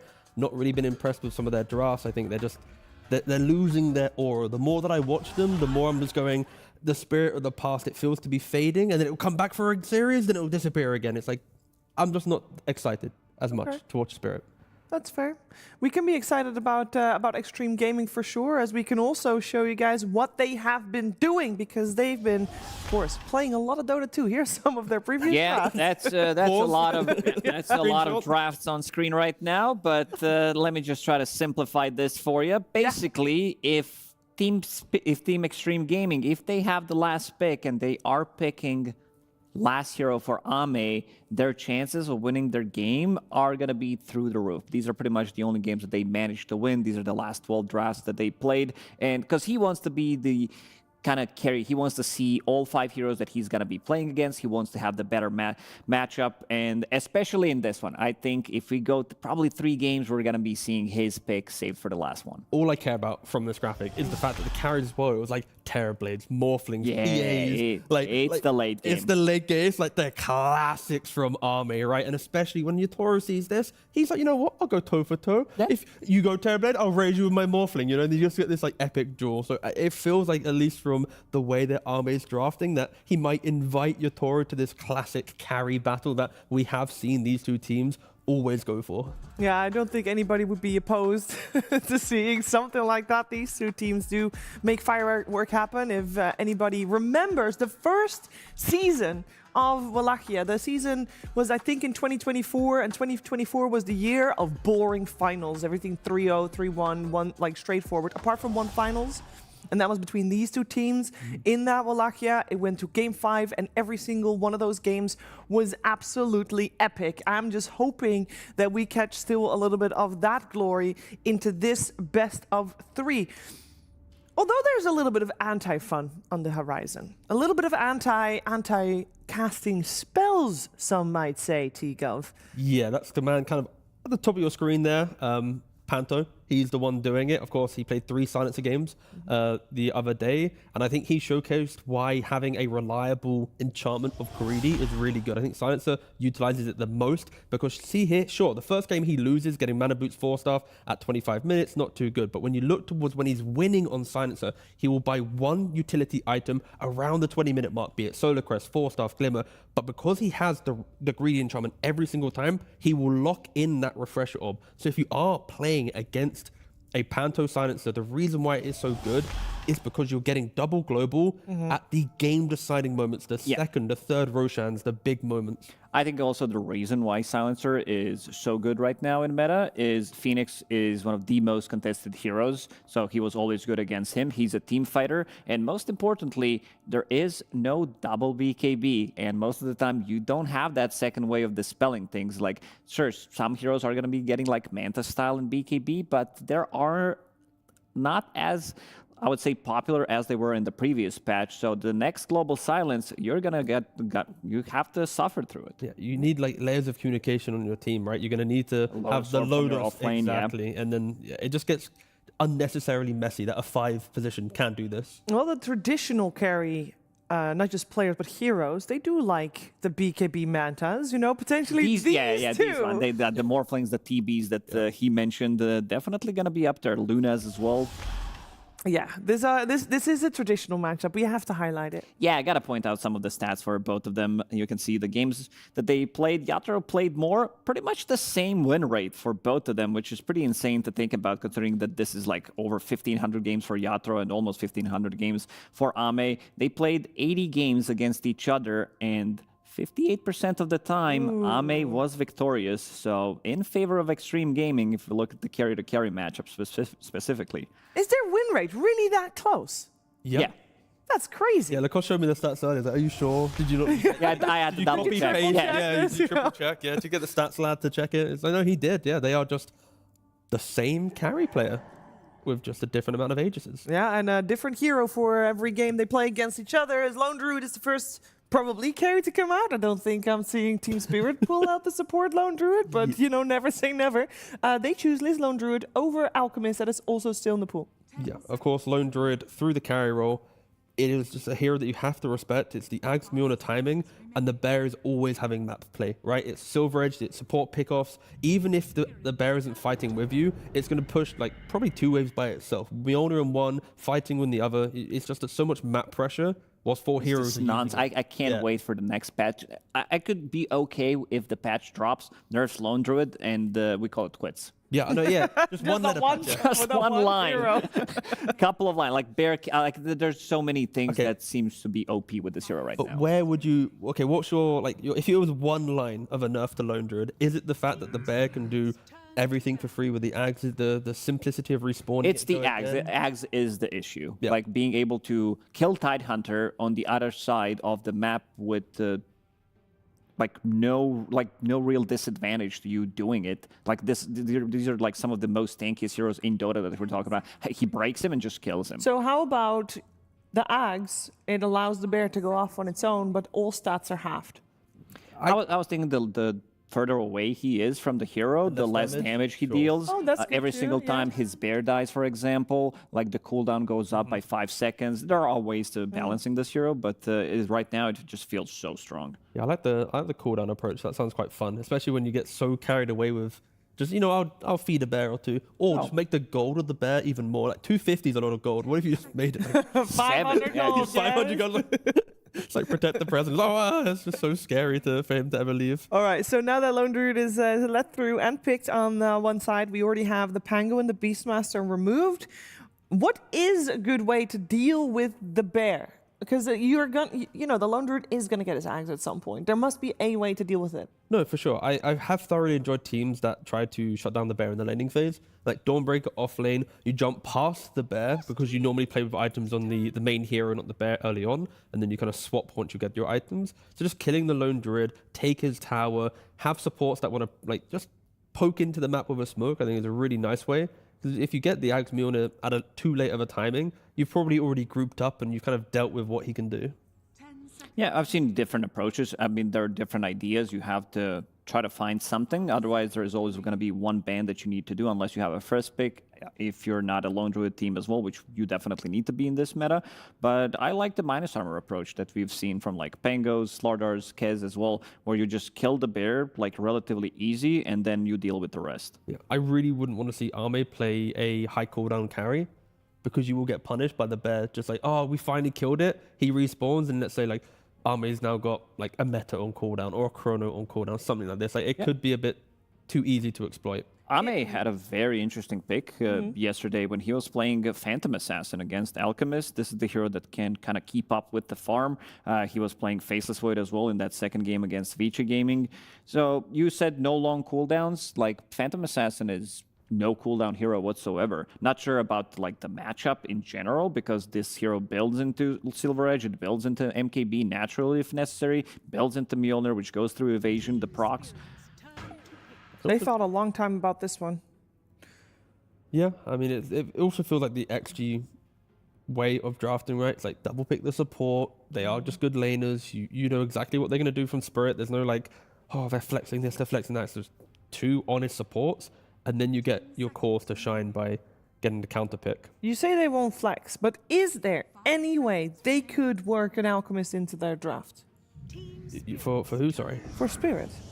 Yeah, sure they can. Yeah, I was talking about XG not flexing. Okay, well, how are they gonna fit an Alchemist into their draft? Do we need to? I don't know. If you say how would they? Because they would need to flex. If Spirit gets like you can't ignore Alchemist the whole draft. We potentially can. I think some of the teams that pride themselves on drafting can often let go of the meta a bit more. Yeah, I mean, Ame didn't play the hero. If we talk about the play style, I'm not sure Ame is that type of a player that wants to have net worth being in the Give it middle of away. the pack. Yeah, just farming 4,000 gold for somebody else. And then, away? yeah, like, He'd play out to give himself the Ags, and then he'd be like, yes. yeah, but the good silencer pick. This is why we highlighted the hero. It does allow you to have something good. You have that team fight. You have ways of dealing with the Phoenix. The hero that just insane team fighter. It gives you pretty much everything. And this is another classic support coming out from Spirit. It's a strong laner, especially with the changes to having 3 daggers. Yeah, no, it's a very good laner. My fear, though, with Silencer is just it does open up for Zoo heroes, really strong offlaners. Spirit did destroy. They beat Lycan twice. When they picked Silencer, Na'Vi did respond with the Lycan in the hope to beat the Silencer this way. It didn't work out for them. But when I see this hero, it's like in lane, if you have Axe, Beastmaster, Lycan, just really potent heroes, you are going to feel the lack of laning impact that a Silencer brings. Instead, they're not going to try and like win the lane through aggression, but more just, you know what, my Tide will free farm.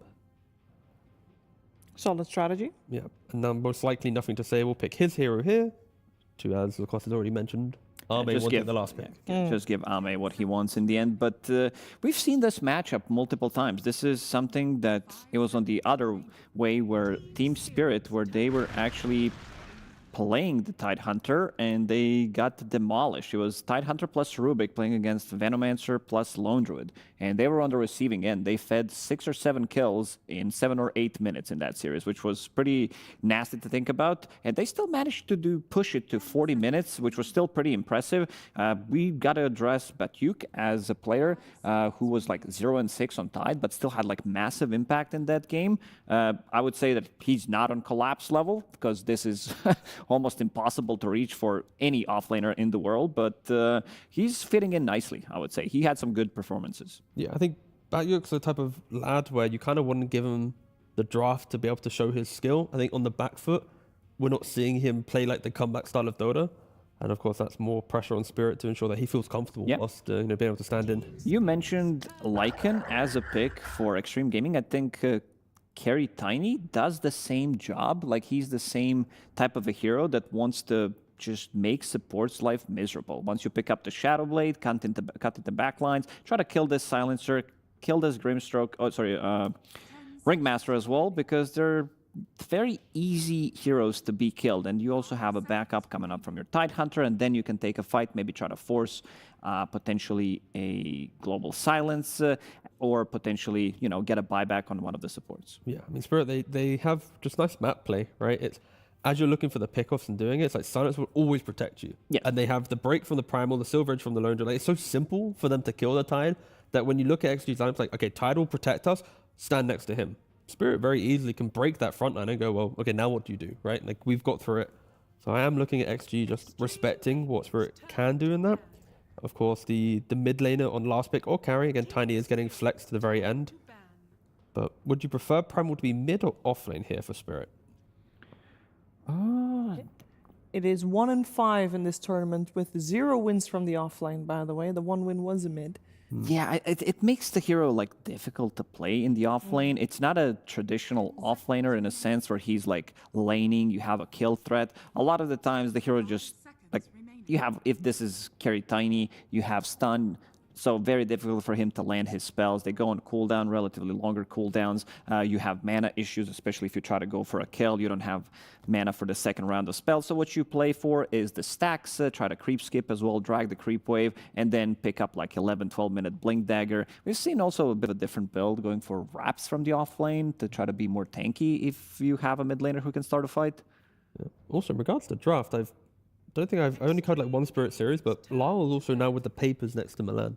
I think in previous tournaments, at least, it was Panto plus Milan doing it. So there has been a shift of authority in the draft.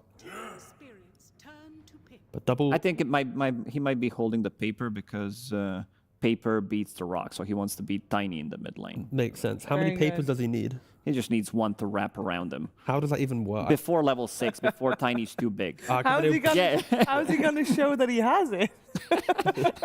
I don't know. I think cameraman needs to show it. And they're sitting very close to each other. No, yeah, it's very like focused. ogre cosplay right now. Yeah. But smarter version. Yeah, I was going to say, you calling them dumb? What's happening here? So far, it has been Xtreme banning out mid laners, so they are kind of expecting this Primal to go to the off lane. In terms of mid laners, there's a bunch still in the pool. All the spirits are, of course, removed, with Puck there as well. So which ones are left in? There's a lot of mids actually removed. Timber Saw gets picked up. Maybe that Primal will go mid. Maybe the Timber will go mid. Both technically can go to both lanes. I'd at least assume Timber to offlane, Primal to mid, based on what we've seen in the tournament. But depending on where XG go, again, I think both are very happy to play both lanes. And now it's more on, do they want Tiny to be carry with Silver Edge and play map and nothing to say?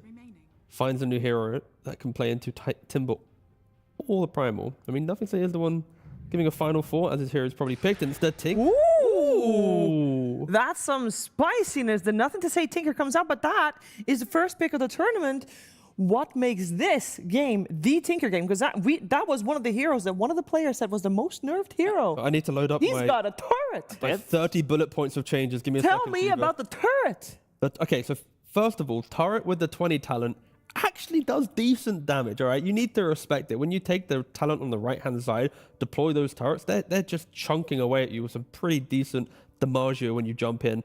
But, again, that's way down the line. Just want to throw that out there. Yeah.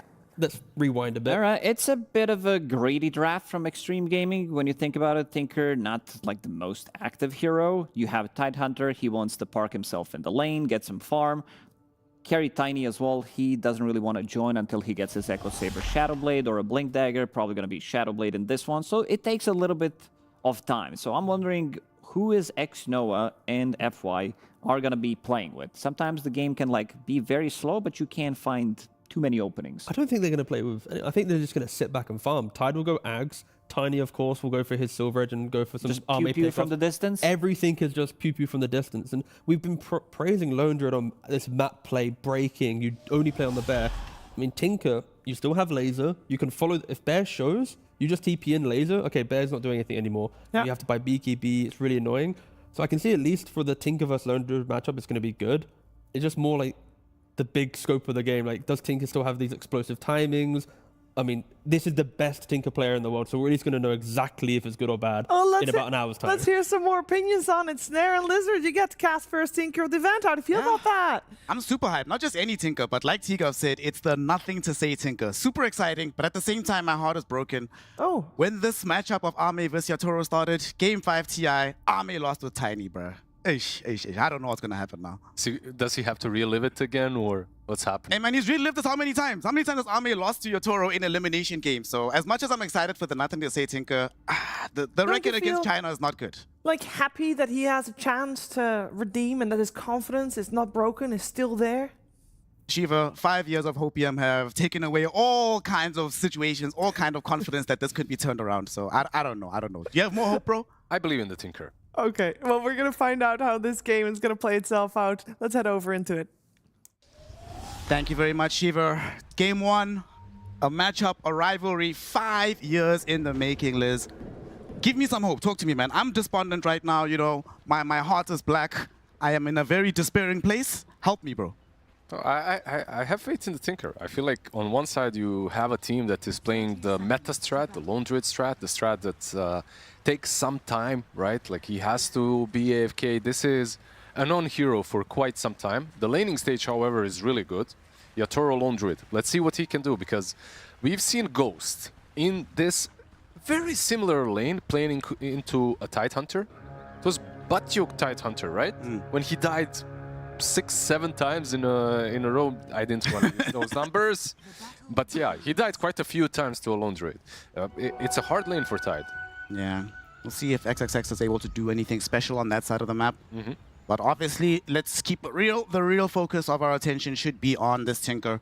Went for the first point into deploy turrets. Talk to me about this. Have you seen this in your pubs? I have. I actually have. There's a couple of Tinker specialists already starting to spam this hero. The first couple of days of the patch, everyone thought this hero was absolutely nerfed, gutted, dead. But I feel like we're just back to the OG Tinker. You know, the one that kills you with Blink Hex and just spams you out constantly? More or less the deploy turrets, that's how they use them. Like, and Warp Flare as well. You're just constantly rooted, constantly dispositioned. You can't blink out, you can't get away. And I think that's the idea. Against the Druid, at least, against the Bear, you have this keen convenience, right? Like you can TP from one lane to another, defend constantly, and be a part of teamfights. Okay. Let's see if the recipe here from Zhao 8 is going to allow them to win. Of course, he's going to be laning up against this Primal Beast. I imagine that he should still get his farm, but I don't really see how he completely zones out LoL either.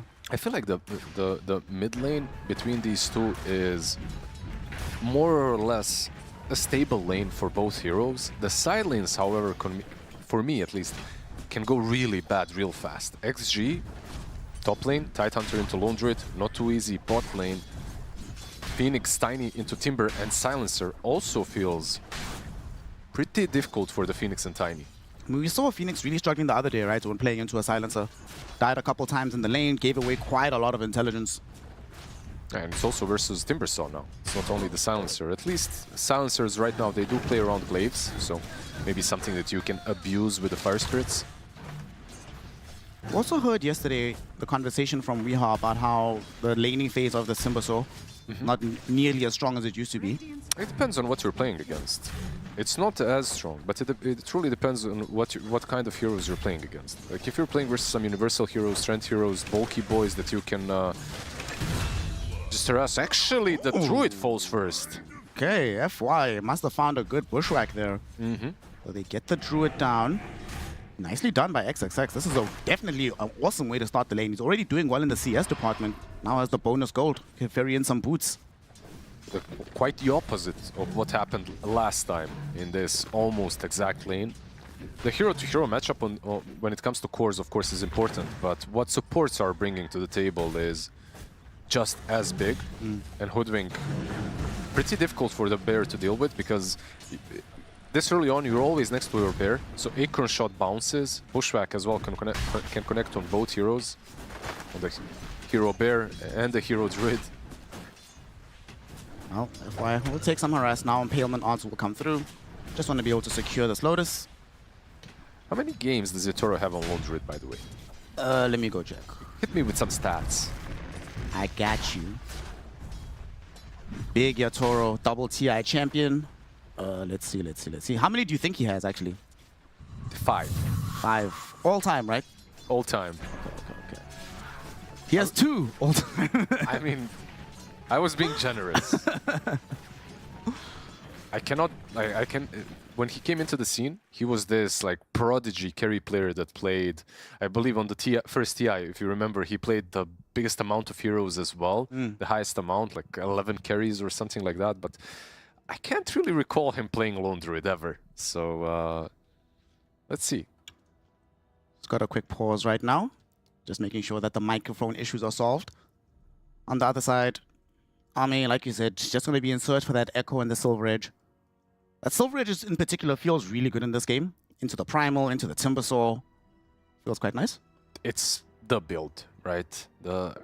If you're buying BKB on Tiny before Silver Edge and the Harpoon, I feel like you're a bit sad already, you know? Like this Silver Edge Harpoon, it's a kind of a build that you build in pubs. And pub builds are usually the most fun, and they're the builds that activate your hero the highest. Because if you get the Silver Edge and Harpoon, you're just hunting the map. You're just getting pickoffs. You're having fun. BKB, not fun. Never fun to buy BKB. Yeah. Speaking of having fun, what's XXX going to build in this game? Because most Tidehunters that we see opt for like the Aura route or they build Ags. We've only seen like one game where somebody went straight Blink Dagger. Yep. He's queuing up the Vlads right now. I like it.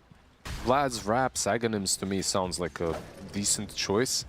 In this kind of a game, getting a Lotus is also really good. You're playing versus Silencer and Primal Beast, so some sort of a Dispel will be necessary on most cores. I know I was memeing about the BKBs, but it's a pretty important item for most of them this game. Well, we'll just charge to get the Water Rune. Oh, nothing to say, denied it. Nicely done by the Tinker. Sadly for him, FY took the top Water Rune, so he will not have his bottle refilled. He's still chilling, doing very well in the CS department. He's almost doubling up the CS of Laurel at the moment. If you want to CS in this kind of a lane as a primal, you have to use trample because you're just constantly spammed, right? March of the Machines, the deploy turrets, actually playing without laser on the Tinker. Yeah, just put a third point into the march. How many stacks? Do we have some stacks? They even blocked, right? Like that's one thing that they did. Oh, top lane. You're going onto your Turo. They even bring in X-Nova. They want to try and get the kill on the lone druid. Your Toro will get saved for a little bit with the escape back, but XXX is happy to tank the tier 1 tower shots. He will find the kill. They do bring down X-Nova though with the bear on the other side just before he goes down. So it's a 1-1 trade. Yep. He get the kill as well. He gets the kill, so he got the kills. It's kind of nice for the lone druid, you know. Not great that you're dying. Xtreme Gaming absolutely recognizing what the weakest point of the game is for the lone druid. That's pre-level 5, the laning stage. He can get sometimes abused quite a lot. We're gonna try and get a kill back onto FY to justify this earlier death, but unfortunately he managed to dodge the Impalement odds. No slow will apply to him, so he just scurries away to safety.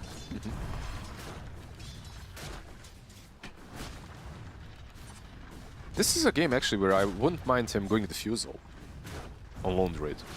If it started a bit better, then even more so. But Diffusal in this kind of a game, just for an eventual disperser as well, could be pretty good mid. Nothing to say. Got bounced onto the high ground away from Panto. He will still probably die here. Laurel with the trample able to bring him down. FY's bushwhack missed onto Laurel, but he immediately gets the counter. The March actually ticks him out on Laurel.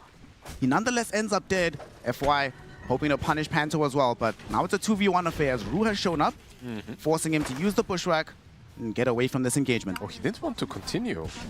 Okay, Akon shot between the two. Wow, that's a lot of damage. The Sea Dragon threw the final shot towards Ru, but he did have a fairy fire. It'll keep him alive. That's a lot of damage. A lot of damage. Has a salve though, so he'll be chilling. Most Hoodwinks, by the way, did move away from the standard build where you at least take 1 point of Scurry. Everyone is just breathing the hell out now with maxed out Acre Shot and Bushwhack as soon as possible. By the way, the kill from Laurel and Tinker, very high level, because he continued trampling. He saw that the Tinker was positioning himself to be pushed on the high ground, so he continued the trample on the onslaught, that is, onto the high ground to follow through. Knew what he was doing in that moment. Down bottom, Ame also been getting the better of the CS here against Bachuk. To be fair, it's not really Bachuk's fault. He has been left alone for the most part. He has been. There are some lanes, most lanes in most patches, when you leave the Timbersaw alone, he should be able to zone the hero out. Tiny was historically one of those heroes that you can actually zone, but they have done a really good job at cutting all the trees around the Timber. Like, that's one thing that they've really paid attention to. You see these trees here? Like, it's not the Timber only cutting them, it's been them just constantly using the Quelling Blade and stuff.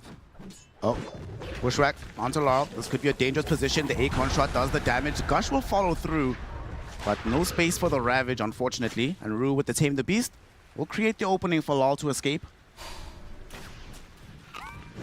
The turrets. Turrets coming through. Ru will get caught with the Akon smash. Gushed up as well. Okay, so we might not kill Laurel, but we're coming to get something. I'm not going home empty-handed. They just rotated too many heroes for nothing to happen in the end, especially because Primal Beast did snatch a couple of those last hits on the camp, stealing stacks.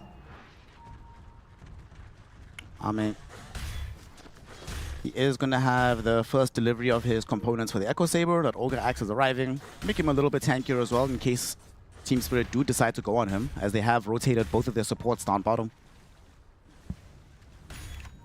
The teamfight from XG is pretty solid once the levels are up. Level 5 so far. On X-Nova, not quite there yet. So don't have the easiest time dealing with the egg on Team Spirit. They actually do. You know why? Oh, a silencer? Hold that thought. Okay, Avalanche onto Butcher, gets safe for now. Still gonna be alive through the escape back. Panto with the spells out onto X-Nova, trying to bring down this Phoenix. Lawl is making a rotation as well, and with the onslaught, he's able to find him. And on the back edge, they did manage to bring down FY as well. 2 supports for the price of nothing. 2 for 0.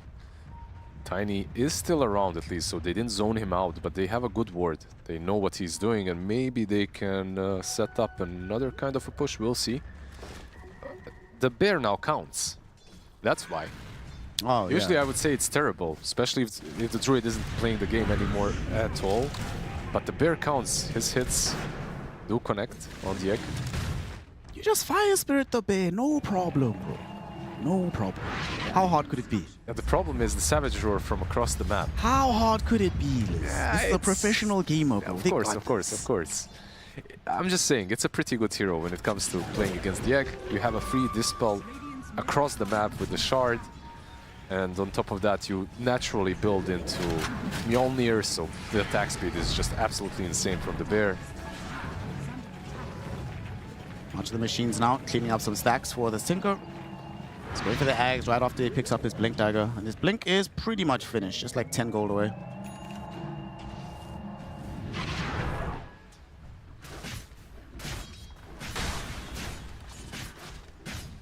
Yatoro, just as you're doing bear things, at some point, once you start to get these items, we'll see them move into the jungle.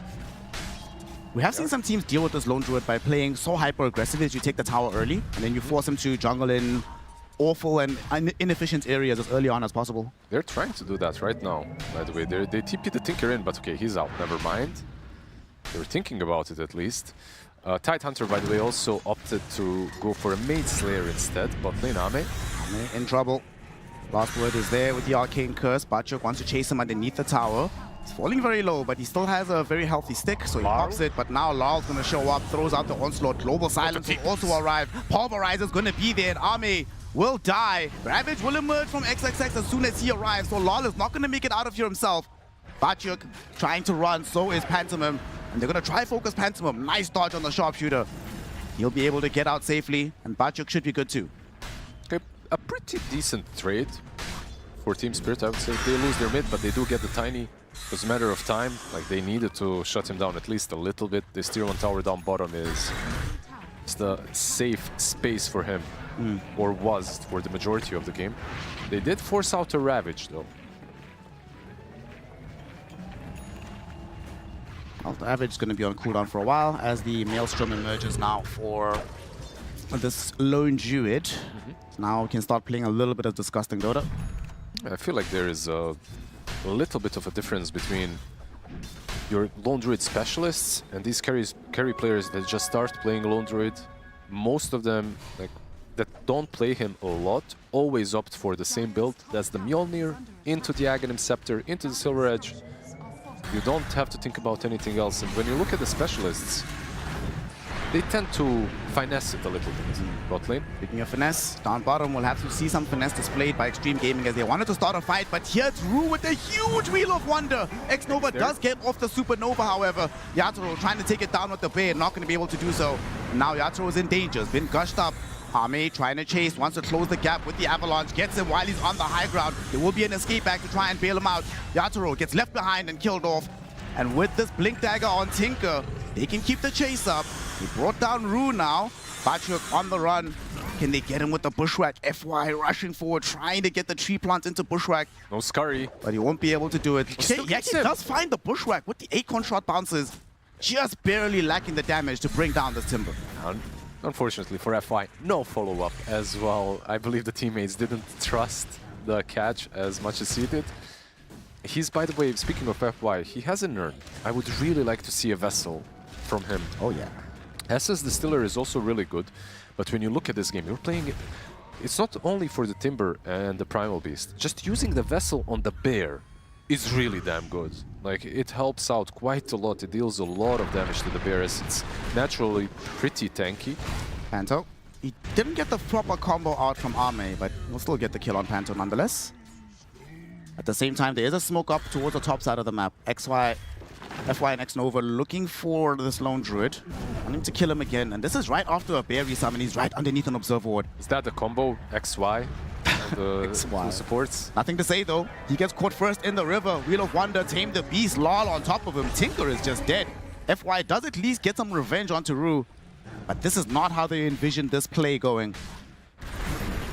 Probably not. Tinker Still, a little bit slow. Of course, it's a hero that does not buy boots. Has the Blink Dagger, but if he's out of position, he's as good as dead for now.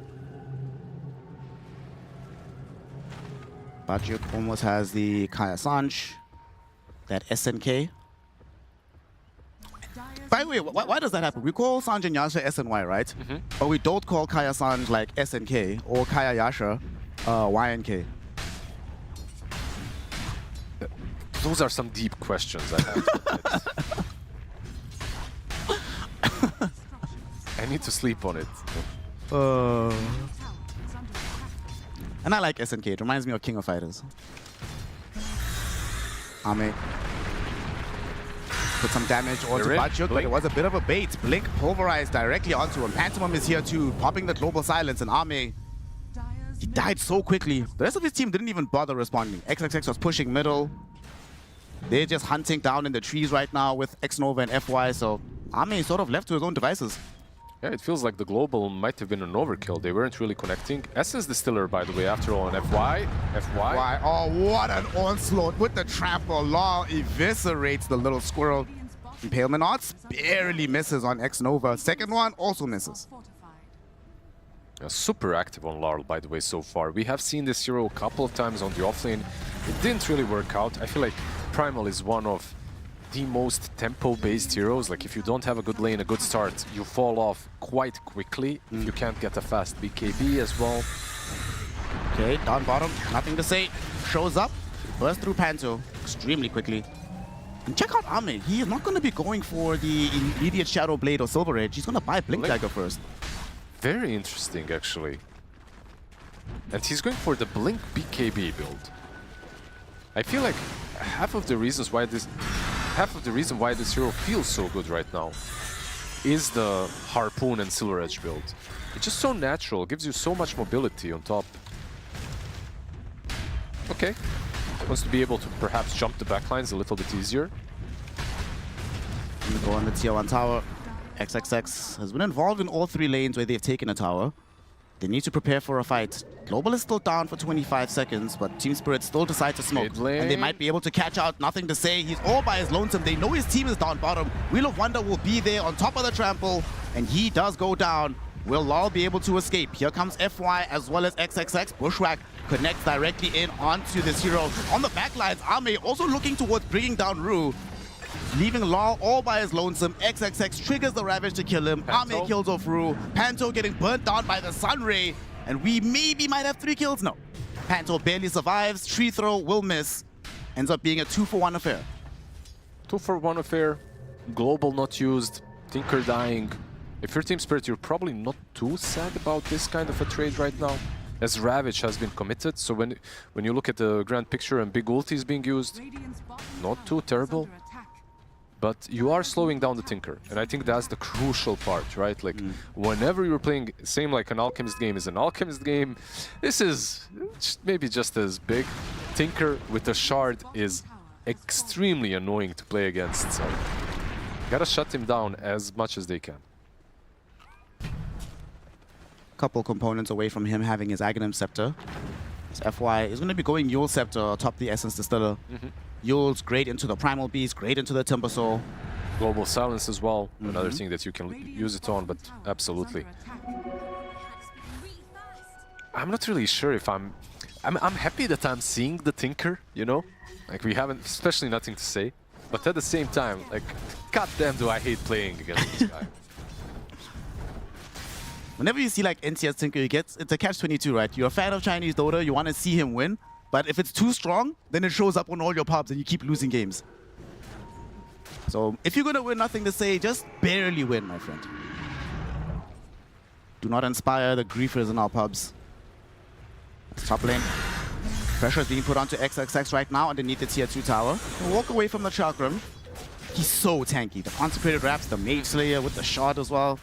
Hard to go on. I think this is one hero where I absolutely love Consecrated Wraps on him. Tidehunter's job is to be this indestructible watermelon up front. Like, you want to be the actual tank in Dota, as silly as that sounds. So Consecrated Wraps definitely helps out quite a lot. Surprised he didn't get Vlads, but okay, like in this kind of a game, your mid laner is purely magical. Would only benefit Tiny besides you. Well, we did just see the Aghanim Scepter come up for the Lone Druid, so time for Yatoro to stop playing Dota, hide in the trees. And it's always this little corner here, right in front of the defender's gate. Every single time you see these dire Lone Druids, it's so annoying. Yeah, because it's the small camp. That's the only thing you can farm properly. I'm kidding, you can farm the other camp as well. But there's another Aghanims, by the way. Group, probably gonna die here. Turret deployed, Ame throws a tree at him. And NTS, like you said, does have an Ags to his name now. Aghanims and Aghanims Shard. I think he solos the bear. Like if it shows up, trying to push, I think he can actually not just zone it, I think he can solo kill it. Okay. Right now their efforts are being concentrated on this Tormentor though. They are on division, so Team Spirit do know that this is happening. And that's why Lol comes through. He shows up with the trample on top of the global silence. Unfortunately, all he can kill off is X-Nova. Okay, He'll give up his own life in the process. I mean, cool, but why didn't you bring a friend? You know? He's a Sigma male, bro. He rolls alone. He works alone. He doesn't look at the explosions, works alone. Oh, well, mid lane, the bear. Let's see if your hypothesis is correct. Yatoro's bear. Okay. See what I mean? Holy snap. This Tinker hero is underrepresented right now, especially versus Lone Druid. This is a pretty good solution. He will be forcing some very early BKBs. And the thing is, you can buy a shard, and you should buy a shard on Lone Druid as soon as possible, just to get rid of the Warp Flare at least. But then he just reapplies it. So. Tinker's going to start farming for his BKB as XXX going for the Blink Dagger. So he is going to be playing up front, making sure that they have a lot of team fight. There's actually a lot of mobility coming through, right? There'll be double blinks on the Tinker, or triple blink. Tinker, the Tide Hunter, as well as the Tiny bottom. Let's see if this happens again. Good God! Sharpshooter even thrown in for good measure. FY is like, I need some gold 2 OG. Everything that Tinker has got in his toolkit works well against the Druid. At least this kind of a build. I think this Axe on Lone Druid right now is just not going to work. I honestly think he needs to completely switch up the mindset and play a different kind of Dota game. This bear is just going to be feeding. Bro, click on Yatoro right now. This is the saddest thing I've ever seen in my life. This is bleak, bro. It is what it is. Level 14 with an Orb of Blight and a single branch. Yeah, get a Iron Branch Max, you know? Branch maxing. That's the new branch maxing.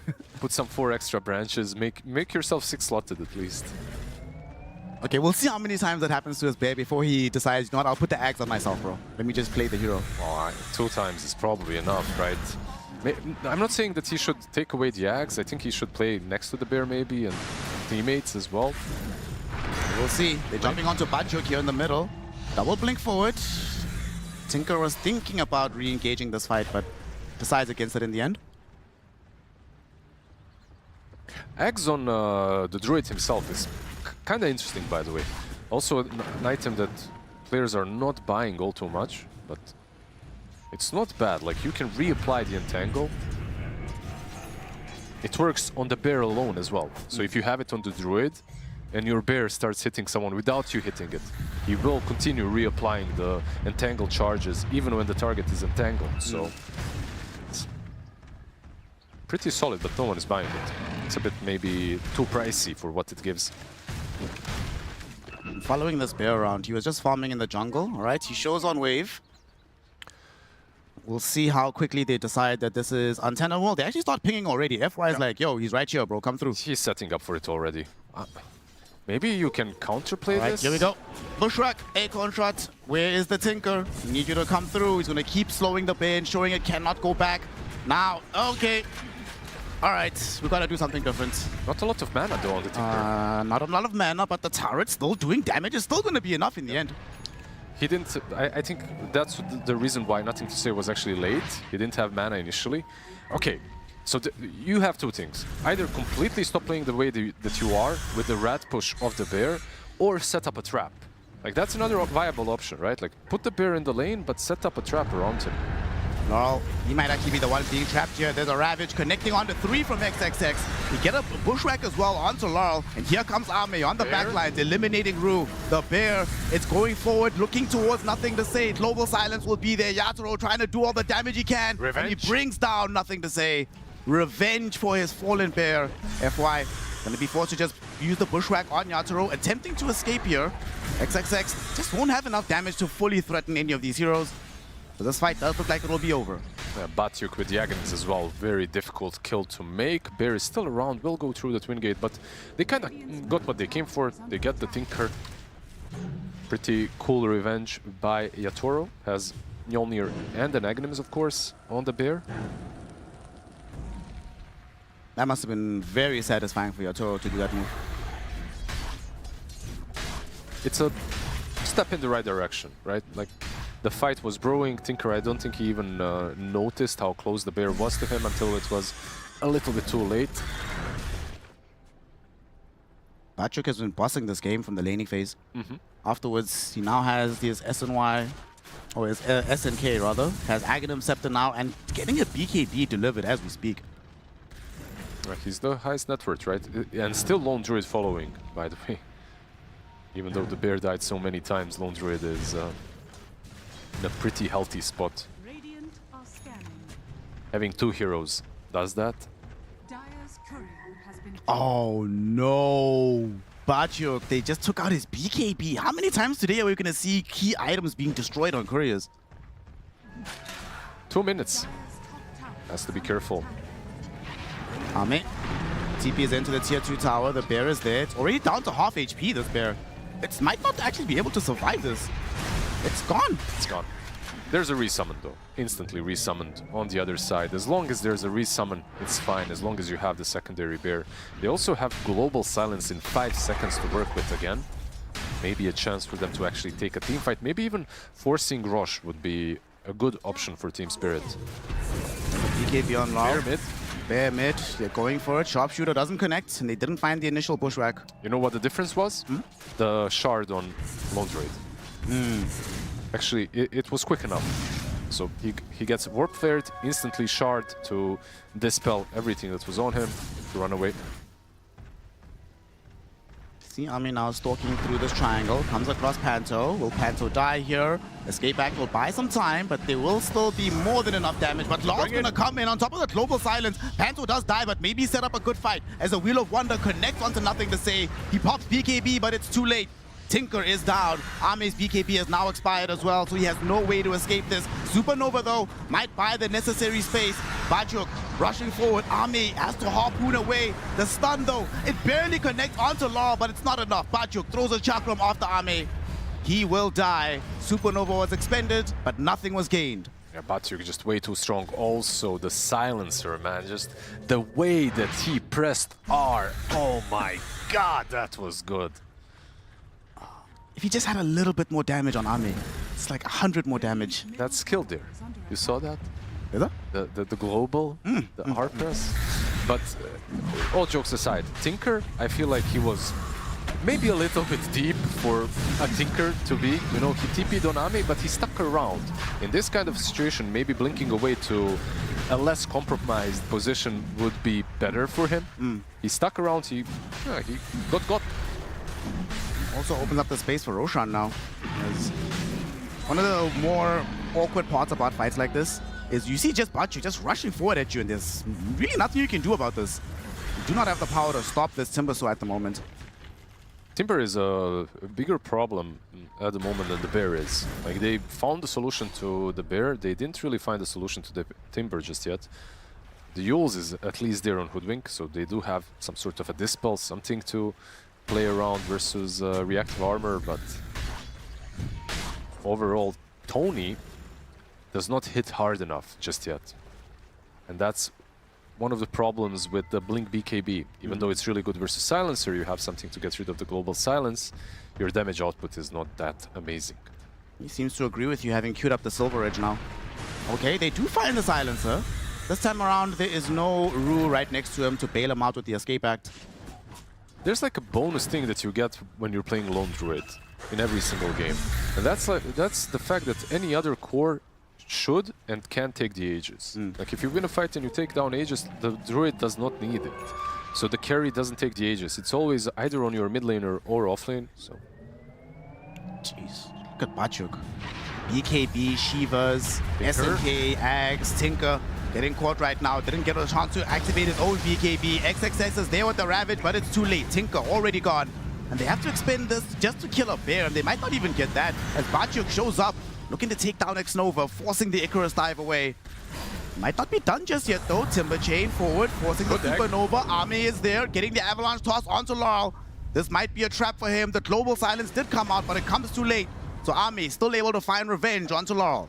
They did use the BKBs. Aegis is still there. I don't know if they can continue this fight though.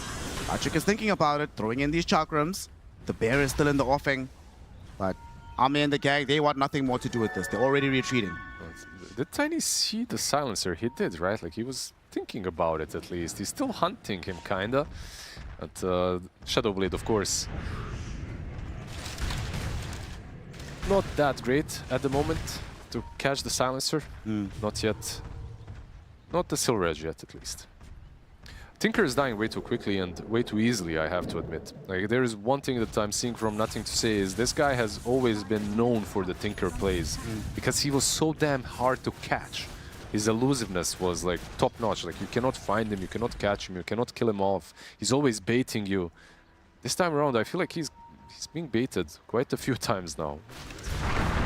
Bottom. If you find the bear, let's see if the Tinker's impact on this bear is still there. Of course.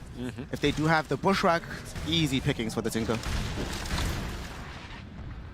You know, I remember a few years ago you mentioned something to me that there's like a certain class of hero that has like 5 deaths in them before the game becomes practically untenable.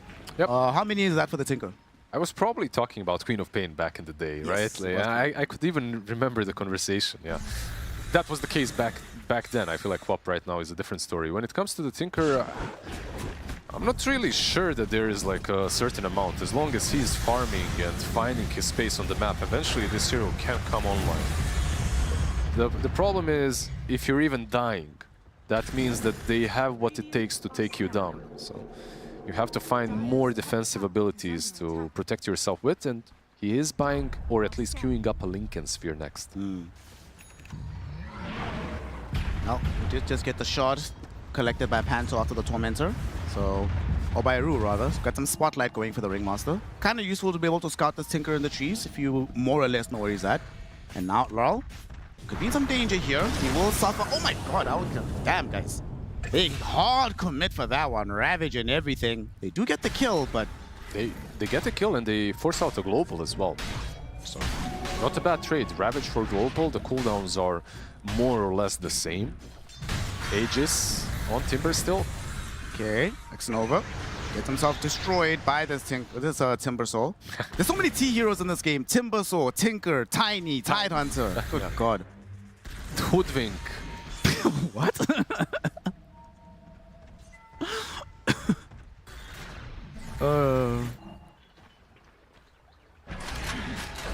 Still only a 1k gold lead for Team Spirit right now. Not too much in it. Tinker looking towards getting that Lincoln Sphere. This has been one of the big problems he's been suffering with. Lau always makes a direct beeline just for him with the Pulverize.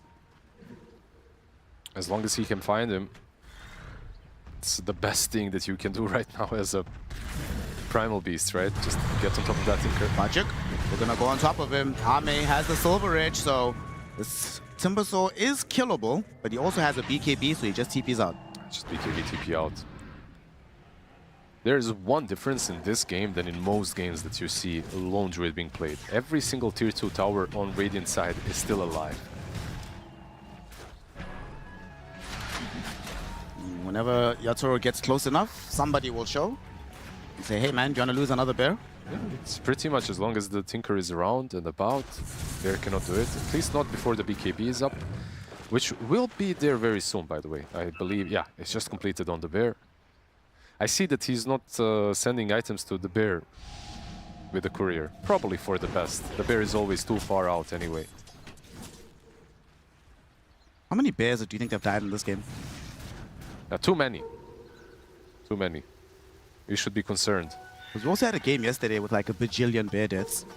I'm just wondering if it stacks up to... It probably is more than that one even, right? It's a lot. It's a lot of gold given away as well, right? Every time he dies. Especially because Tinker was a part of almost every single kill so far. Level 23 Tinker. Jeez. We do see Xnova working on some anti-silencer tools. Lotus Orb looking to be the next item for this Phoenix. Yep. Any sort of a resetting tool, basically, when you're playing versus Silencer is good. Lotus probably the one that is most selfless, as you can apply it to your allies as well. You don't have to use it on yourself if you find that it's not necessary. Smoke up by Team Spirit. They draw the line all the way over. They have Aghanims, by the way, on Prime also. Little bit of extra damage, the break. Okay, here they come. Shrine gets taken by the Tinker. NCS gets out. Xnova does have Icarus dive. He uses it, but unfortunately Lawler's right there. There will be a Supernova used immediately, and it's gonna get scrambled as fast as well. Global Silence is out, but Army is in, looking for the bear. The bear pops its own BKB. Army unable to chain disable it. Will still be able to kill it though with the help of XXX. Wheel of Wonder is there, allowing Law to jump in the backline. BKB trample with the Pulverize. 2 heroes gone in the blink of an eye. Although, to continue the fight, they will need the Tinker to come back. Ravage was expended by XXX, but it's only to help him escape. Now here's nothing to say. What can he do in this situation? Batjuk with his own BKB, making him immune to nothing to say. And these turrets doing as much damage as a whole lot of ass, which is absolutely nothing. I mean, yeah, that's not his strongest tool at disposal. I feel like these cannons, these turrets of his, most of the time as a repositioning thing where it pushes the target away, it does more like that than anything else. But what an insane dive from Team Spirit. On the tier 2 tower, just completely fearless to go on top of the egg, eliminate it immediately. And one thing that really bothers me about this bear, well, there's a lot of things, but Entangle going through BKB is... Yeah, it's pretty silly. Yeah, it's pretty up there, on top. Pretty nuts. Also, just having BKB on a unit feels... I understand why, but it's also like, come on guys, this is ridiculous. And in fact, he is actually going to go back for the Disperser here on the Lone Druid. It's a very good Disperser game.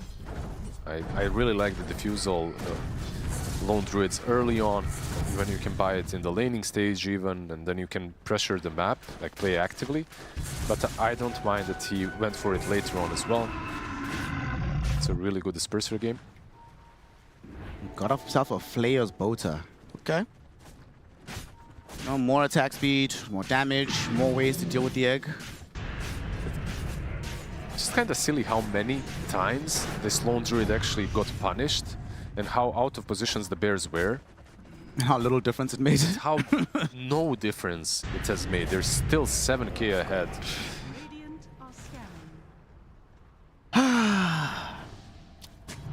Yeah. Well, Lone Druid enjoyers, I hope you're having a good time right now. I'm sure they are. And I sincerely hope this hero is banned in every game for the rest of the tournament going forward. Smoke up though by Xtreme Gaming. They're tired of being the ones on the back foot. They want to try and make something happen and ideally catch a hero, not just always be finding the bear in lane. The bear is ready though. I feel like the time when they were catching the bear is kind of over. This is the timing where bear starts actually hunting you. It's the Revenant all over again. There's a butterfly on this bear right now. Good God. Well, for Xtreme Gaming, they don't have to worry about an Aegis right now, but the big man is about to return. There's going to be the push rack again, but here comes Batjuk looking straight towards nothing to say. He is used into the air though. Ame is going around. He doesn't want to start the fight on the Timbersaw, but he also realizes he doesn't want to go too far. Okay, they just moved out. He used the armor, the Aghanims is used, it's crazy. Team Spirit is literally playing this with the bear +1. This whole initiation around the cliff was 2 heroes. This is illegal, man. Like, they're going on the highest impact ward that Radiant can have. And they're like, yeah, sure, you guys stroll over. We can wait for you. No rush, no biggie. You know how you know a Lone Druid is really winning? When the Lone Druid is here, actually involved in the Roshan pit, hitting Roshan. Why are you even here, Yotaro? Go farm, bro. Well, he does have It's got enough Blightstone. damage. It's helping. Blightstone plus Entangle, yeah. Either way, Xtreme Gaming have no interest in coming to contest this. They'll give it up. Bachuk with another Aegis. My man has an overwhelming blink as well. Overwhelming blink, BKB, SNK, Shivas, and an Enchanter's Bauble. I feel like this Aegis could have maybe been given to the Primal Beast as well. It's kind of hard for the Timber Saw to die level 26 Timber with everything that he's got. I guess it does make sense to give it to him. He's super farmed. The amount of pressure that he is putting on the map is just absolutely insane. So Primal on the other side, yeah, he's a humble Primal Beast, lowest net worth core in the game. Maybe it does make sense not to give it to him on a second thought. Picked up a Gleipnir as well, so more Look at the bear. for him. Dude, what the hell is this? Nah, bruh. Nah, gang. Nah. Yeah. Nah, this is not allowed. And he just has to wait to resummon. He can just send the bear to do this all over again once the BKB is available. Pretty much. The resummon is there already. By the way, that was bear alone. No one was even close. Okay. Ame does have Daedalus. Got some damage now. A bit more of it. I still don't know if it's enough to kill off the Bachuks of the world. Well, we're about to find out because Bachuk gets tossed back into the base. Hasn't activated his BKB just yet. He's eating all of these lasers and he'll take life number 1 away. How do they fare on life 2? Global Silence is activated. Bachuk, Timber Chains away. At the very least, they're like, yo, dog, we know you're strong, but you're not that strong that you can take us 1v5. Yep. It was Bachuk and Bear. I couldn't really tell at first who exactly it was, but yeah, they managed to take down the Timber. These two are always completely playing recklessly up on the high ground. Bachuk gonna show middle. That's BKB though. Could try to jump him. Blinks away. In no danger of being caught out just yet. They want to fight. Lol is coming in. Lol goes in. Onslaught forward gets Yulz into the air. Can't get off his spells in time. Does pop the BKB now though.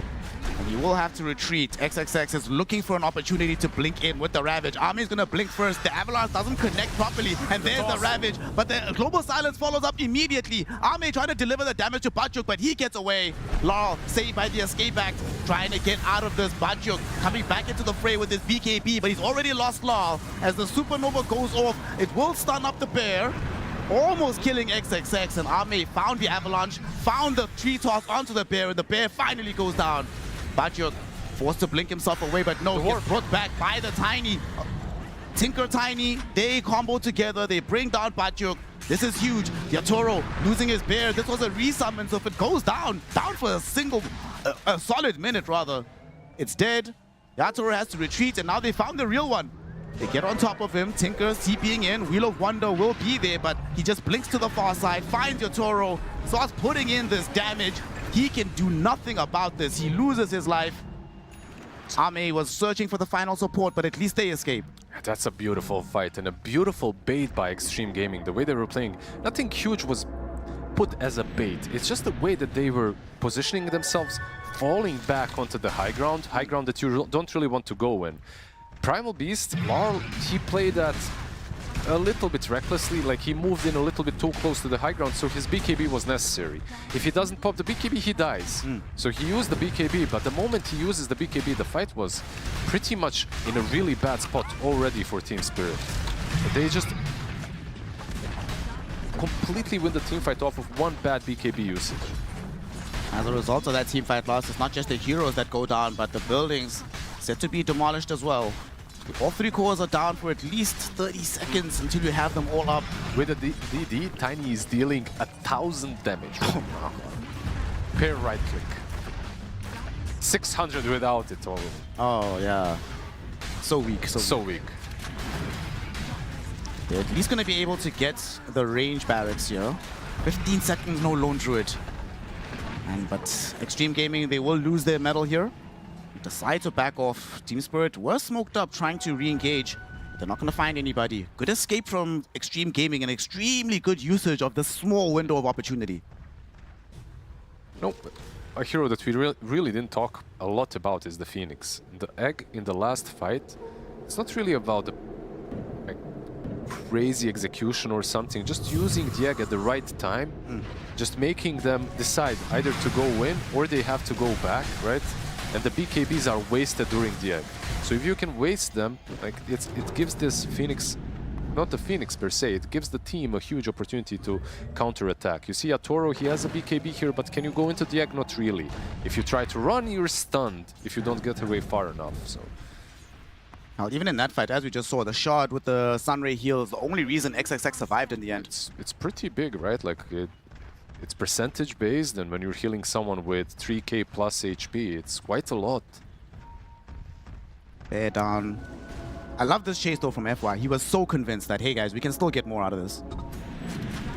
Ame down with his squad, taking down the tier 2 bottom. Dies very quickly. Objectives, if you get to them, fall very quickly on both sides. One thing the Team Spirit probably has to resort to once again is ratting, but they're smoked. Okay, and with the bear as well, they have the double global silence. Double global with the refresher. Swift blink just got picked up by the Tiny. Refresher is flying out to Tide, I believe, as well. Yep, he's got it. So double ravage, double global. Team fight galore is coming up as Team Spirits are trying to kick this off themselves. Xtreme Gaming is trying to retreat. Ame will show for a second. And look at the bear, goes around. It does get hexed though. Ravage gets thrown out as well. Look at XXX catching 4 heroes with the double Ravage. But where's the follow-up damage? Nothing to say. Instead, it gets himself pulverized. Now we get a supernova coming out, but it's so far away from the main portion of the fight. Tiny? It'll just be used to try and bail people out. Tiny, in the meantime, thinking about going forward, is able to find Bacho, catches him during the Timber Chain away, forcing the BKB from this Timber Saw. Yatoro, his bear is coming back, wants to get involved here. Ame pops BKB, still wants to kill somebody, gets the harpoon out onto the bear. The bear goes forward, gets the entangling claws out with the BKB having already been used by Ame. He's falling lower and lower. Law's gonna try to trample him through, and Bacho, Timber Chain will blow him up. Tiny is gone. He's gone without buyback, like he doesn't have it, he's not even close to it. Nothing to say, actually caught as well. Okay, he'll live. He will survive. Damn, what a wasted couple of beautiful ravages. What happened? Where was the team? Were they all still dealing with the bear? They were all still dealing with the bear, I suppose. I don't know, Tiny was also on the right side. He wasn't really able to connect. And those 2 ravages, even though they look incredible, right? Like they're great, as you can't ask for more. 4 heroes, and one of them being silencer, so global silence was not there as well. And still, absolutely no follow-up. If Tiny was in position to follow through, that's most likely a wipe. Unfortunately, the coordination let them down on the side of Xtreme Gaming. They instead end up being down a carry, unable to defend a tier 2 tower. And Team Spirit, see if they can want to push their luck. Potentially just putting in the bear to just hit these buildings for free. Pento just found the banner, by the way. Okay, very nicely done. Was forgotten in the pit. Someone's banner was still left there, so maybe something that they can use to push again with. For now, good defense. 48 minutes in. Dude, when are we going to get a short game? Yeah, not too many for the 2 of us, at least recently. Long games that all go to the full best of 3. I mean, it is the last day of the group stages, and you want the games to look like this. It's either promotion or elimination, so understandable. No one is messing around anymore. Of the top 6 longest series at this tournament so far, we cast the 4 of them. Oh, you love to see it. 50 minutes coming up soon. Only a 1k gold lead for the side of Xtreme Gaming. And Ame pretty much topped out. Can maybe swap out the boots for something else, but not that much room to grow. This is my favorite position 5 impact, by the way, on Panto right now. Just rush ward. You know, staying in rush pit, waiting. You know it's guaranteed to respawn soon, but the smoke is coming. Yeah. At least he's not in that position where he's forced to just sit in base and wait with the global. We'll see if we get there though. Roshan gonna be up right now. He's gonna make this first jump. There's 3 of them here. All able to get the catch onto Army. Wheel of Wonder to follow up with the global silence, but now the Ravage emerges onto the supports, but there's no follow-up yet again. Supernova goes out in the river, but they're all fleeing away from it on the side of Team Spirit. We do see nothing to say. BKB popped, he's trying to help bring down Lol. Lol is falling lower and lower and eventually will take a tumble. That's a resummon. Yataro's bear is resummoned, but it's killed off. Bacho gets thrown back into the fray. Army is not allowing him to stay on top of the Tiny. Lol buys back, wants to re-engage the fight. FY is going to be the one brought down by the trample. Bachuk slowing down this Tidehunter, but nothing to say. He comes back, throwing in all of these spells. Ravage now from XXX on the 4! They bring down this Ringmaster. Next to 4 will be this Lone Druid. Tiny will die, but maybe this Tinker can do the damage necessary in the middle of this fight. And indeed he can. He takes out Lord. It's a dieback on the Primal Beast. Bachuk can't escape either. Bounced this way and that by the turret and blasted to oblivion by the Tinker. Xtreme Gaming, they buy back on the Tiny because they know the path to Roshan has just been opened. Okay, is it the path to Roshan or something maybe even bigger? Because Roshan will switch homes? Can you push? Let's see. By the way, Tinker, incredible fight. Not only in the pit. Keep in mind, the first Ravage, you know why they had no damage? Tinker wasn't even there. What was he doing? He was killing the first bear in the base who was trying to rat. To be honest, it did take down one set of racks, one range racks that is. But not only does he defend, he also attack. Okay, nothing to say. Showing us the power of this late game Tinker. As they have now broken into the base, they've taken another set of barracks. Lone Druid can buy back, but Primal Beast cannot. A full minute without the Primal at least. And they know this, so they're gonna try and force the issue here. Bachuk goes in, looking towards Arme. Arme will pop the Silver Edge, just trying to get out of here. Yatoro sends out the bear with the BKB. Even the global silence used up. But all they're gonna find for their efforts is this Phoenix. They'll pop the Supernova just to force them to stay in this area. Yeah, the egg just disappeared. Okay, the buyback on Yatoro, the buyback on Bachuk. Can they get to the pit in time? 30 seconds for the Primal Beast. I feel like we might see another big fight. Ravage, 25 seconds on cooldown. Actually, maybe this is good for Team Spirit. Maybe they can just force rush without taking a fight. It seems that way. It roars. Okay. Oh my god, look at this bear's attack speed. There's no buyback or BKB on Tiny. This is extremely dangerous for him. Okay, XXX goes in.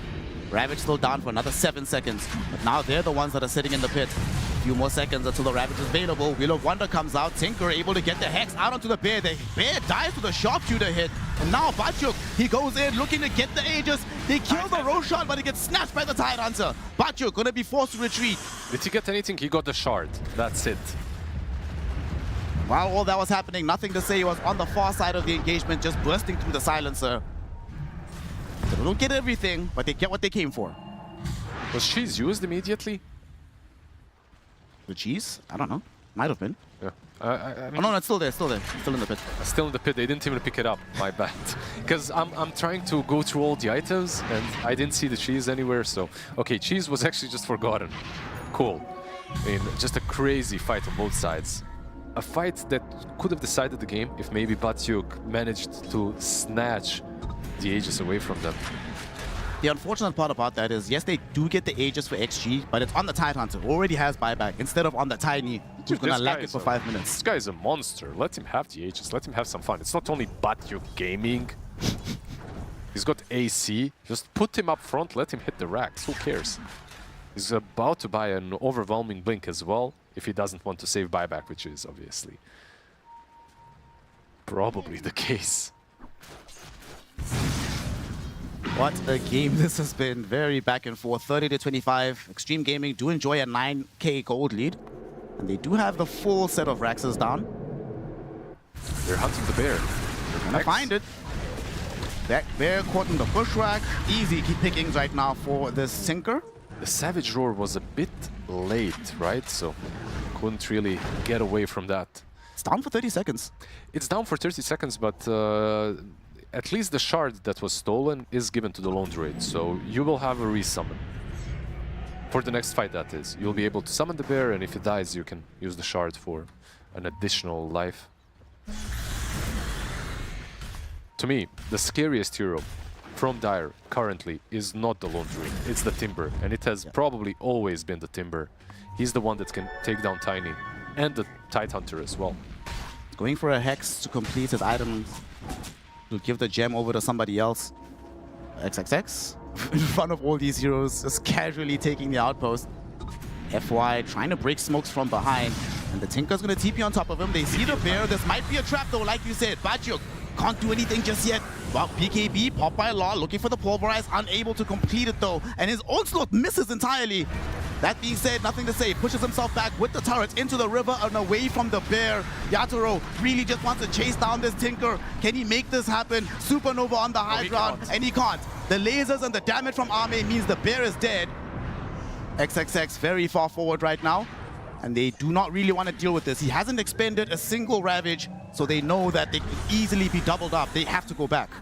The Hoodwink though, still dead for 70 seconds, so maybe a good opportunity to reset a little bit on both sides, wait for the Hoodwink to come back in. He's going for a Wind Waker, by the way. Another really good tool this game, because these heroes are dying in a single Savage Roar, and you can't do anything about it. Like, there isn't a way that you can react. If you're entangled and Savage Roar, you just die in one onslaught from the Spirit Bear. So getting a Wind Waker to save him, not too bad. Also, versus some other heroes, of course, it's pretty good. Yatoro just got a Satanic out onto his bear. Ravage. Bajuk gets caught out. Are they going to expend both Ravages? He doesn't have the mana for Ravage number 2, but it's all good. Arme has the damage. So they still kill Bajuk, and he is dead. That's a dieback from one of the previous fights. 2 minutes in the grave without your strongest hero. They don't have a Tinker to defend. They don't have anything like Radiant does. It's going to be extremely hard. Blink in. Law going directly onto Arme with the Wheel of Wonder right in behind it. Look at the damage with that Spirit Bear. They eviscerate Arme, so he's died back as well. XXX forced to pop the BKB. Still has a Ravage at the ready, but still lacks the mana to use it. What a way to defend, man. Just don't defend. Attack first. Get rid of the Tiny before he can react. And he's been having a rough game, by the way. 7 deaths now on the Tiny, slowly racking up. Just eliminated him so damn quickly, even without the Timber Saw, by the way. Most of these fights, Tiny was afraid only of one hero, and that's the Timber, because Whirling Death, you know, just way too much percentage-based damage as well. But they found a way. There, mid. There. Getting taken down. There is a resummon available. We'll have to pop it immediately. There always is.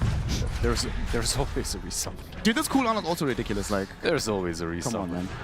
You should at least make it... Whose idea was it the other day that was saying that you should just add seconds, like sort of like Aeon Disc? Each time you use the bear and it dies, add like 5 seconds to the cooldown. Add 15. 30. A minute. Yeah, I'm good at that. Every time it dies. Actually make it a different animal. You start with a bear, the next time it dies you're a Quill Beast. Then you become a fox. Become a frog, whatever you do. A rabbit. Then a frog. Or a worm, you know? Lone Druid, would you love it if it was still a worm? In the end, exactly. 860 last hits on our boy Toro. Good God. These are some CS numbers, man. Still, the net worth is not his when it comes to the top. Still the Tinker sitting on 45k at this point. 8k in the bank. I mean, we're at that point in the game where net worth is basically meaningless. Just buy some Moon Shards. Give it to the Tiny. Just got a Hex onto XXX. Dude, and Tiny, Arme was so traumatized by what just happened to him. He's queued up a Lincoln Sphere now. He's like, I am not getting pulverized again, bro. Not super surprised, yep. Gets hexed. There's the push rack. He popped Global Silence. That's how important this bear is to them. He does have BKB. Okay, he survives. The bear's allowed to leave. Okay, so now you don't have one global and you don't have a BKB, but you have a resummon. Is that worth? I feel like the BKB on bear is the most crucial item right now because it allows him to continue hitting. If you can control him, like the life of the bear is not worthless, but not as important. Oh, look what, nothing to say in the crew. Think about this. They are on your page, feeling that the bear without BKB presents a unique opportunity to try and end the game. They know on both sides. That's why they're hugging each other on the high ground.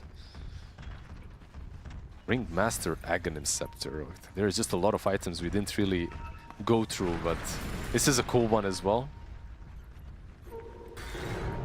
Double escape back always very good. Okay, Laurel blocks the Hex with his Lincoln Sphere. They do get the Yule Scepter out onto FY so he can get a little bit back. Tinker sees Bachuk. Bachuk still has access to his BKB. Bear has BKB in 4. Bear doesn't have BKB just yet. It's been found. Bushwhack will be there. Ame directly out onto the Bear. He wants to be able to bring it down. Yatoro will pop the BKB on the Bear. So we'll keep it alive for now. In the meantime, nothing to say is just zoning back Bachuk, preventing him from entering the fray. Supernova is down. The Bear is trying to destroy it. It will fail in this attempt. Global Silence is there. As a Supernova pops, Bachuk gets stunned up, brought back by the Warplay, but he's in an awkward position on nothing to say. The Wheel of Wonder was there, dragging him closer towards the Bear, and the Bear will shred him to pieces.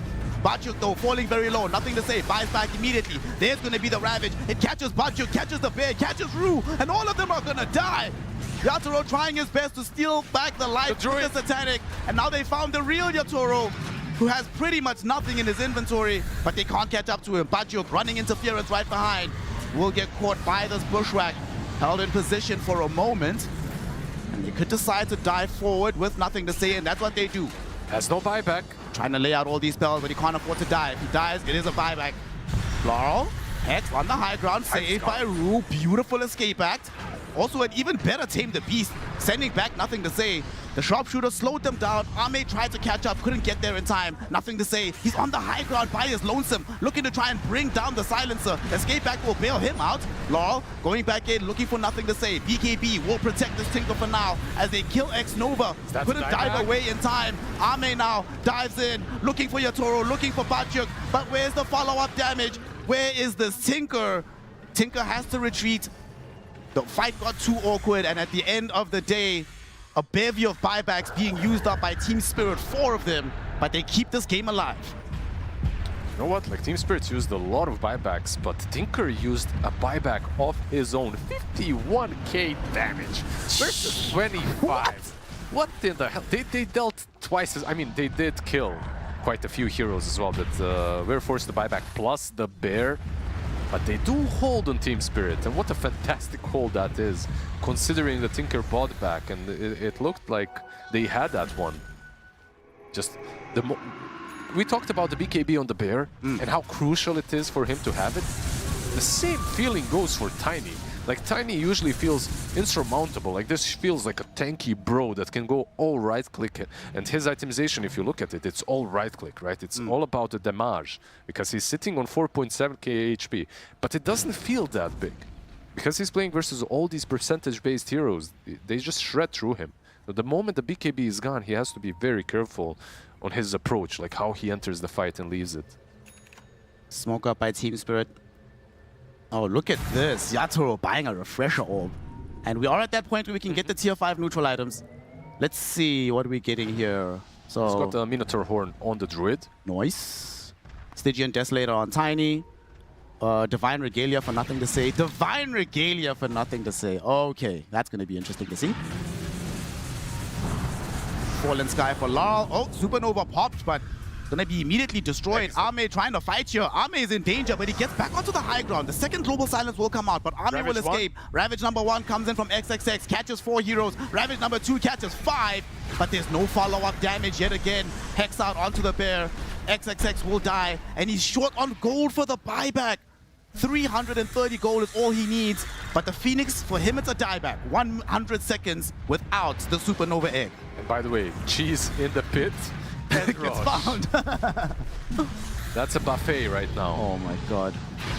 They cannot, at least I believe they cannot contest this. Doesn't feel that way, at least no BKB on Tiny. There's no way. So Aegis will be given away, even with all these buybacks. Team Spirit are now once again in a pretty good, comfortable leading position. These Ravages, man, are just zoning Ravages. Yeah. It's kind of sad. Like, Tidehunter is the only one that's up front every time the Ravage happens. Like, he catches so many heroes, the Bear included, but there's just absolutely no follow-up. And we haven't actually seen too many instances where Ravage goes off at the same time as Supernova is in the middle of the fight, right? It's never like that. And one of the reasons, of course, there's a multitude of little things that come into play here. Bear finding a target, forcing an egg, or forcing a retreat. Also global silence, just making it hard to combine everything together at the same time. We're talking about the Tiny having a hard time sticking in the fight and dishing out the damage. Well, he's picked up an Aghanim Scepter. So if I can't hurt you in the fight, I'll just throw the damage from outside. I actually saw that he was building this, and I really like it. It gives him a different dimension. You know, like up to this point, he was always playing the same way. Go in, hit while he has a BKB, and then just play around Avatos, and that's it. Now at least he's got his axe. Global. First global used up. Oh, actually, that's the only global because they do not have the refresher available just yet. So this bear is just going to die on the high ground. No, Escape Act bails the bear out of trouble. Not going to be enough, though. Eventually, it will still fall. But Yatoro has a resummon and a refresher. Now we see Lal going directly onto the Tinker, trying to bring him down. He gets forced off the way, though. Wheel of Wonder does drag back the Tiny, and he dies. Ame buying back immediately. They get away from the Supernova on the side of Team Spirit. And it looks like they have had enough of this fight. They will get back. Having earned a buyback out of Ame, it's good enough for now. They're slowly but surely withering them down, getting these big buybacks out.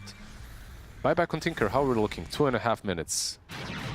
We've been there before on the other side, but now it's the Tinker without it for 2 minutes. Still, this fallback from Team Spirit is not going to be a massive one. They just need their ultis back up. Like the global is up in 40 seconds. He has Refresher Orb and the Shard. They don't really stack, but... Did you see how much damage Nothing to Say had done? Jeez. Wait, can we get the whole damage spread from everybody? I want to see how much further ahead he is than the rest of the field. Oh my god. Honestly, some of these heroes are keeping up. Like Timber with 70k, 77 on Tiny. They're still keeping up. It's just insane to keep up with 100+ K at this point. Well, Team Spirit, surprisingly, even though they're the ones with an Aegis, they're the ones that have forced buybacks. It's Xtreme Gaming that are forcing them to defend and get back into the base. I don't know for how long. The bear is on top lane, so it's the reason why this hero was brought into the meta was because of his ratty prowess. Double Hex. They're not letting this happen again. They know his game now. The Hex on the Tidehunter, and then instantly after as well another one. It is now officially the longest game of the tournament. So Liz, I said we have 4 of the 6 longest series. I think we're going to 5 after this. Definitely. If even if we have some short games after in this series. Global silence to cover the bear. The bear's in the base. The bear's ratting. The bear got the megas. What nonsense is this? Gaben, please. You can't allow this to keep happening. He does. I think IceRog and Gaben, they get off on this. Like these kind of games, these kind of heroes, man. Like it's we had the Niche Prophet before, right? Yep. Like Prophet with in previous patches. Now we get the Lone Druid. There's always something. There's always something that is able to take your base without actually being there. Nah, this is haram Dota. Nah. Definitely is. This is haram Dota. I don't like seeing It's haram, it's illegal. Oh my god. Look at this building damage. 24k from the Lone Druid and almost nothing from the rest of the team, Liz. It's just pretty much him that's doing everything. Yeah. Now we know how much damage you need to take down all the everything besides the tier 4s. Alright, here we go. Tinker just got buyback. Oh, Banchuk hexed, immediately hexed. They hit a Ravage as well. The escape back came first though, and now the global silence will at least protect Banchuk for a moment. Law jumping the back lines, looking for the Tinker. The Wind Waker will save him for now. He forced off away, but Law still is on him. He wants to bring the Tinker down. Tinker eventually will die, does buyback, but there's the Ravage with the Supernova on top. 4 heroes have been caught by this, so Tinker can just come back freely and starts playing out the spells. Banchuk loses his first life. Lal ends up dead, so does Rue. And look at the bear, it also ends up dying. Banchuk trying to destroy the Supernova, not going to be able to do so. He gets stunned, so does the Silencer. Escape back will at least protect him for a moment as Yatoro sends forth the bear. He wants to find somebody, but they don't have the control. Ame in trouble. He brought back earlier. That's a dieback for the Tiny. 2 minutes in the grave without him. XXX TP's out, goes home. They forced out, yet again, multiple buybacks from Team Spirit, but they had to expend a few of their own. Somehow this game is still going. Somehow, like they somehow still have it, what it takes to go take a fight and go base and defend. But this is now a massive opening for Team Spirit. Like you said, no buyback on Tiny. 4 minutes still on cooldown. 2 minutes without him. Yeah. It's not now or never, but it's a pretty good opportunity for them to close this one out. Tinker, of course, he's the, how do you call Shiva, general? He's the general of defense right here. He's the main one that you have to kill if you want to take down the racks because of the laser spam, because of the March spam, and it's really difficult to do that next to the fountain. We also do not have a single Ravage for 60 seconds, not 2 for 90. Also no Supernova. This is a real opportunity for Team Spirit. 60 seconds. Can Xtreme Gaming hold the high ground without their ultimates, without their big physical damage dealer for 60 seconds? There's the double pulverize. They gave the shard to Primal Beast, so this is maybe the plan to catch Tinker with both of them. He also doesn't have buyback. He used it in the last fight. Let's go. Each wants his bubble on Silencer. He's ready. Have the silence global ready. It's only the solitary global though. The bear, come on guys. You can't win Haram style. No guys, no guys, no guys. No guys. Tinker, he needs to do something here. The Hex is out onto Hoodwink, dying immediately to Bajok, and they've opened up the space towards the Ancient. Yatoro's bear getting sent back, but the damage to kill it is not there just yet. Ooh, saves it with the escape act.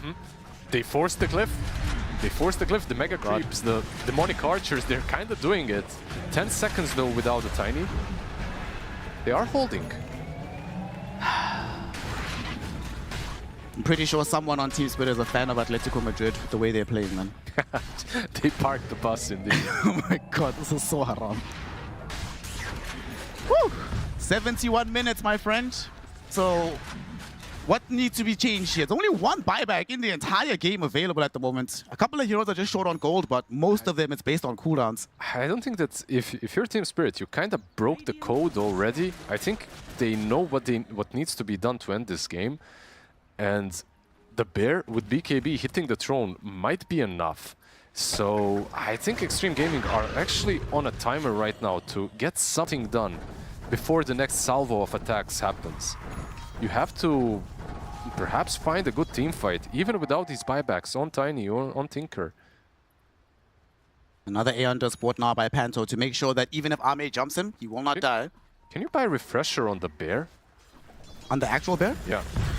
I don't know. Just put it on... Ah, yeah, never mind. It doesn't refresh the BKB. Yeah, of course. He's going, by the way. He's got the BKB. He's ready. Okay, okay. He blinks over. Oh no, this is so stupid. This is so haram. This should just be illegal. Yatoro! No way. In the cheesiest ways possible, triggering my lactose intolerance. He wins the game. GG is called, and Team Spirit clutch out game number 1. You know what? One of the better games of the tournament. It was long as hell. 72 minutes of absolute insanity happening from both sides. Lone Druid, what a hero, man. Tinker, not cheese enough to deal with the max cheese of this meta. Shiva, please tell me, is there a solution to Lone Druid outside of just banning the damn thing? Yeah, no, maybe not. Maybe just what a game did we just witness. Don't get me wrong, this was very enjoyable, but I can only imagine how frustrating this must have been for Xtreme. It kind of felt like it was both teams were just watching one guy play the game, and everyone else was like, we're gonna kind of do things to maybe win.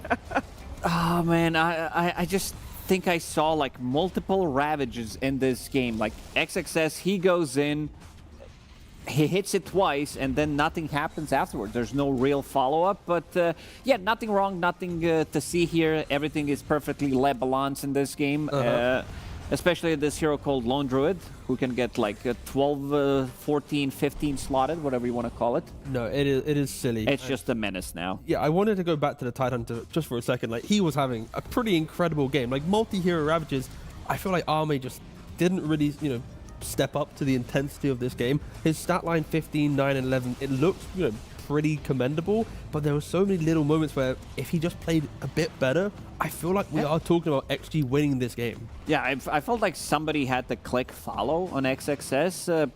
Ame, NTS, just to make sure that these abilities, because he landed 4 or 5 mana Ravages, he landed it 2-3 times where there was no real follow-up to it, so somebody had to do something. I think this game could have been even potentially a 30-minute game as well, but it wasn't.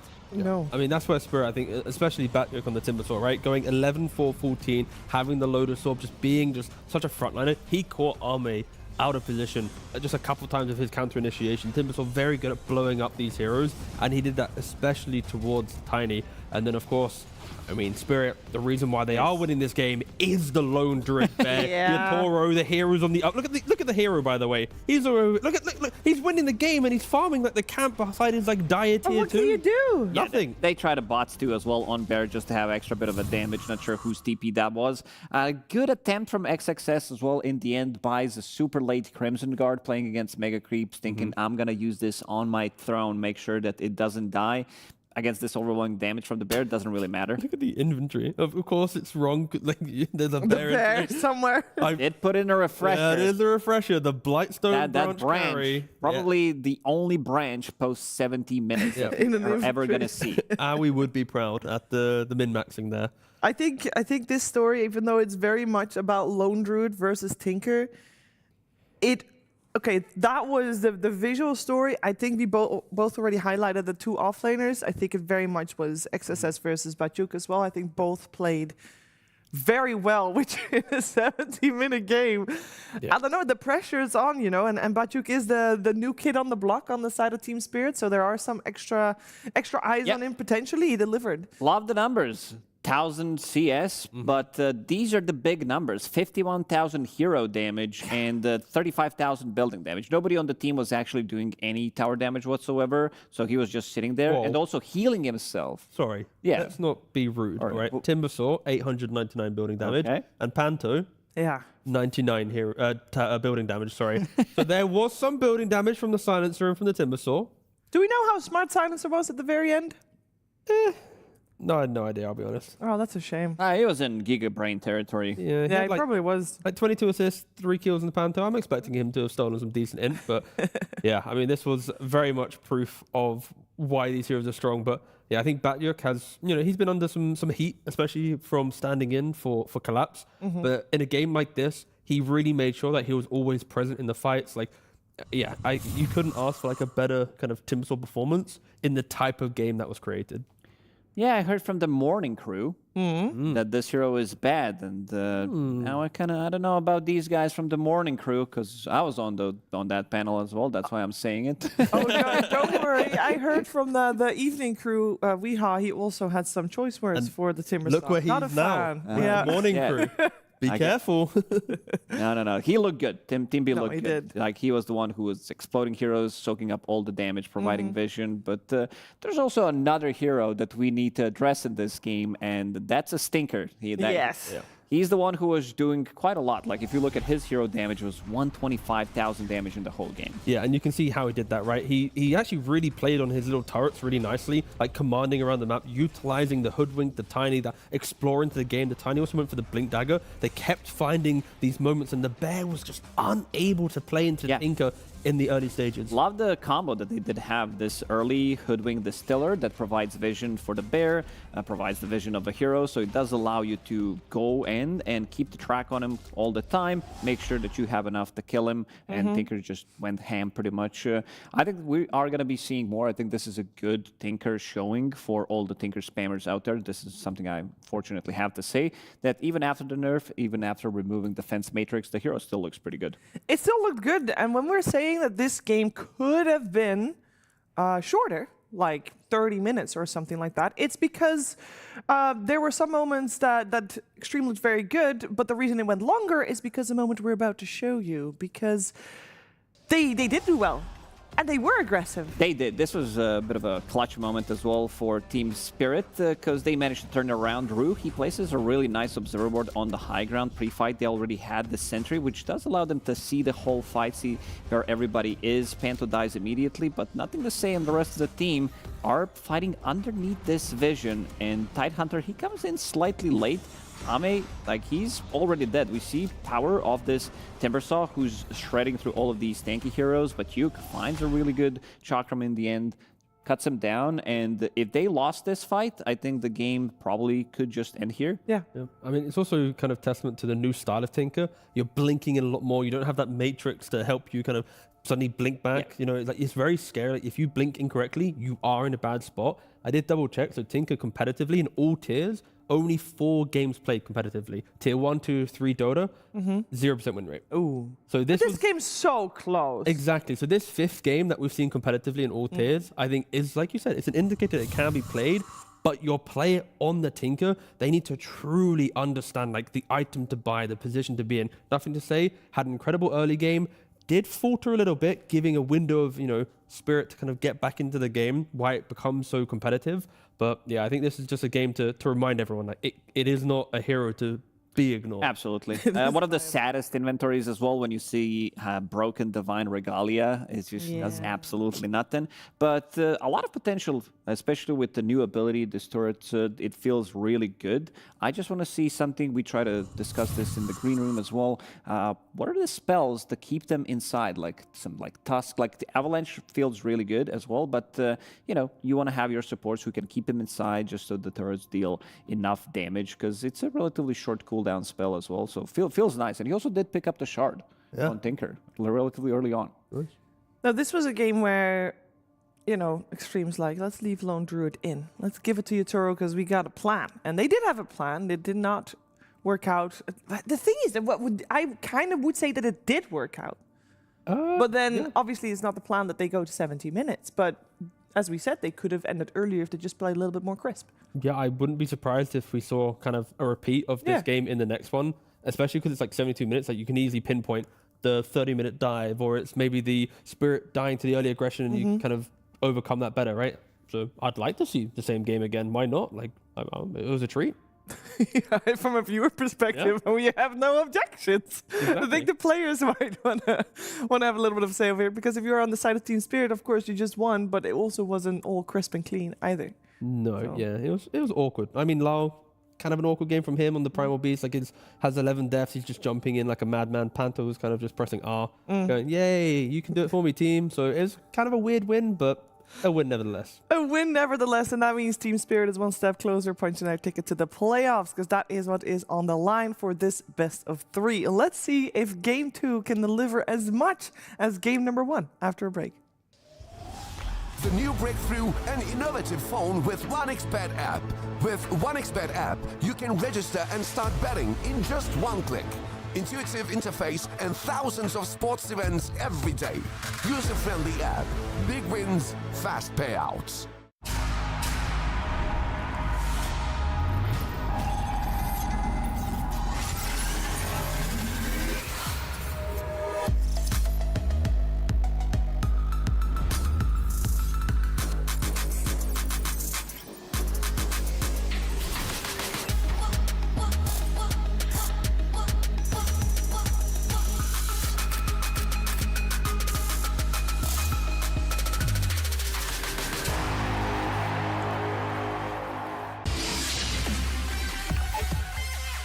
The human body was built to move. Not trapped at a desk in one singular posture for 12 hours a day. It's time your chair evolved. This is Secret Lab Titan Evo. Ergonomically engineered for you. Gamers, hybrid workers, artists. Backing your every move.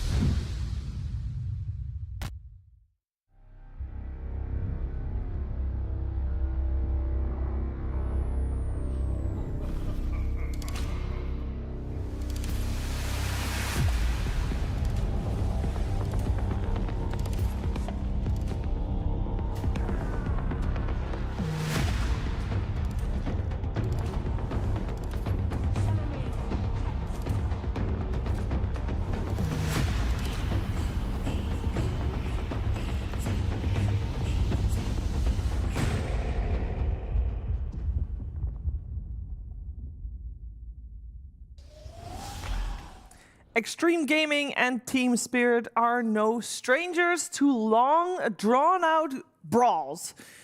So I don't think that they have any problem whatsoever just getting right back into it for game number 2 and delivering it to us again.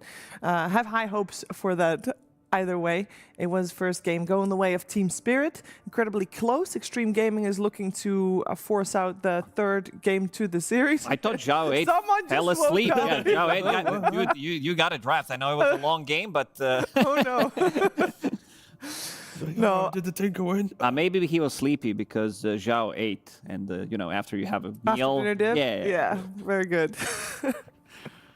No, Team Spirit is going into this game probably a little bit more relaxed considering they did just win game 1, but I do think that Xtreme have it in them to push out that third game. They are no stranger to learning from a game and then bouncing back. But what did they learn from that game? Like, what's the main lesson? Even, it can't just be about Lone Druid. No, I would honestly summarize it to the point of the team needs to be on the same page as the game progresses. We've already spoke about XS easily could have been the MVP this game, finding multiple hero Ravagers. But then there was a letdown. That there wasn't the Supernova on top. There wasn't an avalanche into 4, major hits from a Tiny. There was no Ags Laser or Bush. There was nothing. It was just him by himself. So I would just say, take that point, fix it, game 2, play the same game, and you might be looking towards game 3. Yeah, people have been slightly critical about Team Spirit's results, gameplay in the recent months or so, but they still have the same identity. This is one of the most difficult teams to bring down. Just being so resilient when it comes down to pushing the high ground. And XXS, he also needs to wake up. There we go. Headsets get put on. I mean, we're moments away from the draft. I mean, off your point, I feel like that was really just Yotaro stepping up immensely. All right, understanding when to rap with the bear, when to fight with the bear. Sure, there's a couple points where the BKB on him might have even been kind of the unfolding, but I think there was a bit of Yotaro magic sprinkled within that game. For sure. So it's time to find out where the draft's going to go. If we are going to have another Lone Druid making it through, I would like to take your odds right now. Will it be banned? Yes. Who has the first pick this time around? It's going to be Team Spirit. I'm going to go... Nah. I'm going to go Xtreme probably wants to ban it. I'd say yes. Just because... Just for the sake of panel differences, I'm going to say no. So we have a winner on the panel. Okay. Yeah. You can both be winners if you're both correct.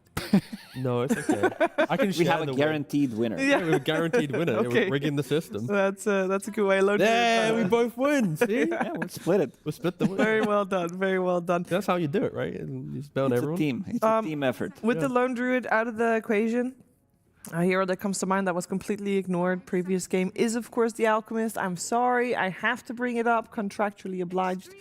Slardar is out, Lone Druid's out. The other carry that has such a high contest rate is the Alchemist. Yeah, no, it easily is a hero. I think because of Lone Druid going through the pool, that created a very specific draft kind of line that you wanted to follow, and Alch doesn't really jump on that nicely. But with the Lone Druid, I wouldn't be surprised if it was a hero to look at. Mainly, I think more towards Spirit. And I feel like if XG was to play it, I kind of feel like Arlo would just buy his items himself and just try and do the old school out. I'm leaning towards Batrider and Monkey King. These two heroes, they might ban Alchemist, but it's gonna leave some of the stronger ones in the pool as well. Seems like they did a bit of a research as well. You're playing against FY, you want to be removing Rubik. We saw a lot of mind games going on with not banning Underlord at all if you have the pick out of the phase on 13, so you take Rubik for yourself, not necessarily needing to ban Underlord as well, because he is considered to be the best counter in the game against Underlord. Well, the two heroes that are still left in the pool, and one of them, or both were banned out previous game, but one will make it through, is the Bat and the Quap. Still in the pool as well, so there's obviously the option to leave both in so you can get one of the two guaranteed. Yeah, I mean, also actually are using a lot of their reserve time in the opening part of the draft, right? Especially because the pick order is the same way, you'd assume that XG would have had to, let's look at our game 1 prep, but adding Lone Druid to the ban list clearly has made them really consider just how they wanted to approach it. And the bans on the side of Spirit are exactly the same. It's Queen of Pain that gets removed, so the bat is in the pool. So yeah, it's Bat, it's Auk, Phoenix.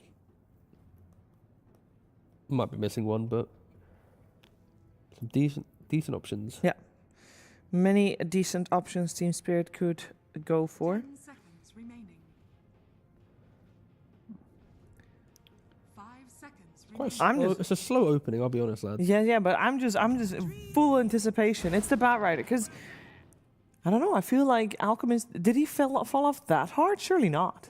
I wouldn't say he's. I mean, yes, he's had a bad win rate so far compared to what people maybe expected him to have. But I feel like because of the volatility of his performance, people have gone, that's how we can beat it. They found the confidence. Like pre this event, it was just full fear. Like, oh my god, Alk gives Ags, and then the cop breaks the game. How do we do it? But now it's like, oh wait a second, we can just kill the guy he gave Nags to, and now they're lost. Yep. Then your Alchemist doesn't have as much. Yeah. Usually, this is the hero that was played with 5-6 items, 25-30 minutes in easily. Now it's a bit of a different story. He shares his wealth around, and then everybody else is kind of super farmed except him. He's still trying to keep up. This is going to be the trade-off. Hoodwink, one of the better position 4s, I would say. I think the combination between like the items and also some other position 4s getting nerfed, the Essence Distiller, Casual Chasm Stone. We saw like Vlad's from position 5s as well. If you play it, of course, you get the Boomerang, amplifying the damage of your whole team. Having a break mechanic, again, we are in meta where there's a lot of things that you need to be able to break. Hoodwink is by far, with 10 more picks in the second place, the most picked hero of the tournament. Yeah, it kind of does a little bit of everything on the map, right? It's the speed of map play, just like Lucas was saying, just good hero. I think as well for FY, he leans more towards ranged heroes, at least during Wallachia. Only Tusk was his melee hero. So if you are XG, the reason why you want to take the Hoodwink here is if Spirit ban Hoodwink, you are kind of pushing FY down a path where maybe it doesn't give Zhao 8 the creativity he wants. And I think Hoodwink, because it's such a generic 4, you get to see, one of the, historically strongest drafters think about some of the niche picks. For sure. And then you see like Tidehunter getting removed because they have the pick out of the phase. Tidehunter plus Hoodwink, strong lane as well, a lot of synergy, like with the Blightstone, with the minus armor from Gush, and also like you're kind of covering the bases as well, where you have break mechanic on your own. Batrider removing Oracle, which to me tells we want to be running this Batrider most likely as a position 3. Can still be flexed, but it's just that we want to get value out of this Batrider in the lane. So far, Batyuk hasn't played Bat yet this event. Every time Spirit has had their hands on the Bat, it's always been Sport. But I'm sure he has it under his wing. Yeah, no, I can see him easily playing. I feel like, especially from pre-patch to this patch, Batrider has been up there, so I'd like to think that most offlaners can do it. But 5-0 on the Ember. Mm-hmm. That's a strong showing. It is, and also it's kind of calling the bluff on like how good is Lau on the bigger counters to Ember and laning phase. Yeah. Such an early pick. Plenty of time for Spirit to come up with the perfect solution, but not to say it's like, nah, I got this. It helps that I think Slaughter's the most comfortable one, but of course, because it's so good in the tournament, that's already pre-banned. And then the rest, honestly, they're kind of losing value, at least. We saw Kunkka beating the Ember earlier today. That was due to Dark Magoo. Yeah, he's fair. a Kunkka expert. He just loves to play the hero no matter what happened to the hero in the patch. It's been like that for like half a decade, probably even more. I mean, Spirit could easily just go back for the Silencer if they wanted to, right? When you have Ember jumping in, doing random stuff, it's quite nice. For now, they go for the Beastmaster. Beastmaster against Ember in mid does quite okay. No, it's just farming happily. I'd be okay with the Silencer you mentioned. Just 5, I think. Maybe even Tusk if you want to have another support when you're not revealing anything. So you have the open of Beastmaster going mid, Beastmaster going off lane, having these two that we mentioned as a support duo, but also having an option to run Tusk plus Batrider in the off lane, Beastmaster mid. I mean, one thing to consider as well is Batrider used to be one of the bigger counters to Ember in the mid lane. We haven't really seen many Batrider mids, but I could see an argument that both Beast and Bat could get flexed until the very end of the draft, depending on the state of the game. Beast goes to offlane, you get Helm of Dom, maybe even Overlord, plus Bats maybe beating out the Ember. I have no idea what the matchup looks like, at least in 7.41, but I can still envision it going the way of the Batrider. It is a way that Spirit can maybe break down the lanes of XG and take the fight to them. Yeah, something that we talked about prior to this series is them having like the overall last pick in most of the games on Xtreme Gaming, picking up the hero and then winning. They didn't have that in the previous game because they picked Tiny on 17 or 18. And then in this one, it seems like Team Spirit, they're prepping. You have Taser, which is very annoying for Ame to play throughout the whole game because he's playing the heavy physical damage dealing heroes, and you're playing into 2 BKB piercing abilities. I mean, that does open up for like the Manta carries to thrive, right? Against Beastmaster and Batrider, if you jump in, the guy presses Manta, you have to recast your initiation. The small little things can add up to Ame, being that big carry. And we'll see if the the Manta hero gets to show itself. Does it become a good Terribly game or whatever? Again, we'll have to see. Right now, there's a lot of magical damage, so probably not. Actually, though, there's a lot of just map play, right? When you have Ember and Pango, you naturally will grab your supports and go, guys, we have an item. Let's go play every single active rune. We need to be here. We want to fight them. And then for Spirit, I'm just scared to run into them, right? There's going to be techies, mines downs. If you run into the fog, there's a roar, there's a lasso dragging you further. The roar, of course, holding you in place like forever to be blown up. I think Spirit are inviting the fight from XG. Team Spirit, this is what they always had. Displacement tools to make sure they always have like the good high ground defense. You're going high ground, lasso into mines, and now Faceless Void. Very good Void game. They have Dilation. Dilation destroys like all of these heroes pretty much, and I want to see what response for this is going to be. They also have very limited amount of lockdown. It is lockdown, but you also need to hit it. Like Pango needs to connect with the roll, Bushwhack needs to connect on top of that, and they will respect the Aghanim Scepter that Alchemist could give to some of these heroes, especially Pango. Pango's the big one. I would say Pango's my top 3. Taliban, what other... Because we know that Ame does like to be the hardest carry in the game. What is the hardest carry in the game against a Faceless Void? Because the Wraith King comes to mind, but he's dead. He's kind of... Normally, at least with Void, you want to find the offlaner to shut down the Void in lane. And then it's like, you pick like the Tide Hunter, you crush the lane, your Tide free farms, Void never has damage because you've had an awkward lane, game feels good. But they already have the Pango. Exactly, which now does shift the priority. If you go for a active carry that goes for pacing, you just feel like you're on this timer against the Void. And then you don't really want to go for like the Terrorblades or whatever, the big ticket carries, because again, you get chronoed, you're going to die. So I think it's kind of it's an uncomfortable position for Ame. Maybe there's like a Medusa route you go, and you just go like Manta Butterfly. You don't care about like techies and all this stuff. You just stand in the middle of every fight and win the fight that way. Yeah, they don't have any ways of really disengaging a fight. They also have no saves inside of Chrono. So whoever gets Chrono, if they're the ones getting the jump, we already said that they have 2 BKB piercing abilities on Spirit. Now you have Chronosphere on top of that, which makes it very difficult for them to actually play the fights. And their team fight looks super strong. Yeah, it's very scary.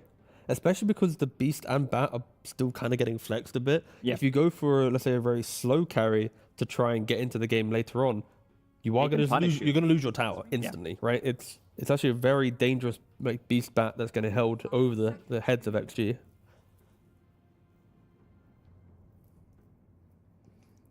All right, let's see then what is coming our way. Team Spirit picks out of this ban phase, so they are still looking for most likely a hero for Batyuk, assuming the Batrider is support, but there's definitely a lot of flex still possible also with the Beastmaster in play. So we'll see where they go with that. So far, Xtreme is banned at the Largo. 1 offlaner out. Is there another offlaner? I mean, maybe do the offlaners teach us anything? Like the banned offlaners teach us anything about what Xtreme might be wanting to go for? With the Doom also removed? Is it potentially like the Kez? And then you play through the fight of XG, you have a lot of burst. It's a bit volatile, but I am just seeing like you see Void out of position, boom, get the quick kill. Yeah, another hero that maybe doesn't rely on having long cooldown, because the longest cooldown they have is Rolling Thunder with without Supernova, you can still take the fight. Ember is no cooldown whatsoever. But they will go back to Silencer one more time. It is very good against pretty much everything. Hoodwink doesn't care too much about it, but the other three are going to get ruined by Silencer. Silencer time dilation, damage over time, and just not being able to cast spells. It puts it on cooldown. It's just very deadly. And Ame is going to go with another classic. Okay. I mean, it is a fun matchup if you get both carries with items. It's going to be the constant, is that the real PL? Is he baiting with the illusion? Does he survive? I think it can be cool. I am just worried at just the game itself, the speed that Spirit can play. Yes. One saving grace, I guess, is Beast is going towards mid. So it's not as if it's going to be Helm of Dom break the map. You are putting a Batrider into the PL. PL, of course, can, jump away from a bit and dispel. Yep. But I feel like offlane Bat has got stronger and stronger over time that you don't really care too much about. Yeah, it's not like gonna be on like super short cooldown where you can spam it. So they can definitely grab a kill. Techies is very, very underrated in my opinion. Position 4. I'd be okay to see this hero in every single game considering how strong it is. And it's also like disarm against PL. You have heroes who can scale well. You have Beastmaster, you have Faceless Void who are building into items that are gonna be dealing with PL. I'm just a little worried for what this PL is going to do. This is a hero that usually he has an okay lane, and then he's fine for like first 10 minutes, and then this hero disappears. He's gone. Like, you don't see him for good 20, and then with 5-6 slotted hero, he becomes really strong. I'm just not sure if they have enough time to do so. Well, luckily Spirit doesn't really have tower progression, right? A lot of their play will be a Bat pick-off, a Beast pick-off. Once they get online, they play for Aegis. So as long as Ame can really just lock in his farm, I'm expecting him to have at least a good window of the game to get there. It's just like if he buys the wrong item, if he goes for like a heart when he actually needs, let's say, a Skadi, these type of choices, I think his game can fall flat. But I just hope we get to see Yotoro and Ame with like 4 items each. Like, I want to see like the proper carries in play. Yeah, also this matchup is a bit different now with carry-to-carry matchup because you don't build into Diffusal Blade on PL, so you're not burning mana on Faceless Void, something that he really hates to have against him. And I want to see it because this is not the matchup that I've seen in a long time. Final question. Is Silencer good in making the real PL known? If you get Ags, then you technically would curse the real one. Okay. Yeah, and also you can just global the real one. So yeah. Technically, yeah. Panther could do some cool stuff, yes. Okay, we're going to find out how this game is going to play itself out. Let's head over to Snare and Lizard. Game 2 of the modern El Clasico will resume with Yatoro on the Faceless Void, Ame on the Phantom Lancer. Classic heroes for both of these carries. And in this game, Liz, let's not beat around the bush, right? We heard Captain Lacoste say, well, PL needs time. We've got time. We're going to be here for an hour at least. If we learn anything from history in our previous game, then yes, definitely. This is a 60+ minute game. Faceless Void usually does take it kind of slow.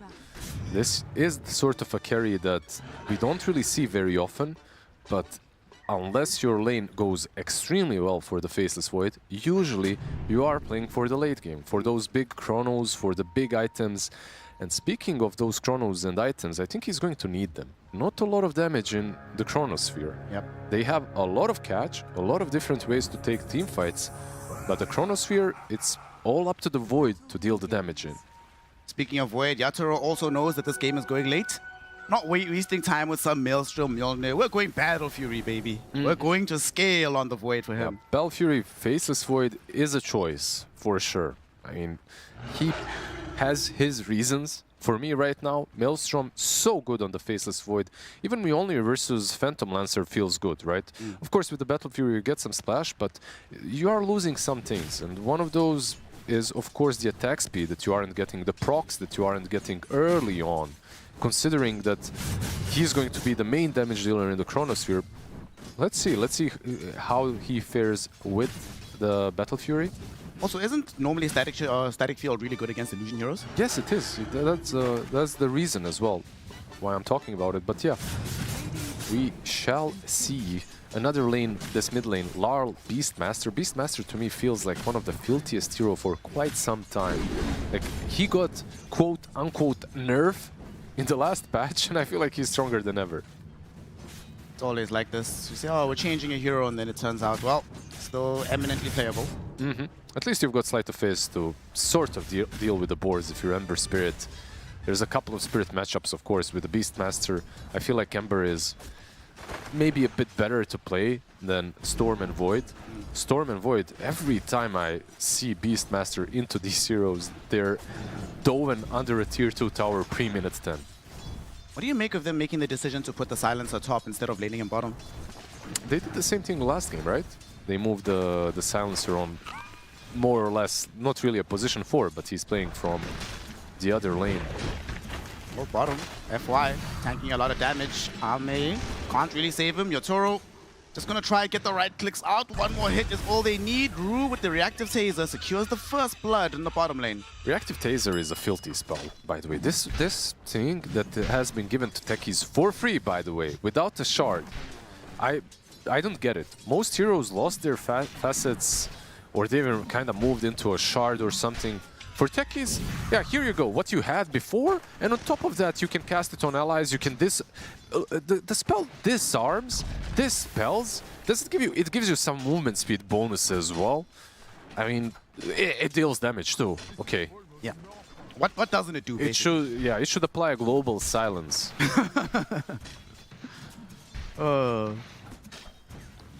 XXX has at least still been able to find some farm here. Not necessarily a lane where Pango is expected to die here. And I know you're not normally a fan of the off-lane Pangolier, but under these circumstances, you should be able to find some decent farm. He should be. We'll see. It seems like he will be going for the Maze Slayer. I feel like Diffusal Blade this game into the Faceless Void would be pretty good, with an eventual Disperser even on him for some extra dispels versus everything on the other side. But okay, Maze Slayer of course has a ton of value. We'll see how his lane goes, because if you get out of position, suddenly time dilation, you know, this isn't an easy lane. Top lane, we did see that Panto ended up winning the war for the Lotus. Picked it up, got the last word out onto X-Nova as he was diving.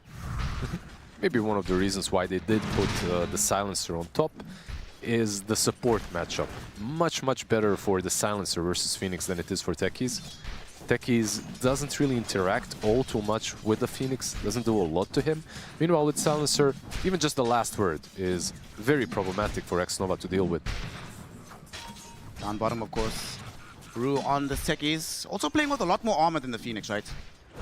Oh, you see Bushwhack thrown out, but whatever. Just to stop the pull, maybe. That was the idea, to prevent the pull from happening Nova properly. putting pressure onto Panto. Will be able to find that kill, and Baggio coming over with the Firefly. He actually might die for this. Spirit Lance is available in a second, but there's no boots on Ame, so you can't chase down the Batrider. This top lane is very volatile, and PL hasn't been played and isn't played all too often. You see him in pubs now, as Satanic is making it a bit more popular, but always has been decent versus bad. Like, you have a lot of Spirit Lance spams onto the Batrider. Like, you can get rid of the stacks with the Doppelganger as well. I also like that since you buy Manta Star, it builds in Dispel against the global. A lot of benefits.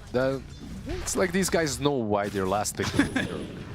Laurel might actually get solo killed by Nothing to Say, but he didn't want to run up the hill. It's a turn. With the board, he's going to try and turn this, but Nothing to Say is too far away. He will live. And one extra Wild Axis spam is all that was needed, but he will not get it. And they're looking very close. He's going to go try and collect the bounty, but Panto is onto him. Almost got there in time to kill off Nothing to Say. Just a second sooner, and he could have gotten that solo kill on Ember. Bot lane. Courier is about to get destroyed, but it's probably going to cost the life of FY. Look for Bushwhack, and with the Acorn shot, he pops the magic stick afterwards. He's actually still alive. Eventually will die to the right click, but absolutely worth it. Courier and a kill, and he opens up the chance for XXX to drag the wave away. Yeah, you know, when you give someone a shard, usually, for free, it's not enough. Why not give him an extra bomb that he drops when he dies? Which did secure the kill there, by the way. Nothing to say mid. Okay, can get silenced up, but not brought down just yet. They even brought X-Nova over just to make sure that they can protect this Ember Spirit and keep this tower alive. Everyone is here. It's the minute 6 rune spawn timer, right? Ember does not have level 6. Beast already does, so a good timing to secure the rune for the Beastmaster. But where's it going to be? It's an illusion rune spawning on the top side. And Beast is going to be like, I guess, dog, I'll take it, but whatever. I have to walk all this way for an illusion rune. Nah. I mean, it does respawn. It's a nice dispel, of course, if you get caught by searing chains or something, so still alright. Top lane, Batyuk. He got pretty low, but should be fine. I mean, is he going to be fine? Xnova is actually going to dive in, but Batyuk is far enough away that it shouldn't be a problem. Did get the last word from Panto out onto this Xnova Phoenix. Shouldn't really threaten. And Ame is like, bro, just do what you need to do. Just don't expect me to come over. I've got creeps. It's the bot lane. XXS running away. Reactive tasers there, but they chased them underneath the tier 1 tower. Still had a fairy fire to play with, so wasn't really going to die there. Seems like he will be given the opportunity to take the Wisdom Shrine, so Void and Techies will not be connecting on the other side as well. Batyuk, there's going to be a bushwhack going out onto this Bat Rider. Ame, again, Ame does not care. I'm just going to kill creeps. Panto did get the last word out and a blood grenade on the Hoodwink. But not going to be able to chase him down, and now Panto's the one that's in danger. His Courier will die first. Ame finally will show up, throws out the Spirit Lance, brings him low. Panto dies. Xtreme Gaming played that very, very well. Joining in. You cursed the AFK carry. He actually joined the fight. He's actually top net worth right now. Has access to these power treads, starting to build into the Yasha. Yeah, the heroes that played against him in the lane don't really do a whole lot. Like, Silencer, of course, if he's trying to harass the PL, at best he can spam Glaives of Wisdom. Like, he cannot spam the other spells because Doppelgang gets rid of basically everything. So PL has had a pretty good laning stage so far. And the Spirit will pick up an amplified damage rune. Oh, look at this. Batyuk is actually going to try dive onto Ame right now with the Firefly, forcing out the full Doppelganger. And he's building into the Veil of Discord first on Batyuk. That's an interesting item build on the Bat. I haven't really seen this approach from Bat Riders recently. Mid lane. Have a little bit of a skirmish perhaps in the jungle. Panto has a blood grenade thrown towards him. Ame is making his way over, uses the Phantom Rush. They'll kill Panto. Batyuk unable to find the immediate defense. Although they got the silence out onto this Phoenix, Lasso is available. He wants to chase down the Phoenix. Xnova at least picks up the bounty rune. Ember Spirit though is coming through, and so is FY. Batyuk tunnel visioned on trying to get his scrambled eggs for breakfast and gets punished for it. Call me crazy. Couldn't he just turn on PL? I think so. PL had no mana, no HP. He was stunned. It felt like there was an opportunity to just lasso the PL and go for that kill instead. But okay, tunnel visioning on the Phoenix.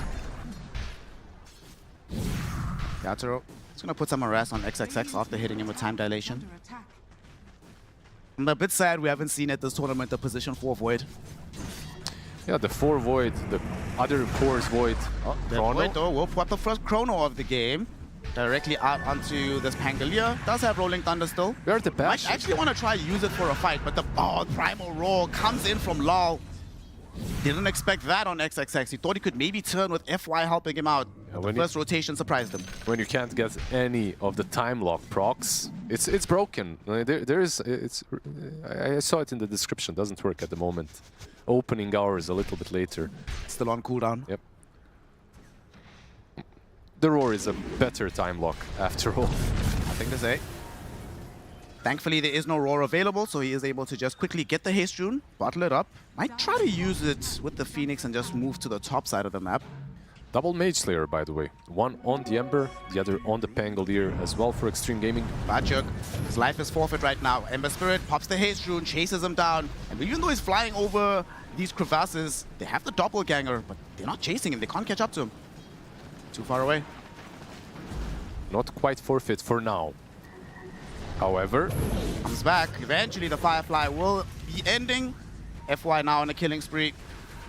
Gonna lose his Courier almost, but maybe now they try to pressure this tier 1 tower. They have 3 heroes here, 4 in fact, with the Siege Wagon. The early game is really converting for Xtreme Gaming. And there is this one thing that I saw immediately in their draft. An abundance of catch, but their damage is very lacking early on. Even the Silencer as a last pick, just another utility, global silence, but not a lot of damage. They need to find a way to survive before Beast is online. After he has Ags, okay, it's a bit different, but up to that point, I feel like the map is kinda free for Xtreme. What do you mean the map is free? The game is free, bro. We know we're going to game 3. I mean, now you cursed it. Roar thrown out onto Emperor Spirit middle. Did have the Flame Guard up, so that protected him a little bit, but the global silence ensures that he has no escape. He ends up losing his life. However, Laurel might not be allowed to escape. Supernova will burn him down. XXX will finish him off. Within the trees, at the very least, the Techies does escape, but they end up trading core for core. Supernova was used for that one, so that's a large cooldown that XG had to expend. Yeah, but on the other side, Global plus Roar, no, just as much value. Maybe a bit shorter on the cooldowns, but still a pretty big ults have been committed on both sides. Yatoro has not changed his mind. He's going to stick to the idea of getting into this Battle Fury. Going to want to scale. I like his build, I guess. Let's see, Manta will be the next in line for him, and actually an Aghanim Scepter afterwards. Okay, so having some AoE, I suppose, is the idea in the end, right? AoE versus all the illusions. You can jump in and out, and okay, pretty good. Time lock on all the illusions. I don't know, for me it feels that this matchup is a bit better right now for the PL just because of the item build that he goes for. Eventually, sure, he doesn't go for Diffusal, and that part of it is not as great. Even though you see PLs go for Disperser eventually, I think the item that does make a difference is actually the Orchid that you see very often on the PL after Aghanims. Manta, Aghanims, then Butterfly, maybe Orchid. We'll see what he decides to go for. No MKB queued up by Yatoro anytime soon just yet, so there will be a window of opportunity for that Butterfly. Yeah, we're still quite far away from it. But now they are rotating both supports down bottom. XXX has the Rolling Thunder. It'd be nice to be able to catch out Yatoro, but he's backed into a very safe area right now. Just chilling. Has Chronosphere as well if needed defensively to get away. Only Techies have gone a little bit closer to FY. They might have been able to hit him with the Bushwhack and try to get a kill, but they'll content themselves with just applying pressure on the tier 1. They have their spells on Radiant, right? Team Spirit, they have Global, they have Roar, they have Chrono, they have literally everything, every big ult, but no resources. In the meantime, you see Global Silence being popped. They want to try and get Rue out of there. They don't. He dies, but the Chronosphere will allow Yatoro to at least kill the Phoenix. No, beautiful Bushwhack. Buys the time for the Supernova to come out. He does manage to dodge the Sharpshooter, but unfortunately, he cannot do anything about this Ember Spirit route. Nothing to say. He came in out of nowhere, pincered him in. They killed them both off. A wonderful passage of play from Xtreme Gaming. Yeah, like, unfortunately for the Faceless Void, even though the Chrono was good, right? Like, he doesn't have the damage, and the control was there from the Hoodwink. I kinda like the bait, top lane. That Hoodwink already goes to the top side of the map, being very effective. The Lasso is not gonna provide enough damage and control to kill off FY, so Bacho will die to the Spirit Lances. FY on both sides of the map having a huge impact. Yeah, he's just everywhere so far on the Hoodwink. Doing pretty damn well. I have to respect the idea from the Techies, by the way. Baiting them on the high ground to use his ulti and just increase the damage that's possibly going to happen with the Faceless Void going here, right? But Bushwhack just waiting. Oh, that was so sick. And Yatoro was literally mid-swing before the Chrono ended and the Supernova came out. Arguably, even if he gets that kill, he dies after. Ember was connecting. There's a bit of a difference between the mid laners. Ember generally plays a very active game at this point, like 10 to 15 minute mark. It's his job to get these kills, to find pickoffs. On the other side, you just have a humble Aghanims farmer, you know, in his farm. He does have it now. His crops have yielded fruits, so here we go. We'll see where he decides to make a movement. Go to the outpost right now. Panto's right there with the smoke. But he might still want to farm now that he has the Ags, until he gets the Blink Dagger at least. It buffs up the farming, of course, quite a bit. You can decide whether to go for the Blink or instantly smoke up, maybe utilize your first roar with the smoke. Minute 16, look at this trap. Beautiful trap being set right now. They get the Searing Chains out. Rolling Thunder is going to be there. There is a global silence, but FY can't get close. The big jump from Rue. Showed up with the blast off. As Rolling Thunder is going to get him back. Rue does eventually die, but he's done his job. He's protected the life of Laurel. They also throw out the wild axes, which kill off FY on the far end. Very nicely done, but now PL is also getting involved, looking towards Batyuk. Will activate his Bloodstone. Nothing to say. Will he be able to get anything else? Slide of Fist. Not going to be enough damage on the backlines. XXX does kill Batyuk, but they lose X-Nova as well. First item Bloodstone. Okay. I mean, it's definitely a choice. Interesting. I mean, heals you up, right? Like the active is very good. Spell weakness also not too bad. You know, Veil used to be broken versus PL. Because when you use the active of Veil, you could see which the hero was. It always showed the real one. But the thing is, I don't think it works anymore on Veil. And even if it did, you don't have the active anymore. Yep. You know, it's just an aura now on the Bloodstone. Maybe it'll become more clear as time goes on. He's going to go for the Lotus Orb next on Batyuk. As Yatoro with this Battle Fury starting to catch up to where PL was. Was being left behind a little bit in the net worth department, but should be able to maintain pace now.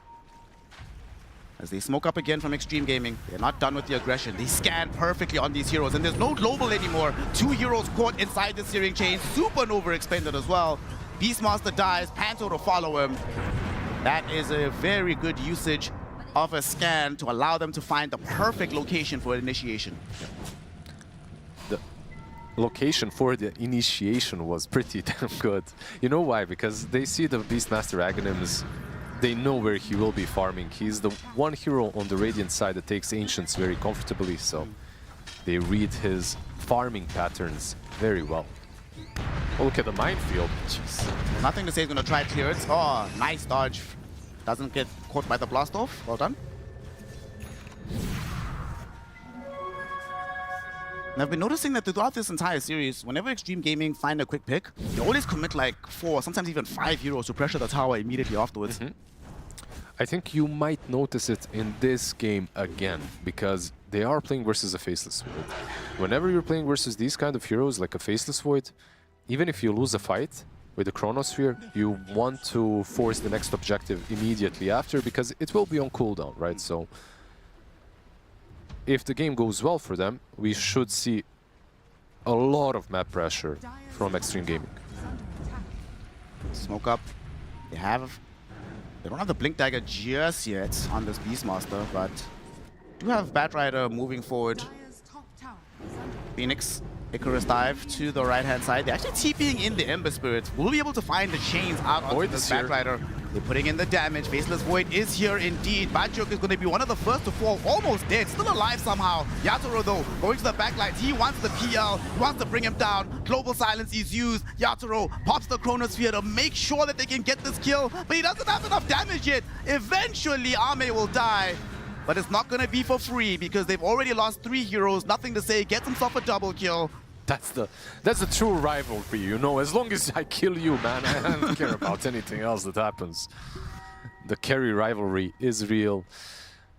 And he only barely killed him. Yeah.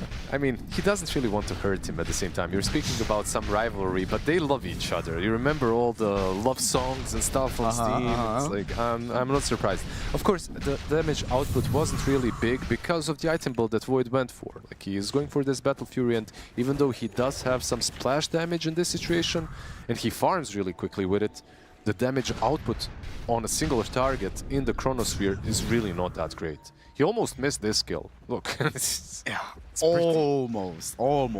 Half a second away from just Doppelganger being used. That would have been an absolute disaster, but... You could still argue that this is a pretty good situation for Xtreme Gaming to start pressuring the map. Like we mentioned earlier, the moment that Chrono is on cooldown, global as well.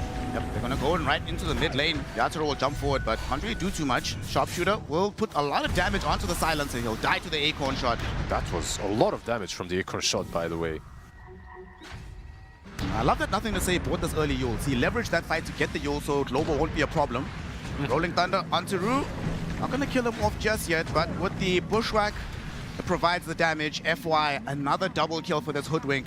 The homie is 9, 3, and 8. Are you kidding me? He's just... I told you that Acorn shots really hurt. And of course, when he's level 12, Level 4 Acorn shot, yeah, a lot of damage coming from him. I love the Yules as well, not only for the current state of the game, but the fact that he's thinking ahead.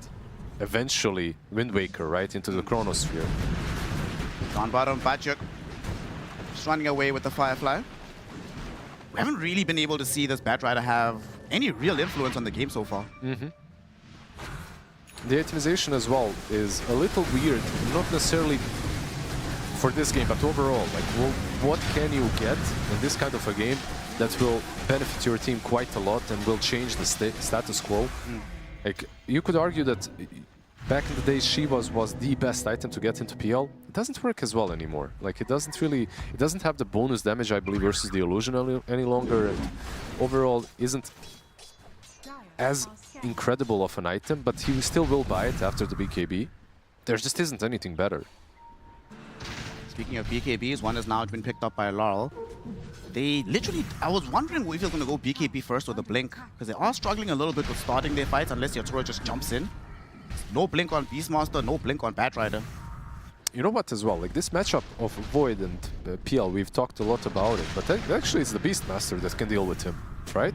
Because he has always been this AoE monster. If he gets to all of his items, he can be the scary one for PL to deal with. Said PL does have now the Mantir, the Aghanims starting to build into that Butterfly. Okay, so he's going full tank mode, right? Like get as big as possible so that killing him in the Chronosphere is impossible in the first phase.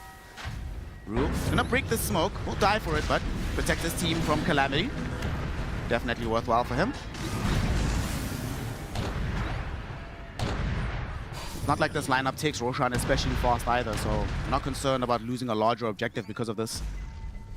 They're just demining right now. They put their helmets on, the suits on, they're searching for mines. They did clear the forest, by the way. Good job. Another area that they can play in, perhaps. Bachuk already used Firefly. Not going to be available. It's about to expire, and as soon as it goes down, he probably will too. He's going to TP out though, and they pop the global to protect him as he escapes from that gank. Was it? It felt like he was out already, but okay. Panto, better safe than sorry. Now, no global available. Xtreme Gaming will use this opportunity to keep farming up on NCS. He's going to go BKB as well, even on top of having access to the Yule Scepter. Maybe not as high of a value item this game for him, of course, but he deems it necessary. Like, everything goes through BKB when you think about it. There's Global, there's Chrono, there's Roar, there's Lasso. I mean, yeah, it's a rough time to be a BKB, but he's getting it anyway. I guess he just doesn't want to deal with techies. He's like, dude, this guy just keeps jumping me, bro. I don't want to deal with it. Smoke up. They are behind your Toro right now. PL is kind of coming close, but he sends his illusion. Yatoro is not actually under the cover of the smoke, so information is granted. Rue does manage to get a kill onto FY, and with the help of this Beastmaster, who did throw the Roar out onto the Hoodwink. It's a pretty big streak to be ending, actually. Decent flash going out. Yep.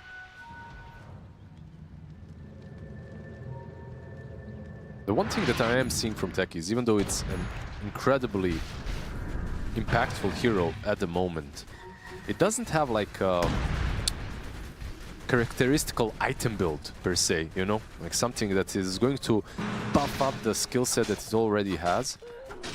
It is more or less almost always full-on utility, which does make sense in a way. BKB. Was forced to use BKB. No Basher available on XXX, so he's out. Yeah, but the utility is always quite nice, right? Especially if you have an item like Greaves. Yeah. So you just like double play with the blast off in, get super low, they collapse on you, you Greaves, you extend the fight. That's very good. Especially because you have the Taser as well. Multiple ways of dispelling, and he is doubling down on his own utility. But okay, Aghanim's Faceless Void, it seems like they're ready. Gaben affords them a 52% chance of victory. Let's see what this first usage of the Aghanim Scepter of Yatoro will yield. Balance, 52. Oh, look at this Observer that's on the triangle. They see so much. They saw them smoke and they saw that Ame has just joined the fight, so they are very aware what the possible positioning will be like for Xtreme. There's a DD top. No one scouted it though. The mines. The mines are giving it away. Ward from X-Nova. Rolling Thunder, not going to be used. There's a Chrono on the 3 from Yatoro. Even better pushback though from FY. We saw this earlier on, saving the fight, but there's no dispel, so the Phoenix ends up dead. Lasso directly onto XXX, so he dies as well. Phoenix buying back on X-Nova, trying to re-engage the fight. Doesn't seem like that's going to be possible. Ame just running away right now. Law was chasing him. He's trying to, Don't really have vision on top of him. The mines are going to blow, but with the Phantom Rush towards the creep wave, he does get out. FY might be in danger. Flame Break pushes him back right towards Yatoro, who finds a couple bashes. They do get the kill. Ember Spirit able to jump away, though. Laurel, no Primal Roar available, so can't hold anybody else in position. But nonetheless, successful fight. They leverage all their ultimates, they win the engagement, and now they can go into the Roshan with this Beastmaster Agonist. Now that pushback, it looked like it might actually save the fight, but not quite. Not good enough in the end. And it's so hard to move across the map and navigate when all these mines are just constantly hitting you. They had the perfect info on the side of Team Spirit, right? Faceless Void, he wasn't guessing when he jumped in. Yeah. He knew more or less exactly where they were because mines are being just constantly activated. Toro now with an Aegis, sitting very comfortably at the top of the net worth charts. And now he's gonna start building into that MKB, making sure that he has an answer for the butterfly, which is about to arrive for Ame very shortly.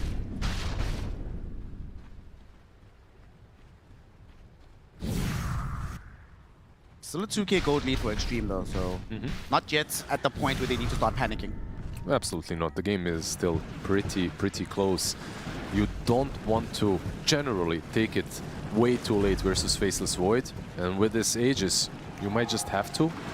But PL, you know, not too shabby of a late game carry, especially now that you mentioned Butterfly is completed.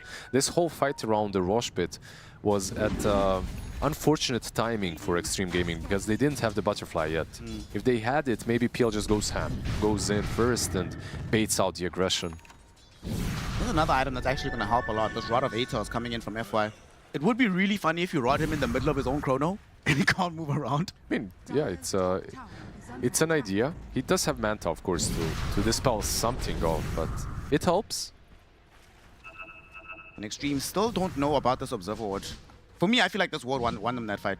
It did. It also gave them all the info of where they were heading in which direction, and then, of course, the mines on the ramp activated. You knew they were in between the mines and the ward, so... Smoke up from Yatoro and the gang. Well, Yatoro is not himself smoked up, but Laurel is. Not going to find anybody just yet. All of Xtreme Gaming are playing on a deep inside of their jungle. Yatoro in and out reverse time walk. Gonna get smoked up as well now. Maybe they go for real, moving in between these towers. So close to the MKB, but alright, they still want to fight before it even arrives. If they could find the Phoenix, it's a pretty good pick-off immediately. Phoenix. Oh, the bash! The one that gets caught. There's a bash during the Icarus dive. So Phoenix Lotuses himself. It just arrived from the courier. Activates the Supernova. They use up the Faceless Void, but they still manage to destroy the egg. Let's see if they can re-engage this fight. Lasso onto the Rolling Thunder, preventing XXX from having any influence, keeping him stuck in the corner. He escapes eventually, able to help bring down one of the supports. Nothing to say. Looking towards maybe trying to deal damage towards the Faceless Void. While he's doing that though, we see Laurel isolating the PL, solo killing him effectively, removing the Lancer from the game, winning the fight for Team Spirit. Faceless Void refused to use the Chrono in this fight. Why? Because his teammates are kind of melee. They need, well, teammates, more or less. Beastmaster, the only relevant one when it comes to damage output at this point. And this Beastmaster is a nasty hero versus PL. We talked about it briefly earlier, and you saw that happening right here. And through the game, it doesn't truly change all too much, especially because of the itemization that Beastmasters can go to. Like, they can either double down on all the AoE damage. Currently, Beastmaster has AC and Manta queued up. I love this. Like, it's pretty good. Like, versus PL, Naga, these kind of heroes, we always wanted Shivas and AC. Chrono. Okay, not going to be enough damage initially to kill, so he should be able to swash away. No, he doesn't. It was Time walk down. Time walk forward. That time walk with the Aghanim is actually just makes sure that there is another time lock no matter what, so gets the kill anyway. That's a big deal. XXX. I mean, even in that last fight, he came through. The Rolling Thunder looked like it might have been decent, but just got hard outplayed by Bachuk, who just lassoed him super far away part of the fight. Moved the ball away, basically. It's over. You want to play? No. Go play in the other court, you know? The big kids are here. Team Spirit, they feel like they're ready to fight right now with Yatoro. Just charging forward with this Aegis. Still left for 1 minute. No Chronosphere, though. So. 80 seconds to go for the Chrono. Going for the Eye of Skadi next. And this PL, I guess we're seeing like the, this is sort of these carry differences, right? PL is farming very well, but his ability to just solo a fight, or just be lock on one target, you will die no matter what. Yep. Not really there just yet. They're not there yet because of the item choices, which are natural for him. Let's see. Right now he has queued up both the Heart and the Orchid. If he goes for the Orchid, there is a solo kill potential, at least on the supports. If he goes for the Heart, the game continues the same way it has. Like you're becoming tankier, but we are starting to hurt harder and hit harder because there's just so many items coming on both sides. I think it has to be the Orchid, given that you can just rush onto Panto, find him, silence him, prevent the global from emerging. I feel like it would be the better option, but he has a heart recipe already in the courier, so I doubt that's going to be the case. Which is kind of interesting. He bought the recipe, by the way, immediately. Oh, this pause coming in from Panto right now. His team, as the Aegis expires, just going to pressure the tier 2. They should be able to take it. Yeah. He's even going to carry the recipe around in the backpack. So he's basically telling the enemy team, okay, this is what I'm buying. Maybe it's a debate, right? He just keeps the recipe there because it's the cheapest part, and then he still buys Orchid. The 5-head play, yeah. I mean, it would be a cool play. If he actually does that, that would be like one of the most next level plays I've seen in a while. We are going to get back into the game. We do also now have the Aghanims being queued up for this Ember Spirit. Yeah, has 2k gold. Slowly working his way towards the Ags. Ags in this sort of a game is good for multiple reasons, but just being able to break smokes, go in the backlines, catch heroes, bait a spell or two would have pretty high impact if you could get it fast enough. The tier 2 tower top is claimed. There was some wave pressure coming into the tier 2 bottom for Team Spirit, but Laurel will return to deal with this. A couple of axes and some beats of the drums. Creep wave is gone. Man, look at this nonsense, man. Look where FY is. The literal minefield around him. Just stuck on this duty.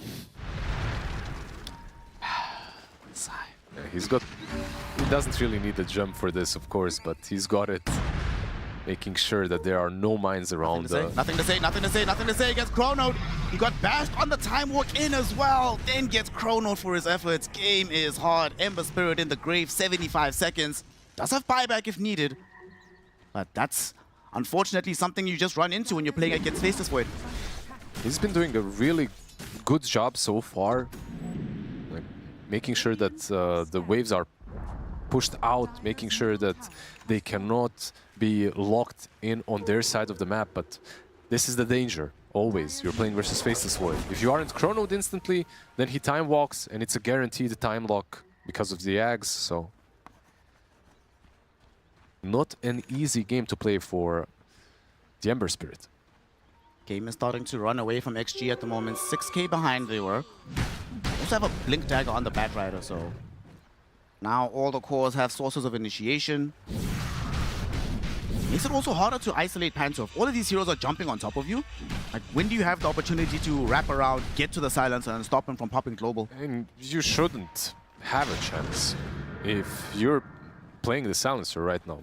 You don't even have to show your face in fights. Oh, XXX. Ooh, reaction time. He's being stalked by the techies and the Beastmaster, but manages to get out. Basher, Aghanims, going for Octarine next. More or less the standard build on the Pangolier. Here and there you could buy the Fusel, I guess, but... Well, turns out Ame is not next leveling. He just went and purchased the heart straight up. He's still farming, he's still finding a lot of space. The way that XG is playing makes me feel that they completely believe in their late game. They just have faith in it. They have faith in the PL, perhaps a couple of other heroes as well, not only PL. But they're waiting to scale. Yatoro looking for somebody here with Panto, assisting in this dewarding mission.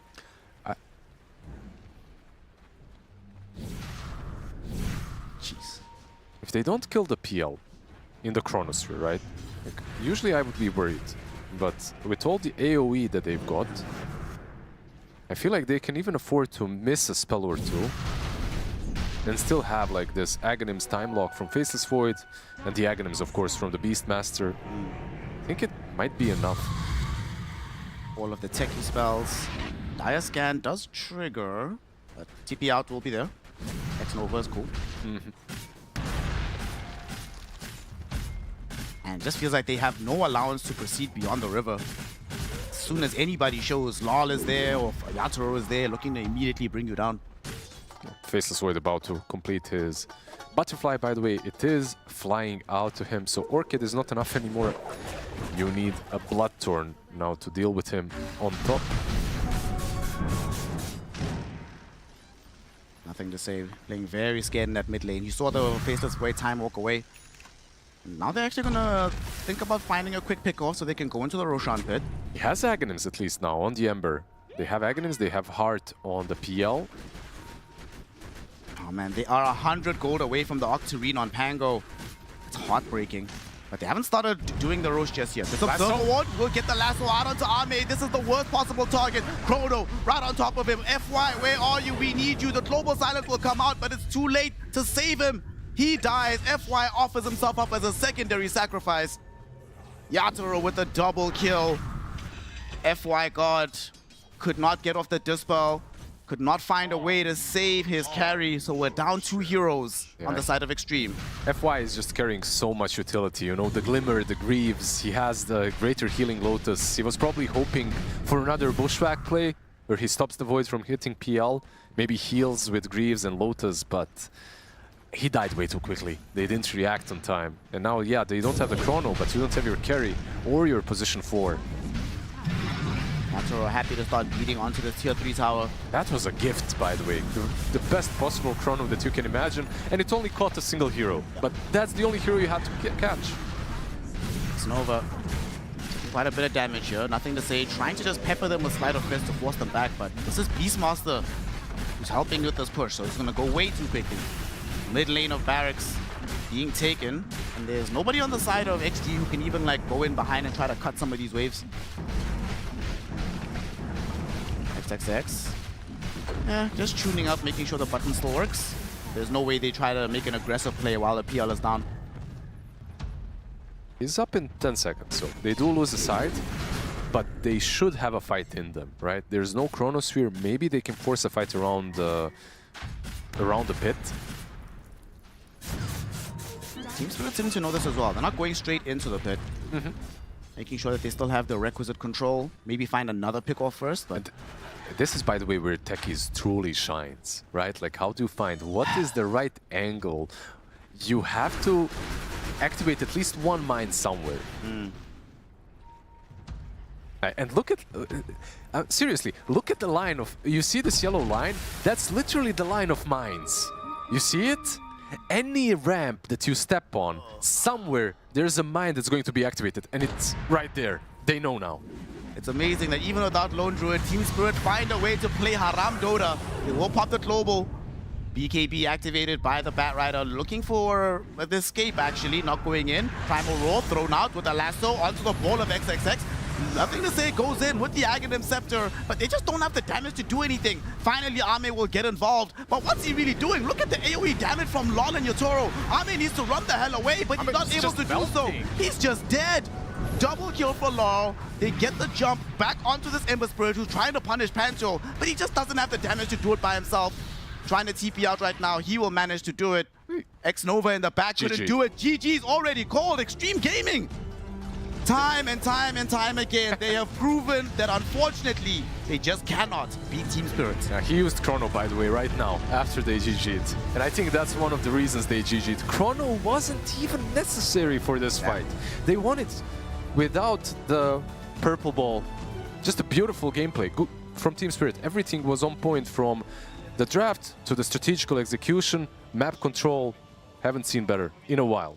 Perfect game from Team Spirit, and that will earn them a berth in the playoffs. To break down exactly how they got there, we send it back to Shiva and the gang so they can tell us about this incredible game. Thank you very much. It might not have been as much of a back and forth compared to game number 1, but Team Spirit takes this 2-0. Very well deserved. This one was a lot more clean towards the end than the other one. Yeah, I think Spirit just showed just a lot of just calmness throughout this game. Like, even though PL was having some pretty decent farm, they identified, guys, we just need some items. Beastmaster with Ags can deal with the PL. Void going for the Battle Fury into Ags also can deal with it. Like, there isn't a problem in this game. Just get the farm, we can win. And that's exactly what happened.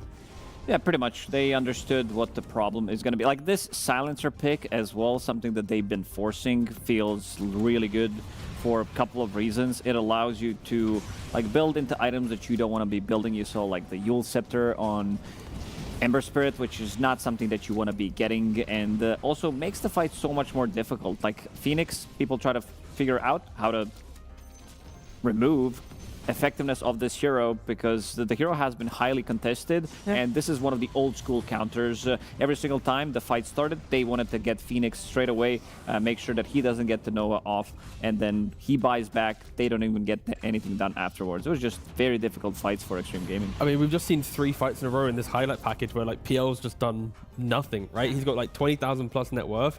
One fight he just gets deleted by the Beastmaster. The next fight he gets lassoed by the Batrider into a Chrono and also doesn't get to do anything. Like PL, it's the elusive hero that wants to kind of play really long fights, survive the Chrono and do bro. But you're not doing any of that. Like, look, he rocks up to this fight, disappears. Like, he's gone man to butterfly. He's gone for like the damage build. There's no tankiness to his name. So yeah, just kind of the pick just didn't work out, and that's about it. Spirit just crushing game 2. Yeah, this was...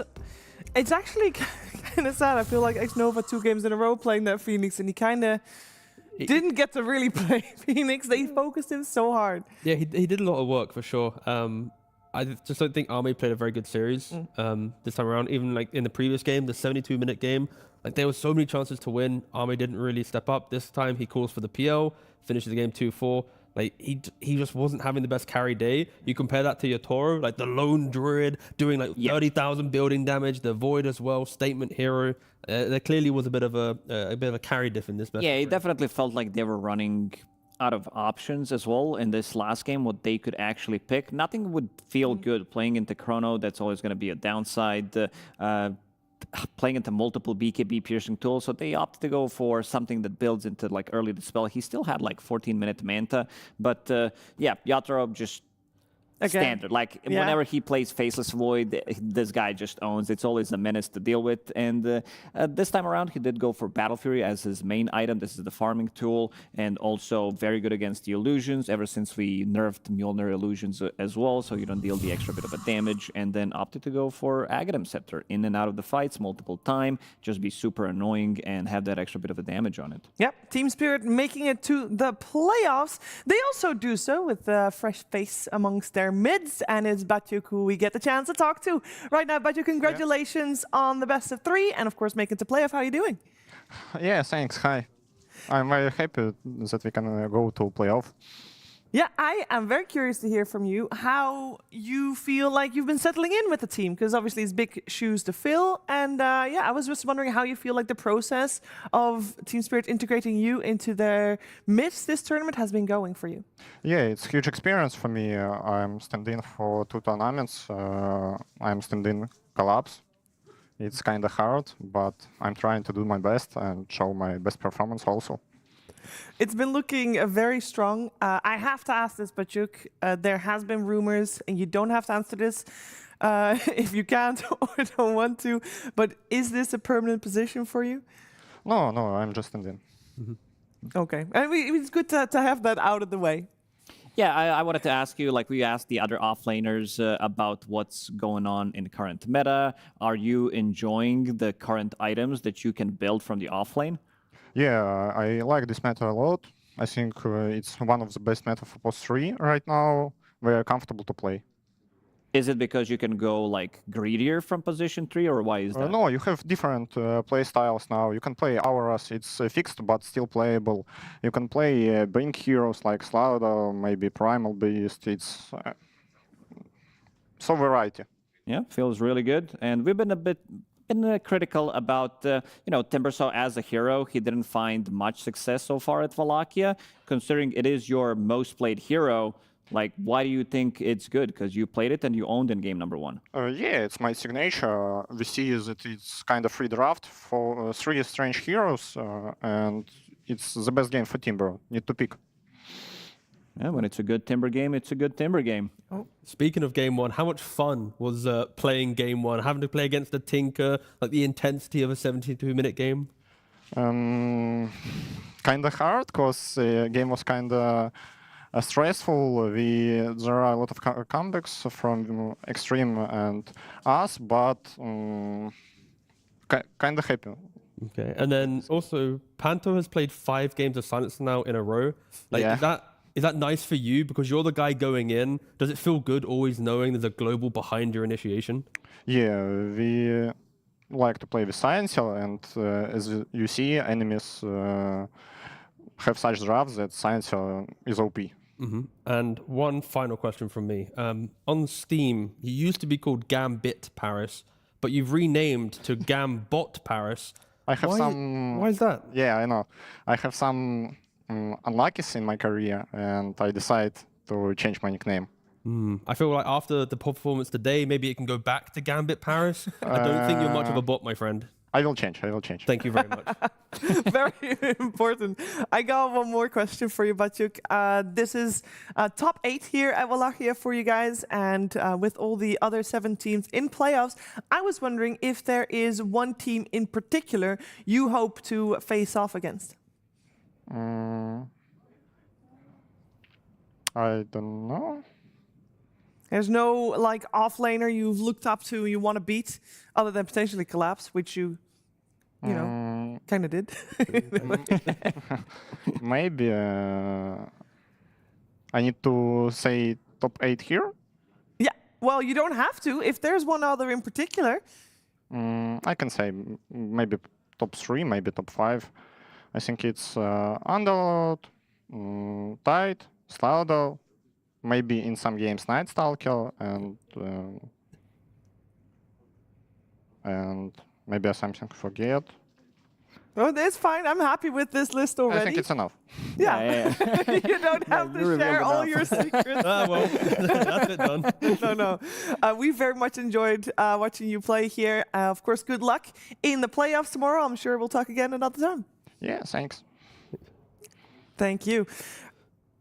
Not entirely what I was asking, but I'm happy with the answer either way. Oh, yeah, we got some secrets. Yeah. We got the sauce out of him. What's good? Yeah. Normally, you would not get an answer to questions like that. It's So a test if they're going to watch the stream, the other coaches. Because if they start giving away the heroes, like, come on, guys, you got to watch the panels. We're giving you so much critical information. So much information. There are only 8 teams remaining. You want to close the book a little bit on Xtreme? Because they did fall here. They got eliminated. It's like they were so close, but also so far. Like kind of the classic statement. Yeah, I don't know. It just wasn't Arme's day. That's kind of all I got for them, really. Yeah, I always want to see them like do good, but I always feel like I get disappointed way too many times. That's but there's always hope in the next tournament. Well, and Xtreme has been on a little bit of a hot streak because they came 3rd in Birmingham. So it's not like they're doing bad. Actually, they've been roller coastering. Yeah, they do really well, and then not so I think we had a graphic for them because they do well, they do bad, they do well, they do bad. This fits in that. Oh, did anybody do the math? Oh, is it in sync for TI? Okay, so they do bad. Well, they do bad here. Yep. The next they're playing in is Dream League. They do good Dream League. Yep. The next they're playing in is Blast. They do bad Blast. Bad Blast, yeah. And then after that, it's TI qualifiers. Yeah, Wallachia, they didn't do good. Do they have to play qualifiers? They might be okay. Let's just you know, for the sake of the story, let's assume they're qualified. Yeah. Which then means TI. EWC. Good EWC, bad TI. Oh, wait. Normally, in between EWC and TI, there's a Snow Rui. Saved. Wait, hold on. What if they play the qualifiers? They then play the qualifiers and qualify, good, go to EWC, bad, who cares? Then we you go don't TI, count in win. qualifiers. We just were talking about how we don't count qualifiers. In qualifiers, they qualify. No, but we count the qualifiers. The qualifiers matter. But you can't, you have to because count them. if you don't, because they don't have to play, they get invited. They're so good half of the time. No, it's good. It's good because then they it's peak fine. at Yep, EWC. yep. They do bad at Snow Rui, and then they Yeah, but grade you're at putting TI. all your chips in a tournament that we don't even know exists. True. I feel like my belief was like we know what's happening. They're not in Wallachia. We know that. A lot of copium. Yeah, there's a lot One of can copium. only here. ask. Wonderful. They're Back gonna to do you, well. Shiva. No, they might be breaking the curse anyway. You know, they might be doing good from here on out. Every single tournament. That is nice, but not this one because they're out. We can take a look at how the Swiss bracket has come together. We started off with 16 teams at the first round, and we made our way to having only 8 teams remaining. And I think one of the bigger storylines of this Swiss bracket is seeing Yandex and Tundra being the first 2 eliminated. Why are you laughing, Shiva? Because Why are you laughing, huh? That was so not on my bingo card. Like, that was No. the very furthest down Yeah. that I could possibly They imagine. won enough. We want to. Yeah, I mean, I'm not unhappy with it. tournaments Yeah, as well. no, it's wonderful. I'm not unhappy with it. For the It's sake fine. of the show and not having to talk about these teams, it's very nice. You know, if there was like the TI predictions where it's like 0.X% have still been able to achieve it. Yes. Oh, we yeah. probably would be at 0% if we had those predictions Yeah. for this tournament. Like, I don't think there's anyone in the Dota community would have put these two teams at 0 Yeah, and 3. maybe one, one of the two. Just a hater. But that's not it. both. Yeah, Yeah, Just exactly. one guy but who not really both. hates these guys, but whew, really impressive bracket. And even like Na'Vi, right? They were 2-1 losing to Spirit. They were very close maybe to beating them, which would have, of course, shaped today.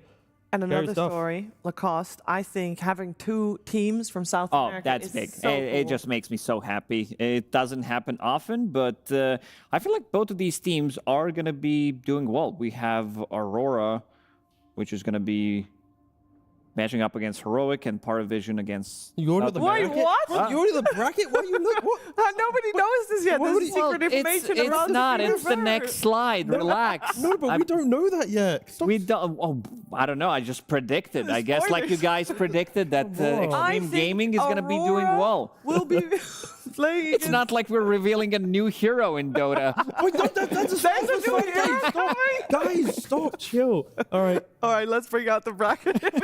ruining everything.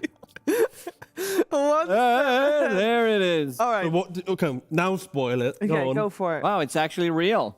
Is it though? Yeah, so PARIVISION will be playing against SA Rejects, which I think PARIVISION, they're on top of their game right now. There's a lot to experiment from position 4, 9 classes in the zone again, but I think they could be matched really well. Same goes for Heroic against Aurora.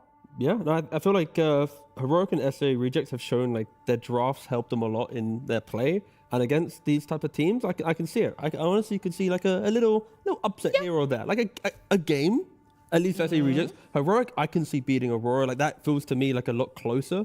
But the bottom Get side one of the bracket, dub immediately into top 6. Would feel very good. And another classic as well, Liquid against Falcons. Yeah, can't miss that. Get rid of it as early as possible. Happy it's in the first round of upper bracket. That's perfect. And then, of course, we have BB Spirit also. Do you know what? Get it done, out of the way. Happy days. I like that bracket. That's nice. That's a nice bracket. That's Yeah. a healthy-looking bracket. I'm also happy that SAR has a chance to get redemption from PARIVISION, because obviously yesterday they got 1-2'd, and it didn't look like the 2 games that they lost weren't that great. So I'm hoping that they get a better chance showing tomorrow. Yeah, no, for sure. The game 2, game 3 kind of exposed SA Rejects quite heavily. So you'd like to think they can learn from that and improve and make it a bit more competitive. But if you do use that series, it is scary for them. Really scary. So I hope they did learn from it. All right. Final thoughts on the group stage is Lacoste. No pressure, though. No pressure whatsoever.